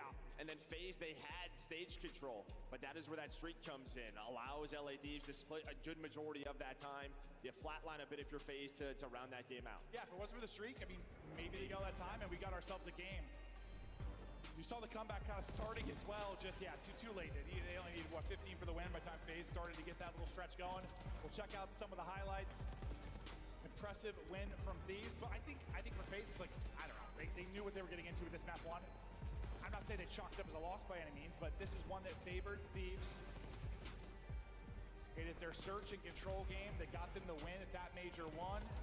It might be on the back of that because they just. Yeah, wow. Can they split the hard points? That was a fucking wow. Yeah, I thought it was hot. What the fuck happened? Skyline hard point. That's even harder for him, probably. Yeah, just the map pull in hard point, but relying on search and destroy and control moving forward. Might be the same exact recipe to get a win here, but listen, this is not the same Thieves team for Major 1 when it comes to search and destroy. Hydra, we know, is a player that gets better and better as the year goes on in search. Major 1 not great for him after that. Kind of in that top 3 to 5 conversation. This is gonna be a fucking dogfight. It's gonna be huge for him. This is a refined team. They now have a major title. I don't think it's realistic to count on winning 3 searches. No, that's just it, right? I mean, if you're LA Thieves, that was the whole goal after Major 1. Just locked in on S&D and control. We're gonna be a great hard point team. That has stuck for them. Yeah, we're doing a rewind, search and destroy next, and I mean it's a solid map for both teams, but we have not seen it for FaZe on this major. So I mean, it's one of those things where it's a lot of just preparation from online. Now bring it into the major, but a lot of the times you're hoping to play some of the maps you've seen over the weekend, so you can make some small adjustments. Yeah, right. What works, what doesn't work. It should be a good one. Knowing it's that Skyline map 4, though, it's like. It feels like one FaZe maybe needed to win. I don't know if they viewed it that way, but better chance probably there. Granted, I know Skyline can be crazy, but Thieves sometimes limit the wackiness. They can be so good. Yeah, I think if you can get it to 5, if you're like FaZe, you have a chance. I think the back 3 are very good for FaZe. But can they get there? Can they get there? This map 2 is huge. Absolutely huge. We just know, like, when Thieves win, a lot of times it is 3-0. It is 4-0. They will smash you. FaZe trying to survive. FaZe have to step up right here. From a overall season standpoint, We need a different look at FaZe right here, or this could be quick. Broke down, looked at the actual maps. Like, listen, they've been one of the best online teams of all time. I know they have a major win too, so not taking away from the LAN performance for these, but like online they've been insane. It's like all their map records look ludicrous. They do. There's not a lot of openings for FaZe. As good as they are at some things, Thieves a little bit better statistically. They just are. Yeah, 26-3 for these first 3. That's insane. 26-3 for these opening maps is absolutely absurd. What was it for the map 2? What, undefeated 3-0 here for FaZe, and I think 5-1 for Thieves. So both. Love a little rewind, search and destroy. Map 2, grand final. Here we go. Thieves trying to steamroll. Take control and never look back. On offense, let's see what they can find, but Scrap was rolling in that map 1. Just dead. Energy was going. The comps were so good in that listen-in. And we know sometimes, right, when you're in, the team waiting in the final, that map 1 can get away from you. The team just played a loser's bracket. Yep, go see Saul. Go see Saul Draza. They're going to be a little bit hotter. It felt like the back half. Maybe FaZe started to get going a bit, but now they have to respond here. It's a 2-for-1 for Thieves, and you see, he's just trying to dodge bullets. His Envoy does a great job to give them numbers. Ghosty's going to get picked, though, as good as it was from Envoy and Hydra to stay alive. Cell's going to get 2, and then he's going to be dropped. Let's go, 1v1, Simp, Hydra, why not, Simp? Wins the one-on-one. Not really a crazy clutch scenario, but God, he had a lot in that winner's final, didn't he? Yeah, but Celium is the difference maker there, right? I mean, he gets the pick on Adosi to turn this into 2 versus 2. Then he gets the second. And Simp has no clue, Hydra has no clue where Simp is. Just trying to time it, not able to get away with his life. And Proto, I mean, very different, obviously, but like, FaZe got slaughtered in the first blood department. Still won that map. They 3v4'd a lot. So a team more than capable of bringing it back with down a man. Don't want that to be the case the entire time throughout this map too, but to get it done that one. Big play to Celium, as you said. Okay. We'll flip it. Cell's got eyes on street, and this is aggressive quickly from Thieves. They love to take space over towards Burger. It's going to be sometimes Hydra, sometimes Scrap. They will find openings, and he found an opening. Yeah, I was saying, did he spot him? No, you're just shouldering. I mean, Scrap's looking over him. Now, what does Hydra want to do? Does he want to take down Cell? Does he want to flank the rest of them? Well, Scrap might be asking for some assistance, but he's just going to back away, leave Hydra to do whatever he wants. How often have we seen this from Thieves? Like, they have some magic up the street. They find openings so often. We saw it against Surge so much. We see it here in this round. The player in Celium or times like Abuza, like, it's just the angle. You don't spot it. You're so focused on one thing. As soon as shots go, Hydra's going to move up. And that should be the opening. There's the first blood. Scrap actually ends up getting it back-to-back. First blood's for him. You got to close out this round, though. Better chance to do it now is Ghosty. Tacks one in as well. Draza wins a nutty one. Maybe gives them a shot. Yeah, maybe a bit of an overkill if you are Hydra, but you're going to be playing with confidence. Envoy, his duo, nice, there to back him up. Now he's going to call in for help, and Thieves off that middle street play with Scrap and Hydra able to find that first blood, keep numbers. And that's what we're going to watch a lot on those offenses for FaZe. Like, how are they going to deal with that? Because they don't do it every time. But if you see Hydra playing street side, just know he's going to be aggressive. He absolutely is. Sometimes he'll pull out an AR, get the Burger, and find an angle at a DVD. Sometimes he'll work a two-man game of Scrap, but they're as good as anyone at doing it. And it just seems like they understand something of the times that the others don't. Well, I mean, Cell's just throwing shoulders, right? He Scraps, peppering shots, so it's just tough for Cell to watch everything. Like, it's almost like he's looking at me go. He's putting shots at me go. He just finds the cut on through. 1-1 though.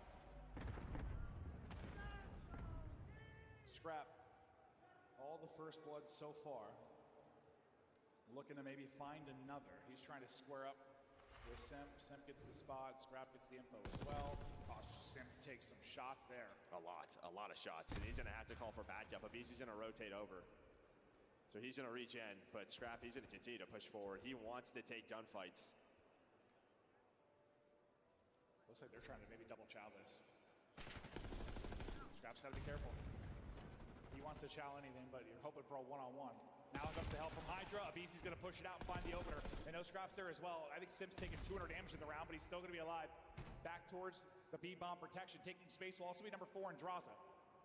Yeah, but Scrap has an idea, or does he? No, I don't think he spotted him. We're going to go for this plant. Scrap is going to tie it up at 3 versus 3, but what does Draza find? Draza's able to get one. He's able to find 2. Both of those players backed it away from the bomb. Now it's down to a 1 versus 3. We saw him do it just a match ago. A little bit tougher, though. As FaZe know his position, Celium's going to find the kill. They take the lead. And granted, it was a very different timing and situation, but like that exact spot on the map is going to be so big as we get deeper into this. Late in the round, early in the round, that angle, there's just so many openings to get shots in. Yeah, and when you have 4 towards B, right, you just don't know. They could, hit any sort of timing. It's one of those where they could be in Burger the entire round. You've had no mid-street presence, so you're just taking the risk to go for the plant. Yeah, I don't know. Last round was like, okay, Hydra got there. Let's wait and see when he pounces. Here, Draza got there. What does he find from it? Ends up being 2.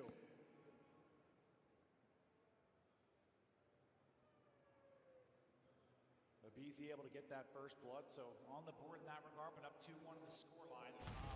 Looks like a more standard round where Scrap's going to push a Burger, and Hydra's not going to be aggressive on that side of it. So a little more typical maybe for Cell for now. Envoy, Abisi just waving hello. Hello. Finding that information. Celium continues to watch. Street could just be an A execute here for FaZe. As well, stuns going over the top. Simp just crawling on up. Just maybe waiting for a slide chow from one of the players from LA Thieves. But this has been a very patient rewind game so far for our attacking teams. Yeah, grand final time. That's why. What's the timing going to be? Do they push this while the plants come down and have advantage? That seems to be the case. Starting to go forward is going to be Ghosty. The plant's going to be in. Can Simp now get away? The most efficient planner in Slayer, in Search and Destroy. Will they pick out his spot? He is just waiting. The pressure's going to come in. They are. They're going to find him. Simp's going to drop. Draza's trying to make a play. He's trying to find the flank timing. Celium, well, it's going to get red. Hydra, of course. That's the type of play that he would make. So 1 versus 4. Diffuse already halfway there. Not planted for you. So like these respond on defense. Yeah, it just feels like, I mean, Sim's got nowhere to go after the plant. Like, he's just kind of stuck there. As they swing on him, it just feels like someone has to get a kill there. Like, someone has to grab one of those.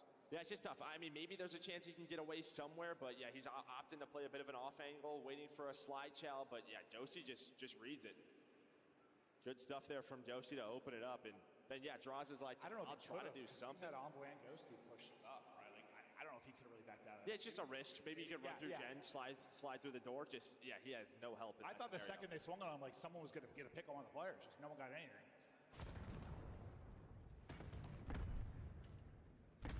Easy, a rough map 1. Trying to make some plays here in the search and destroy as we're all square. Taking risks, maybe it's going to be Draws. Keep an eye on that number 4. Yeah, I mean, Josie's been watching this, but the timing has not worked out for him. While Draws is able to sneak on through, bomb is being planted. How often is it that route? That player that makes the play. Draws it, gets through, finds the kill. Now just trying to get away with his life, buy as much time as he can. Yeah, he hits a stun so his teammates can get to him. It's a stun on a Ghosty. Celium is keeping Thieves on his courtyard side. He did have a big 1v1 versus Envoy. Abizi, though, on the retake. And, well, this defense for both of these squads has been perfect. And as you said, it all is about that flank. It seems that way so far, right? Like, not always the case on Rewind, but so far in this, yeah. What's the timing? What's the opening? What do you do? Both teams are trying to deal with it right now. It's Hydra taking risk. Is Draza taking risk? And so far the risks are paying off. Is it going to end up biting him? How do you deal with it? Yeah, I think maybe if you're a defense, maybe throw a little bit more B aggression, just kind of avoid the middle of the street. Or if you're an offense, just try to give it up, go quick towards B, but that is not easy. Just feels like you almost like have to have someone that they're only... Dude, Thieves are coming to play.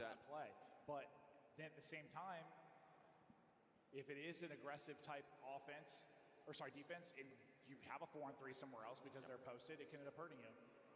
But I might just be like, hey, listen, just make sure no one gets there. Okay, this is looking more at the early round.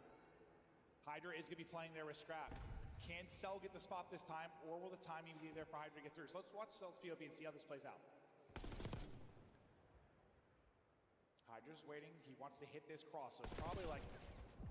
It's probably now? Once he gets damage in, Hydra's going to be gone. Yeah, so he has to back away, and now Hydra, he's going to sneak on up through Laundry. And this is where Cell's got to say, like, I backed up and didn't have an angle, someone could be through, right? Like, yeah, no, he's got to give the opposite team something to be open, but they're just busy. Hydra, though, doesn't find a kill. Bomb is planted, and Cell gets a first blood. Still doable, though, for Thieves. Hydra's going to fly. Turn this into a 3 versus 3. Trying to get back to full. He will. On the stairs. Popping and peeking. Scrap's going to find another Hydra. I thought it got away from him when he first got through, but there are still another example. Like, I guess I'm just thinking, like, if Cell backs down there... This is why I say it might go to map 7. Or he's just gonna call it. He's gonna It can go back and forth, really on their offense. These retakes, but FaZe definitely has to lock it in here. He's worried about someone maybe being on the defuse. Hey, FaZe got to lock in here and do something. Scrap able to find two. They need a little momentum. It's not about, listen, If FaZe wins this, it gives them a bit of momentum. You go down 2-0 in grand finals, I don't know. I don't know where your momentum sits with it all. Not thinking about taking the fight, but more just making sure nobody gets through. I don't know, because the only reason it's open is because he takes damage, has to back down. Yeah, we'll see what both our teams have to do. I mean, I'm not the professional. I'm just speaking out loud. It's just been wide open, and I'm thinking through how they're going to deal with it. And maybe here's another chance. It was Draws. Instead of going all the way through Burger, he tried to get through mid-street. He does get caught. Bomb being planted. Another retake on this A site. I think you're going to go. They know once deep towards Burger, they're going to set it with numbers, or are they? No numbers anymore. Oh, on Cell, he's going to get slammed back-to-back for Thieves. This is... I don't know. I don't know what this is. As soon as that bomb is planted, Envoy is saying, go. He's trying to catch them on these slides forward. He's got some help over the top, and it is clean. They find all three in the 3-on-3. And that's partially probably what you kill Draws, so you know there's no funny business. Or it's like, hey, if somebody did get through, if we just push forward, then whatever. Get the other kills, then we'll deal with it. Stay active, post-plant. Like, you want to just plant post-up, but right now it feels like you probably have to be active just with how these rounds have been playing. 4-3. LA Thieves lead it. Well, here's a switch up, maybe aggression towards B. LA Thieves, though, they're going to call this. They know. All 4 players going to be in courtyard. They are quickly going to react, try to take Jen's control, and work through the flank. Meanwhile, Ghosty's going to back all the way up, and this is just going to be a pinch. Oh, that pick. Huge from Scrap. Another first blood for him. His 3rd. He got to win that. Not able to do it. Hydra somehow gets 2. What the hell is happening? Is FaZe iced, waiting for the games to start? They deal with it perfectly. It's not only as soon as they read it, they have a response for it. They have the reaction right away. What is the play call? Hey, 2 are going to go through DVD. We're going to flank right away. Ghosty, you go all the way back towards our spawn. But yeah, I think the key is Scrap somehow rips Simp on the slide across because Simp wants to get to the bomb. But he's able to hit the shots, gets the headshot. And in that moment, FaZe panicked. He's 8 and 3, 1,300 damage, 3 first bloods. Scrap is ripping. And Simp, you think of the winner's final, what? Map 2, 14 and 4. He's 1 and 5. They have taken him out of this and not made the plants easy like we just saw. Dude, Thieves are locked the fuck in. Gotta win 3 straight, starting here. Well, that's how that shit ends. It's a hard 5-3 though, folks. Hard 5-3. Yep. Another first blood. That is 4. Taking any fight, putting down heads. One of the straightest shooters we have ever seen. And his kill, well, that might seal the map too. It's a 2v3 chance now for FaZe. BZ is going to even up the odds. 2 versus 2. Yeah, it's just Ghosty. He's been a little bit out of the play. He was hoping that everyone would route to him. He was making the route through Burger. So in the 2v2, they do not have bomb either. You have the read on this if you're a BZ and Draza, it feels like. With a BZ's position. Still a stun in his hand. Ghosty gonna throw it out, not gonna connect. Almost takes out a teammate. Yeah, time is ticking. Damn, Ghosty. Shooting your fucking teammate in the back, huh? 20 to go. They don't have bomb. 2 for the map.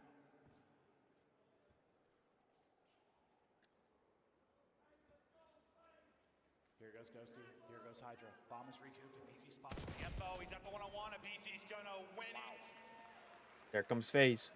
He's had a slow map. Don't count him out. He gets 2 in that round that are the difference. How many of these rounds are they going to have to bring back in 3v4s, Lord? And that was close. I mean, you almost get caught sprinting if you were a BZ. I mean, Hydra has you, right? They're thinking they're moving towards B. There's only 9 seconds left. Let's start to rotate on over. But Draza, he's able to find Ghosty. And yeah, BZ wins it. I thought that was to be another 1v1. But FaZe stay alive. But what are they going to do now on offense? Because nothing has been working. I think Simp needs to stay away from Scrap. Yeah. He has just had his number. Scrap has been unreal. First blood doesn't lead to a round win, though. More standard, no aggressive up street side from Thieves. But as you said, right, if you're going to leave Cell out towards street, that allows you a 4 versus 3 on the A-bomb site. Yes. Well, here's the aggression. Hydra on the other part of the map. Going to start to push on up. At least throw some shoulders, but does a BZ know he's got to help Envoy? Well, now he does. Taking their time and looking for the opening. Another first blood. Are you kidding me? That is going to be 5 now for Scrap. Nobody seems to be able to gun him. Cell going to be key here as he's working out. Or how's the fight going to go with Ghosty? Yeah, they have to find him. Oh, you gotta stay alive if you're selling him. Now it's a 3v3. 3v3. Trying to pull off another 3v4. His face. Simp just getting away. 16 HP and slips through the cross. Wow, I can't believe he survived that. Look at this. The movement out of FaZe, so tough to take down. He gets caught on the timing. He gets caught and dropped. It's all on Cell now. They hear the glass break, and they're just going to bait out the defuse. He smacked. They hear the door break. Yep. And it's Thieves now. 2-0. Scrap simply too good. So many first bloods.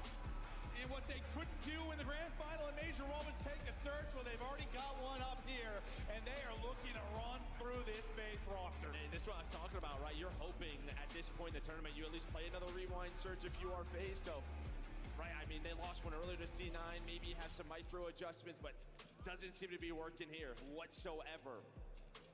For Atlanta FaZe just shut down, and yeah, a big part of that is, well, I mean, a major part of that is Scrap. Yeah, he was terrific. I gotta see what he ended on, but what a map out of him. Just taking one-on-ones and winning all of them. 10 and 5, 1,500 damage, 5 first bloods. They win the first blood count 7-3, dominant in that regard. It felt like every time FaZe were going to take a round, it was in a 3v4 type fashion. Simp, who's been so good in Search and Destroy, is utterly Dude, silenced. scrapping his first bloods are crazy. 5. Yes, he gets 3M, but they made it difficult. That dude went 10 and 5. Simp went 2 and 7. He was shut down. And they just took him out of the game. And if you're going to take, what were we just chatting about? Like, Cell's usually getting his numbers, but like when FaZe are at their best, Simp and a BZ are putting in work. You take a BZ out of the map 1, you take Simp out of the map 2, you're up 2-0. Yeah, and this is why this start of this series was so strong, but now the big one, protocol control. I mean, the best for both of them should be an incredible one, hopefully. Hopefully, because yeah, this feels like you gotta win. I know you're talking about getting deeper in it, but like FaZe have got to take this one. They're at risk of getting put down. Desk, how's it looking? I thought like Simp and Abizi were supposed to get first bloods. Yeah, they are supposed to usually. What's Scrap doing? Because you get 10 kills, half of them are to start the round, Alleycat. If I'm correct, actually, land single map opening duel wins is from a BZ at Major 3, a total of 5. So Scrap has now tied that. Awesome stuff between our two teams that have raised trophies in the past. Who is going to raise more? It's going to be settled at champs, I have a feeling, because LA Thieves are in the driver's seat right now. Atlanta FaZe, do they crumble or do they bounce back moving forward to your chance? Let's revisit some of the footage. I mean, I'm never going to doubt I don't that. know what the hell is going on. To me, Scrap has put his 10,000 hours in. He has achieved mastery of this game. The way he has been playing all tournament long, it's godlike. Like, he's pre-firing people endlessly. He knows where they're going to be at all times. UAV. Yeah, S&D every single game mode. He might as well be playing with wall hacks. It would not make any bit of difference. Yeah, I mean, the retakes were electric on the side of LA Thieves. I mean, Atlanta had literally no success on their attacking rounds on this map. Like, just so many times early, you saw them trying to get it down at A. The trades just not going their way. LA retaking almost immediately. And then the one round, they try to go all the way over towards B. They get pinched. Ghosty finds one, and they just get away, or they lose the round. So, like, for Atlanta FaZe, usually one of the best attacking teams that we have in the league, LA Thieves just stronger today. What do you see, Ali, in this search? I just saw a lot of LA Thieves winning their ones. That was what it was for me. A lot of these close gunfights, I mean, it was just on the side of, like, not only is Scrap getting good for 2, again, it's kind of like the situation in the last series where it's like you have a 5th man on the map. He's sitting at 10 and 5 double positive. When you're not trading this guy out, it's going to make it that much easier for us as a team. He's also slid by a BZ, by the way, prevented a round 11. This could have been an Atlanta game. Yeah, he red dot chased a little bit. I don't know if there was a comm or whatever. He saw the guy. He was sitting at orange. He could have made a massive impact play. It ends up being 2 kills. Him and Simp didn't take it down. And yeah, I mean, to Scrap, Grand finals. killed Simp first 3 times. Yeah, being down 2-0, it's not the worst. Chris Lair can't drop 14 if he's on the bench watching the sideline. Let's take a look, though, at some of the big moments in Game 1. And you're diving us deeper with a quick scope. Yeah, let's talk about this P2. Listen, they are the best at this situation every single time. This is the end game setup that they're working into. So let's jump to the mini-map. I'll walk you guys through it and how you can accomplish this. So right here, they're going to be having the stage spawn. This is what they want. In this situation, after you find the kills, because they're going to be having to push towards you, you want to get a guy pushed all the way up over here, just kind of playing for information. You're going to back one up towards stage if you're LA Thieves. You're going to be stage. You can see up top window, and then the guy in hill has to be active. He can see the cross through glass because everybody on FaZe is going to be coming from this direction. So they only have 2 options. Either we're going all the way around, that's going to take forever, or we're going to come through here where we have 2 ARs pre-aiming us. So I'll talk you guys through it as the situation unfolds. But right now, Ghosty's in time.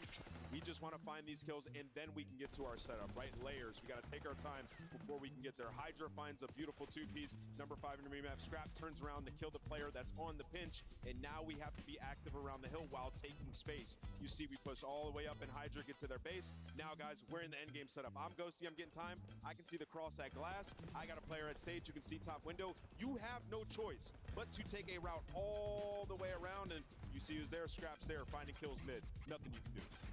Is LA Thieves pre-firing in all these instances? Is it baiting for one another?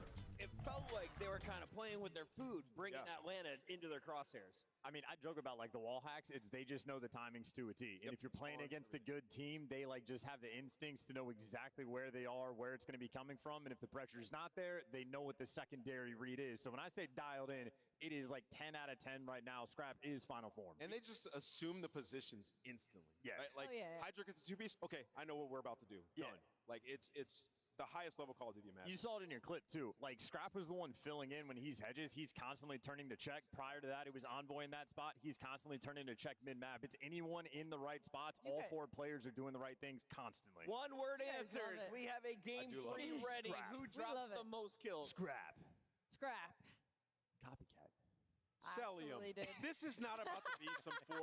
I need a game setup. It's Control on the mic for this one. Make some noise. It's Maven and Merc. I thought for sure it wasn't a 4-0. We've had back-to-back 4-0s. I was like, give me something. Give me a 6, a 7.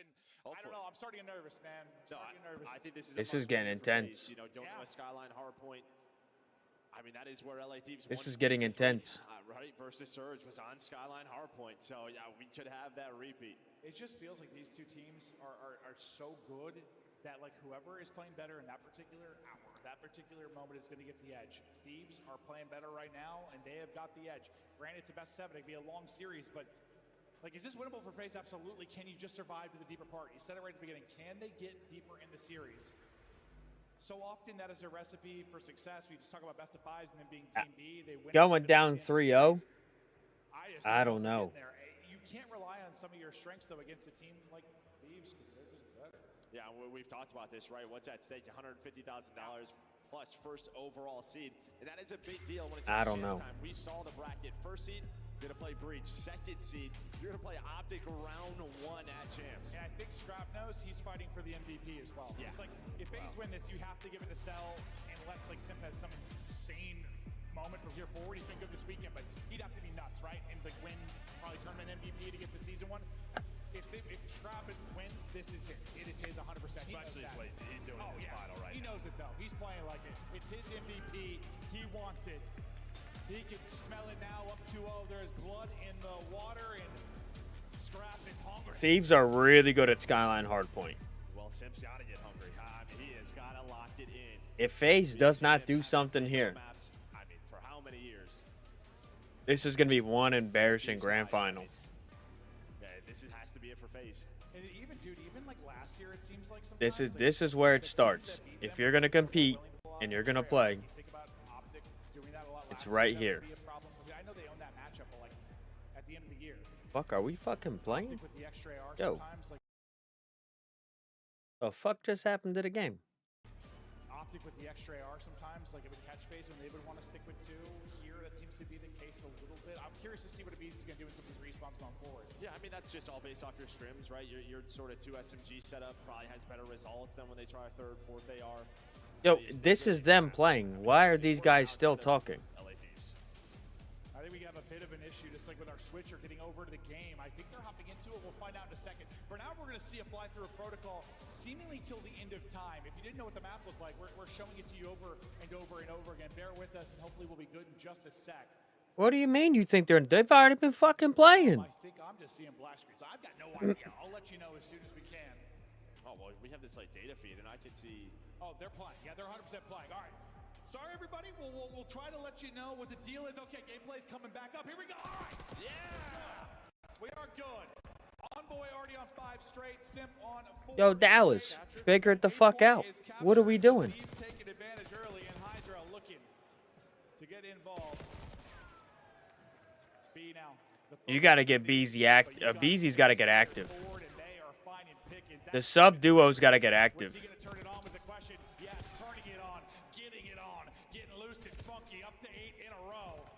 You got to get active with BZ. Come on. Finding space, finding wins. Simp finally dropped. Did he get the streak?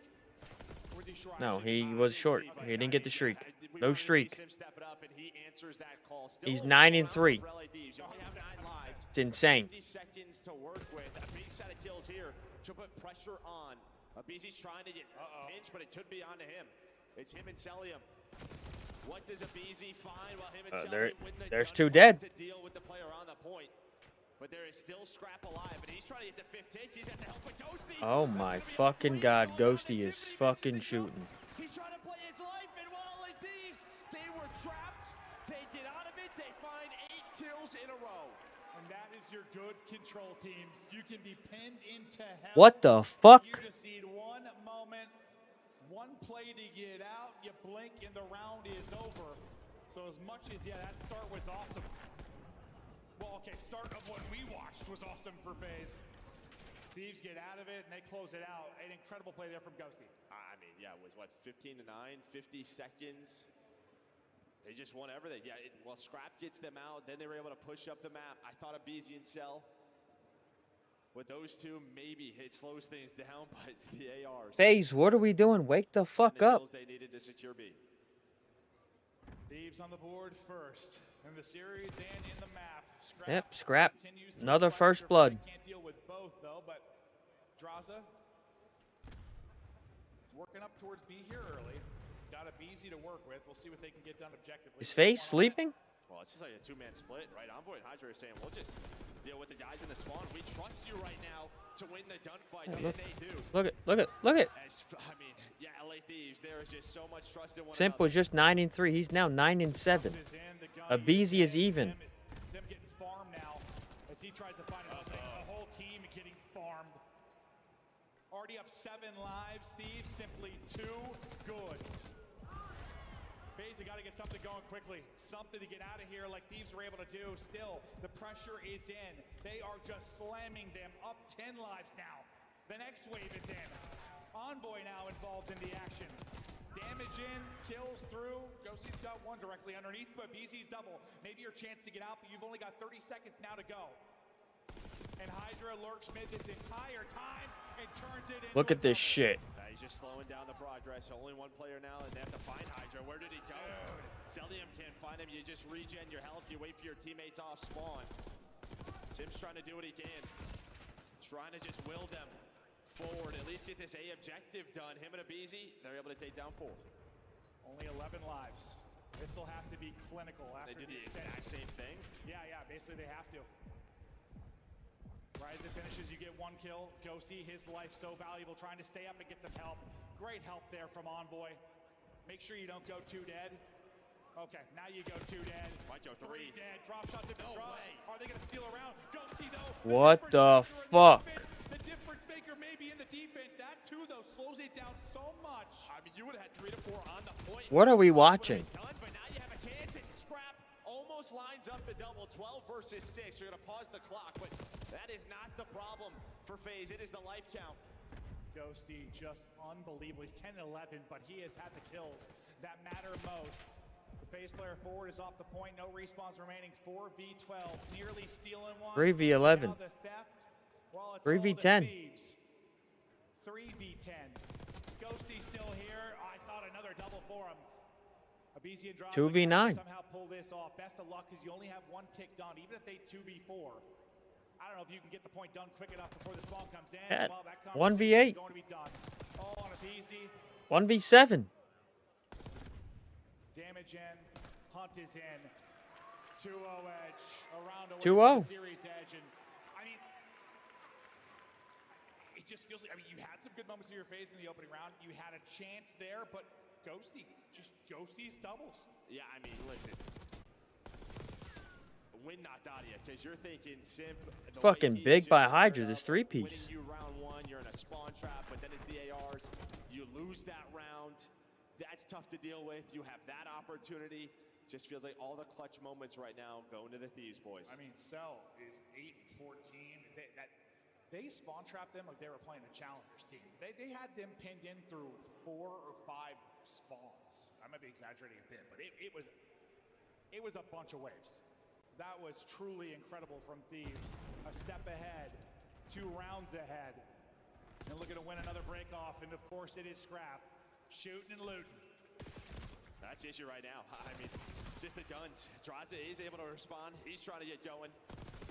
But it feels like you just need some more individual plays out of phase. At least you just trade efficiently so they're not getting clutched on. Dude, I don't know. FaZe has fallen apart. You're about to see a back-to-back second major champion. There's always help, always another body for Thieves. The comms are on point. They are moving as a cohesive unit, and they've got FaZe just out of sorts. Yeah, BZ does a good job getting to the point, playing his life, throwing some shoulders. FaZe fighting back. Trading a little bit better here. But as you said, we talked about it. He wins his first title, feels like that pressure alleviated from his shoulders. He has had some incredible games throughout this tournament. Another big one here on Protocol. Watching the remaining of this COD right now. Do what? Doing what he does Just watching the Call of Duty Major 4. Playing hide and go seek. Watching fucking FaZe get absolutely shit on. Like they're a challengers team. This is fucking bad. Cell trying to turn this into a solid map, but they've got to get the round. Obviously winnable here. That'll be 4 dead. They'll get forward. Now, can they find some value, some efficiency? Hey, you win that one, maybe that's the first domino. I've just been chilling. Simp gets caught going up top, and there's no spawn trap. It was Thieves apparently with the trap. Dude, this is fucking insane. Dennis, the AR. See, it's just the AR is finding so many openings right now for LA Thieves. Ghosty and Scrap doing a wonderful job. Like, look at this. Dealing with those players from FaZe trying to trap them.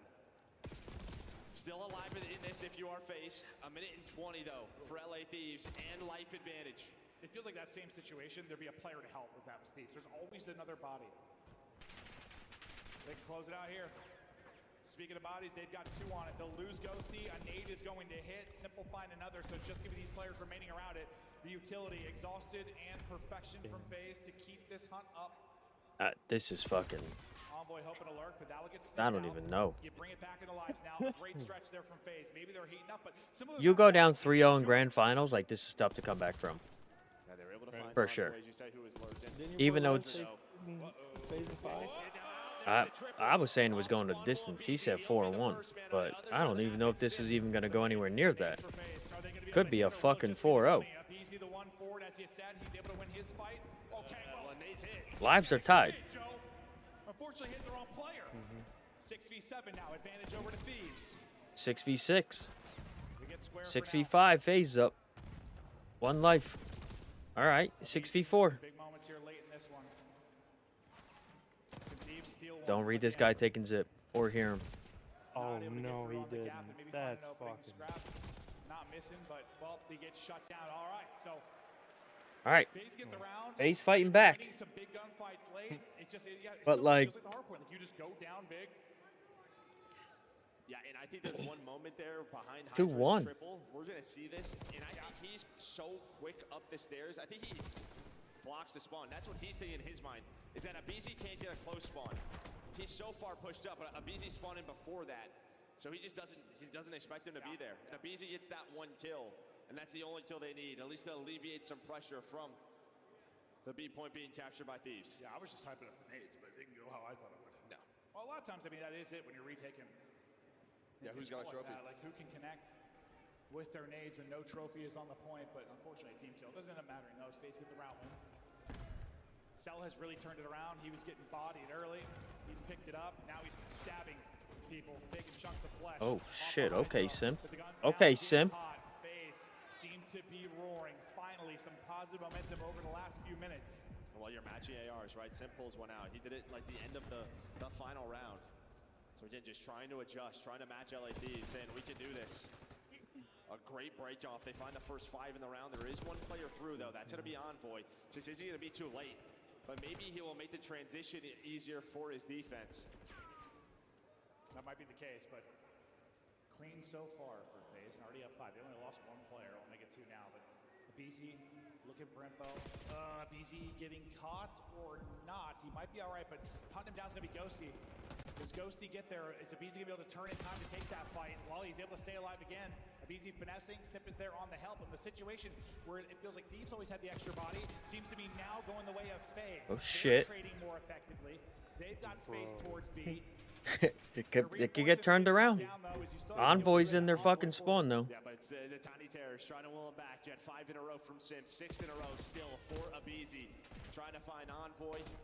You have the life advantage. You have a ton of time to work with, trying to tie this up 2-2.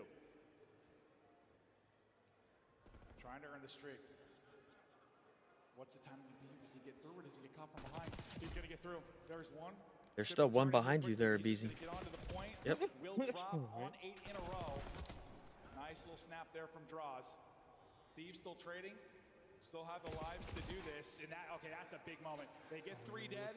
Finally, it seems they don't have to be frantic. They can pause for a second. The problem is Simp is still in a decent position. Yeah, but it's Envoy on the other side. I mean, Envoy's on 6 in a row. He has just been so tough to deal with for this FaZe team. Finally taken down, and they're just going to leave Simp and just take out the reinforcements. You have to win some gunfights on the other side of the map. And well, Thieves, they are winning that battle, which means Simp is in such a tough spot. Hydra, Envoy just dominating. Oh my God. How frustrating I look from Simps POVs. Like, do I go back and help? Do I take you to the point? What do? What a moment there for Thieves and a chance now. Gotta check your to right. close out the map. Or do we go to a round 5? Just over 30 left to play. Everybody up for FaZe and now building their next push. Lurking mid though, it's Envoy. He dictated the round. He's going to get Brother. wins 1. Can't turn it into 2. That's going to be 3 dead. I'm up to get towards the point. One person out will be number 6 in Hydra. Wouldn't have surprised me. On one side, Simp's now able to win that. Draza, teed up, lining them up. Scrap does get 1 cell though in behind. That should be damaged to at least be shut down. Yeah, but this is still winnable for Thieves. You don't stack this point really if you're FaZe. They play around the kills, forcing Thieves to challenge now. You put bodies on it. A BZ, Simp. Wow, here comes a BZ. He's getting turned. BZ's getting turned up. FaZe fight back. And this could be one of those maps, man. This series has been lopsided to Thieves, but if you come back from the depths, down 0-2 and win this control, I think you win this control. This gets fucking nutty. That sequence, bro, was insane. Like watching how, I mean, FaZe were getting the kills on one side, but the entire time, like Envoy was still. Yeah, but if the Thieves win it, you think? 6-3 for Simp, 5 for a BZ, 6 I for think they Envoy, all going on at the FaZe same be able to come time. back or what? Such a crazy. A 3. If the Thieves win this round and they're up 3-0, no. You don't think so? No. Snagging a reverse sweeping grand finals, no. Round number 5. Here we go. A huge moment within this final. This round could be the difference between a steamroll or a war. It's going to be offense. Looking like a fucking steamroll, to be honest with you. Doing it right. We've talked about his respawn today. He's leading his team right now in this map number 3. 33. There goes Celium. Getting fucking gunned down. Much better break. Well, you got Hydra into the house, but Simp's gonna take care of that. Scrap has the trophy for coverage, and well, he has not really been missing. One-on-one here, and he's gonna get caught. A BZ with the movement. Dude, a BZ's frying. 34 and 24 by a BZ. Trying to be the guy that gets through. Got 1 tick over towards B, but this is a similar situation. What does he find, and what does FaZe find on the other front? Yeah, the only good thing for him is that he has A to work with, so he can at least pause the clock. Maybe FaZe wins this, it's gonna go to Game 7. Knows he's here. Yeah. FaZe doesn't win this, it's gonna go 4-0. They trap them for a little bit longer, trying to waste their time, starting to win Yep. some gunfights. If FaZe doesn't win this, yeah, for sure. Oh my God. The Thieves are so.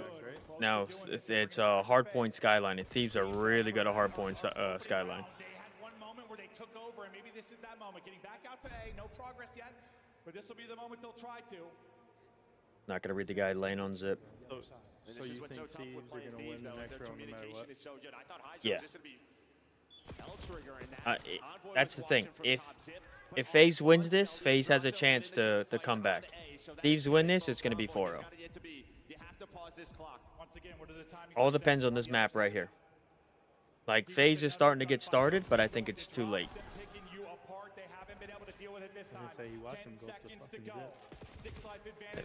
There it is. There it is. Hold on. Here we go. They were down 0-2 in the series. They were down 0-2 in the map, but it's 3 straight control rounds, and now we've got ourselves a final. Oh, shit. Oh, shit.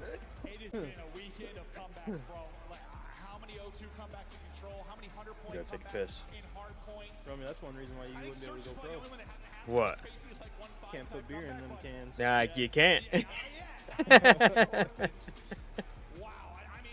Be loading up in the back room real quick, shooting that shit up like IV. I was real nervous. This is after that round 1. Oh my God, this always takes me back though. That I had to do that Rocker Ultra one. Remember how pissed off I was? We go to break, like if they're up 4-0 and I messed it, I'm like, this sucks. And then, well, that turned into what it turned into. The greatest comeback of all time. But no, I mean, a fantastic comeback here in the map. Abizi, yes, the respawns. You talked about how terrific he has been. Silenced in the map 1. Simp ends up pulling out an extra AR at moments. Abizi does it with the sub for the most part. Drops 37, 4,000 damage. Cell really rough at the beginning of this, but he turns it on. I think that's just what you need to see. I mean, sometimes, like, listen, when it's two really good teams, it comes down to just big shooters, bro. Like, just winning gunfights. It's not as simple as that, but... Well, I think in this map especially, right? Early in these first 2 rounds, I mean, there were just too many multi-kills for LA Thieves. All of these kind of clutch 2 versus 2s, they were just going their way. You had your opportunities if you were FaZe early to go up, at least tie it up 1-1. But you saw, round 3 where things start to change. It was Simp, it was Abizi leading the way for FaZe. If they win this, Thieves lose this. Talking the series, you're just looking at this map 3. You were looking at this map 3 and say that we had this. We had them done. We had them dusted. We had them put down. We just couldn't quite. Still a lot of gameplay to be played, though. FaZe getting hot. Well, I mean, the good thing though for Thieves is like you go to a Skyline. I think the good thing for FaZe is like maybe your guns are hot to take a map like Skyline, because Skyline, that can be the same thing, bro. Just shoot. Yeah, I mean, you're gonna need this. Yeah, you needed a map like this. Abizi's getting activated. Skyline has been so darn good for Thieves. It's been one where FaZe they just haven't played a lot of early. It was like You think so? For a long time. They've done it for. Listen, Thieves are really good with rotations on Skyline. 11-6, right? One of those, it's their go-to. They'll pick it in some big series. They just destroyed Surge on it in a final. I'd like to see FaZe win it Game 7. But the way this has looked, I don't even fucking know. 6, 7, I think you're all winnable for FaZe. For the first 2 maps, FaZe wasn't even alive. The first 2 rounds of Control, FaZe wasn't alive. And I mean, when I was talking to you, I looked. They want to win this, they got to lock the fuck in here, and they got to win this map and even this gameplay up. If not, I don't even fucking know. Granted, it hasn't been the prettiest, but they got their 1. Got their 1. That's all that matters, right? You're 1 and 2. Maps get a little bit better for you, but kind of after this one, you might go into a 1-3 hole or you shock. I mean, this is where it comes down to the whole conversation about FaZe and their hard point, right? Like, their hard point is rarely great, sometimes good, sometimes just ass. It has gotten better. They've had some brilliant moments this weekend, but... And this is the Thieves hard point map. They just said it. Like, look at these 2 in hard point. Yeah, I just think you look at this. That's their map 1 stats. That's insane. 19 going again in another hard point. A big reason why LA Thieves are just so strong in hard point are these 2 guys on your screen. Yeah, these guys looking like prime Kobe and Shaq, just demonic when they are both in form. A 1-2 punch that I think we're going to be talking about. FaZe wants a chance at everything to Game 7. They have to win this map. They got to shut down the Thieves on this map. Up there with your Formal and Scump, your Simp Abizi. Yes, it's early, but dude, I mean, you got to be faded not to think they're going to be doing work for years. Yeah, you see the last 5 though. There is a loss to Optic on this map. It was a 13-point game. There are some pretty close. Only time they lost in this, they lost this hard point like this. Optic Texas. Real close, but I mean, They did it Game 1. At that particular map, Optic have been, obviously massively improving as of late.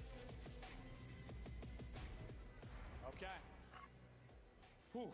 FaZe went a wild one in the control. Now look to bring it back and tie it up 2-2. If they can take the Skyline. Not when they play much. As you said, in auto veto at times. But Abizi hit another gear in that last map. They're going to need him there for sure. Yeah, well, Simp, we saw what he was doing on protocol, right? Pulled out the AR, trying to slow down the game. Some early time here for him. This is a P1. You can get 30 to 40. So far, so good here for FaZe. Hydra just trying to get to the opening. They got some good time. And well, on top of that, he's going to add another kill. So tough to deal with. But now everybody going to fly at Simp. Okay, you got to get the shots. That would have been nuts. He would have fucking hit those. That'd have been insane. Swan dives into the action. Look at the time. They'll have control of the Roto. Draws up with the first pick. We'll see where that spawn's going to come in. Trying to cut the map is going to be number 6 in Hydra. Spawning out is Ghosty. Spawning out is Scrap. FaZe are wow. Hold on. Now it's time. Welcome to the finals. Here we go. Yeah, nice rotation there from FaZe. They find the 3. This is what FaZe needs right here. And a nice read there by Simp. So the first 12 is clean. Here's the early pressure. 8 and 2 to start. With Envoy. He is so elusive, and well, the pressure from Thieves is quick. Some nice early time, but Thieves already here and a nice break. Oh, incredible break. FaZe a bit staggered for now, so Simp gets one and drops. They deal with it easy. They got to take a second here. There's still 30 seconds remaining. Either rotate or wait for each other. They're spawning out deep, and that's Ghosty's position on the map. He's got them spawning out so far. This is a great break and hold late. And, well, it's what are you going to get from BZ right now? It feels like, is he going to be a monster or is he going to be a mole? 1 and 6 to start. I don't know why I went with mole. I couldn't tell you, bro. A BZ 2 and 7. What the fuck? Yeah, okay, that works too, Joe. Thank you. Basically a tie game. Winning it a third, though, for now will be FaZe. They'll try to get the time and try to get the flip. One team kill comes in for FaZe. Thieves get into it. Taking the route is Simp. How many can he actually chain together here? It's only going to be one. Nice okay, Ghosty. Win from Ghosty. Yeah, I thought you had a break. I mean, yeah, a couple of break opportunities there. If you were FaZe, you had mid-control. You just couldn't get the last couple. The teamwork on point here for LA Thieves. They take the lead. They get the final 30 at the P2. They're able to break the early setup there for FaZe at P3. Now the money hill towards P4. They have the spawns, but here comes the pressure. Well, it's all 4. Every single player on FaZe win a gunfight. 15 seconds left on P3. There is time for Thieves to get across the map.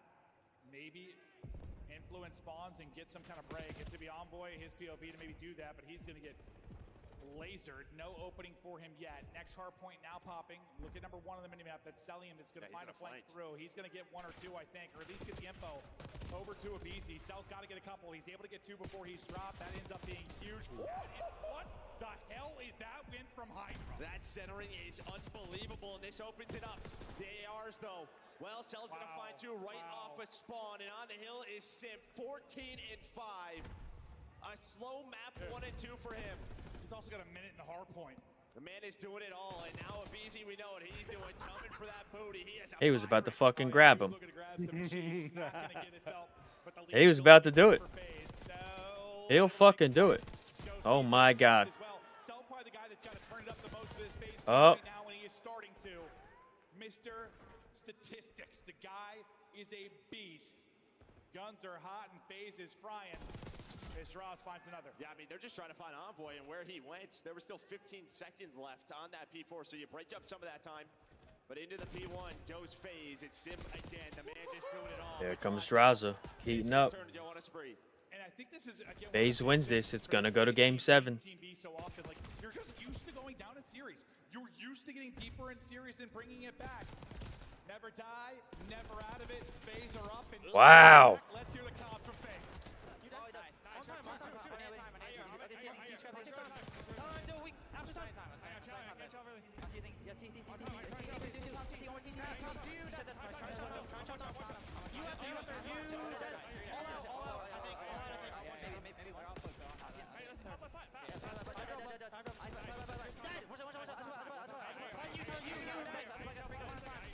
Dude, Celium sounds like a 10-year-old little boy.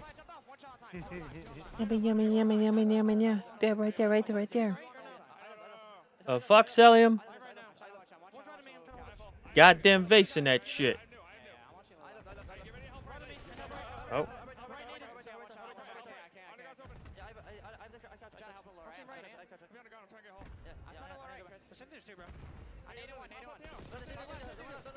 One more piano. Oh.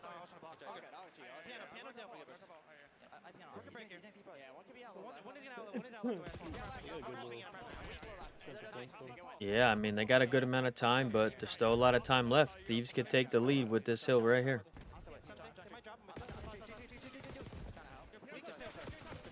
Two dead. All right, one dead. Yeah.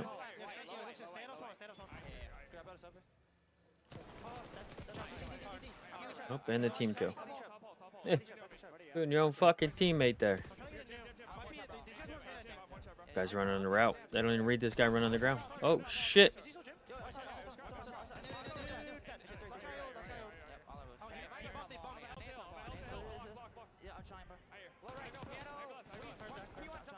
He jumped off the map. What the fuck, Envoy? What the fuck?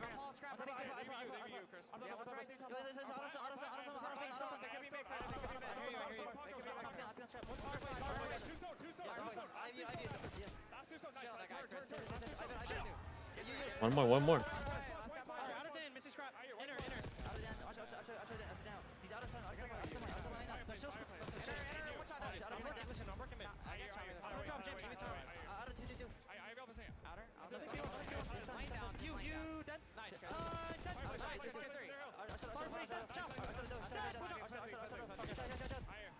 What?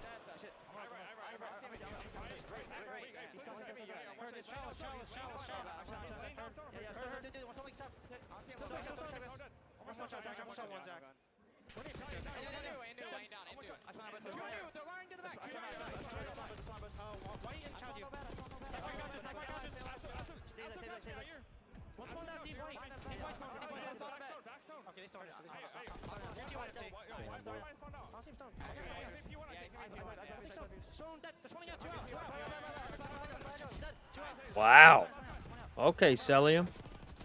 It is a wild skyline. Thieves in the lead, but FaZe bringing it back to the break in 30 seconds left here to earn the war we wanted, the war we expected. Lead change in the win. FaZe looking to go out in front, streak in from Ghosty. He started slow, he's starting to ramp up.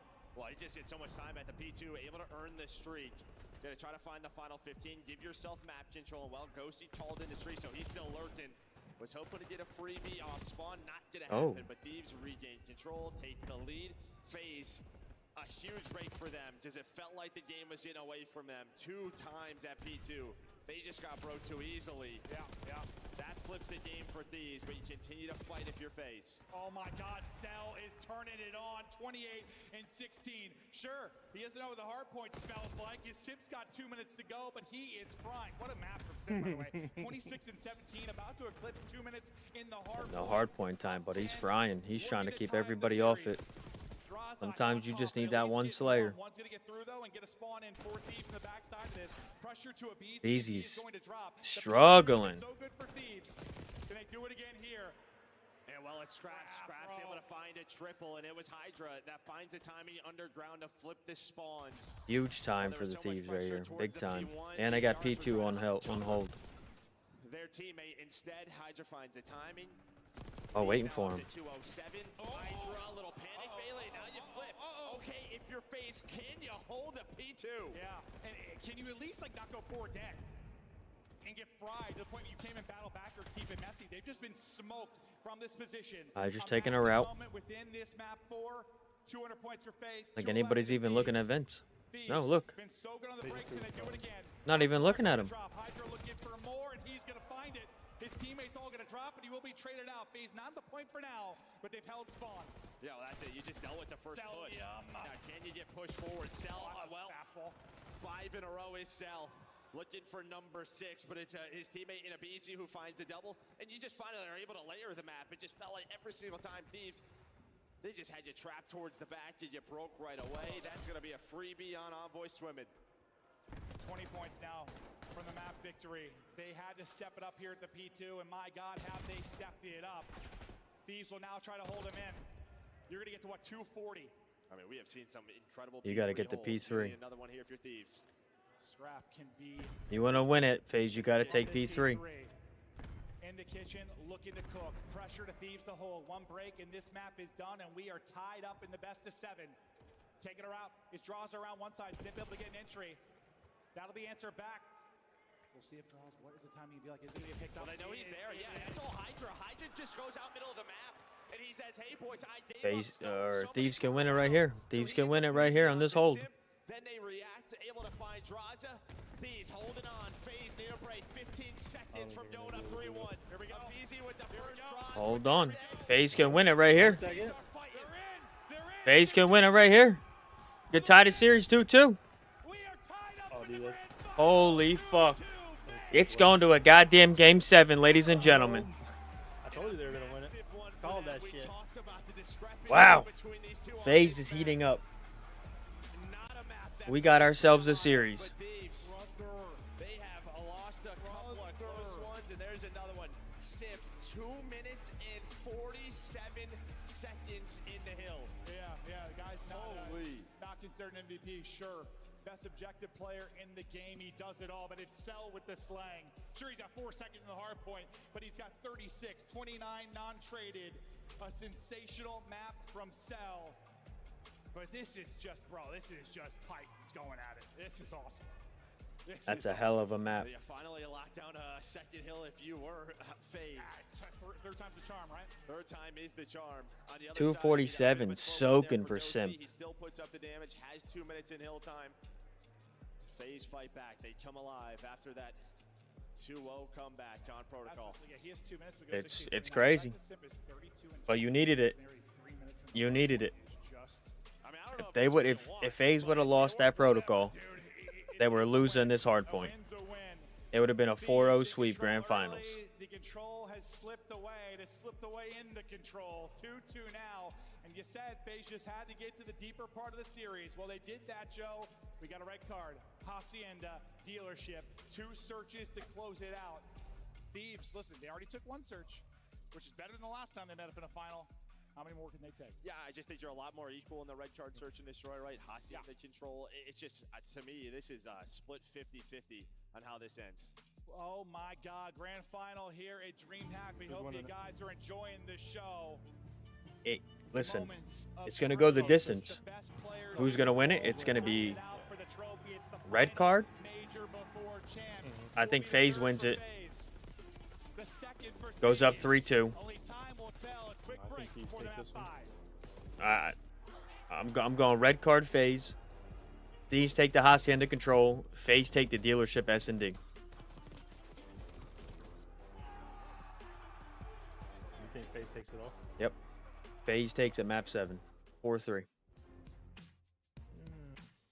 Major 4 is your last chance to win. Yo, Dallas. You got to get your shit on check here, brother, because your fucking switching screens is not fucking working.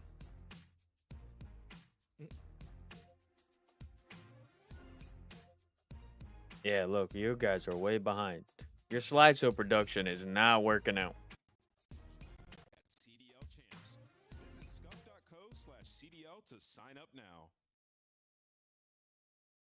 The Call of Duty League is brought to you by Monster Energy, the official energy drink of the CDL. The Esports World Cup is an official partner of the Call of Duty League.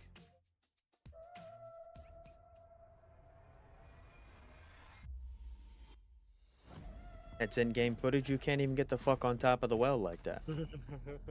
You can't get up there. That ain't no in-game footage.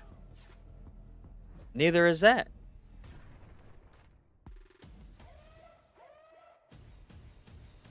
Come on now. Stop promoting your dog shit fucking skins. This don't even look that good.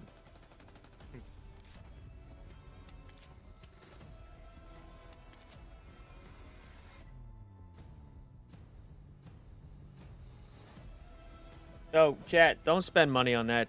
It's dog shit. Don't waste your money on it. It ain't even that good. It's more than a game.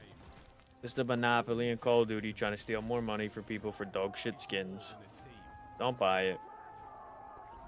I say that and some idiot already fucking bought it. It's more than a feeling. It's unwavering passion. It's more than just talent. It's the grind that got me here. Why are you showing somebody playing keyboard and mouse for Call of Duty for champs and everybody plays on controller? What are we doing? The battle starts now. Champs is in Ultra. Toronto for the champs.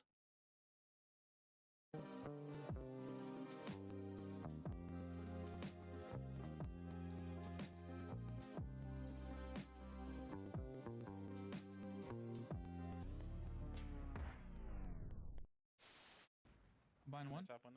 Frosty dead. I'm in their spawn. There's gonna be another one on me. I'm pressuring. What's Rook's J? One's on me. That's two. Nice. Let's find this shit. Yo, come B. Come. Or you. Yeah, go. We have it. You guys are good. They're going spawn dead. My God, Caesar. Okay, Frank, I'm just trying to throw them everything. Just get all four. Oh my God. That was dirty. But like, good. Did just know I was working picks, bro. I was working picks. None of those people even playing the league.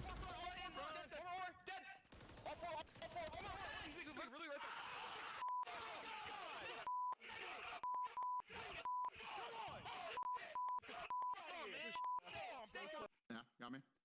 Don't even worry about it. Got these guys on. So go next. Don't worry about it. Yeah, Did you go next? Just go next. Just go next. Yeah, we're good. Holy, we gotta laugh that one off, boys. Holy. Yeah, we got that one off. I'm bad. We gotta laugh that one off. Correct. Welcome back, DreamHack. We are in Dallas. We are tied up 2-2, and the battle seems to be starting now. We've got two searches and a control to round things out. The regular season started with a Game 7 final between these two teams. I think we're headed back to that to close out the regular season. What a final it has been so far, battling for that trophy on the main stage. And I mean, if you're FaZe, right, you get to the hard points and you split them. Yeah. You are a happy camper, but we're talking about Red Card Search and Destroy coming up next. And so let's talk about 50-50 right down the middle. Both 10-4. They love this map. You can see the best attack team versus the best defending team. Should be a fun. What I say at the beginning, like, did FaZe Hardpoint get good enough? Did Thieves Search get good enough? Thieves already took a search. FaZe took a Hardpoint. Only difference, probably there's 3 searches, right? So like, we'll see how this ends up going. Control a wash, but that could be the difference too. I mean, let's say FaZe win both controls. I mean, that could be the difference. It was all the story of the search and destroy in that first best of 7. What will be the story here is continuing to be written. Scrap in the map 2, 10 kills, 5 first bloods. It was a masterclass in early gunfight wins. I don't know if he's finding those kind of picks on this map, but he can. I mean, he can. I mean, we've seen him do it, right? He'll just take mid gunfights. He has no problem doing that. He's the mid guy here for LA Thieves. Top balcony to top balcony. He will take it all day. Can they take Simp out of the equation again? They did it in the map too. He goes, what, 3 and 7? Gets dominated. But I don't know. He just had himself like a little LeBron map, doing it all. Bomb in hand. Round 1. Looking for openings. You ain't shouting out with a sub, easy. For Easy. And well, in the middle of the map, you have Cell versus Scrap. They were both putting shots in. So those two joined the battle. I talked about he has no problem taking that fight. Cell's like, yeah, nothing I can do about that. Maybe it's wherever he is. Well, on the other side, Envoy, he takes so much space bleachers. So FaZe with 50 seconds, they're kind of opted in that. They kind of have to go A with this setup here from Thieves. Maybe to Scrap to hit some beams. Or to FaZe to double chow him and shut him down. It's actually going to be Ghosty that's really playing deep in position. Scrap will be first on rotation. 35 seconds to go. And still, yeah, looking for that opening. Abisi keeping him honest, keeping Envoy there for now. He's going to track back, and Scrap's going to get caught. He's going to get caught. No first blood there. It's going to be Cell. Cell turned on the Jets in that map 4. Had to plant this bomb, though. You have to get it down. Mr. Clutch has been Ghosty. Abisi's going to get through and not get the kill. They didn't plant. They're not planning. They're not planning 1 versus 1. Hydra versus Cell. 10 seconds to go. I thought he spotted him, but he doesn't see him. He's got to get the plan in. Here goes Hydra. Looking for the angle. Will he get there in time to catch him on it? He will get there, and he will win it. Shooting bodies. He wanted to do it more. What a clutch. And yeah, you don't take the plant, you try to take the kills. Unfortunately, you get gunned. Yeah, they wanted to use the numbers and push up Archway, but the timing there for Abisi was odd. I mean, he put some bullets in, but instead, the AR's hit. He gets caught. Well, then Simp dies on the bomb. Hydra was able to pinch through Sidewalk, and he is the difference maker. That's what reminded me a lot of some moments early in the series, like FaZe chasing kills and the help always there for Thieves, right? Like chasing. Well, and them finding the multis. That was. Yeah. Right, them clutching up when they needed to. Another example. Well, FaZe really need to improve in the first blood count. They do that. Unfortunately, it's not going to be around them. First bloods don't seem to matter too much in this matchup. 2. Oh, Hydra's already fucking deep. Man, but he is really in his bag and maybe the best at it. Here he goes. Slamming through. 2 to deal with. What is he gonna get? Can he get 1? Oh, he almost killed his teammate. Brings it back. Envoy 2 HP. If he gets away, the difference in numbers, he does. Well, I mean, both Envoy and Hydra were so weak. So they both backed away, and now they have the numbers.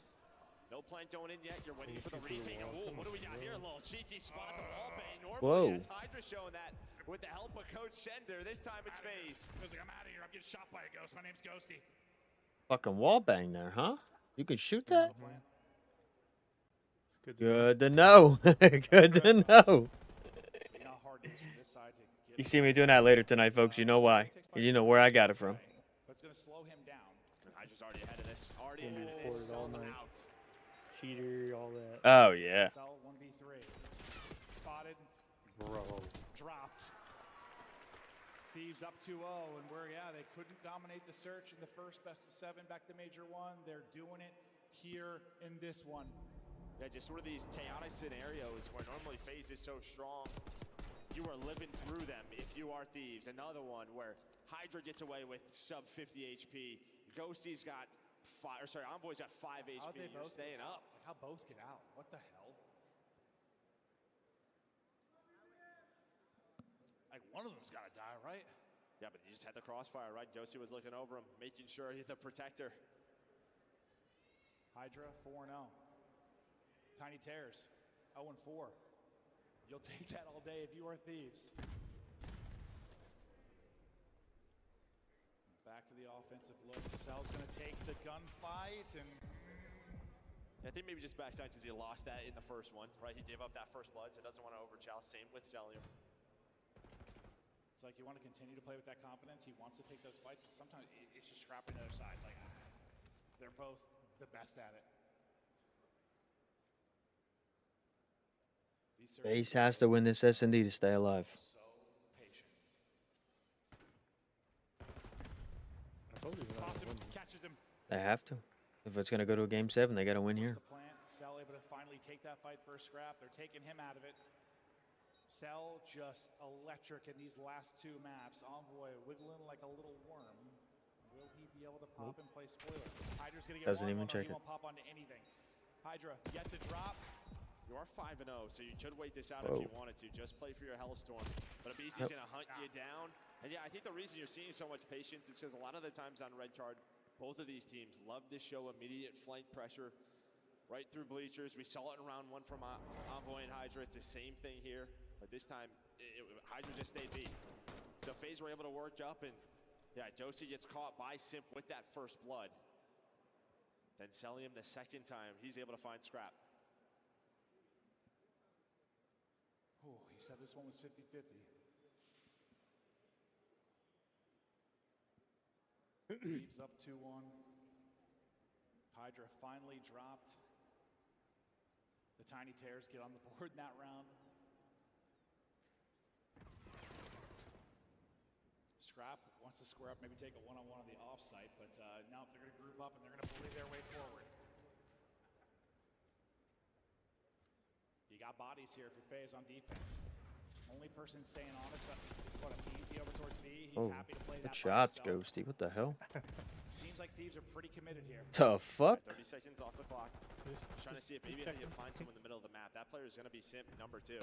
Well, door is open by Hydra, and they are going to isolate him. The wall bangs from Envoy going to connect. There is the first blood. Great job there by LA Thieves. Patience again, paying off. Now, where do you want to go with this bomb? It looks like they're going to opt for A. Scrap's going to rotate on over. They want to use their numbers. They get to the site. Scrap finds a pick. Cell gets put down. Draws by himself. Stops the plant, 1v3. Sees one of the cross. He's going to be worried about the aggression from Hydra. Yeah. Tries to pre-fire at Hydra. Just Oh my God. Pre-fire and then challenge with his teammates. Yeah, so much work to do as a full-time job. Yeah, I mean, listen, the difference in this, right, is the first blood from FaZe when they were able to work the A bomb site. LA Thieves clutched up. This time, it's LA Thieves who get that first blood, worked over towards A with their numbers. FaZe not able to find anything. I swear, it's another year where Hydra is like pedestrian in search the first month or 2, and then slowly turns into God. I mean, how much did we talk about at the beginning of this year? Like, what percentage are you at? It's like, 85. Ramp it up. Well, he's at 100 now, 7-1. Prolific in the search. FaZe just got to keep this within a round. Envoy, he takes some big tags. So does Abizi. thought they were just going to go B, but maybe now opting to rotate back towards A. Josie's going to work up behind this, so he's going to get aggressive and well. Scrap is the first blow up. I told you he loves to take the mid-gun fights. The opening duel guy from map number 2. It's Envoy on the other side. A dominant round there for Thieves. They have such a good read on the map. Scrap getting caught early in this search and destroy. Not the case there. He's 4 and 3, but yeah, well, he's got 2 first bloods, like 5 in that map too. A couple to go with here.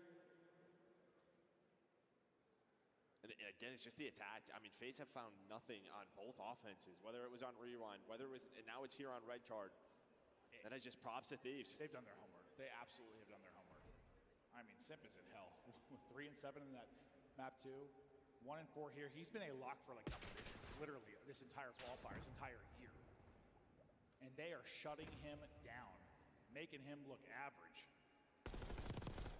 Scrap's like, sure, I'm down. Let's dance. See, FaZe might be able to get this defense, but yeah, it's the offense. Like, can they get offense? Hello? Scrap wiggling. I mean, you're trying to find some aggression there behind Simp, right? Maybe to get him going. Then just patient play here from LA Thieves. Slowly working up the map. This time, though, Cell steps up, and he's like, I will take this gunfight. I will take that, Chal. It's the second or third time Cell's been able to deliver it, but now can FaZe get back on the board. And it's like, is Abizi going to be set up in B with a sub, lying prone somewhere? Is he going to have an AR where he can swing on you? This time he has an AR, and, well, adds to the damage tally early. This is a round I feel like you had to win if you're FaZe. Well, we said there were many search comebacks. Maybe they need to go down 5-1. Envoy, I thought snapped there pretty well onto the second, but on Ghosty, he is down. All right, okay, all right. within 2 rounds. But the offense, this is the question mark. What do FaZe do differently, or what? I guess what are Thieves doing so right? Yeah, so I mean, last time you try to go maybe mid or B a little bit quickly. I think what they're doing is they're just taking map away. They're reacting as LA Thieves. So when you showed mid B pressure, Josie's able to take stage. It just feels like their reactions right now are on point. They know exactly where they want to be. The time just for a hit. Yeah, it might be over towards B if you're Atlanta FaZe. Yeah. Maybe switch up the pace. It felt like Thieves were expecting that last round, though. They were set up for it. Will they be this round? We've seen online some like 4-man mid hits trying to split the defense. Does that come out? It is everybody pushed up A for Thieves. They have so much info. Look how far they've cleared space. These guys are crawling, trying to be sneaky. Well, listen. Where are these fucking guys? Because they just got all the info. There's nobody A side for FaZe. Then you kind of see Celium's area. I think maybe he spots one and then backs up. So this is on Envoy. He's going to have the help of Scrap. And well, Envoy's Brother. one. That is just the best case scenario. He has that AR. You hear the doors open. Scrap now there for the crossfire. Meanwhile, Hydra's starting to work the flank. And well, Envoy is locking it down. The defense, unbelievable here for LA Thieves. Abizi, can he pull off something insane? It doesn't matter. Not going to win it. Not going to matter. Draws. He is found. What? Dropped. The defense too good for Thieves. And like, I just don't know. Like that play doesn't really. Okay, if Thieves played it like passive on A, that play might work for FaZe. But the fact that they opt to push up all the way through stage, they know what's going on. Like, there's no surprise there. Yeah, but I mean, like they cheated over a little bit, but like even then, like they had the info, but it was all Envoy, right? Yeah, he gets the first, then Scrap wraps back. But you really don't even have Ghosty into the mix until the end of that round. But I think the info helps like Envoy play the angle he does. Yeah, like you don't play like a lurk or something that you know the push is coming, like 100%. Yeah, no, great play from him, but I just think, yeah, you got so much info for Thieves. Dominant on the defense, up 5-2. Okay, here, maybe this is the comeback in search. Maybe not. Ghosty with the blood. Opening for the offense. They've lost back-to-back maps. They look to slow or stop the bleeding here. Well, this guy doing what he does best. Loves the lurk roll. Oh, he's gonna find the info. FaZe are thinking they're gonna wrap towards A, but behind the information he finds, Thieves are gone. They're going back towards the B site. And look at B. I mean, Scrap and Hydra are already in there. I thought Sip was gonna hear the door, but I guess he's too far. He doesn't. And they are just, I mean, they're like, where did they go? Yep. Fucking lost. That is all an info game. They've dominated it. 3v4 retake for the map. Draza pushing outer. BZ trying to get in her. Draza does get a pick. This becomes more interesting now. A little bit of a pre-fire. Draza somehow gets two. Draza nearly gets a third. That's going to be good to go for the other guys to try and find the opening, but a BZ is going to get tagged. 20 seconds to go. Oh. One-on-one. Hydra, last up, trying to clutch. Set and lurking, they'll swing out. He's not going to win it somehow. Hard 5-3. Hard 5-3. And Natty, you just got to close that out if you were Thieves. How did Draza get two? I have no idea, but the fact that he does, he is such a good search player. Another guy who just continues to play, to grind for reasons like this. Uh-oh. One round at a time, says Atlanta FaZe. But it's the offense. Can they finally make a change here on offense? Everything they have tried has not worked. I mean, outside of round one where you got a first blood, but you still lost a 4 versus 3, so maybe they try to go back to a slow A? Maybe. Let's see if that's the play. Aggressive out of Envoy on one side, a push up to get their utility out on the other. Maybe you can isolate him with nades here. Ghosty might be in trouble, they do. First blood now for Simp. Scrap though, gonna pull one. Simp sending it forward and trying to find a timing. Will he get across? They got a pin to the corner. Abizi's got to send it. Hydra able to shut it down, so now Simp is here, but he's got no help. Yeah, he's just got no angel, and Hydra just steps up there. He's able to learn to find that timing again, and he's trying to close it out himself. Hydra from the get-go has been the difference. He hits the pistol as well. Thieves one map away. I think this is over right here. Hydra was not in this search form the last time they faced off. He is Boys, a different demon entirely. The French demon taking over 11-3 on the map. Oh, what's up, baby? Hey, put her back on the camera. Defense was so good. Whether you got the first blood or didn't, you were able to take it. And that, like, Oh, bring them ladies back. maybe if Easy gets the timing and wins that fight, but he doesn't. Like, do you just hold there? Like, you have the first blood. Where them bitches at? And chow him off the heady? Well, I just don't think he throws an nade, right? Doesn't expect him to fight off that. Yeah. The problem is that Hydra just gets a good timing because Simp, he nades that first player. They are able to take down Joesty, so he moves down to the bomb. He just is in no way in a position to help. You're not thinking a second player is going to fill into that spot, but that is just Hydra's S&D IQ. And well, we apologize. Our scoreboard's still messed up. Yeah, it sure is. Those stats don't make a whole hell of a lot of sense, but the top part, that is what matters. 6-3 to Thieves. They've taken 2 out of 3 searches. Hacienda control? Now it just comes down to this control. I don't know. Maybe a final map. FaZe were able to take the protocol 3-2. It'll be Hacienda up next. But Thieves have been working on search all year round, and this is why they are a threat to this FaZe team, this FaZe dynasty, because they're well-rounded. They're good in every mode, but like, listen, we were talking about how, with regards to the regular season, Thieves might set the record for control wins, like percentage-wise, over what FaZe did back in Cold War, or whatever their record was. Like, so why wouldn't they lose both in the final? I mean, why not? Yeah, but I mean, listen, you look at that, and yes, it is impressive, but head-to-head, FaZe still have. They have still won this game of. So it's like we just haven't seen it on the year. Yeah, on the year, like in control. It's like as good as these have been, but when these two have faced, they're still all about FaZe. They just played protocol and Hacienda so darn well. Dude, imagine, if FaZe win this and it goes to a map 7, and Thieves win that, win all 3 searches. That would not. I mean, that would not be the outcome I expected at all. That'd be truly unreal. But it's what happened to them right at Major 1. Trying to I think get a it's taste going of their game own 7. medicine. You think it's still going to game 7? Thieves just too good. Listen, bro, the superstars have just been turning. FaZe has to absolutely turn up on this control right here to make it to a game 7. That is a spot. Joseph's not in. See, BC just has no help. Probably doesn't need the chow there. Does get caught, and now you give up this power position to this man. Hit some unreal beams on Adraza. Finds a 1-bullet headshot on the Sim. 3 kills in the round, puts them up 3-2. And that's one. You feel the comeback brewing again. There it is. They're able to pull off that round, but you silence it behind the They need some crazy confidence on this. They got to sweep this 3-0 in control. And bounce back for the last S&D. 3-0 on control? Yeah, 3-1, 3-0. I mean, going 3-2 and go. You can't go down 0-2 and make a fucking sweep. Like, you got to come in hot. There could be some snoozes in the control at times when you got bad teams playing, a good team versus a bad team. But when it is top teams, well, you saw the first one. Yeah, I mean, Hacienda always has some big moments right over towards the B fences. But in map 3 this series, the Tiny Terrors stepped it up. They came alive. Well, that got them to 2-2. Now they're going to have to do it again to get us to that map number 7. Can they do it through control? Will we go the distance? Incredible stats, yeah, from them in the first one. But all right, talk me through Hacienda.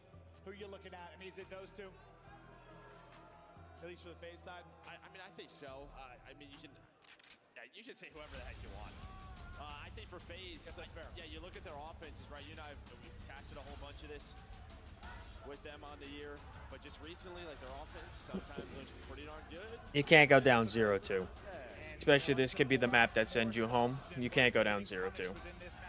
You just can't. To pull out 3-4 ARs, right? If they get up in your face, they get office control, halls control. That is why 3-4 subs on this map is so strong. Thieves look to end it. FaZe look to extend it. Map 6. Which superstar is going to step up? I'll scrap. A fucking 2-piece already. That's already 3 down. That's 4 down. Maybe a transition over to B. No, they're going to opt for A. They want to get this done with. 2 ticks already done. The third about to come in. That's 2 more down. Controlling balcony, dealing with the players off spawn. This might be a fast round 1 here for LA Thieves. I think Sadraza, FaZe finally got a kill because, my God, they were being farmed. Will they get this first tick done as well? Not looking that way. All right, so now you just got to take a breath of your FaZe. I thought you were about to say another effort, but yeah, that would work too. I'll scrap. He didn't get a That should kill. have been a kill. Yeah. Don't worry, he's gonna get him. He's gonna get caught, making sure he can't be a nuisance to their back line. This might be 3 dead. Simp wins a big one though. Gets traded though, so will end up being 3 dead. And now that first tick is There's 1 tick. Ghosty in position, up close and personal. Sub now to work with. A lot of damage into a BZ. No trade in yet. Hydra, what's his timing gonna be like? Looks Perfect like timing. good. Look at this. Look at this fucking shit. Look at this shit.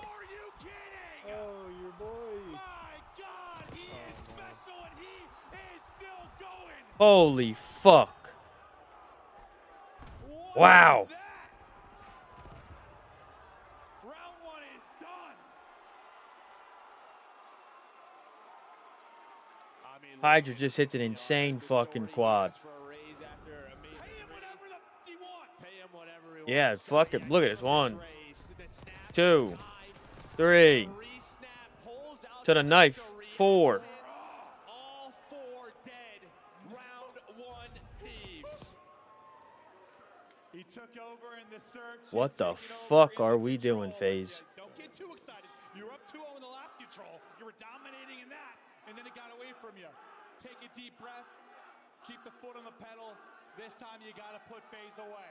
God damn. That was insane, though. That was, dude, that from Sim's POV, that had to be disgusting. Like the dive across as he goes through the door. Like, I don't even know if he saw it.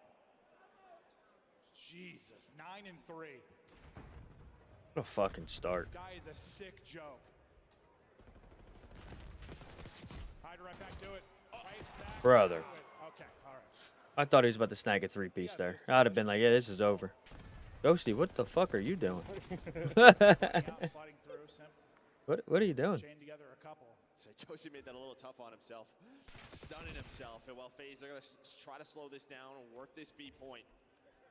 All of them pushed on up, but they have to stop this man. His timings on like slides through there are just a bit absurd. 12 and 5. Oh my god, look at them shots by Envoy.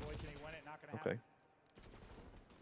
Progress is going, but it's going slowly. Not too many bodies on it. Nice win there from a BZ. Stun should hit as well to slow it down and set up Cell, or does it? Nope. Trying to get over the top, not going to find the opening. Ghosty and Envoy holding the line. A BZ, little ring around the rosy, but he gets clotheslined. He only got 2 ticks done. And that is the one area, right, where FaZe have struggled a bit. That's normally where they were so good in their trades, but teams getting better at dealing with this scenario. So FaZe work to do, but a pretty solid offense is starting to regain after what Hydra just did to them. Draws her right back to B. Yeah, that was that's going to be on the hub later. Oh my god. Oh, the team kill. FaZe, though, still fighting. Yeah, you got World Star in that round one, but you take this, and heck, we're back to the drawing board, tied up 1-1. Okay, so minute is in. They got to deal with Envoy, who's gotten to their back line. On the other side, you're trying to deal with the BZ, who's got top office control. Help is in. 2 are going to be dead. Josh is trying to play his life. He's hoping a BZ can get to him to deal with Ghosty. You don't have anyone on the point. Scrap's the only player out for LADs. You're going to find some kills. And wow, Hydra just isn't losing gunfights. Dude, what the fuck?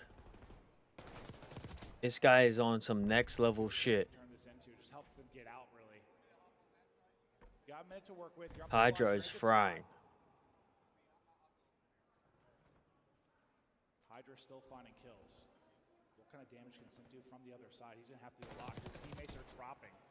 Everybody dropping outside of him. Can he find any more here? Not going to happen because, of course, it is Hydra. Envoy, big one-on-one. He's going to get slammed. Okay, 12-9. Still, you got the lives, but and you got a good amount of time. They were on the point for the most part, like throughout all those sequences. They had a body on it. Might get trapped in now. This is the issue. All the map control is gone. You're all off spawn. Josie was able to find a couple of headshots, trying to find the picks. Great job by Sim to play his life. On the other side, you have to find Hydra again. There we go. 2 versus 1 on that point. Able to deal with him. The bait thing for FaZe, pausing the clock. The timing wasn't there for Ghosty on the other side of it. And FaZe are winning the key fights. They got a massive life advantage now. But you never know when Hydra might pop for. Where's Envoy? When is that Envoy pounce? That's what you're waiting on through connector. Well, he's not pouncing. It's red. Hydra, though, still finding kills. BZ's huge. No respawns remaining. Hydra, still elusive. Still lurking. The chance to be the difference maker. 20 and 10 through 2 rounds. Are you kidding? The stun is going to hit, so the info is in. And they deal with a BZ. They all went down low. Nobody went up high. Got to get on it and pause it. Sip able to get 1. Sip is going to get 2.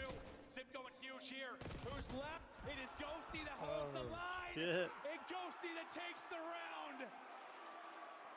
Oh my God. What Oh, one more round. FaZe had the numbers the entire time. And I mean, Josie had a couple of big multi-kills pulling out the sub. Yeah, this gets down to a 2 versus 2, but it's a time, and he just holds. He knows someone. He's 9 HP. Someone from FaZe has to get on the point. The other player was off spawn. That is just a great discipline from LA Thieves to realize the situation. And just like Simpus had a lot of those moments this weekend where he gets that triple. Against Thieves, not happening. You stop that in the same play, but okay, all right, now we're back to this 2-0 edge. Can they actually put him away? 1 round away. Can they close it out? 1 round away. Then we'd have back-to-back major Thieves, championships. 2 wins for FaZe, headed to champs. What a story it would be. But they got to end it here. Hydra's 20 and 11. Well, I was going to say so far pretty good for FaZe, but Scrap gets 2. That kind of changes. Hey, 20 and 12. How many times did he kill Hydra? They just have to deal with Hydra. Yeah, just got to slow down what he's doing. And well, if it's not Hydra, it's Envoy who's able to find the double. This is the issue, the multi-kills. Everybody on LA Thieves are finding them. Again, just trying to get done with this 8-point first. This has been the strategy for them on Hacienda. And well, you're going to go for the pistol kill. This might give FaZe a chance to retake this, but they're going to lose some lives. Envoy trying to do what he can. A great shot. Wow. The lives are all evened up. Just barely. They haven't cleared it yet. And Hydra quick off spawn. They're trying to clear it now. Looks like that's going to be Simp on it. Just making sure they at least have to work the full tick. Scrap able to close it out. It's going to be 2 dead again. Good chance to get that minute extension. They'll bounce back on it. Brother. Ghosty still hunting with a sub in hand. Minute extension looming behind Envoy on the point. It is gone. in, and here we go. Tiny Terrors come away with 2, but down 2 lives. 1 more point, 3 more ticks. And it's back-to-back titles for this LA Thieves team. And I just love the way they're approaching this. 2, 3. But there's Envoy, 17 and 8. Tinabizi, can he find a kill? Not gonna happen. 3 No, that's 4 down. Oh, brother. 1 guy coming up. Trophies down. Trophy ends, the nade's not going to connect. They're able to stun up on the plat. One tick is through, 2 now to go. Second is ramping, Trophy is eating, so is Envoy, 18 and 8, positive 10. A couple big fights and this one is done. It is Hydra that has been dancing on your grave throughout the course of it. But finally, they shut it down. Didn't get the second tick, so you're going to have to decap this. I thought they got the second tick. No, but I mean, you still have life advantage. You have a lot of time, a lot of map pressure going your way. And every single kill so important right now for Thieves. Scrap here in window. Well, no longer here in window. You're trying to isolate a BZ off a spawn, but unfortunately you're losing the rest of your players. And the fact that a BZ ends up getting the kill, that might be catastrophic for Thieves. You lose pretty much all map control outside of Ghosty. We saw his POE for a second. They're trying to hunt him down. They have no idea where he is. Now he does. He shoots. On the other side of the map, it is Simp. So you're doing a good job with your phase, kind of winning your battle on both fronts. But here we go. Thieves deal with the players, trying to trap them in. It is a clean map for both sides. 8v9, 30 to go. Hydra, the start. You have 2 on this. It's only a tick. That's a win and a half. Scrap wins it. It's going. It's going. Halfway to the final tick. 2 players here from FaZe are trying to fight. GG. They're gonna win. Wow. For the LA Thieves, your Major 4 champ. Wow. They needed to win that FaZe needed to win that S&D red card. They absolutely did. Well, FaZe fight back. Started down 0-2, tie things up. The Zraza and Scrap fist bump. That's the difference, right? And that's what we talked about at the beginning. The search and destroy improvements or the hardpoint improvements for FaZe. I mean, you split hardpoints in your FaZe, so I don't know if they did. But the searches can't go that way. The Thieves boys group up. They lost they lost the SNDs. SNDs win championships.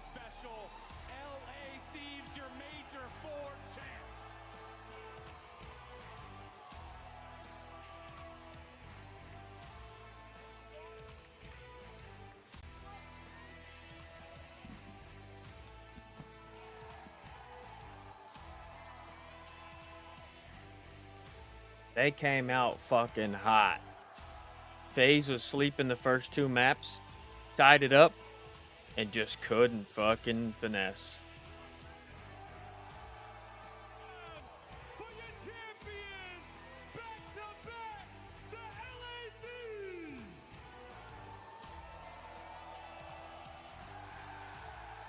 Yo, what if you just would have tossed that shit?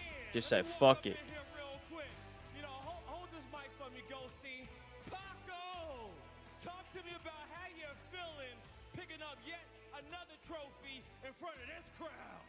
It feels amazing. Going back to back for the first time feels amazing. Yo, how well did Paco play DreamHack? Might get MVP. Absolutely snapped. Unless they give it to Scrap. Back for the first time. I know that's special, right? Anything you want to say to these fans? Thank you guys. You guys are amazing, man. Hey, you heard it here, okay? Ghosty, we watched your last event, win your first trophy, but to come back and get a second one, how does that feel, man? It feels amazing to go back-to-back with these guys, and definitely felt a lot better winning it like this. Definitely did, definitely did. Everybody make some noise for Ghosty. Pass the mic on over to your teammate, Envoy, as I move on up in here real quick, okay? Now, Envoy, bro, talk to me about this event.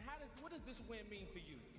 I mean, it feels great to go back-to-back, like Paco said, and to do it in that fashion versus FaZe, it feels good. It definitely does feel good, okay? You guys were challenged this tournament. Talk to me about how proud are you of these boys and the coaching staff and everybody over there at the Thieves? I mean, we knew it was going to be a grueler. You know, we've been having bad scrims. We've been faltering a little bit in HP, but no matter what, we came out on top, so I'm proud. Hey, there you go. DreamHack, are you guys proud of this team? Slide on over for me, Envoy, real quick, okay? As I get a chance. Actually, you know what? Can I hold this trophy real quick? There you go. Moving on this way, all right? My man, Scrap, okay? When I sat up here and I talked to you, you guys said that we wanted to go through the toughest route to be able to get this trophy. We wanted to take down the best. And today, you guys took down Optic. You guys took down Miami. and you guys took down FaZe to go back-to-back. How does that feel? I mean, come on now. You tried to sneak Miami in there, but we're not going to let that slide. Nah, but we'll be waiting for my fucking champs. Anyone that wanted that champs, we're ready. And you heard it right here, okay? And you know what? I think I'm getting it from the back. Guys, do you guys know your tournament MVP? It's Scrap, everybody. Make some noise for him. Now, Yo, hold on. Let me say something. Say something. Hello? Is this shit on? Yo, I don't give a fuck about any of these MVPs. What we went through this past tournament was an absolute grueler, and I just can't be more proud to play with these guys and win these tournaments, so I appreciate everyone. Let me get that mic from you, man, okay? Basket it one more time with the squad. DreamHack, make some noise for your Major 4 champions, the back-to-back LA Thieves.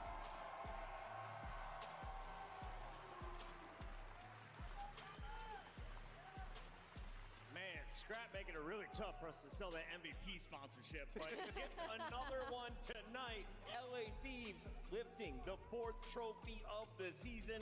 We have two-time champions entering COD Champs, but for the first time, Atlanta FaZe won't have the #1 seed. Yeah, I mean, that's a crazy thing for CDL history. So we were calling the, quote, super team going into it. They have to dethrone Atlanta FaZe to make that happen. And, well, by the end of the year, this is exactly what they've done. The Thieves fans have shown up. They have supported their team all weekend long. It got a little bit rocky against Miami last night. Today, though, smooth sailing. What did you see in this grand finals? I just saw just resilience from every single player on that LA Thieves roster. You know, Envoy touches on it. Like, it's been rough. Like, we've seen glaring issues in this team. They've gone to the lab. They've worked it. And every single player on that stage had their moments throughout this weekend. I couldn't be more proud of the LA Thieves. Yeah, this team was formed with one goal in mind, and it was to dethrone the Atlanta FaZe and become the best in the CDO. And right now, back-to-back tournaments, they are sitting atop that throne. They look incredible, and they put in so much work throughout the season. You think back to the first major versus Atlanta, where they had that opportunity, where they lose all those search and destroys. Well, we get into the same exact situation, except they win both of their search and destroys, and it's spearheaded by Scrap, picking up 5 bloods in the first one to set the tone. This team is truly unreal. Speaking of Scrap, we've got a little MVP highlight for you all as you see the Thieves getting their pictures taken with the whole crew. Shout out to Troy Center telling us this is the path we want. The most resistance. Give us all your smoke. Scrap, that's been his mantra since entering this league. I'm telling you, man, 10,000 hours. He has achieved mastery of this game. Every single game mode, he is on point. First Blood Wizard, he can clutch. He slays out in S&D. As long as he's not near the objective, he's a happy person. Except even in control, he has the most ticks captured in the game. He is quite literally Mr. Do It. All right. Gotta be right back. I need to go get like an energy drink and get something to eat. I'm fucking hungry as hell. Haven't eaten all day. Not eating all day yesterday. So let me go ahead and grab some. Yeah, I haven't eaten in 2 days. So let me go ahead and go grab some food. And we'll be getting ready to get into some games or some shit for the rest of the night, everybody. So everybody just give me a few minutes here.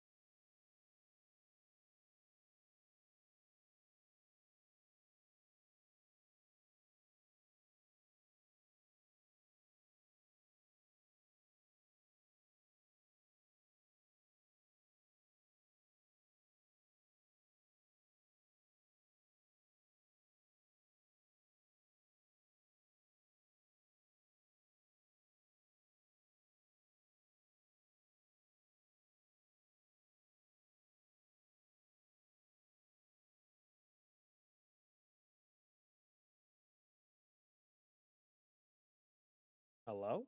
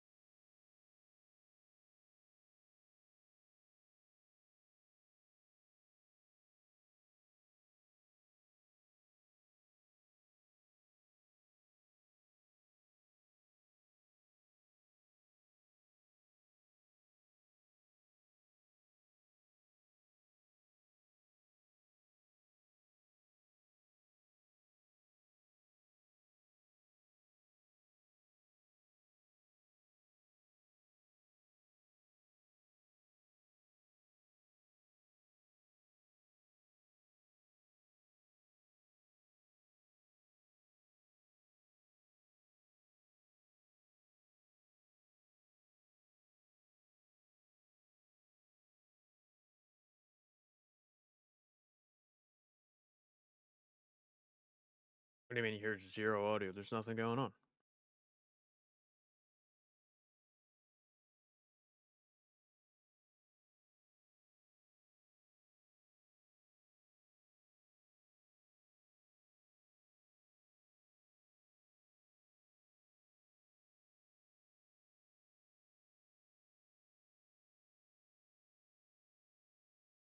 Hello?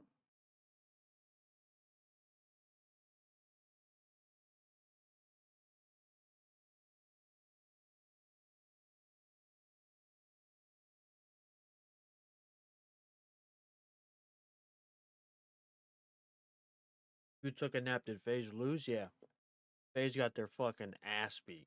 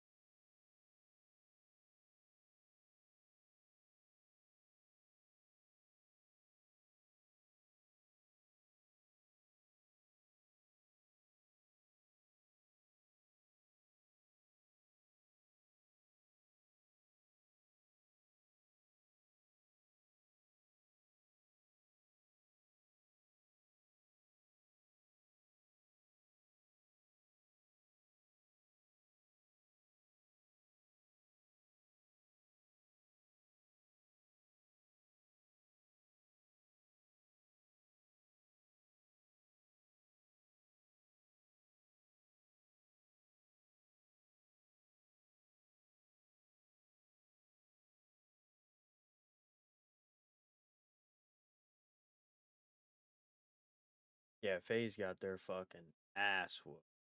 They look like a challengers team out there playing. It was bad.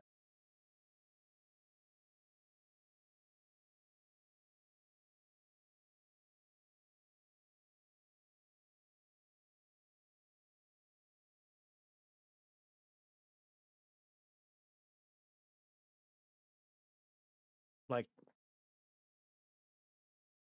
crazy.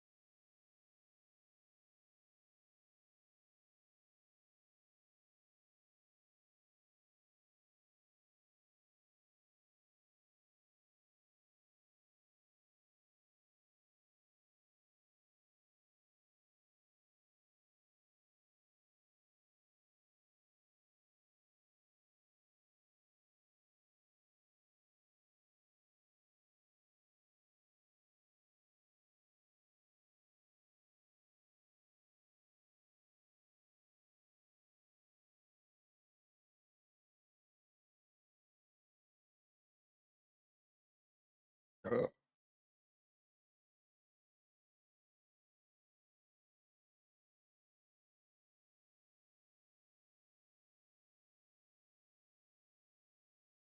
was good.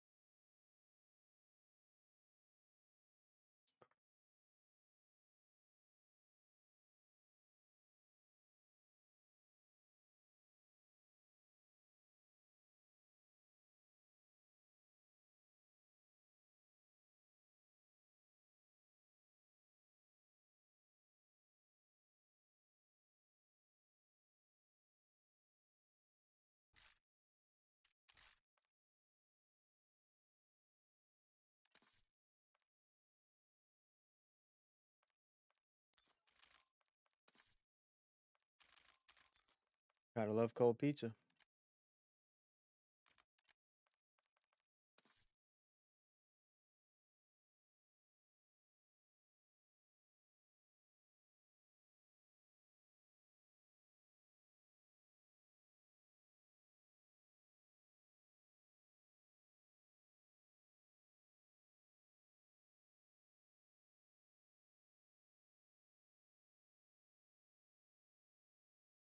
If we're gonna feed the pizza to the crow, shouldn't you be eating too then?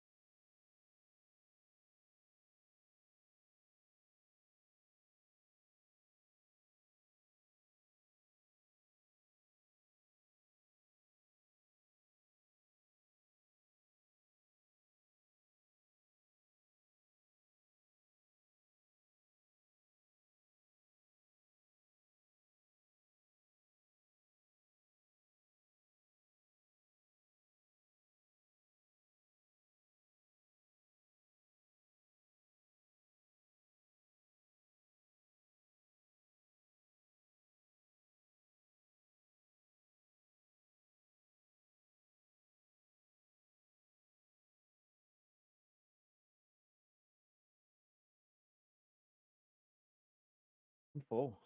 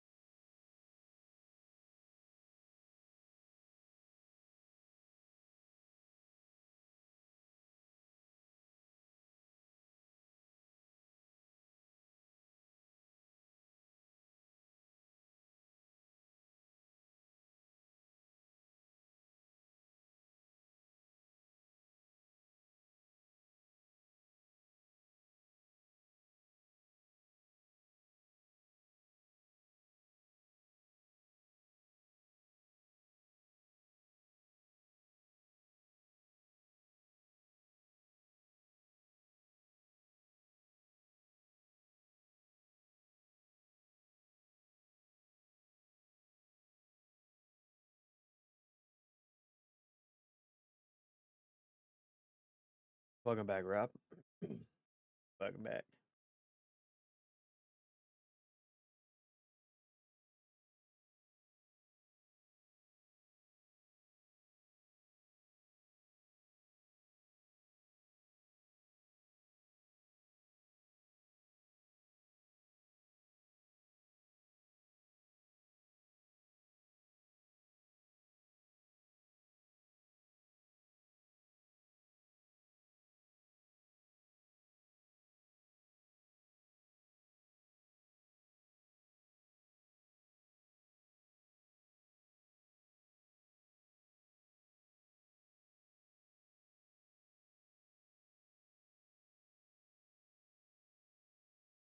All right. Get myself situated here. Get ready to do some gaming. Play some Call of the Woobies for the night. Get shit on. Have a great time.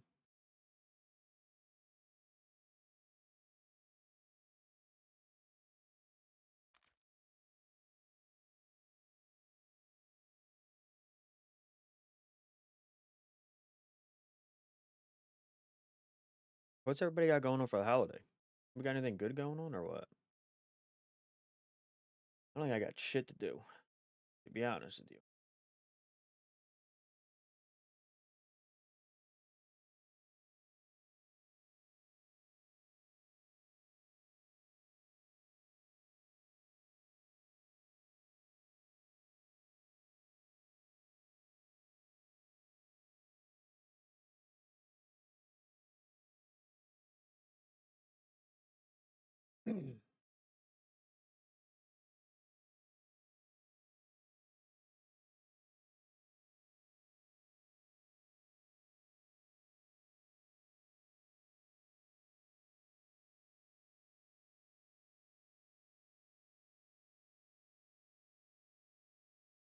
Oh.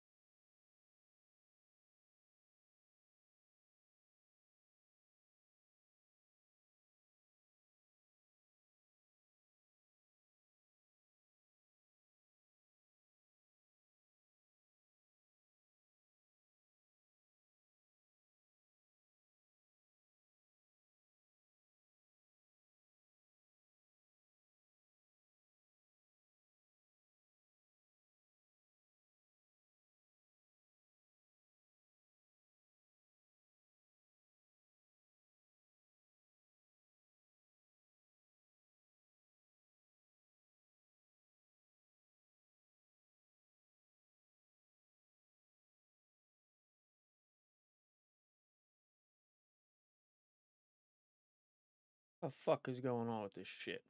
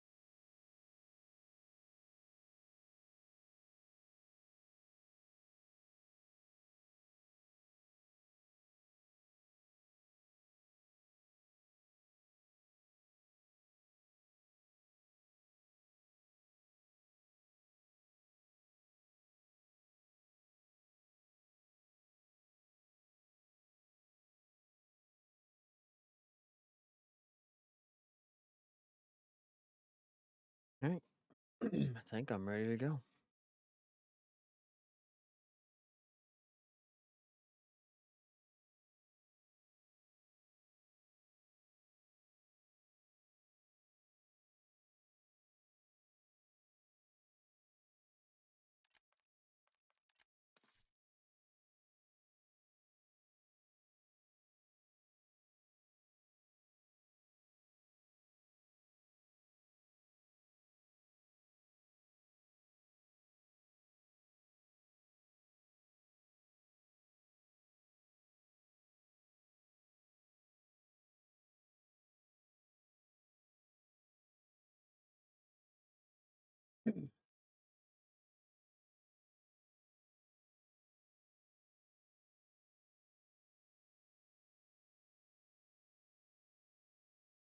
Map is protocol is okay.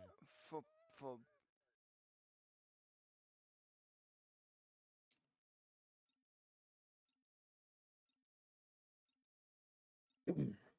Weird. No.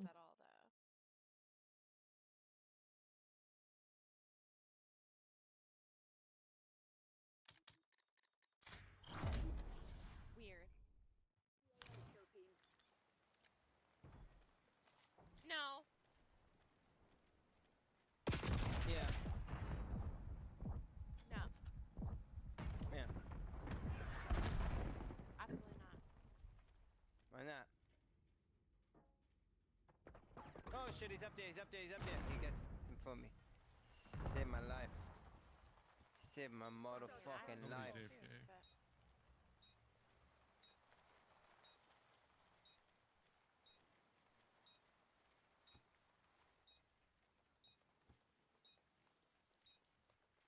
I have a hearing too.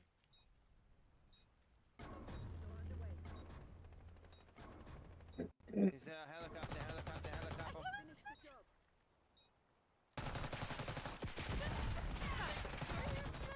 Because there's not one blue dot on the screen.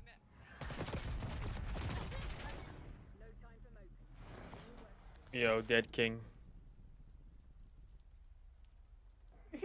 Yo, Dead King, you really shouldn't talk about what other people do on their side. I mean, you have not heard the way you talk. You should probably stop talking.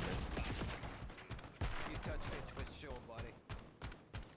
For sure. You're the kid in the back of the bus licking the fucking windows. That's why. Probably. Yeah, I probably do. Probably make more money than you pumping gas. Why's that, buddy? Yeah, why you kick him for a speech impediment? It's not very nice. Yeah, That's not nice. Yeah, I mean, what do people you can't do help for a their living? disability. Pump gas? You pump gas? You probably pump my gas. Yeah. Yeah. Yeah. What do you make? $5 a year? Yeah, buddy. I make 13,000 after. Yeah, I'm not even gonna entertain that game chat. To be honest with you, it's not worth it. I'm gonna be. Not worth catching a combat within the first 10 minutes of being on here.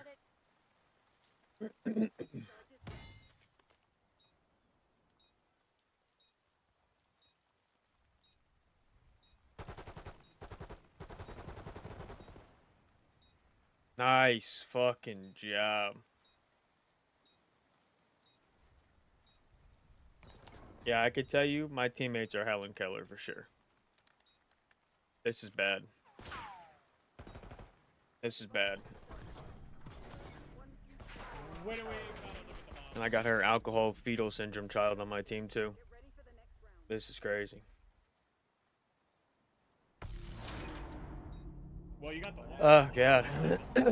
This is absurd. Like what are we looking at here? Plant the bomb. You're clearly staring in the wrong direction. Guy runs up, uses the bomb. Nobody even knows it.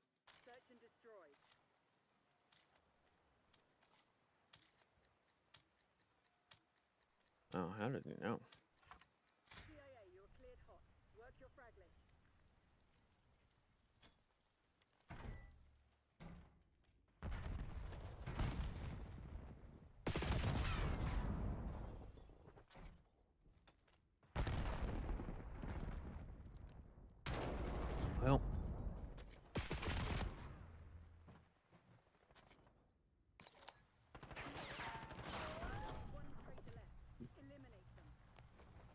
not expect somebody to be sitting right there.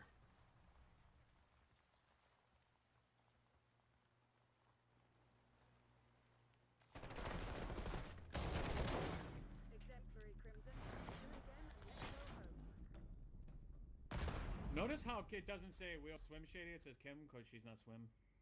So.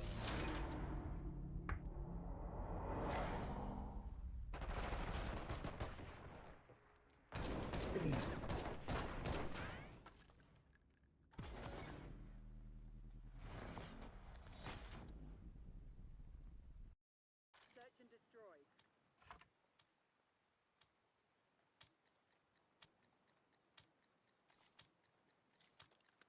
We have our orders. See it through. SATCOM, get me a UAV. I knew the second that I moved, he's waiting for me to move.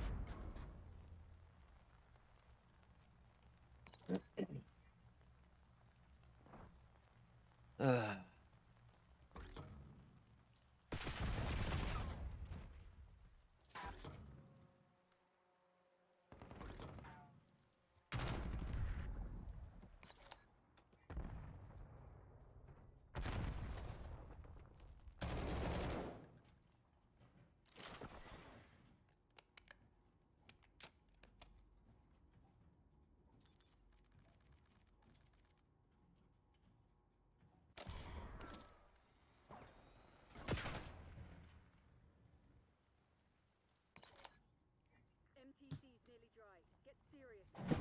Guys, shots are all over the place.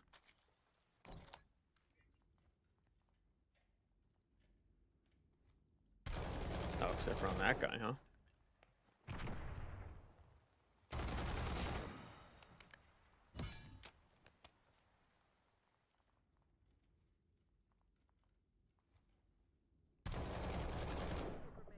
Terminate extreme prejudice. Wow. We want another round. The enemy's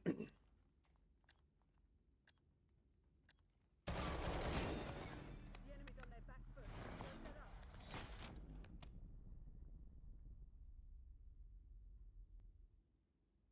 I didn't know they allow online play at the retard center. We got lag it in.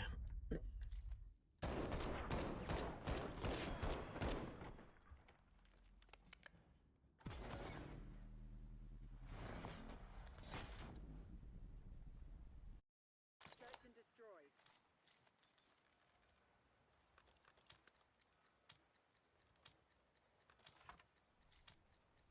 You know what Langley expects. Get it done.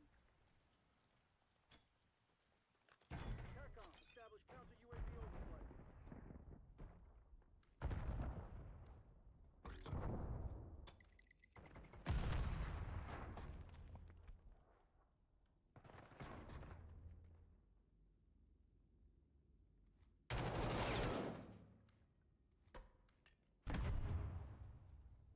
The enemy's planted a bomb. Come on.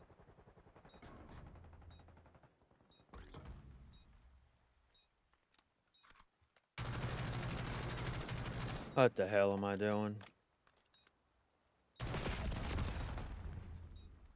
What am I doing?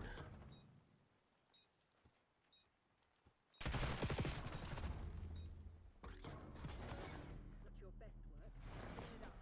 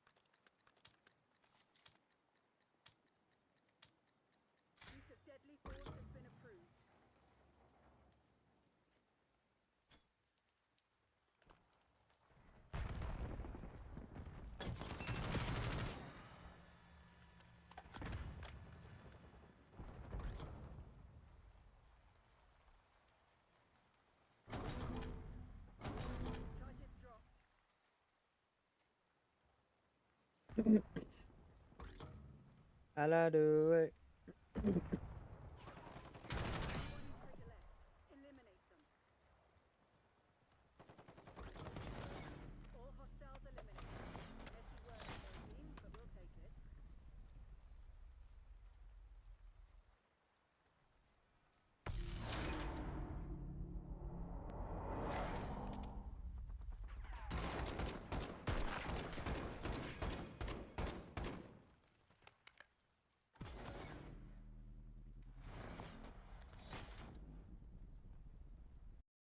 Search and destroy.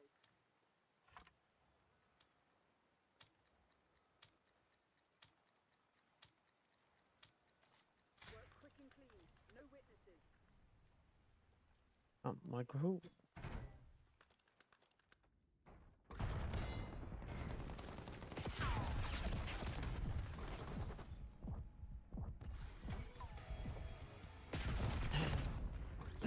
I can't get anything going right now.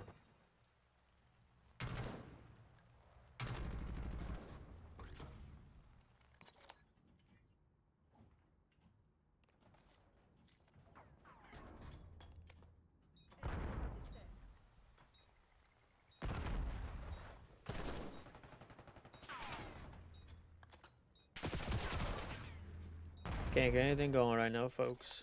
No good.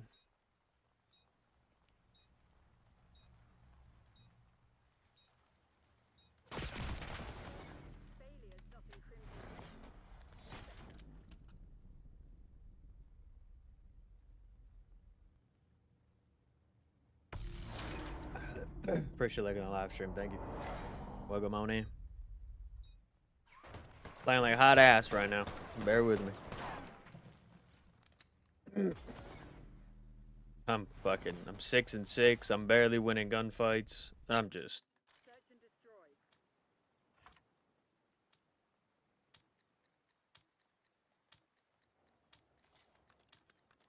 Eliminate the objective. My team is falling one by one and quick.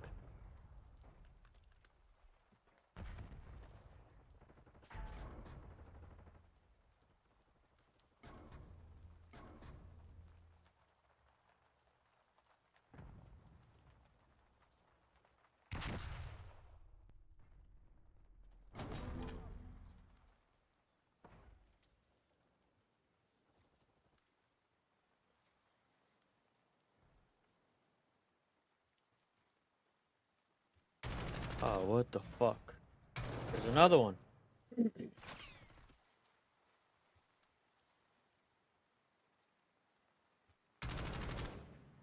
Always more.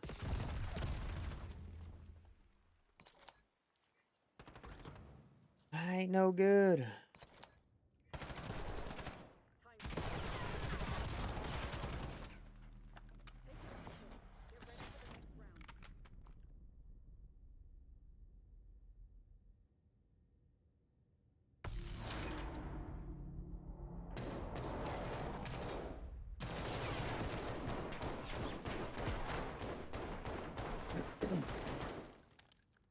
Need a bounce back here or something. I mean, at least I'm not 1-7, but still. 8-7 is just as bad.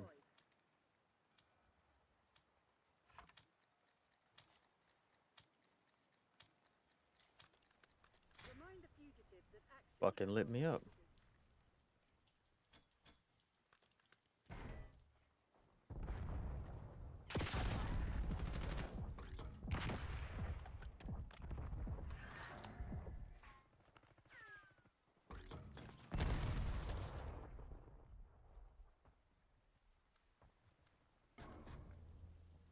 Enemy device is set.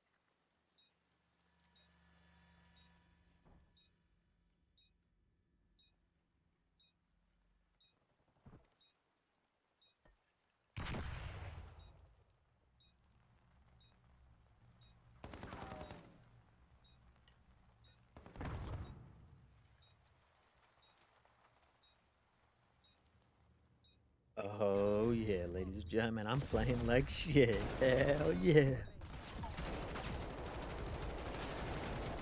It's about to be a long night. I should have just killed that second guy. I don't know what I'm doing. Appreciate you sharing the live stream. Thank you. We got locked at the fuck in. And we gotta do it quick, or I'm in for a long night to get my ass handed to me. Search and destroy.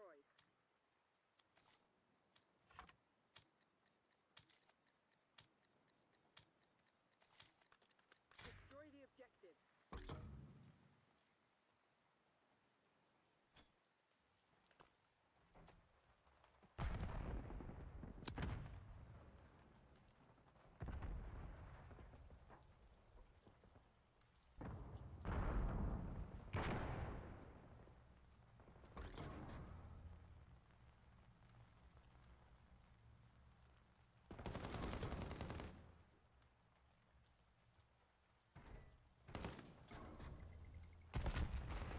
What? What? What? What? Okay. I ain't gonna play that. Alright, carry me, crew. Carry me to a win. That was absurd. I just shot that guy on his face. Kills me with a submachine gun. Insane.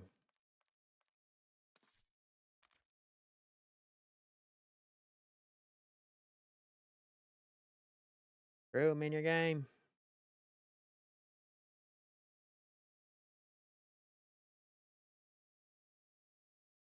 Hello?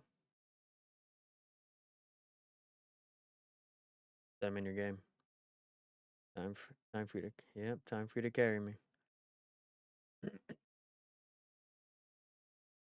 Yep. I need the hard carry tonight. What the hell do I look like? I mean, at this point, I probably couldn't get a kill on that shit either.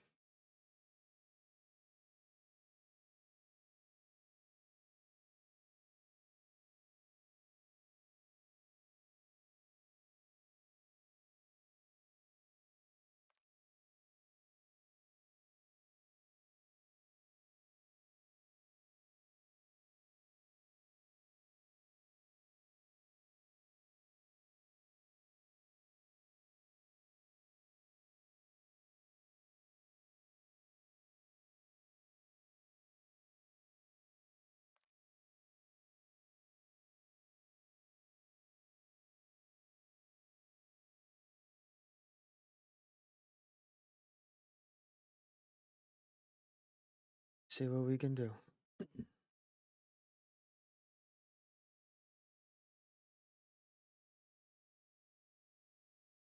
Need a bounce back here.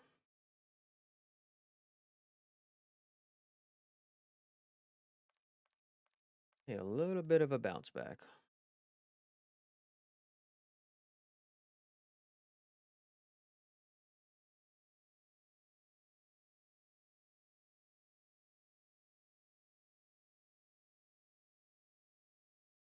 Barrage? Not this map.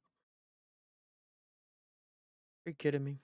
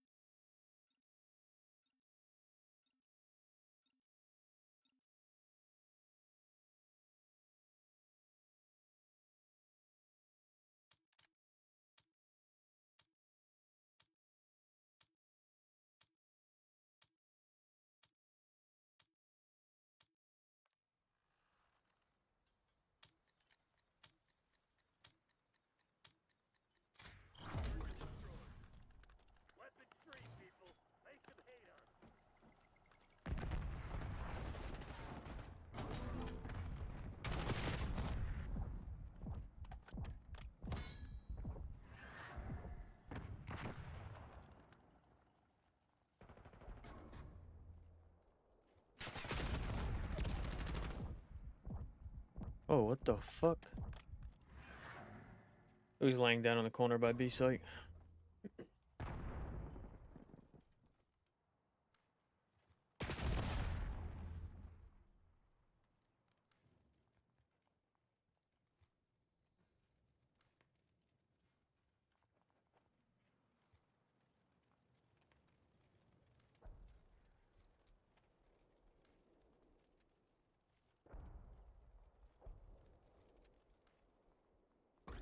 Time's not on our side. Finish him.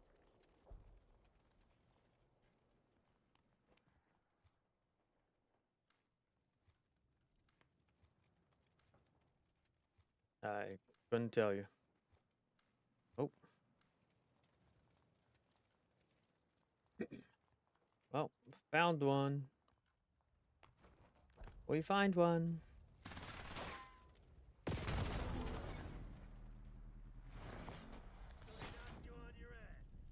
So what are you gonna do about it?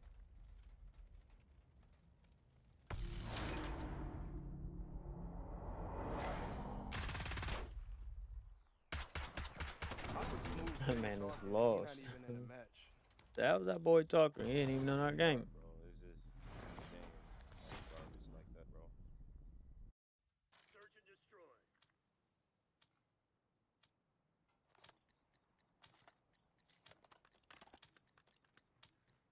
Protect the objective.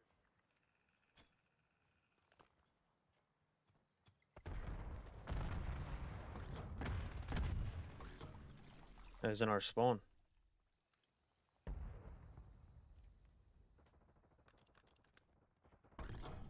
I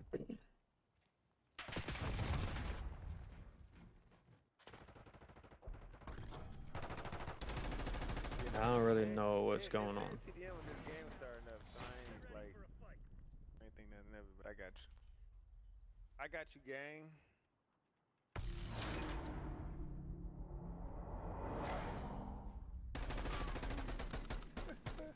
What's up?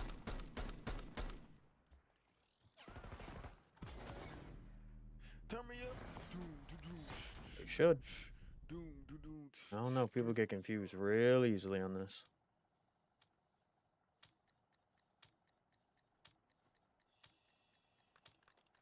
Eliminate the objective.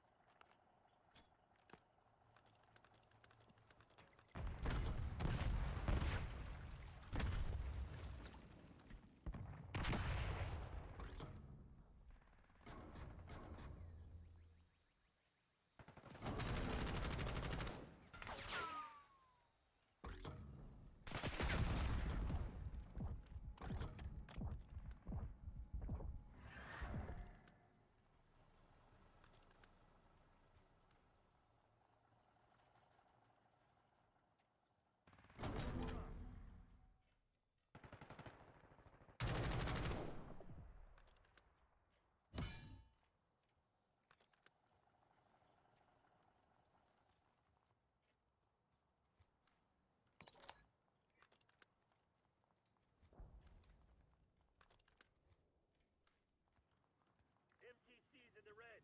It's now or never.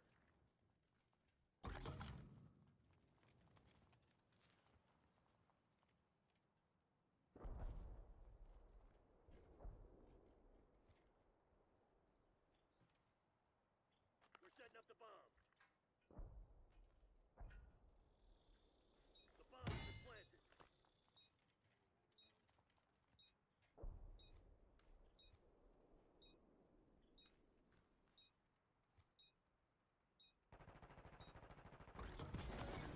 I'm the real. I'm really Rambo out here. I just keep getting shot in my back by Twisted J.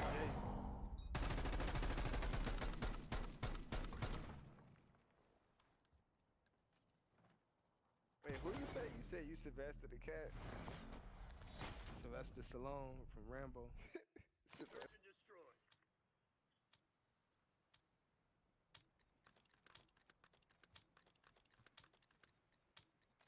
MTC is live. Assume all contacts are hostile.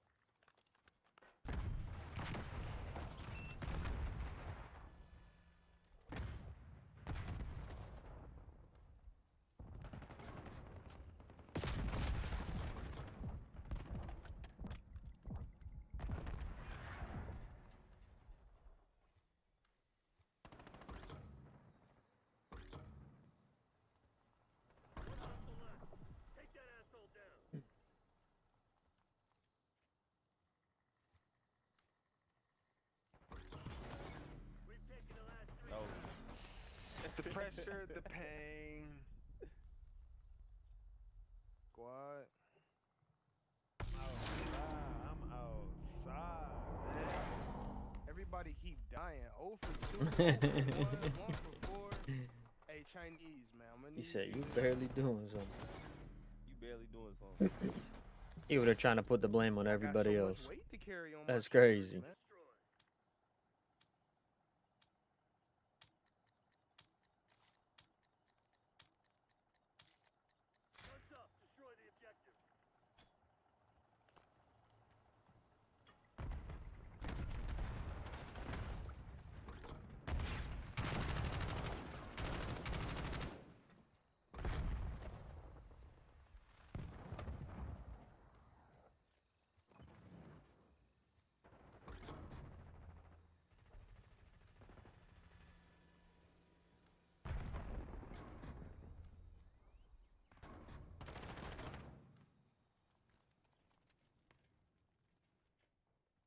Go.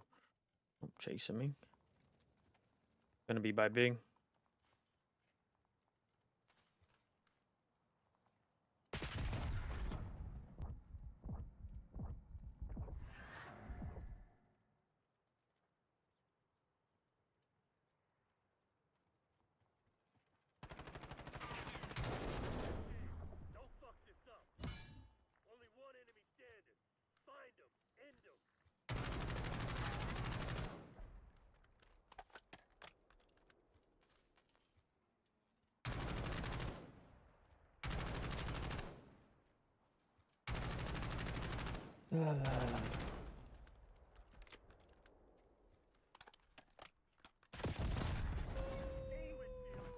He said, shut the fuck up. I got this. All right, my bad, Flight. Oh, I ain't gonna say nothing else, bro.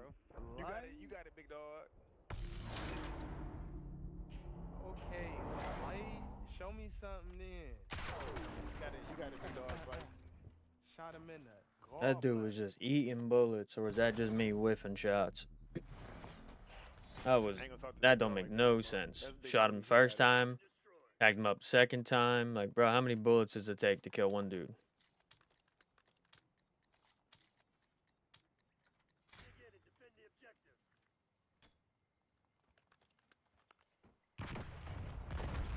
I'm wrapping their spawn.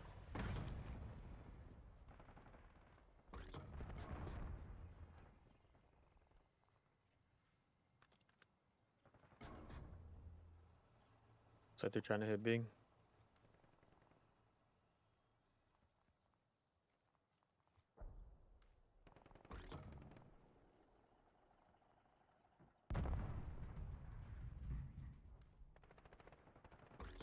Put the Terminator skin down, bro. Put it down.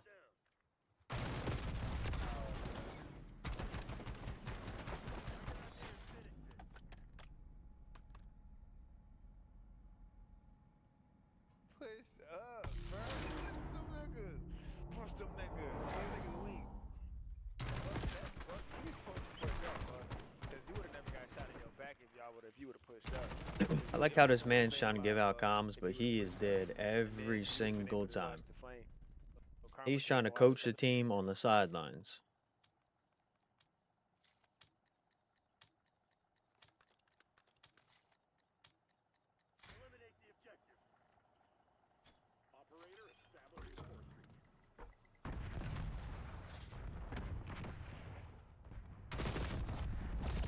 Right.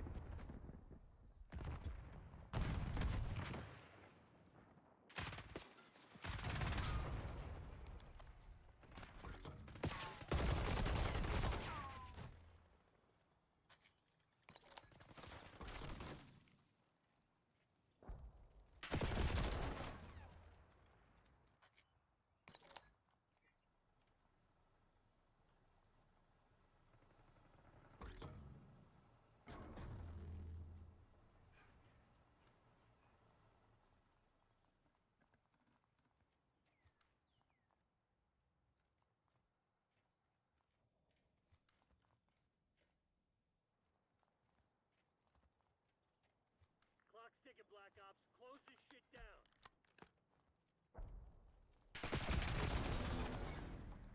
Good stuff, y'all. 3 full butter rocks that I got.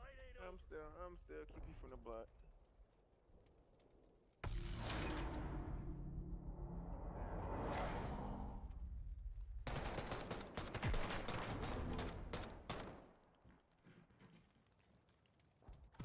All right.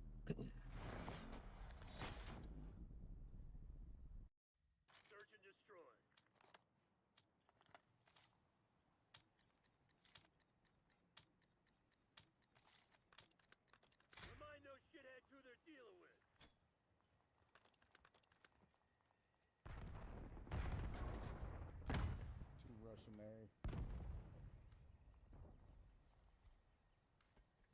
Chasing you. Nice.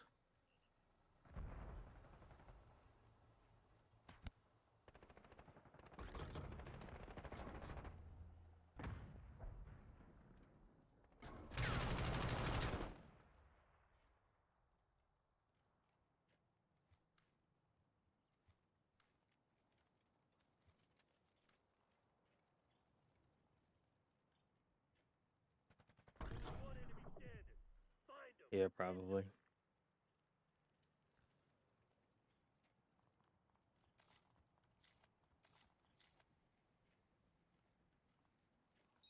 You just sprinted right at me.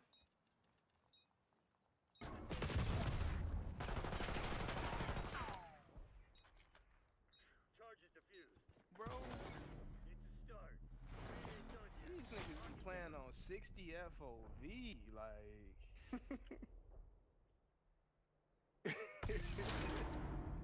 Like, them niggas both ran together. How you didn't see that nigga, bro?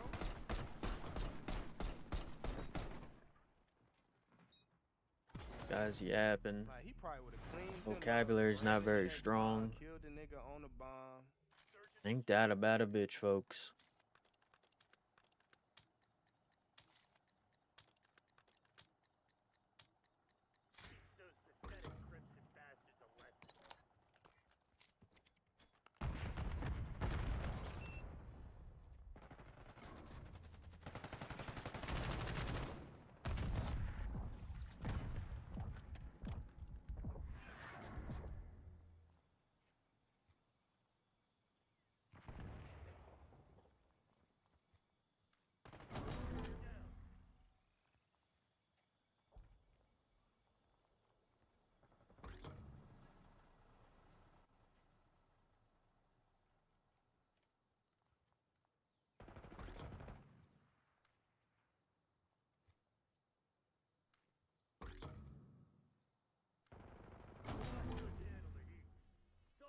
Think somebody checks me back here or what?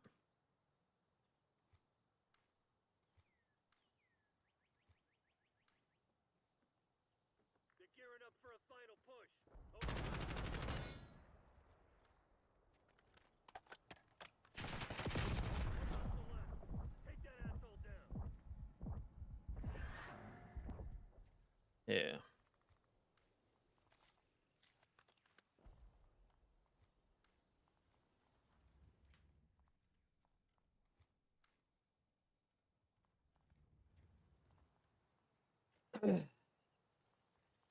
Don't mind if I do.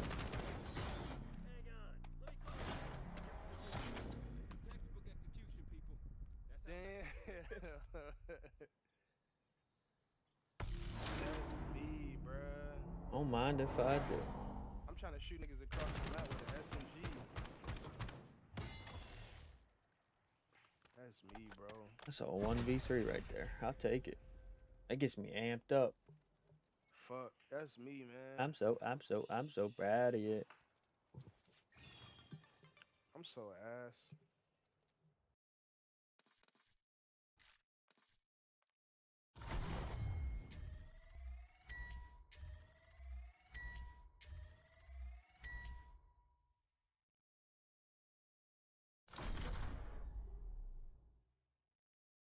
Come in and hit that 1v3 real quick, because that's what I do. Honestly, he should have pushed me right as soon as I shot the other guy. Yeah, I'm close to 1K. All I do is play ascending. A little bit of time on Warzone. I got a little bit of time on other game modes, but it's not when I was Prestige Master. It was in the process of leveling. And grinding the SND. I don't even know what I'm at on leaderboards anymore. I probably fell off hard. Gotta still be top 500, you think, right?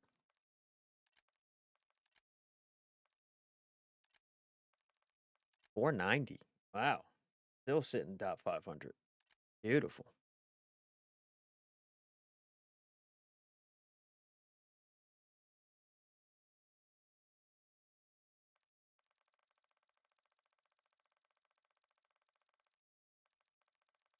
Was better. I was 300. Then I started playing Verdansk a bit before I got sick of it. Then I fell off the wagon.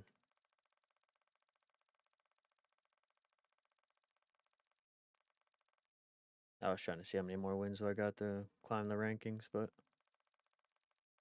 looks like to get back to like 200, I gotta get, or back to 300, I get 200 more wins.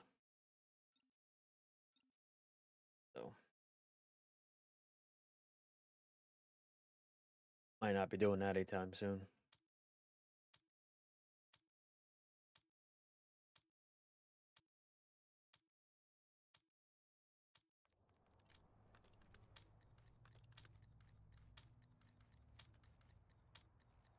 Pink. Pink.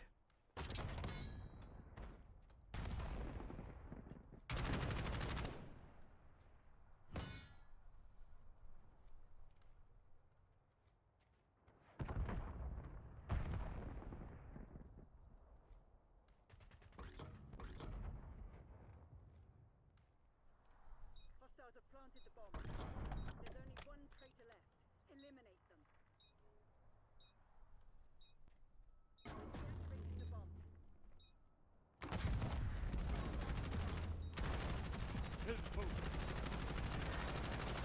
Yo, don't ever sit in a corner like that and try to shoot me on YouTube again. Good trash.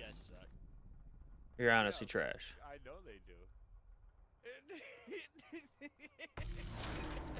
It failed miserably, dude. I'm just saying that. I'm like, I didn't expect it to have played that good. Yeah, don't.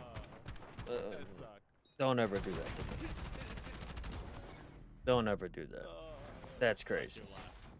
Honestly, I wouldn't even check that corner. But because he shot the nuke tube at me, only reason why I peeked that. Nobody sits there. Eliminate the objective.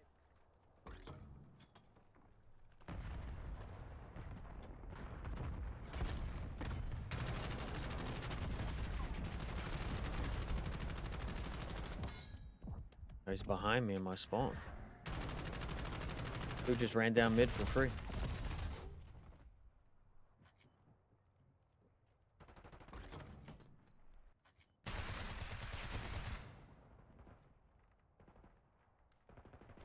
What are these two doing?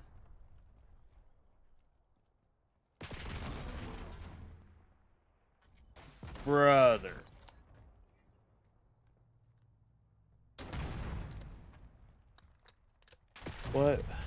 What are we doing?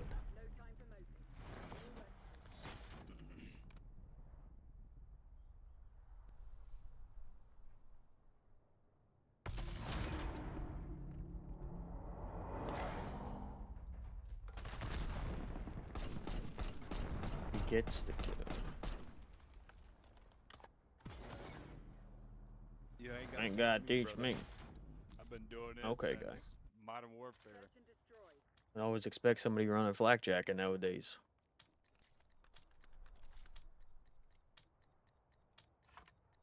Shit.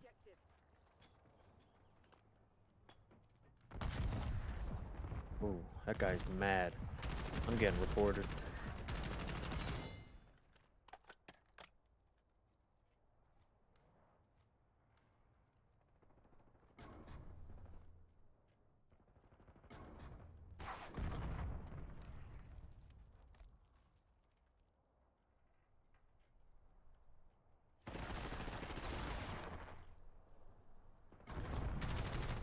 Terminate with extreme prejudice.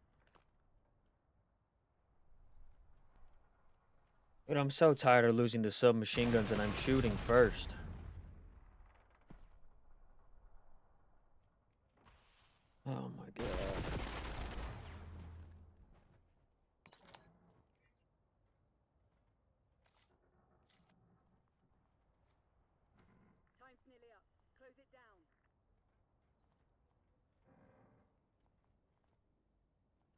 I just died over there. He's camping B still. You have got to be kidding me.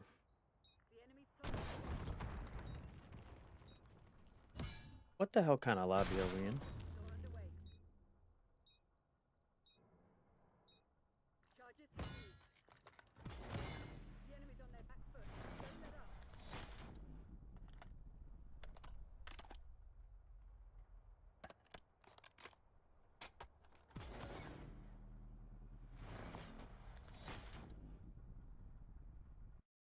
Search and destroy. Engagement windows open.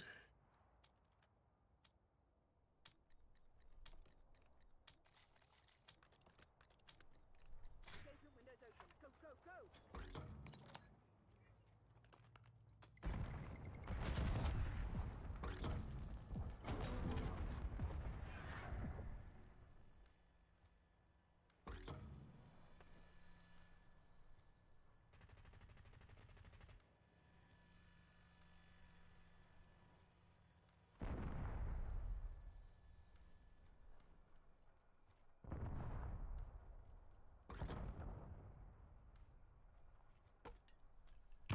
Bomb plant in progress.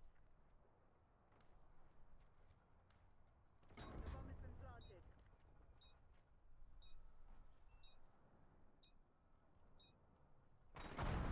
One. Put your head down and close this out. The second that I move to turn around to check bomb.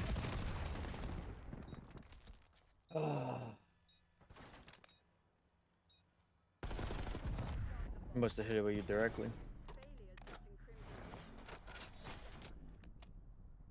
The second I move to peek bomb. Guy swings around the corner.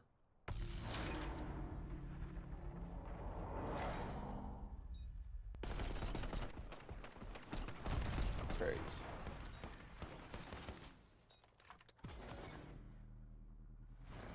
It's out of control. Search and destroy.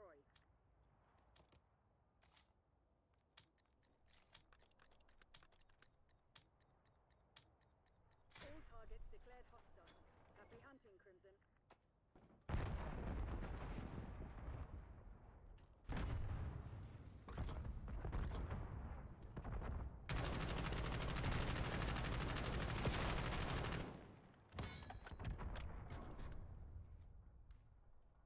In tower. Just jumps out of tower, running towards you.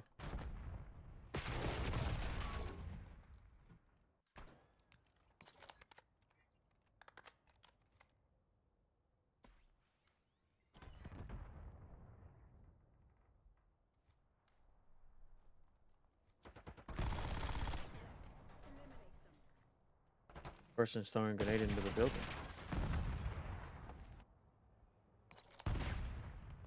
Nice job. There we go.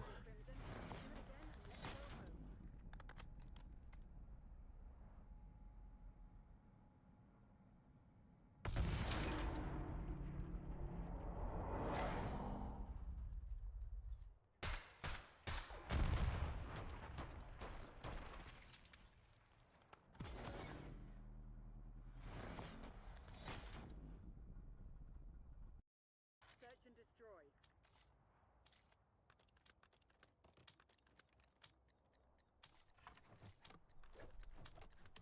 Work quick and clean.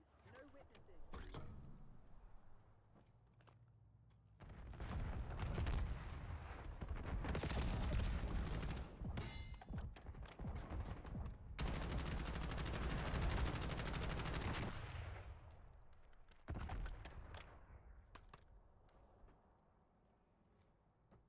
Dude, you've got to be kidding me. No way.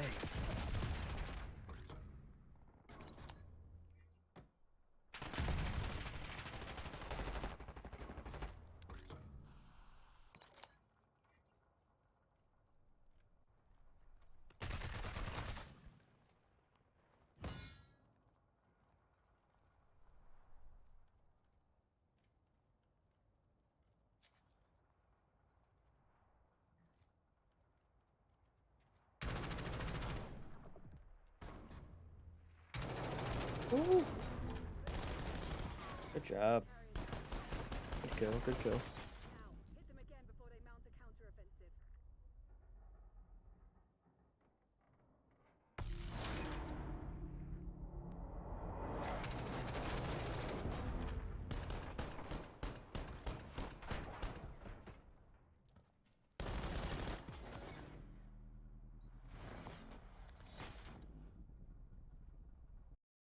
Search and destroy.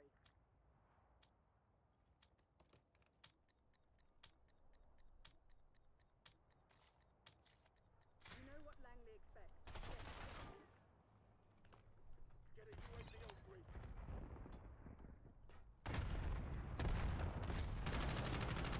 How am I losing these fucking gunfights?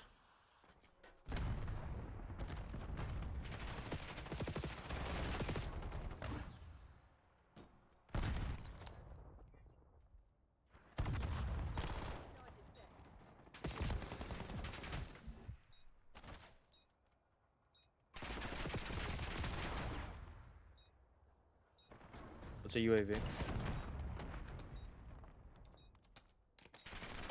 What'd this guy say? Shoot my body, what? Oh. Guy's saying some weird shit.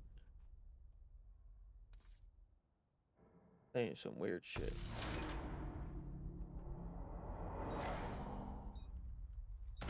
Dude, multiple times now I'm in gunfights. I'm shooting people.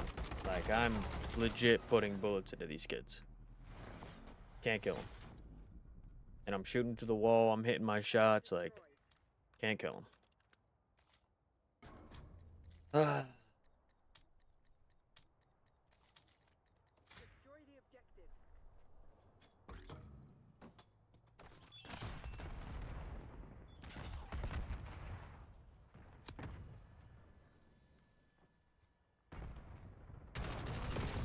Again.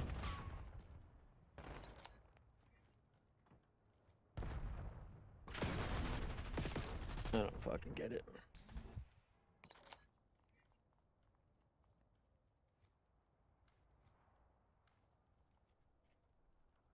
That would have been me. That guy would have turned around and fucking killed me. All seriousness. He would have done it.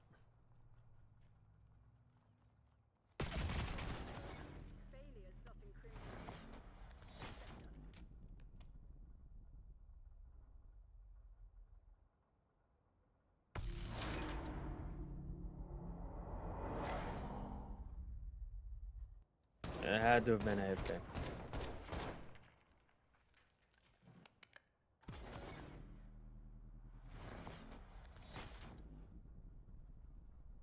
I have no idea how that guy walked in there, killed that guy, and walked back out without that guy even doing anything.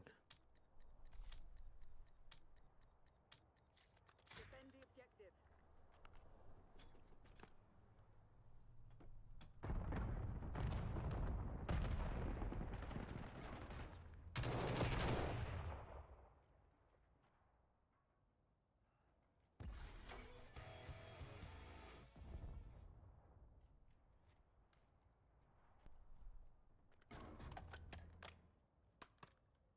Fuck.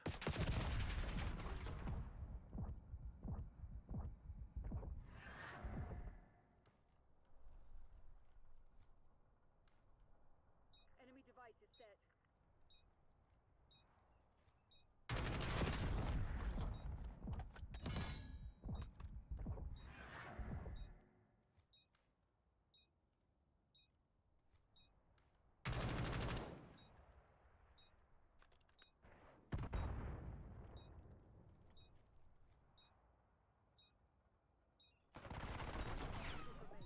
Terminate with extreme pressure. You're the last one standing. Finish the job.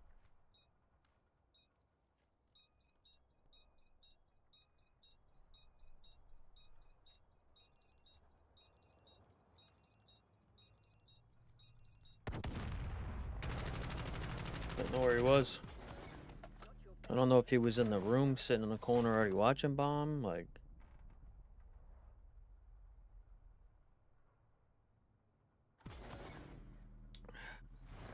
Guess I should have just ran in there anyway.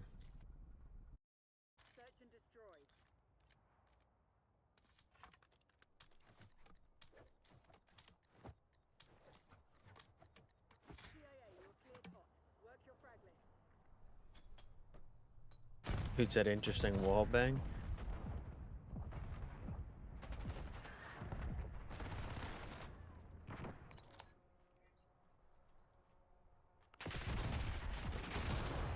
Yep. Oh, this person saw me.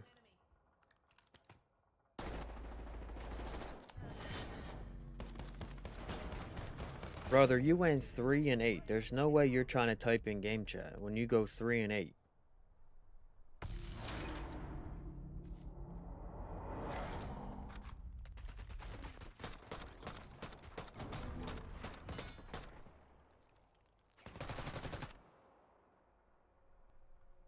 I see a negative KD ratio of somebody who's dog shit.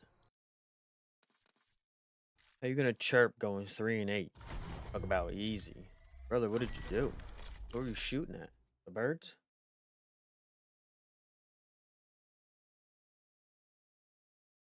Love when we play games like that and our teammates are just non-existent and gone.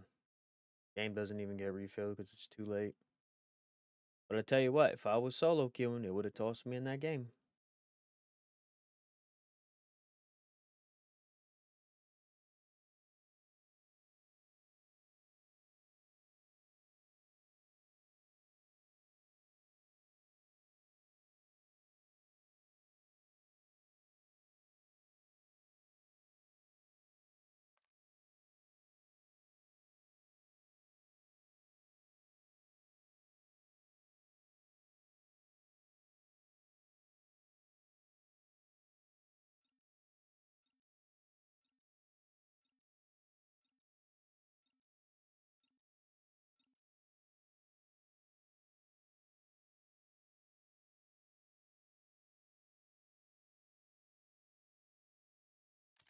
Little payback.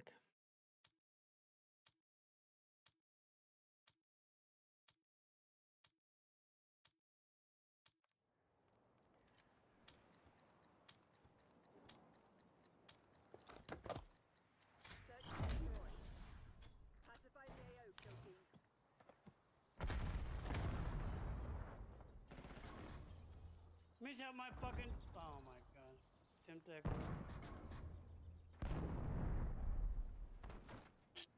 You're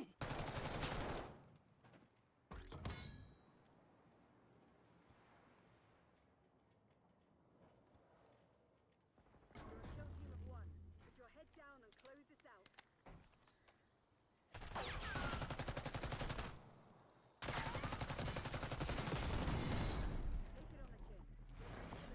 Takes the whole team.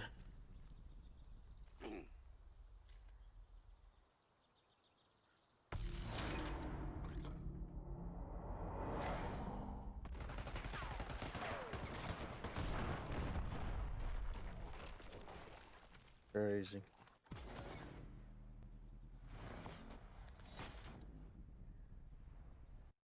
Search and destroy. It's crazy.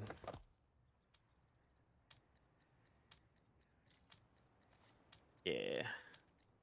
Eliminate the objective.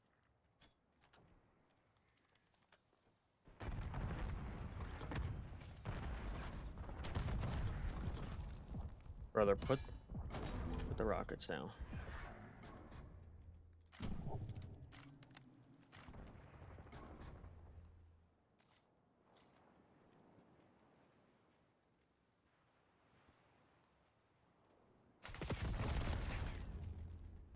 Guy's laying in the back of his fucking spawn. Oh my god.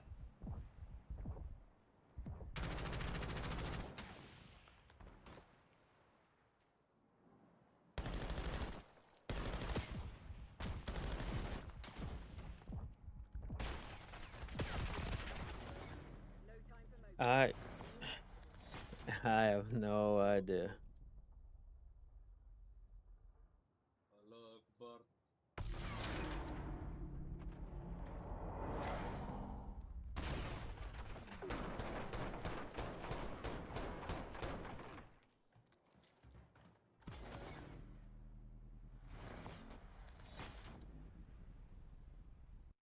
Search and destroy.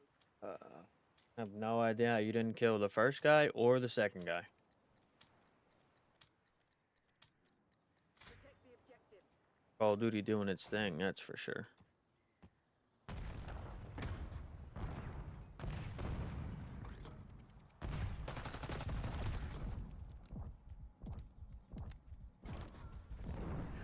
Oh, fuck. Dude.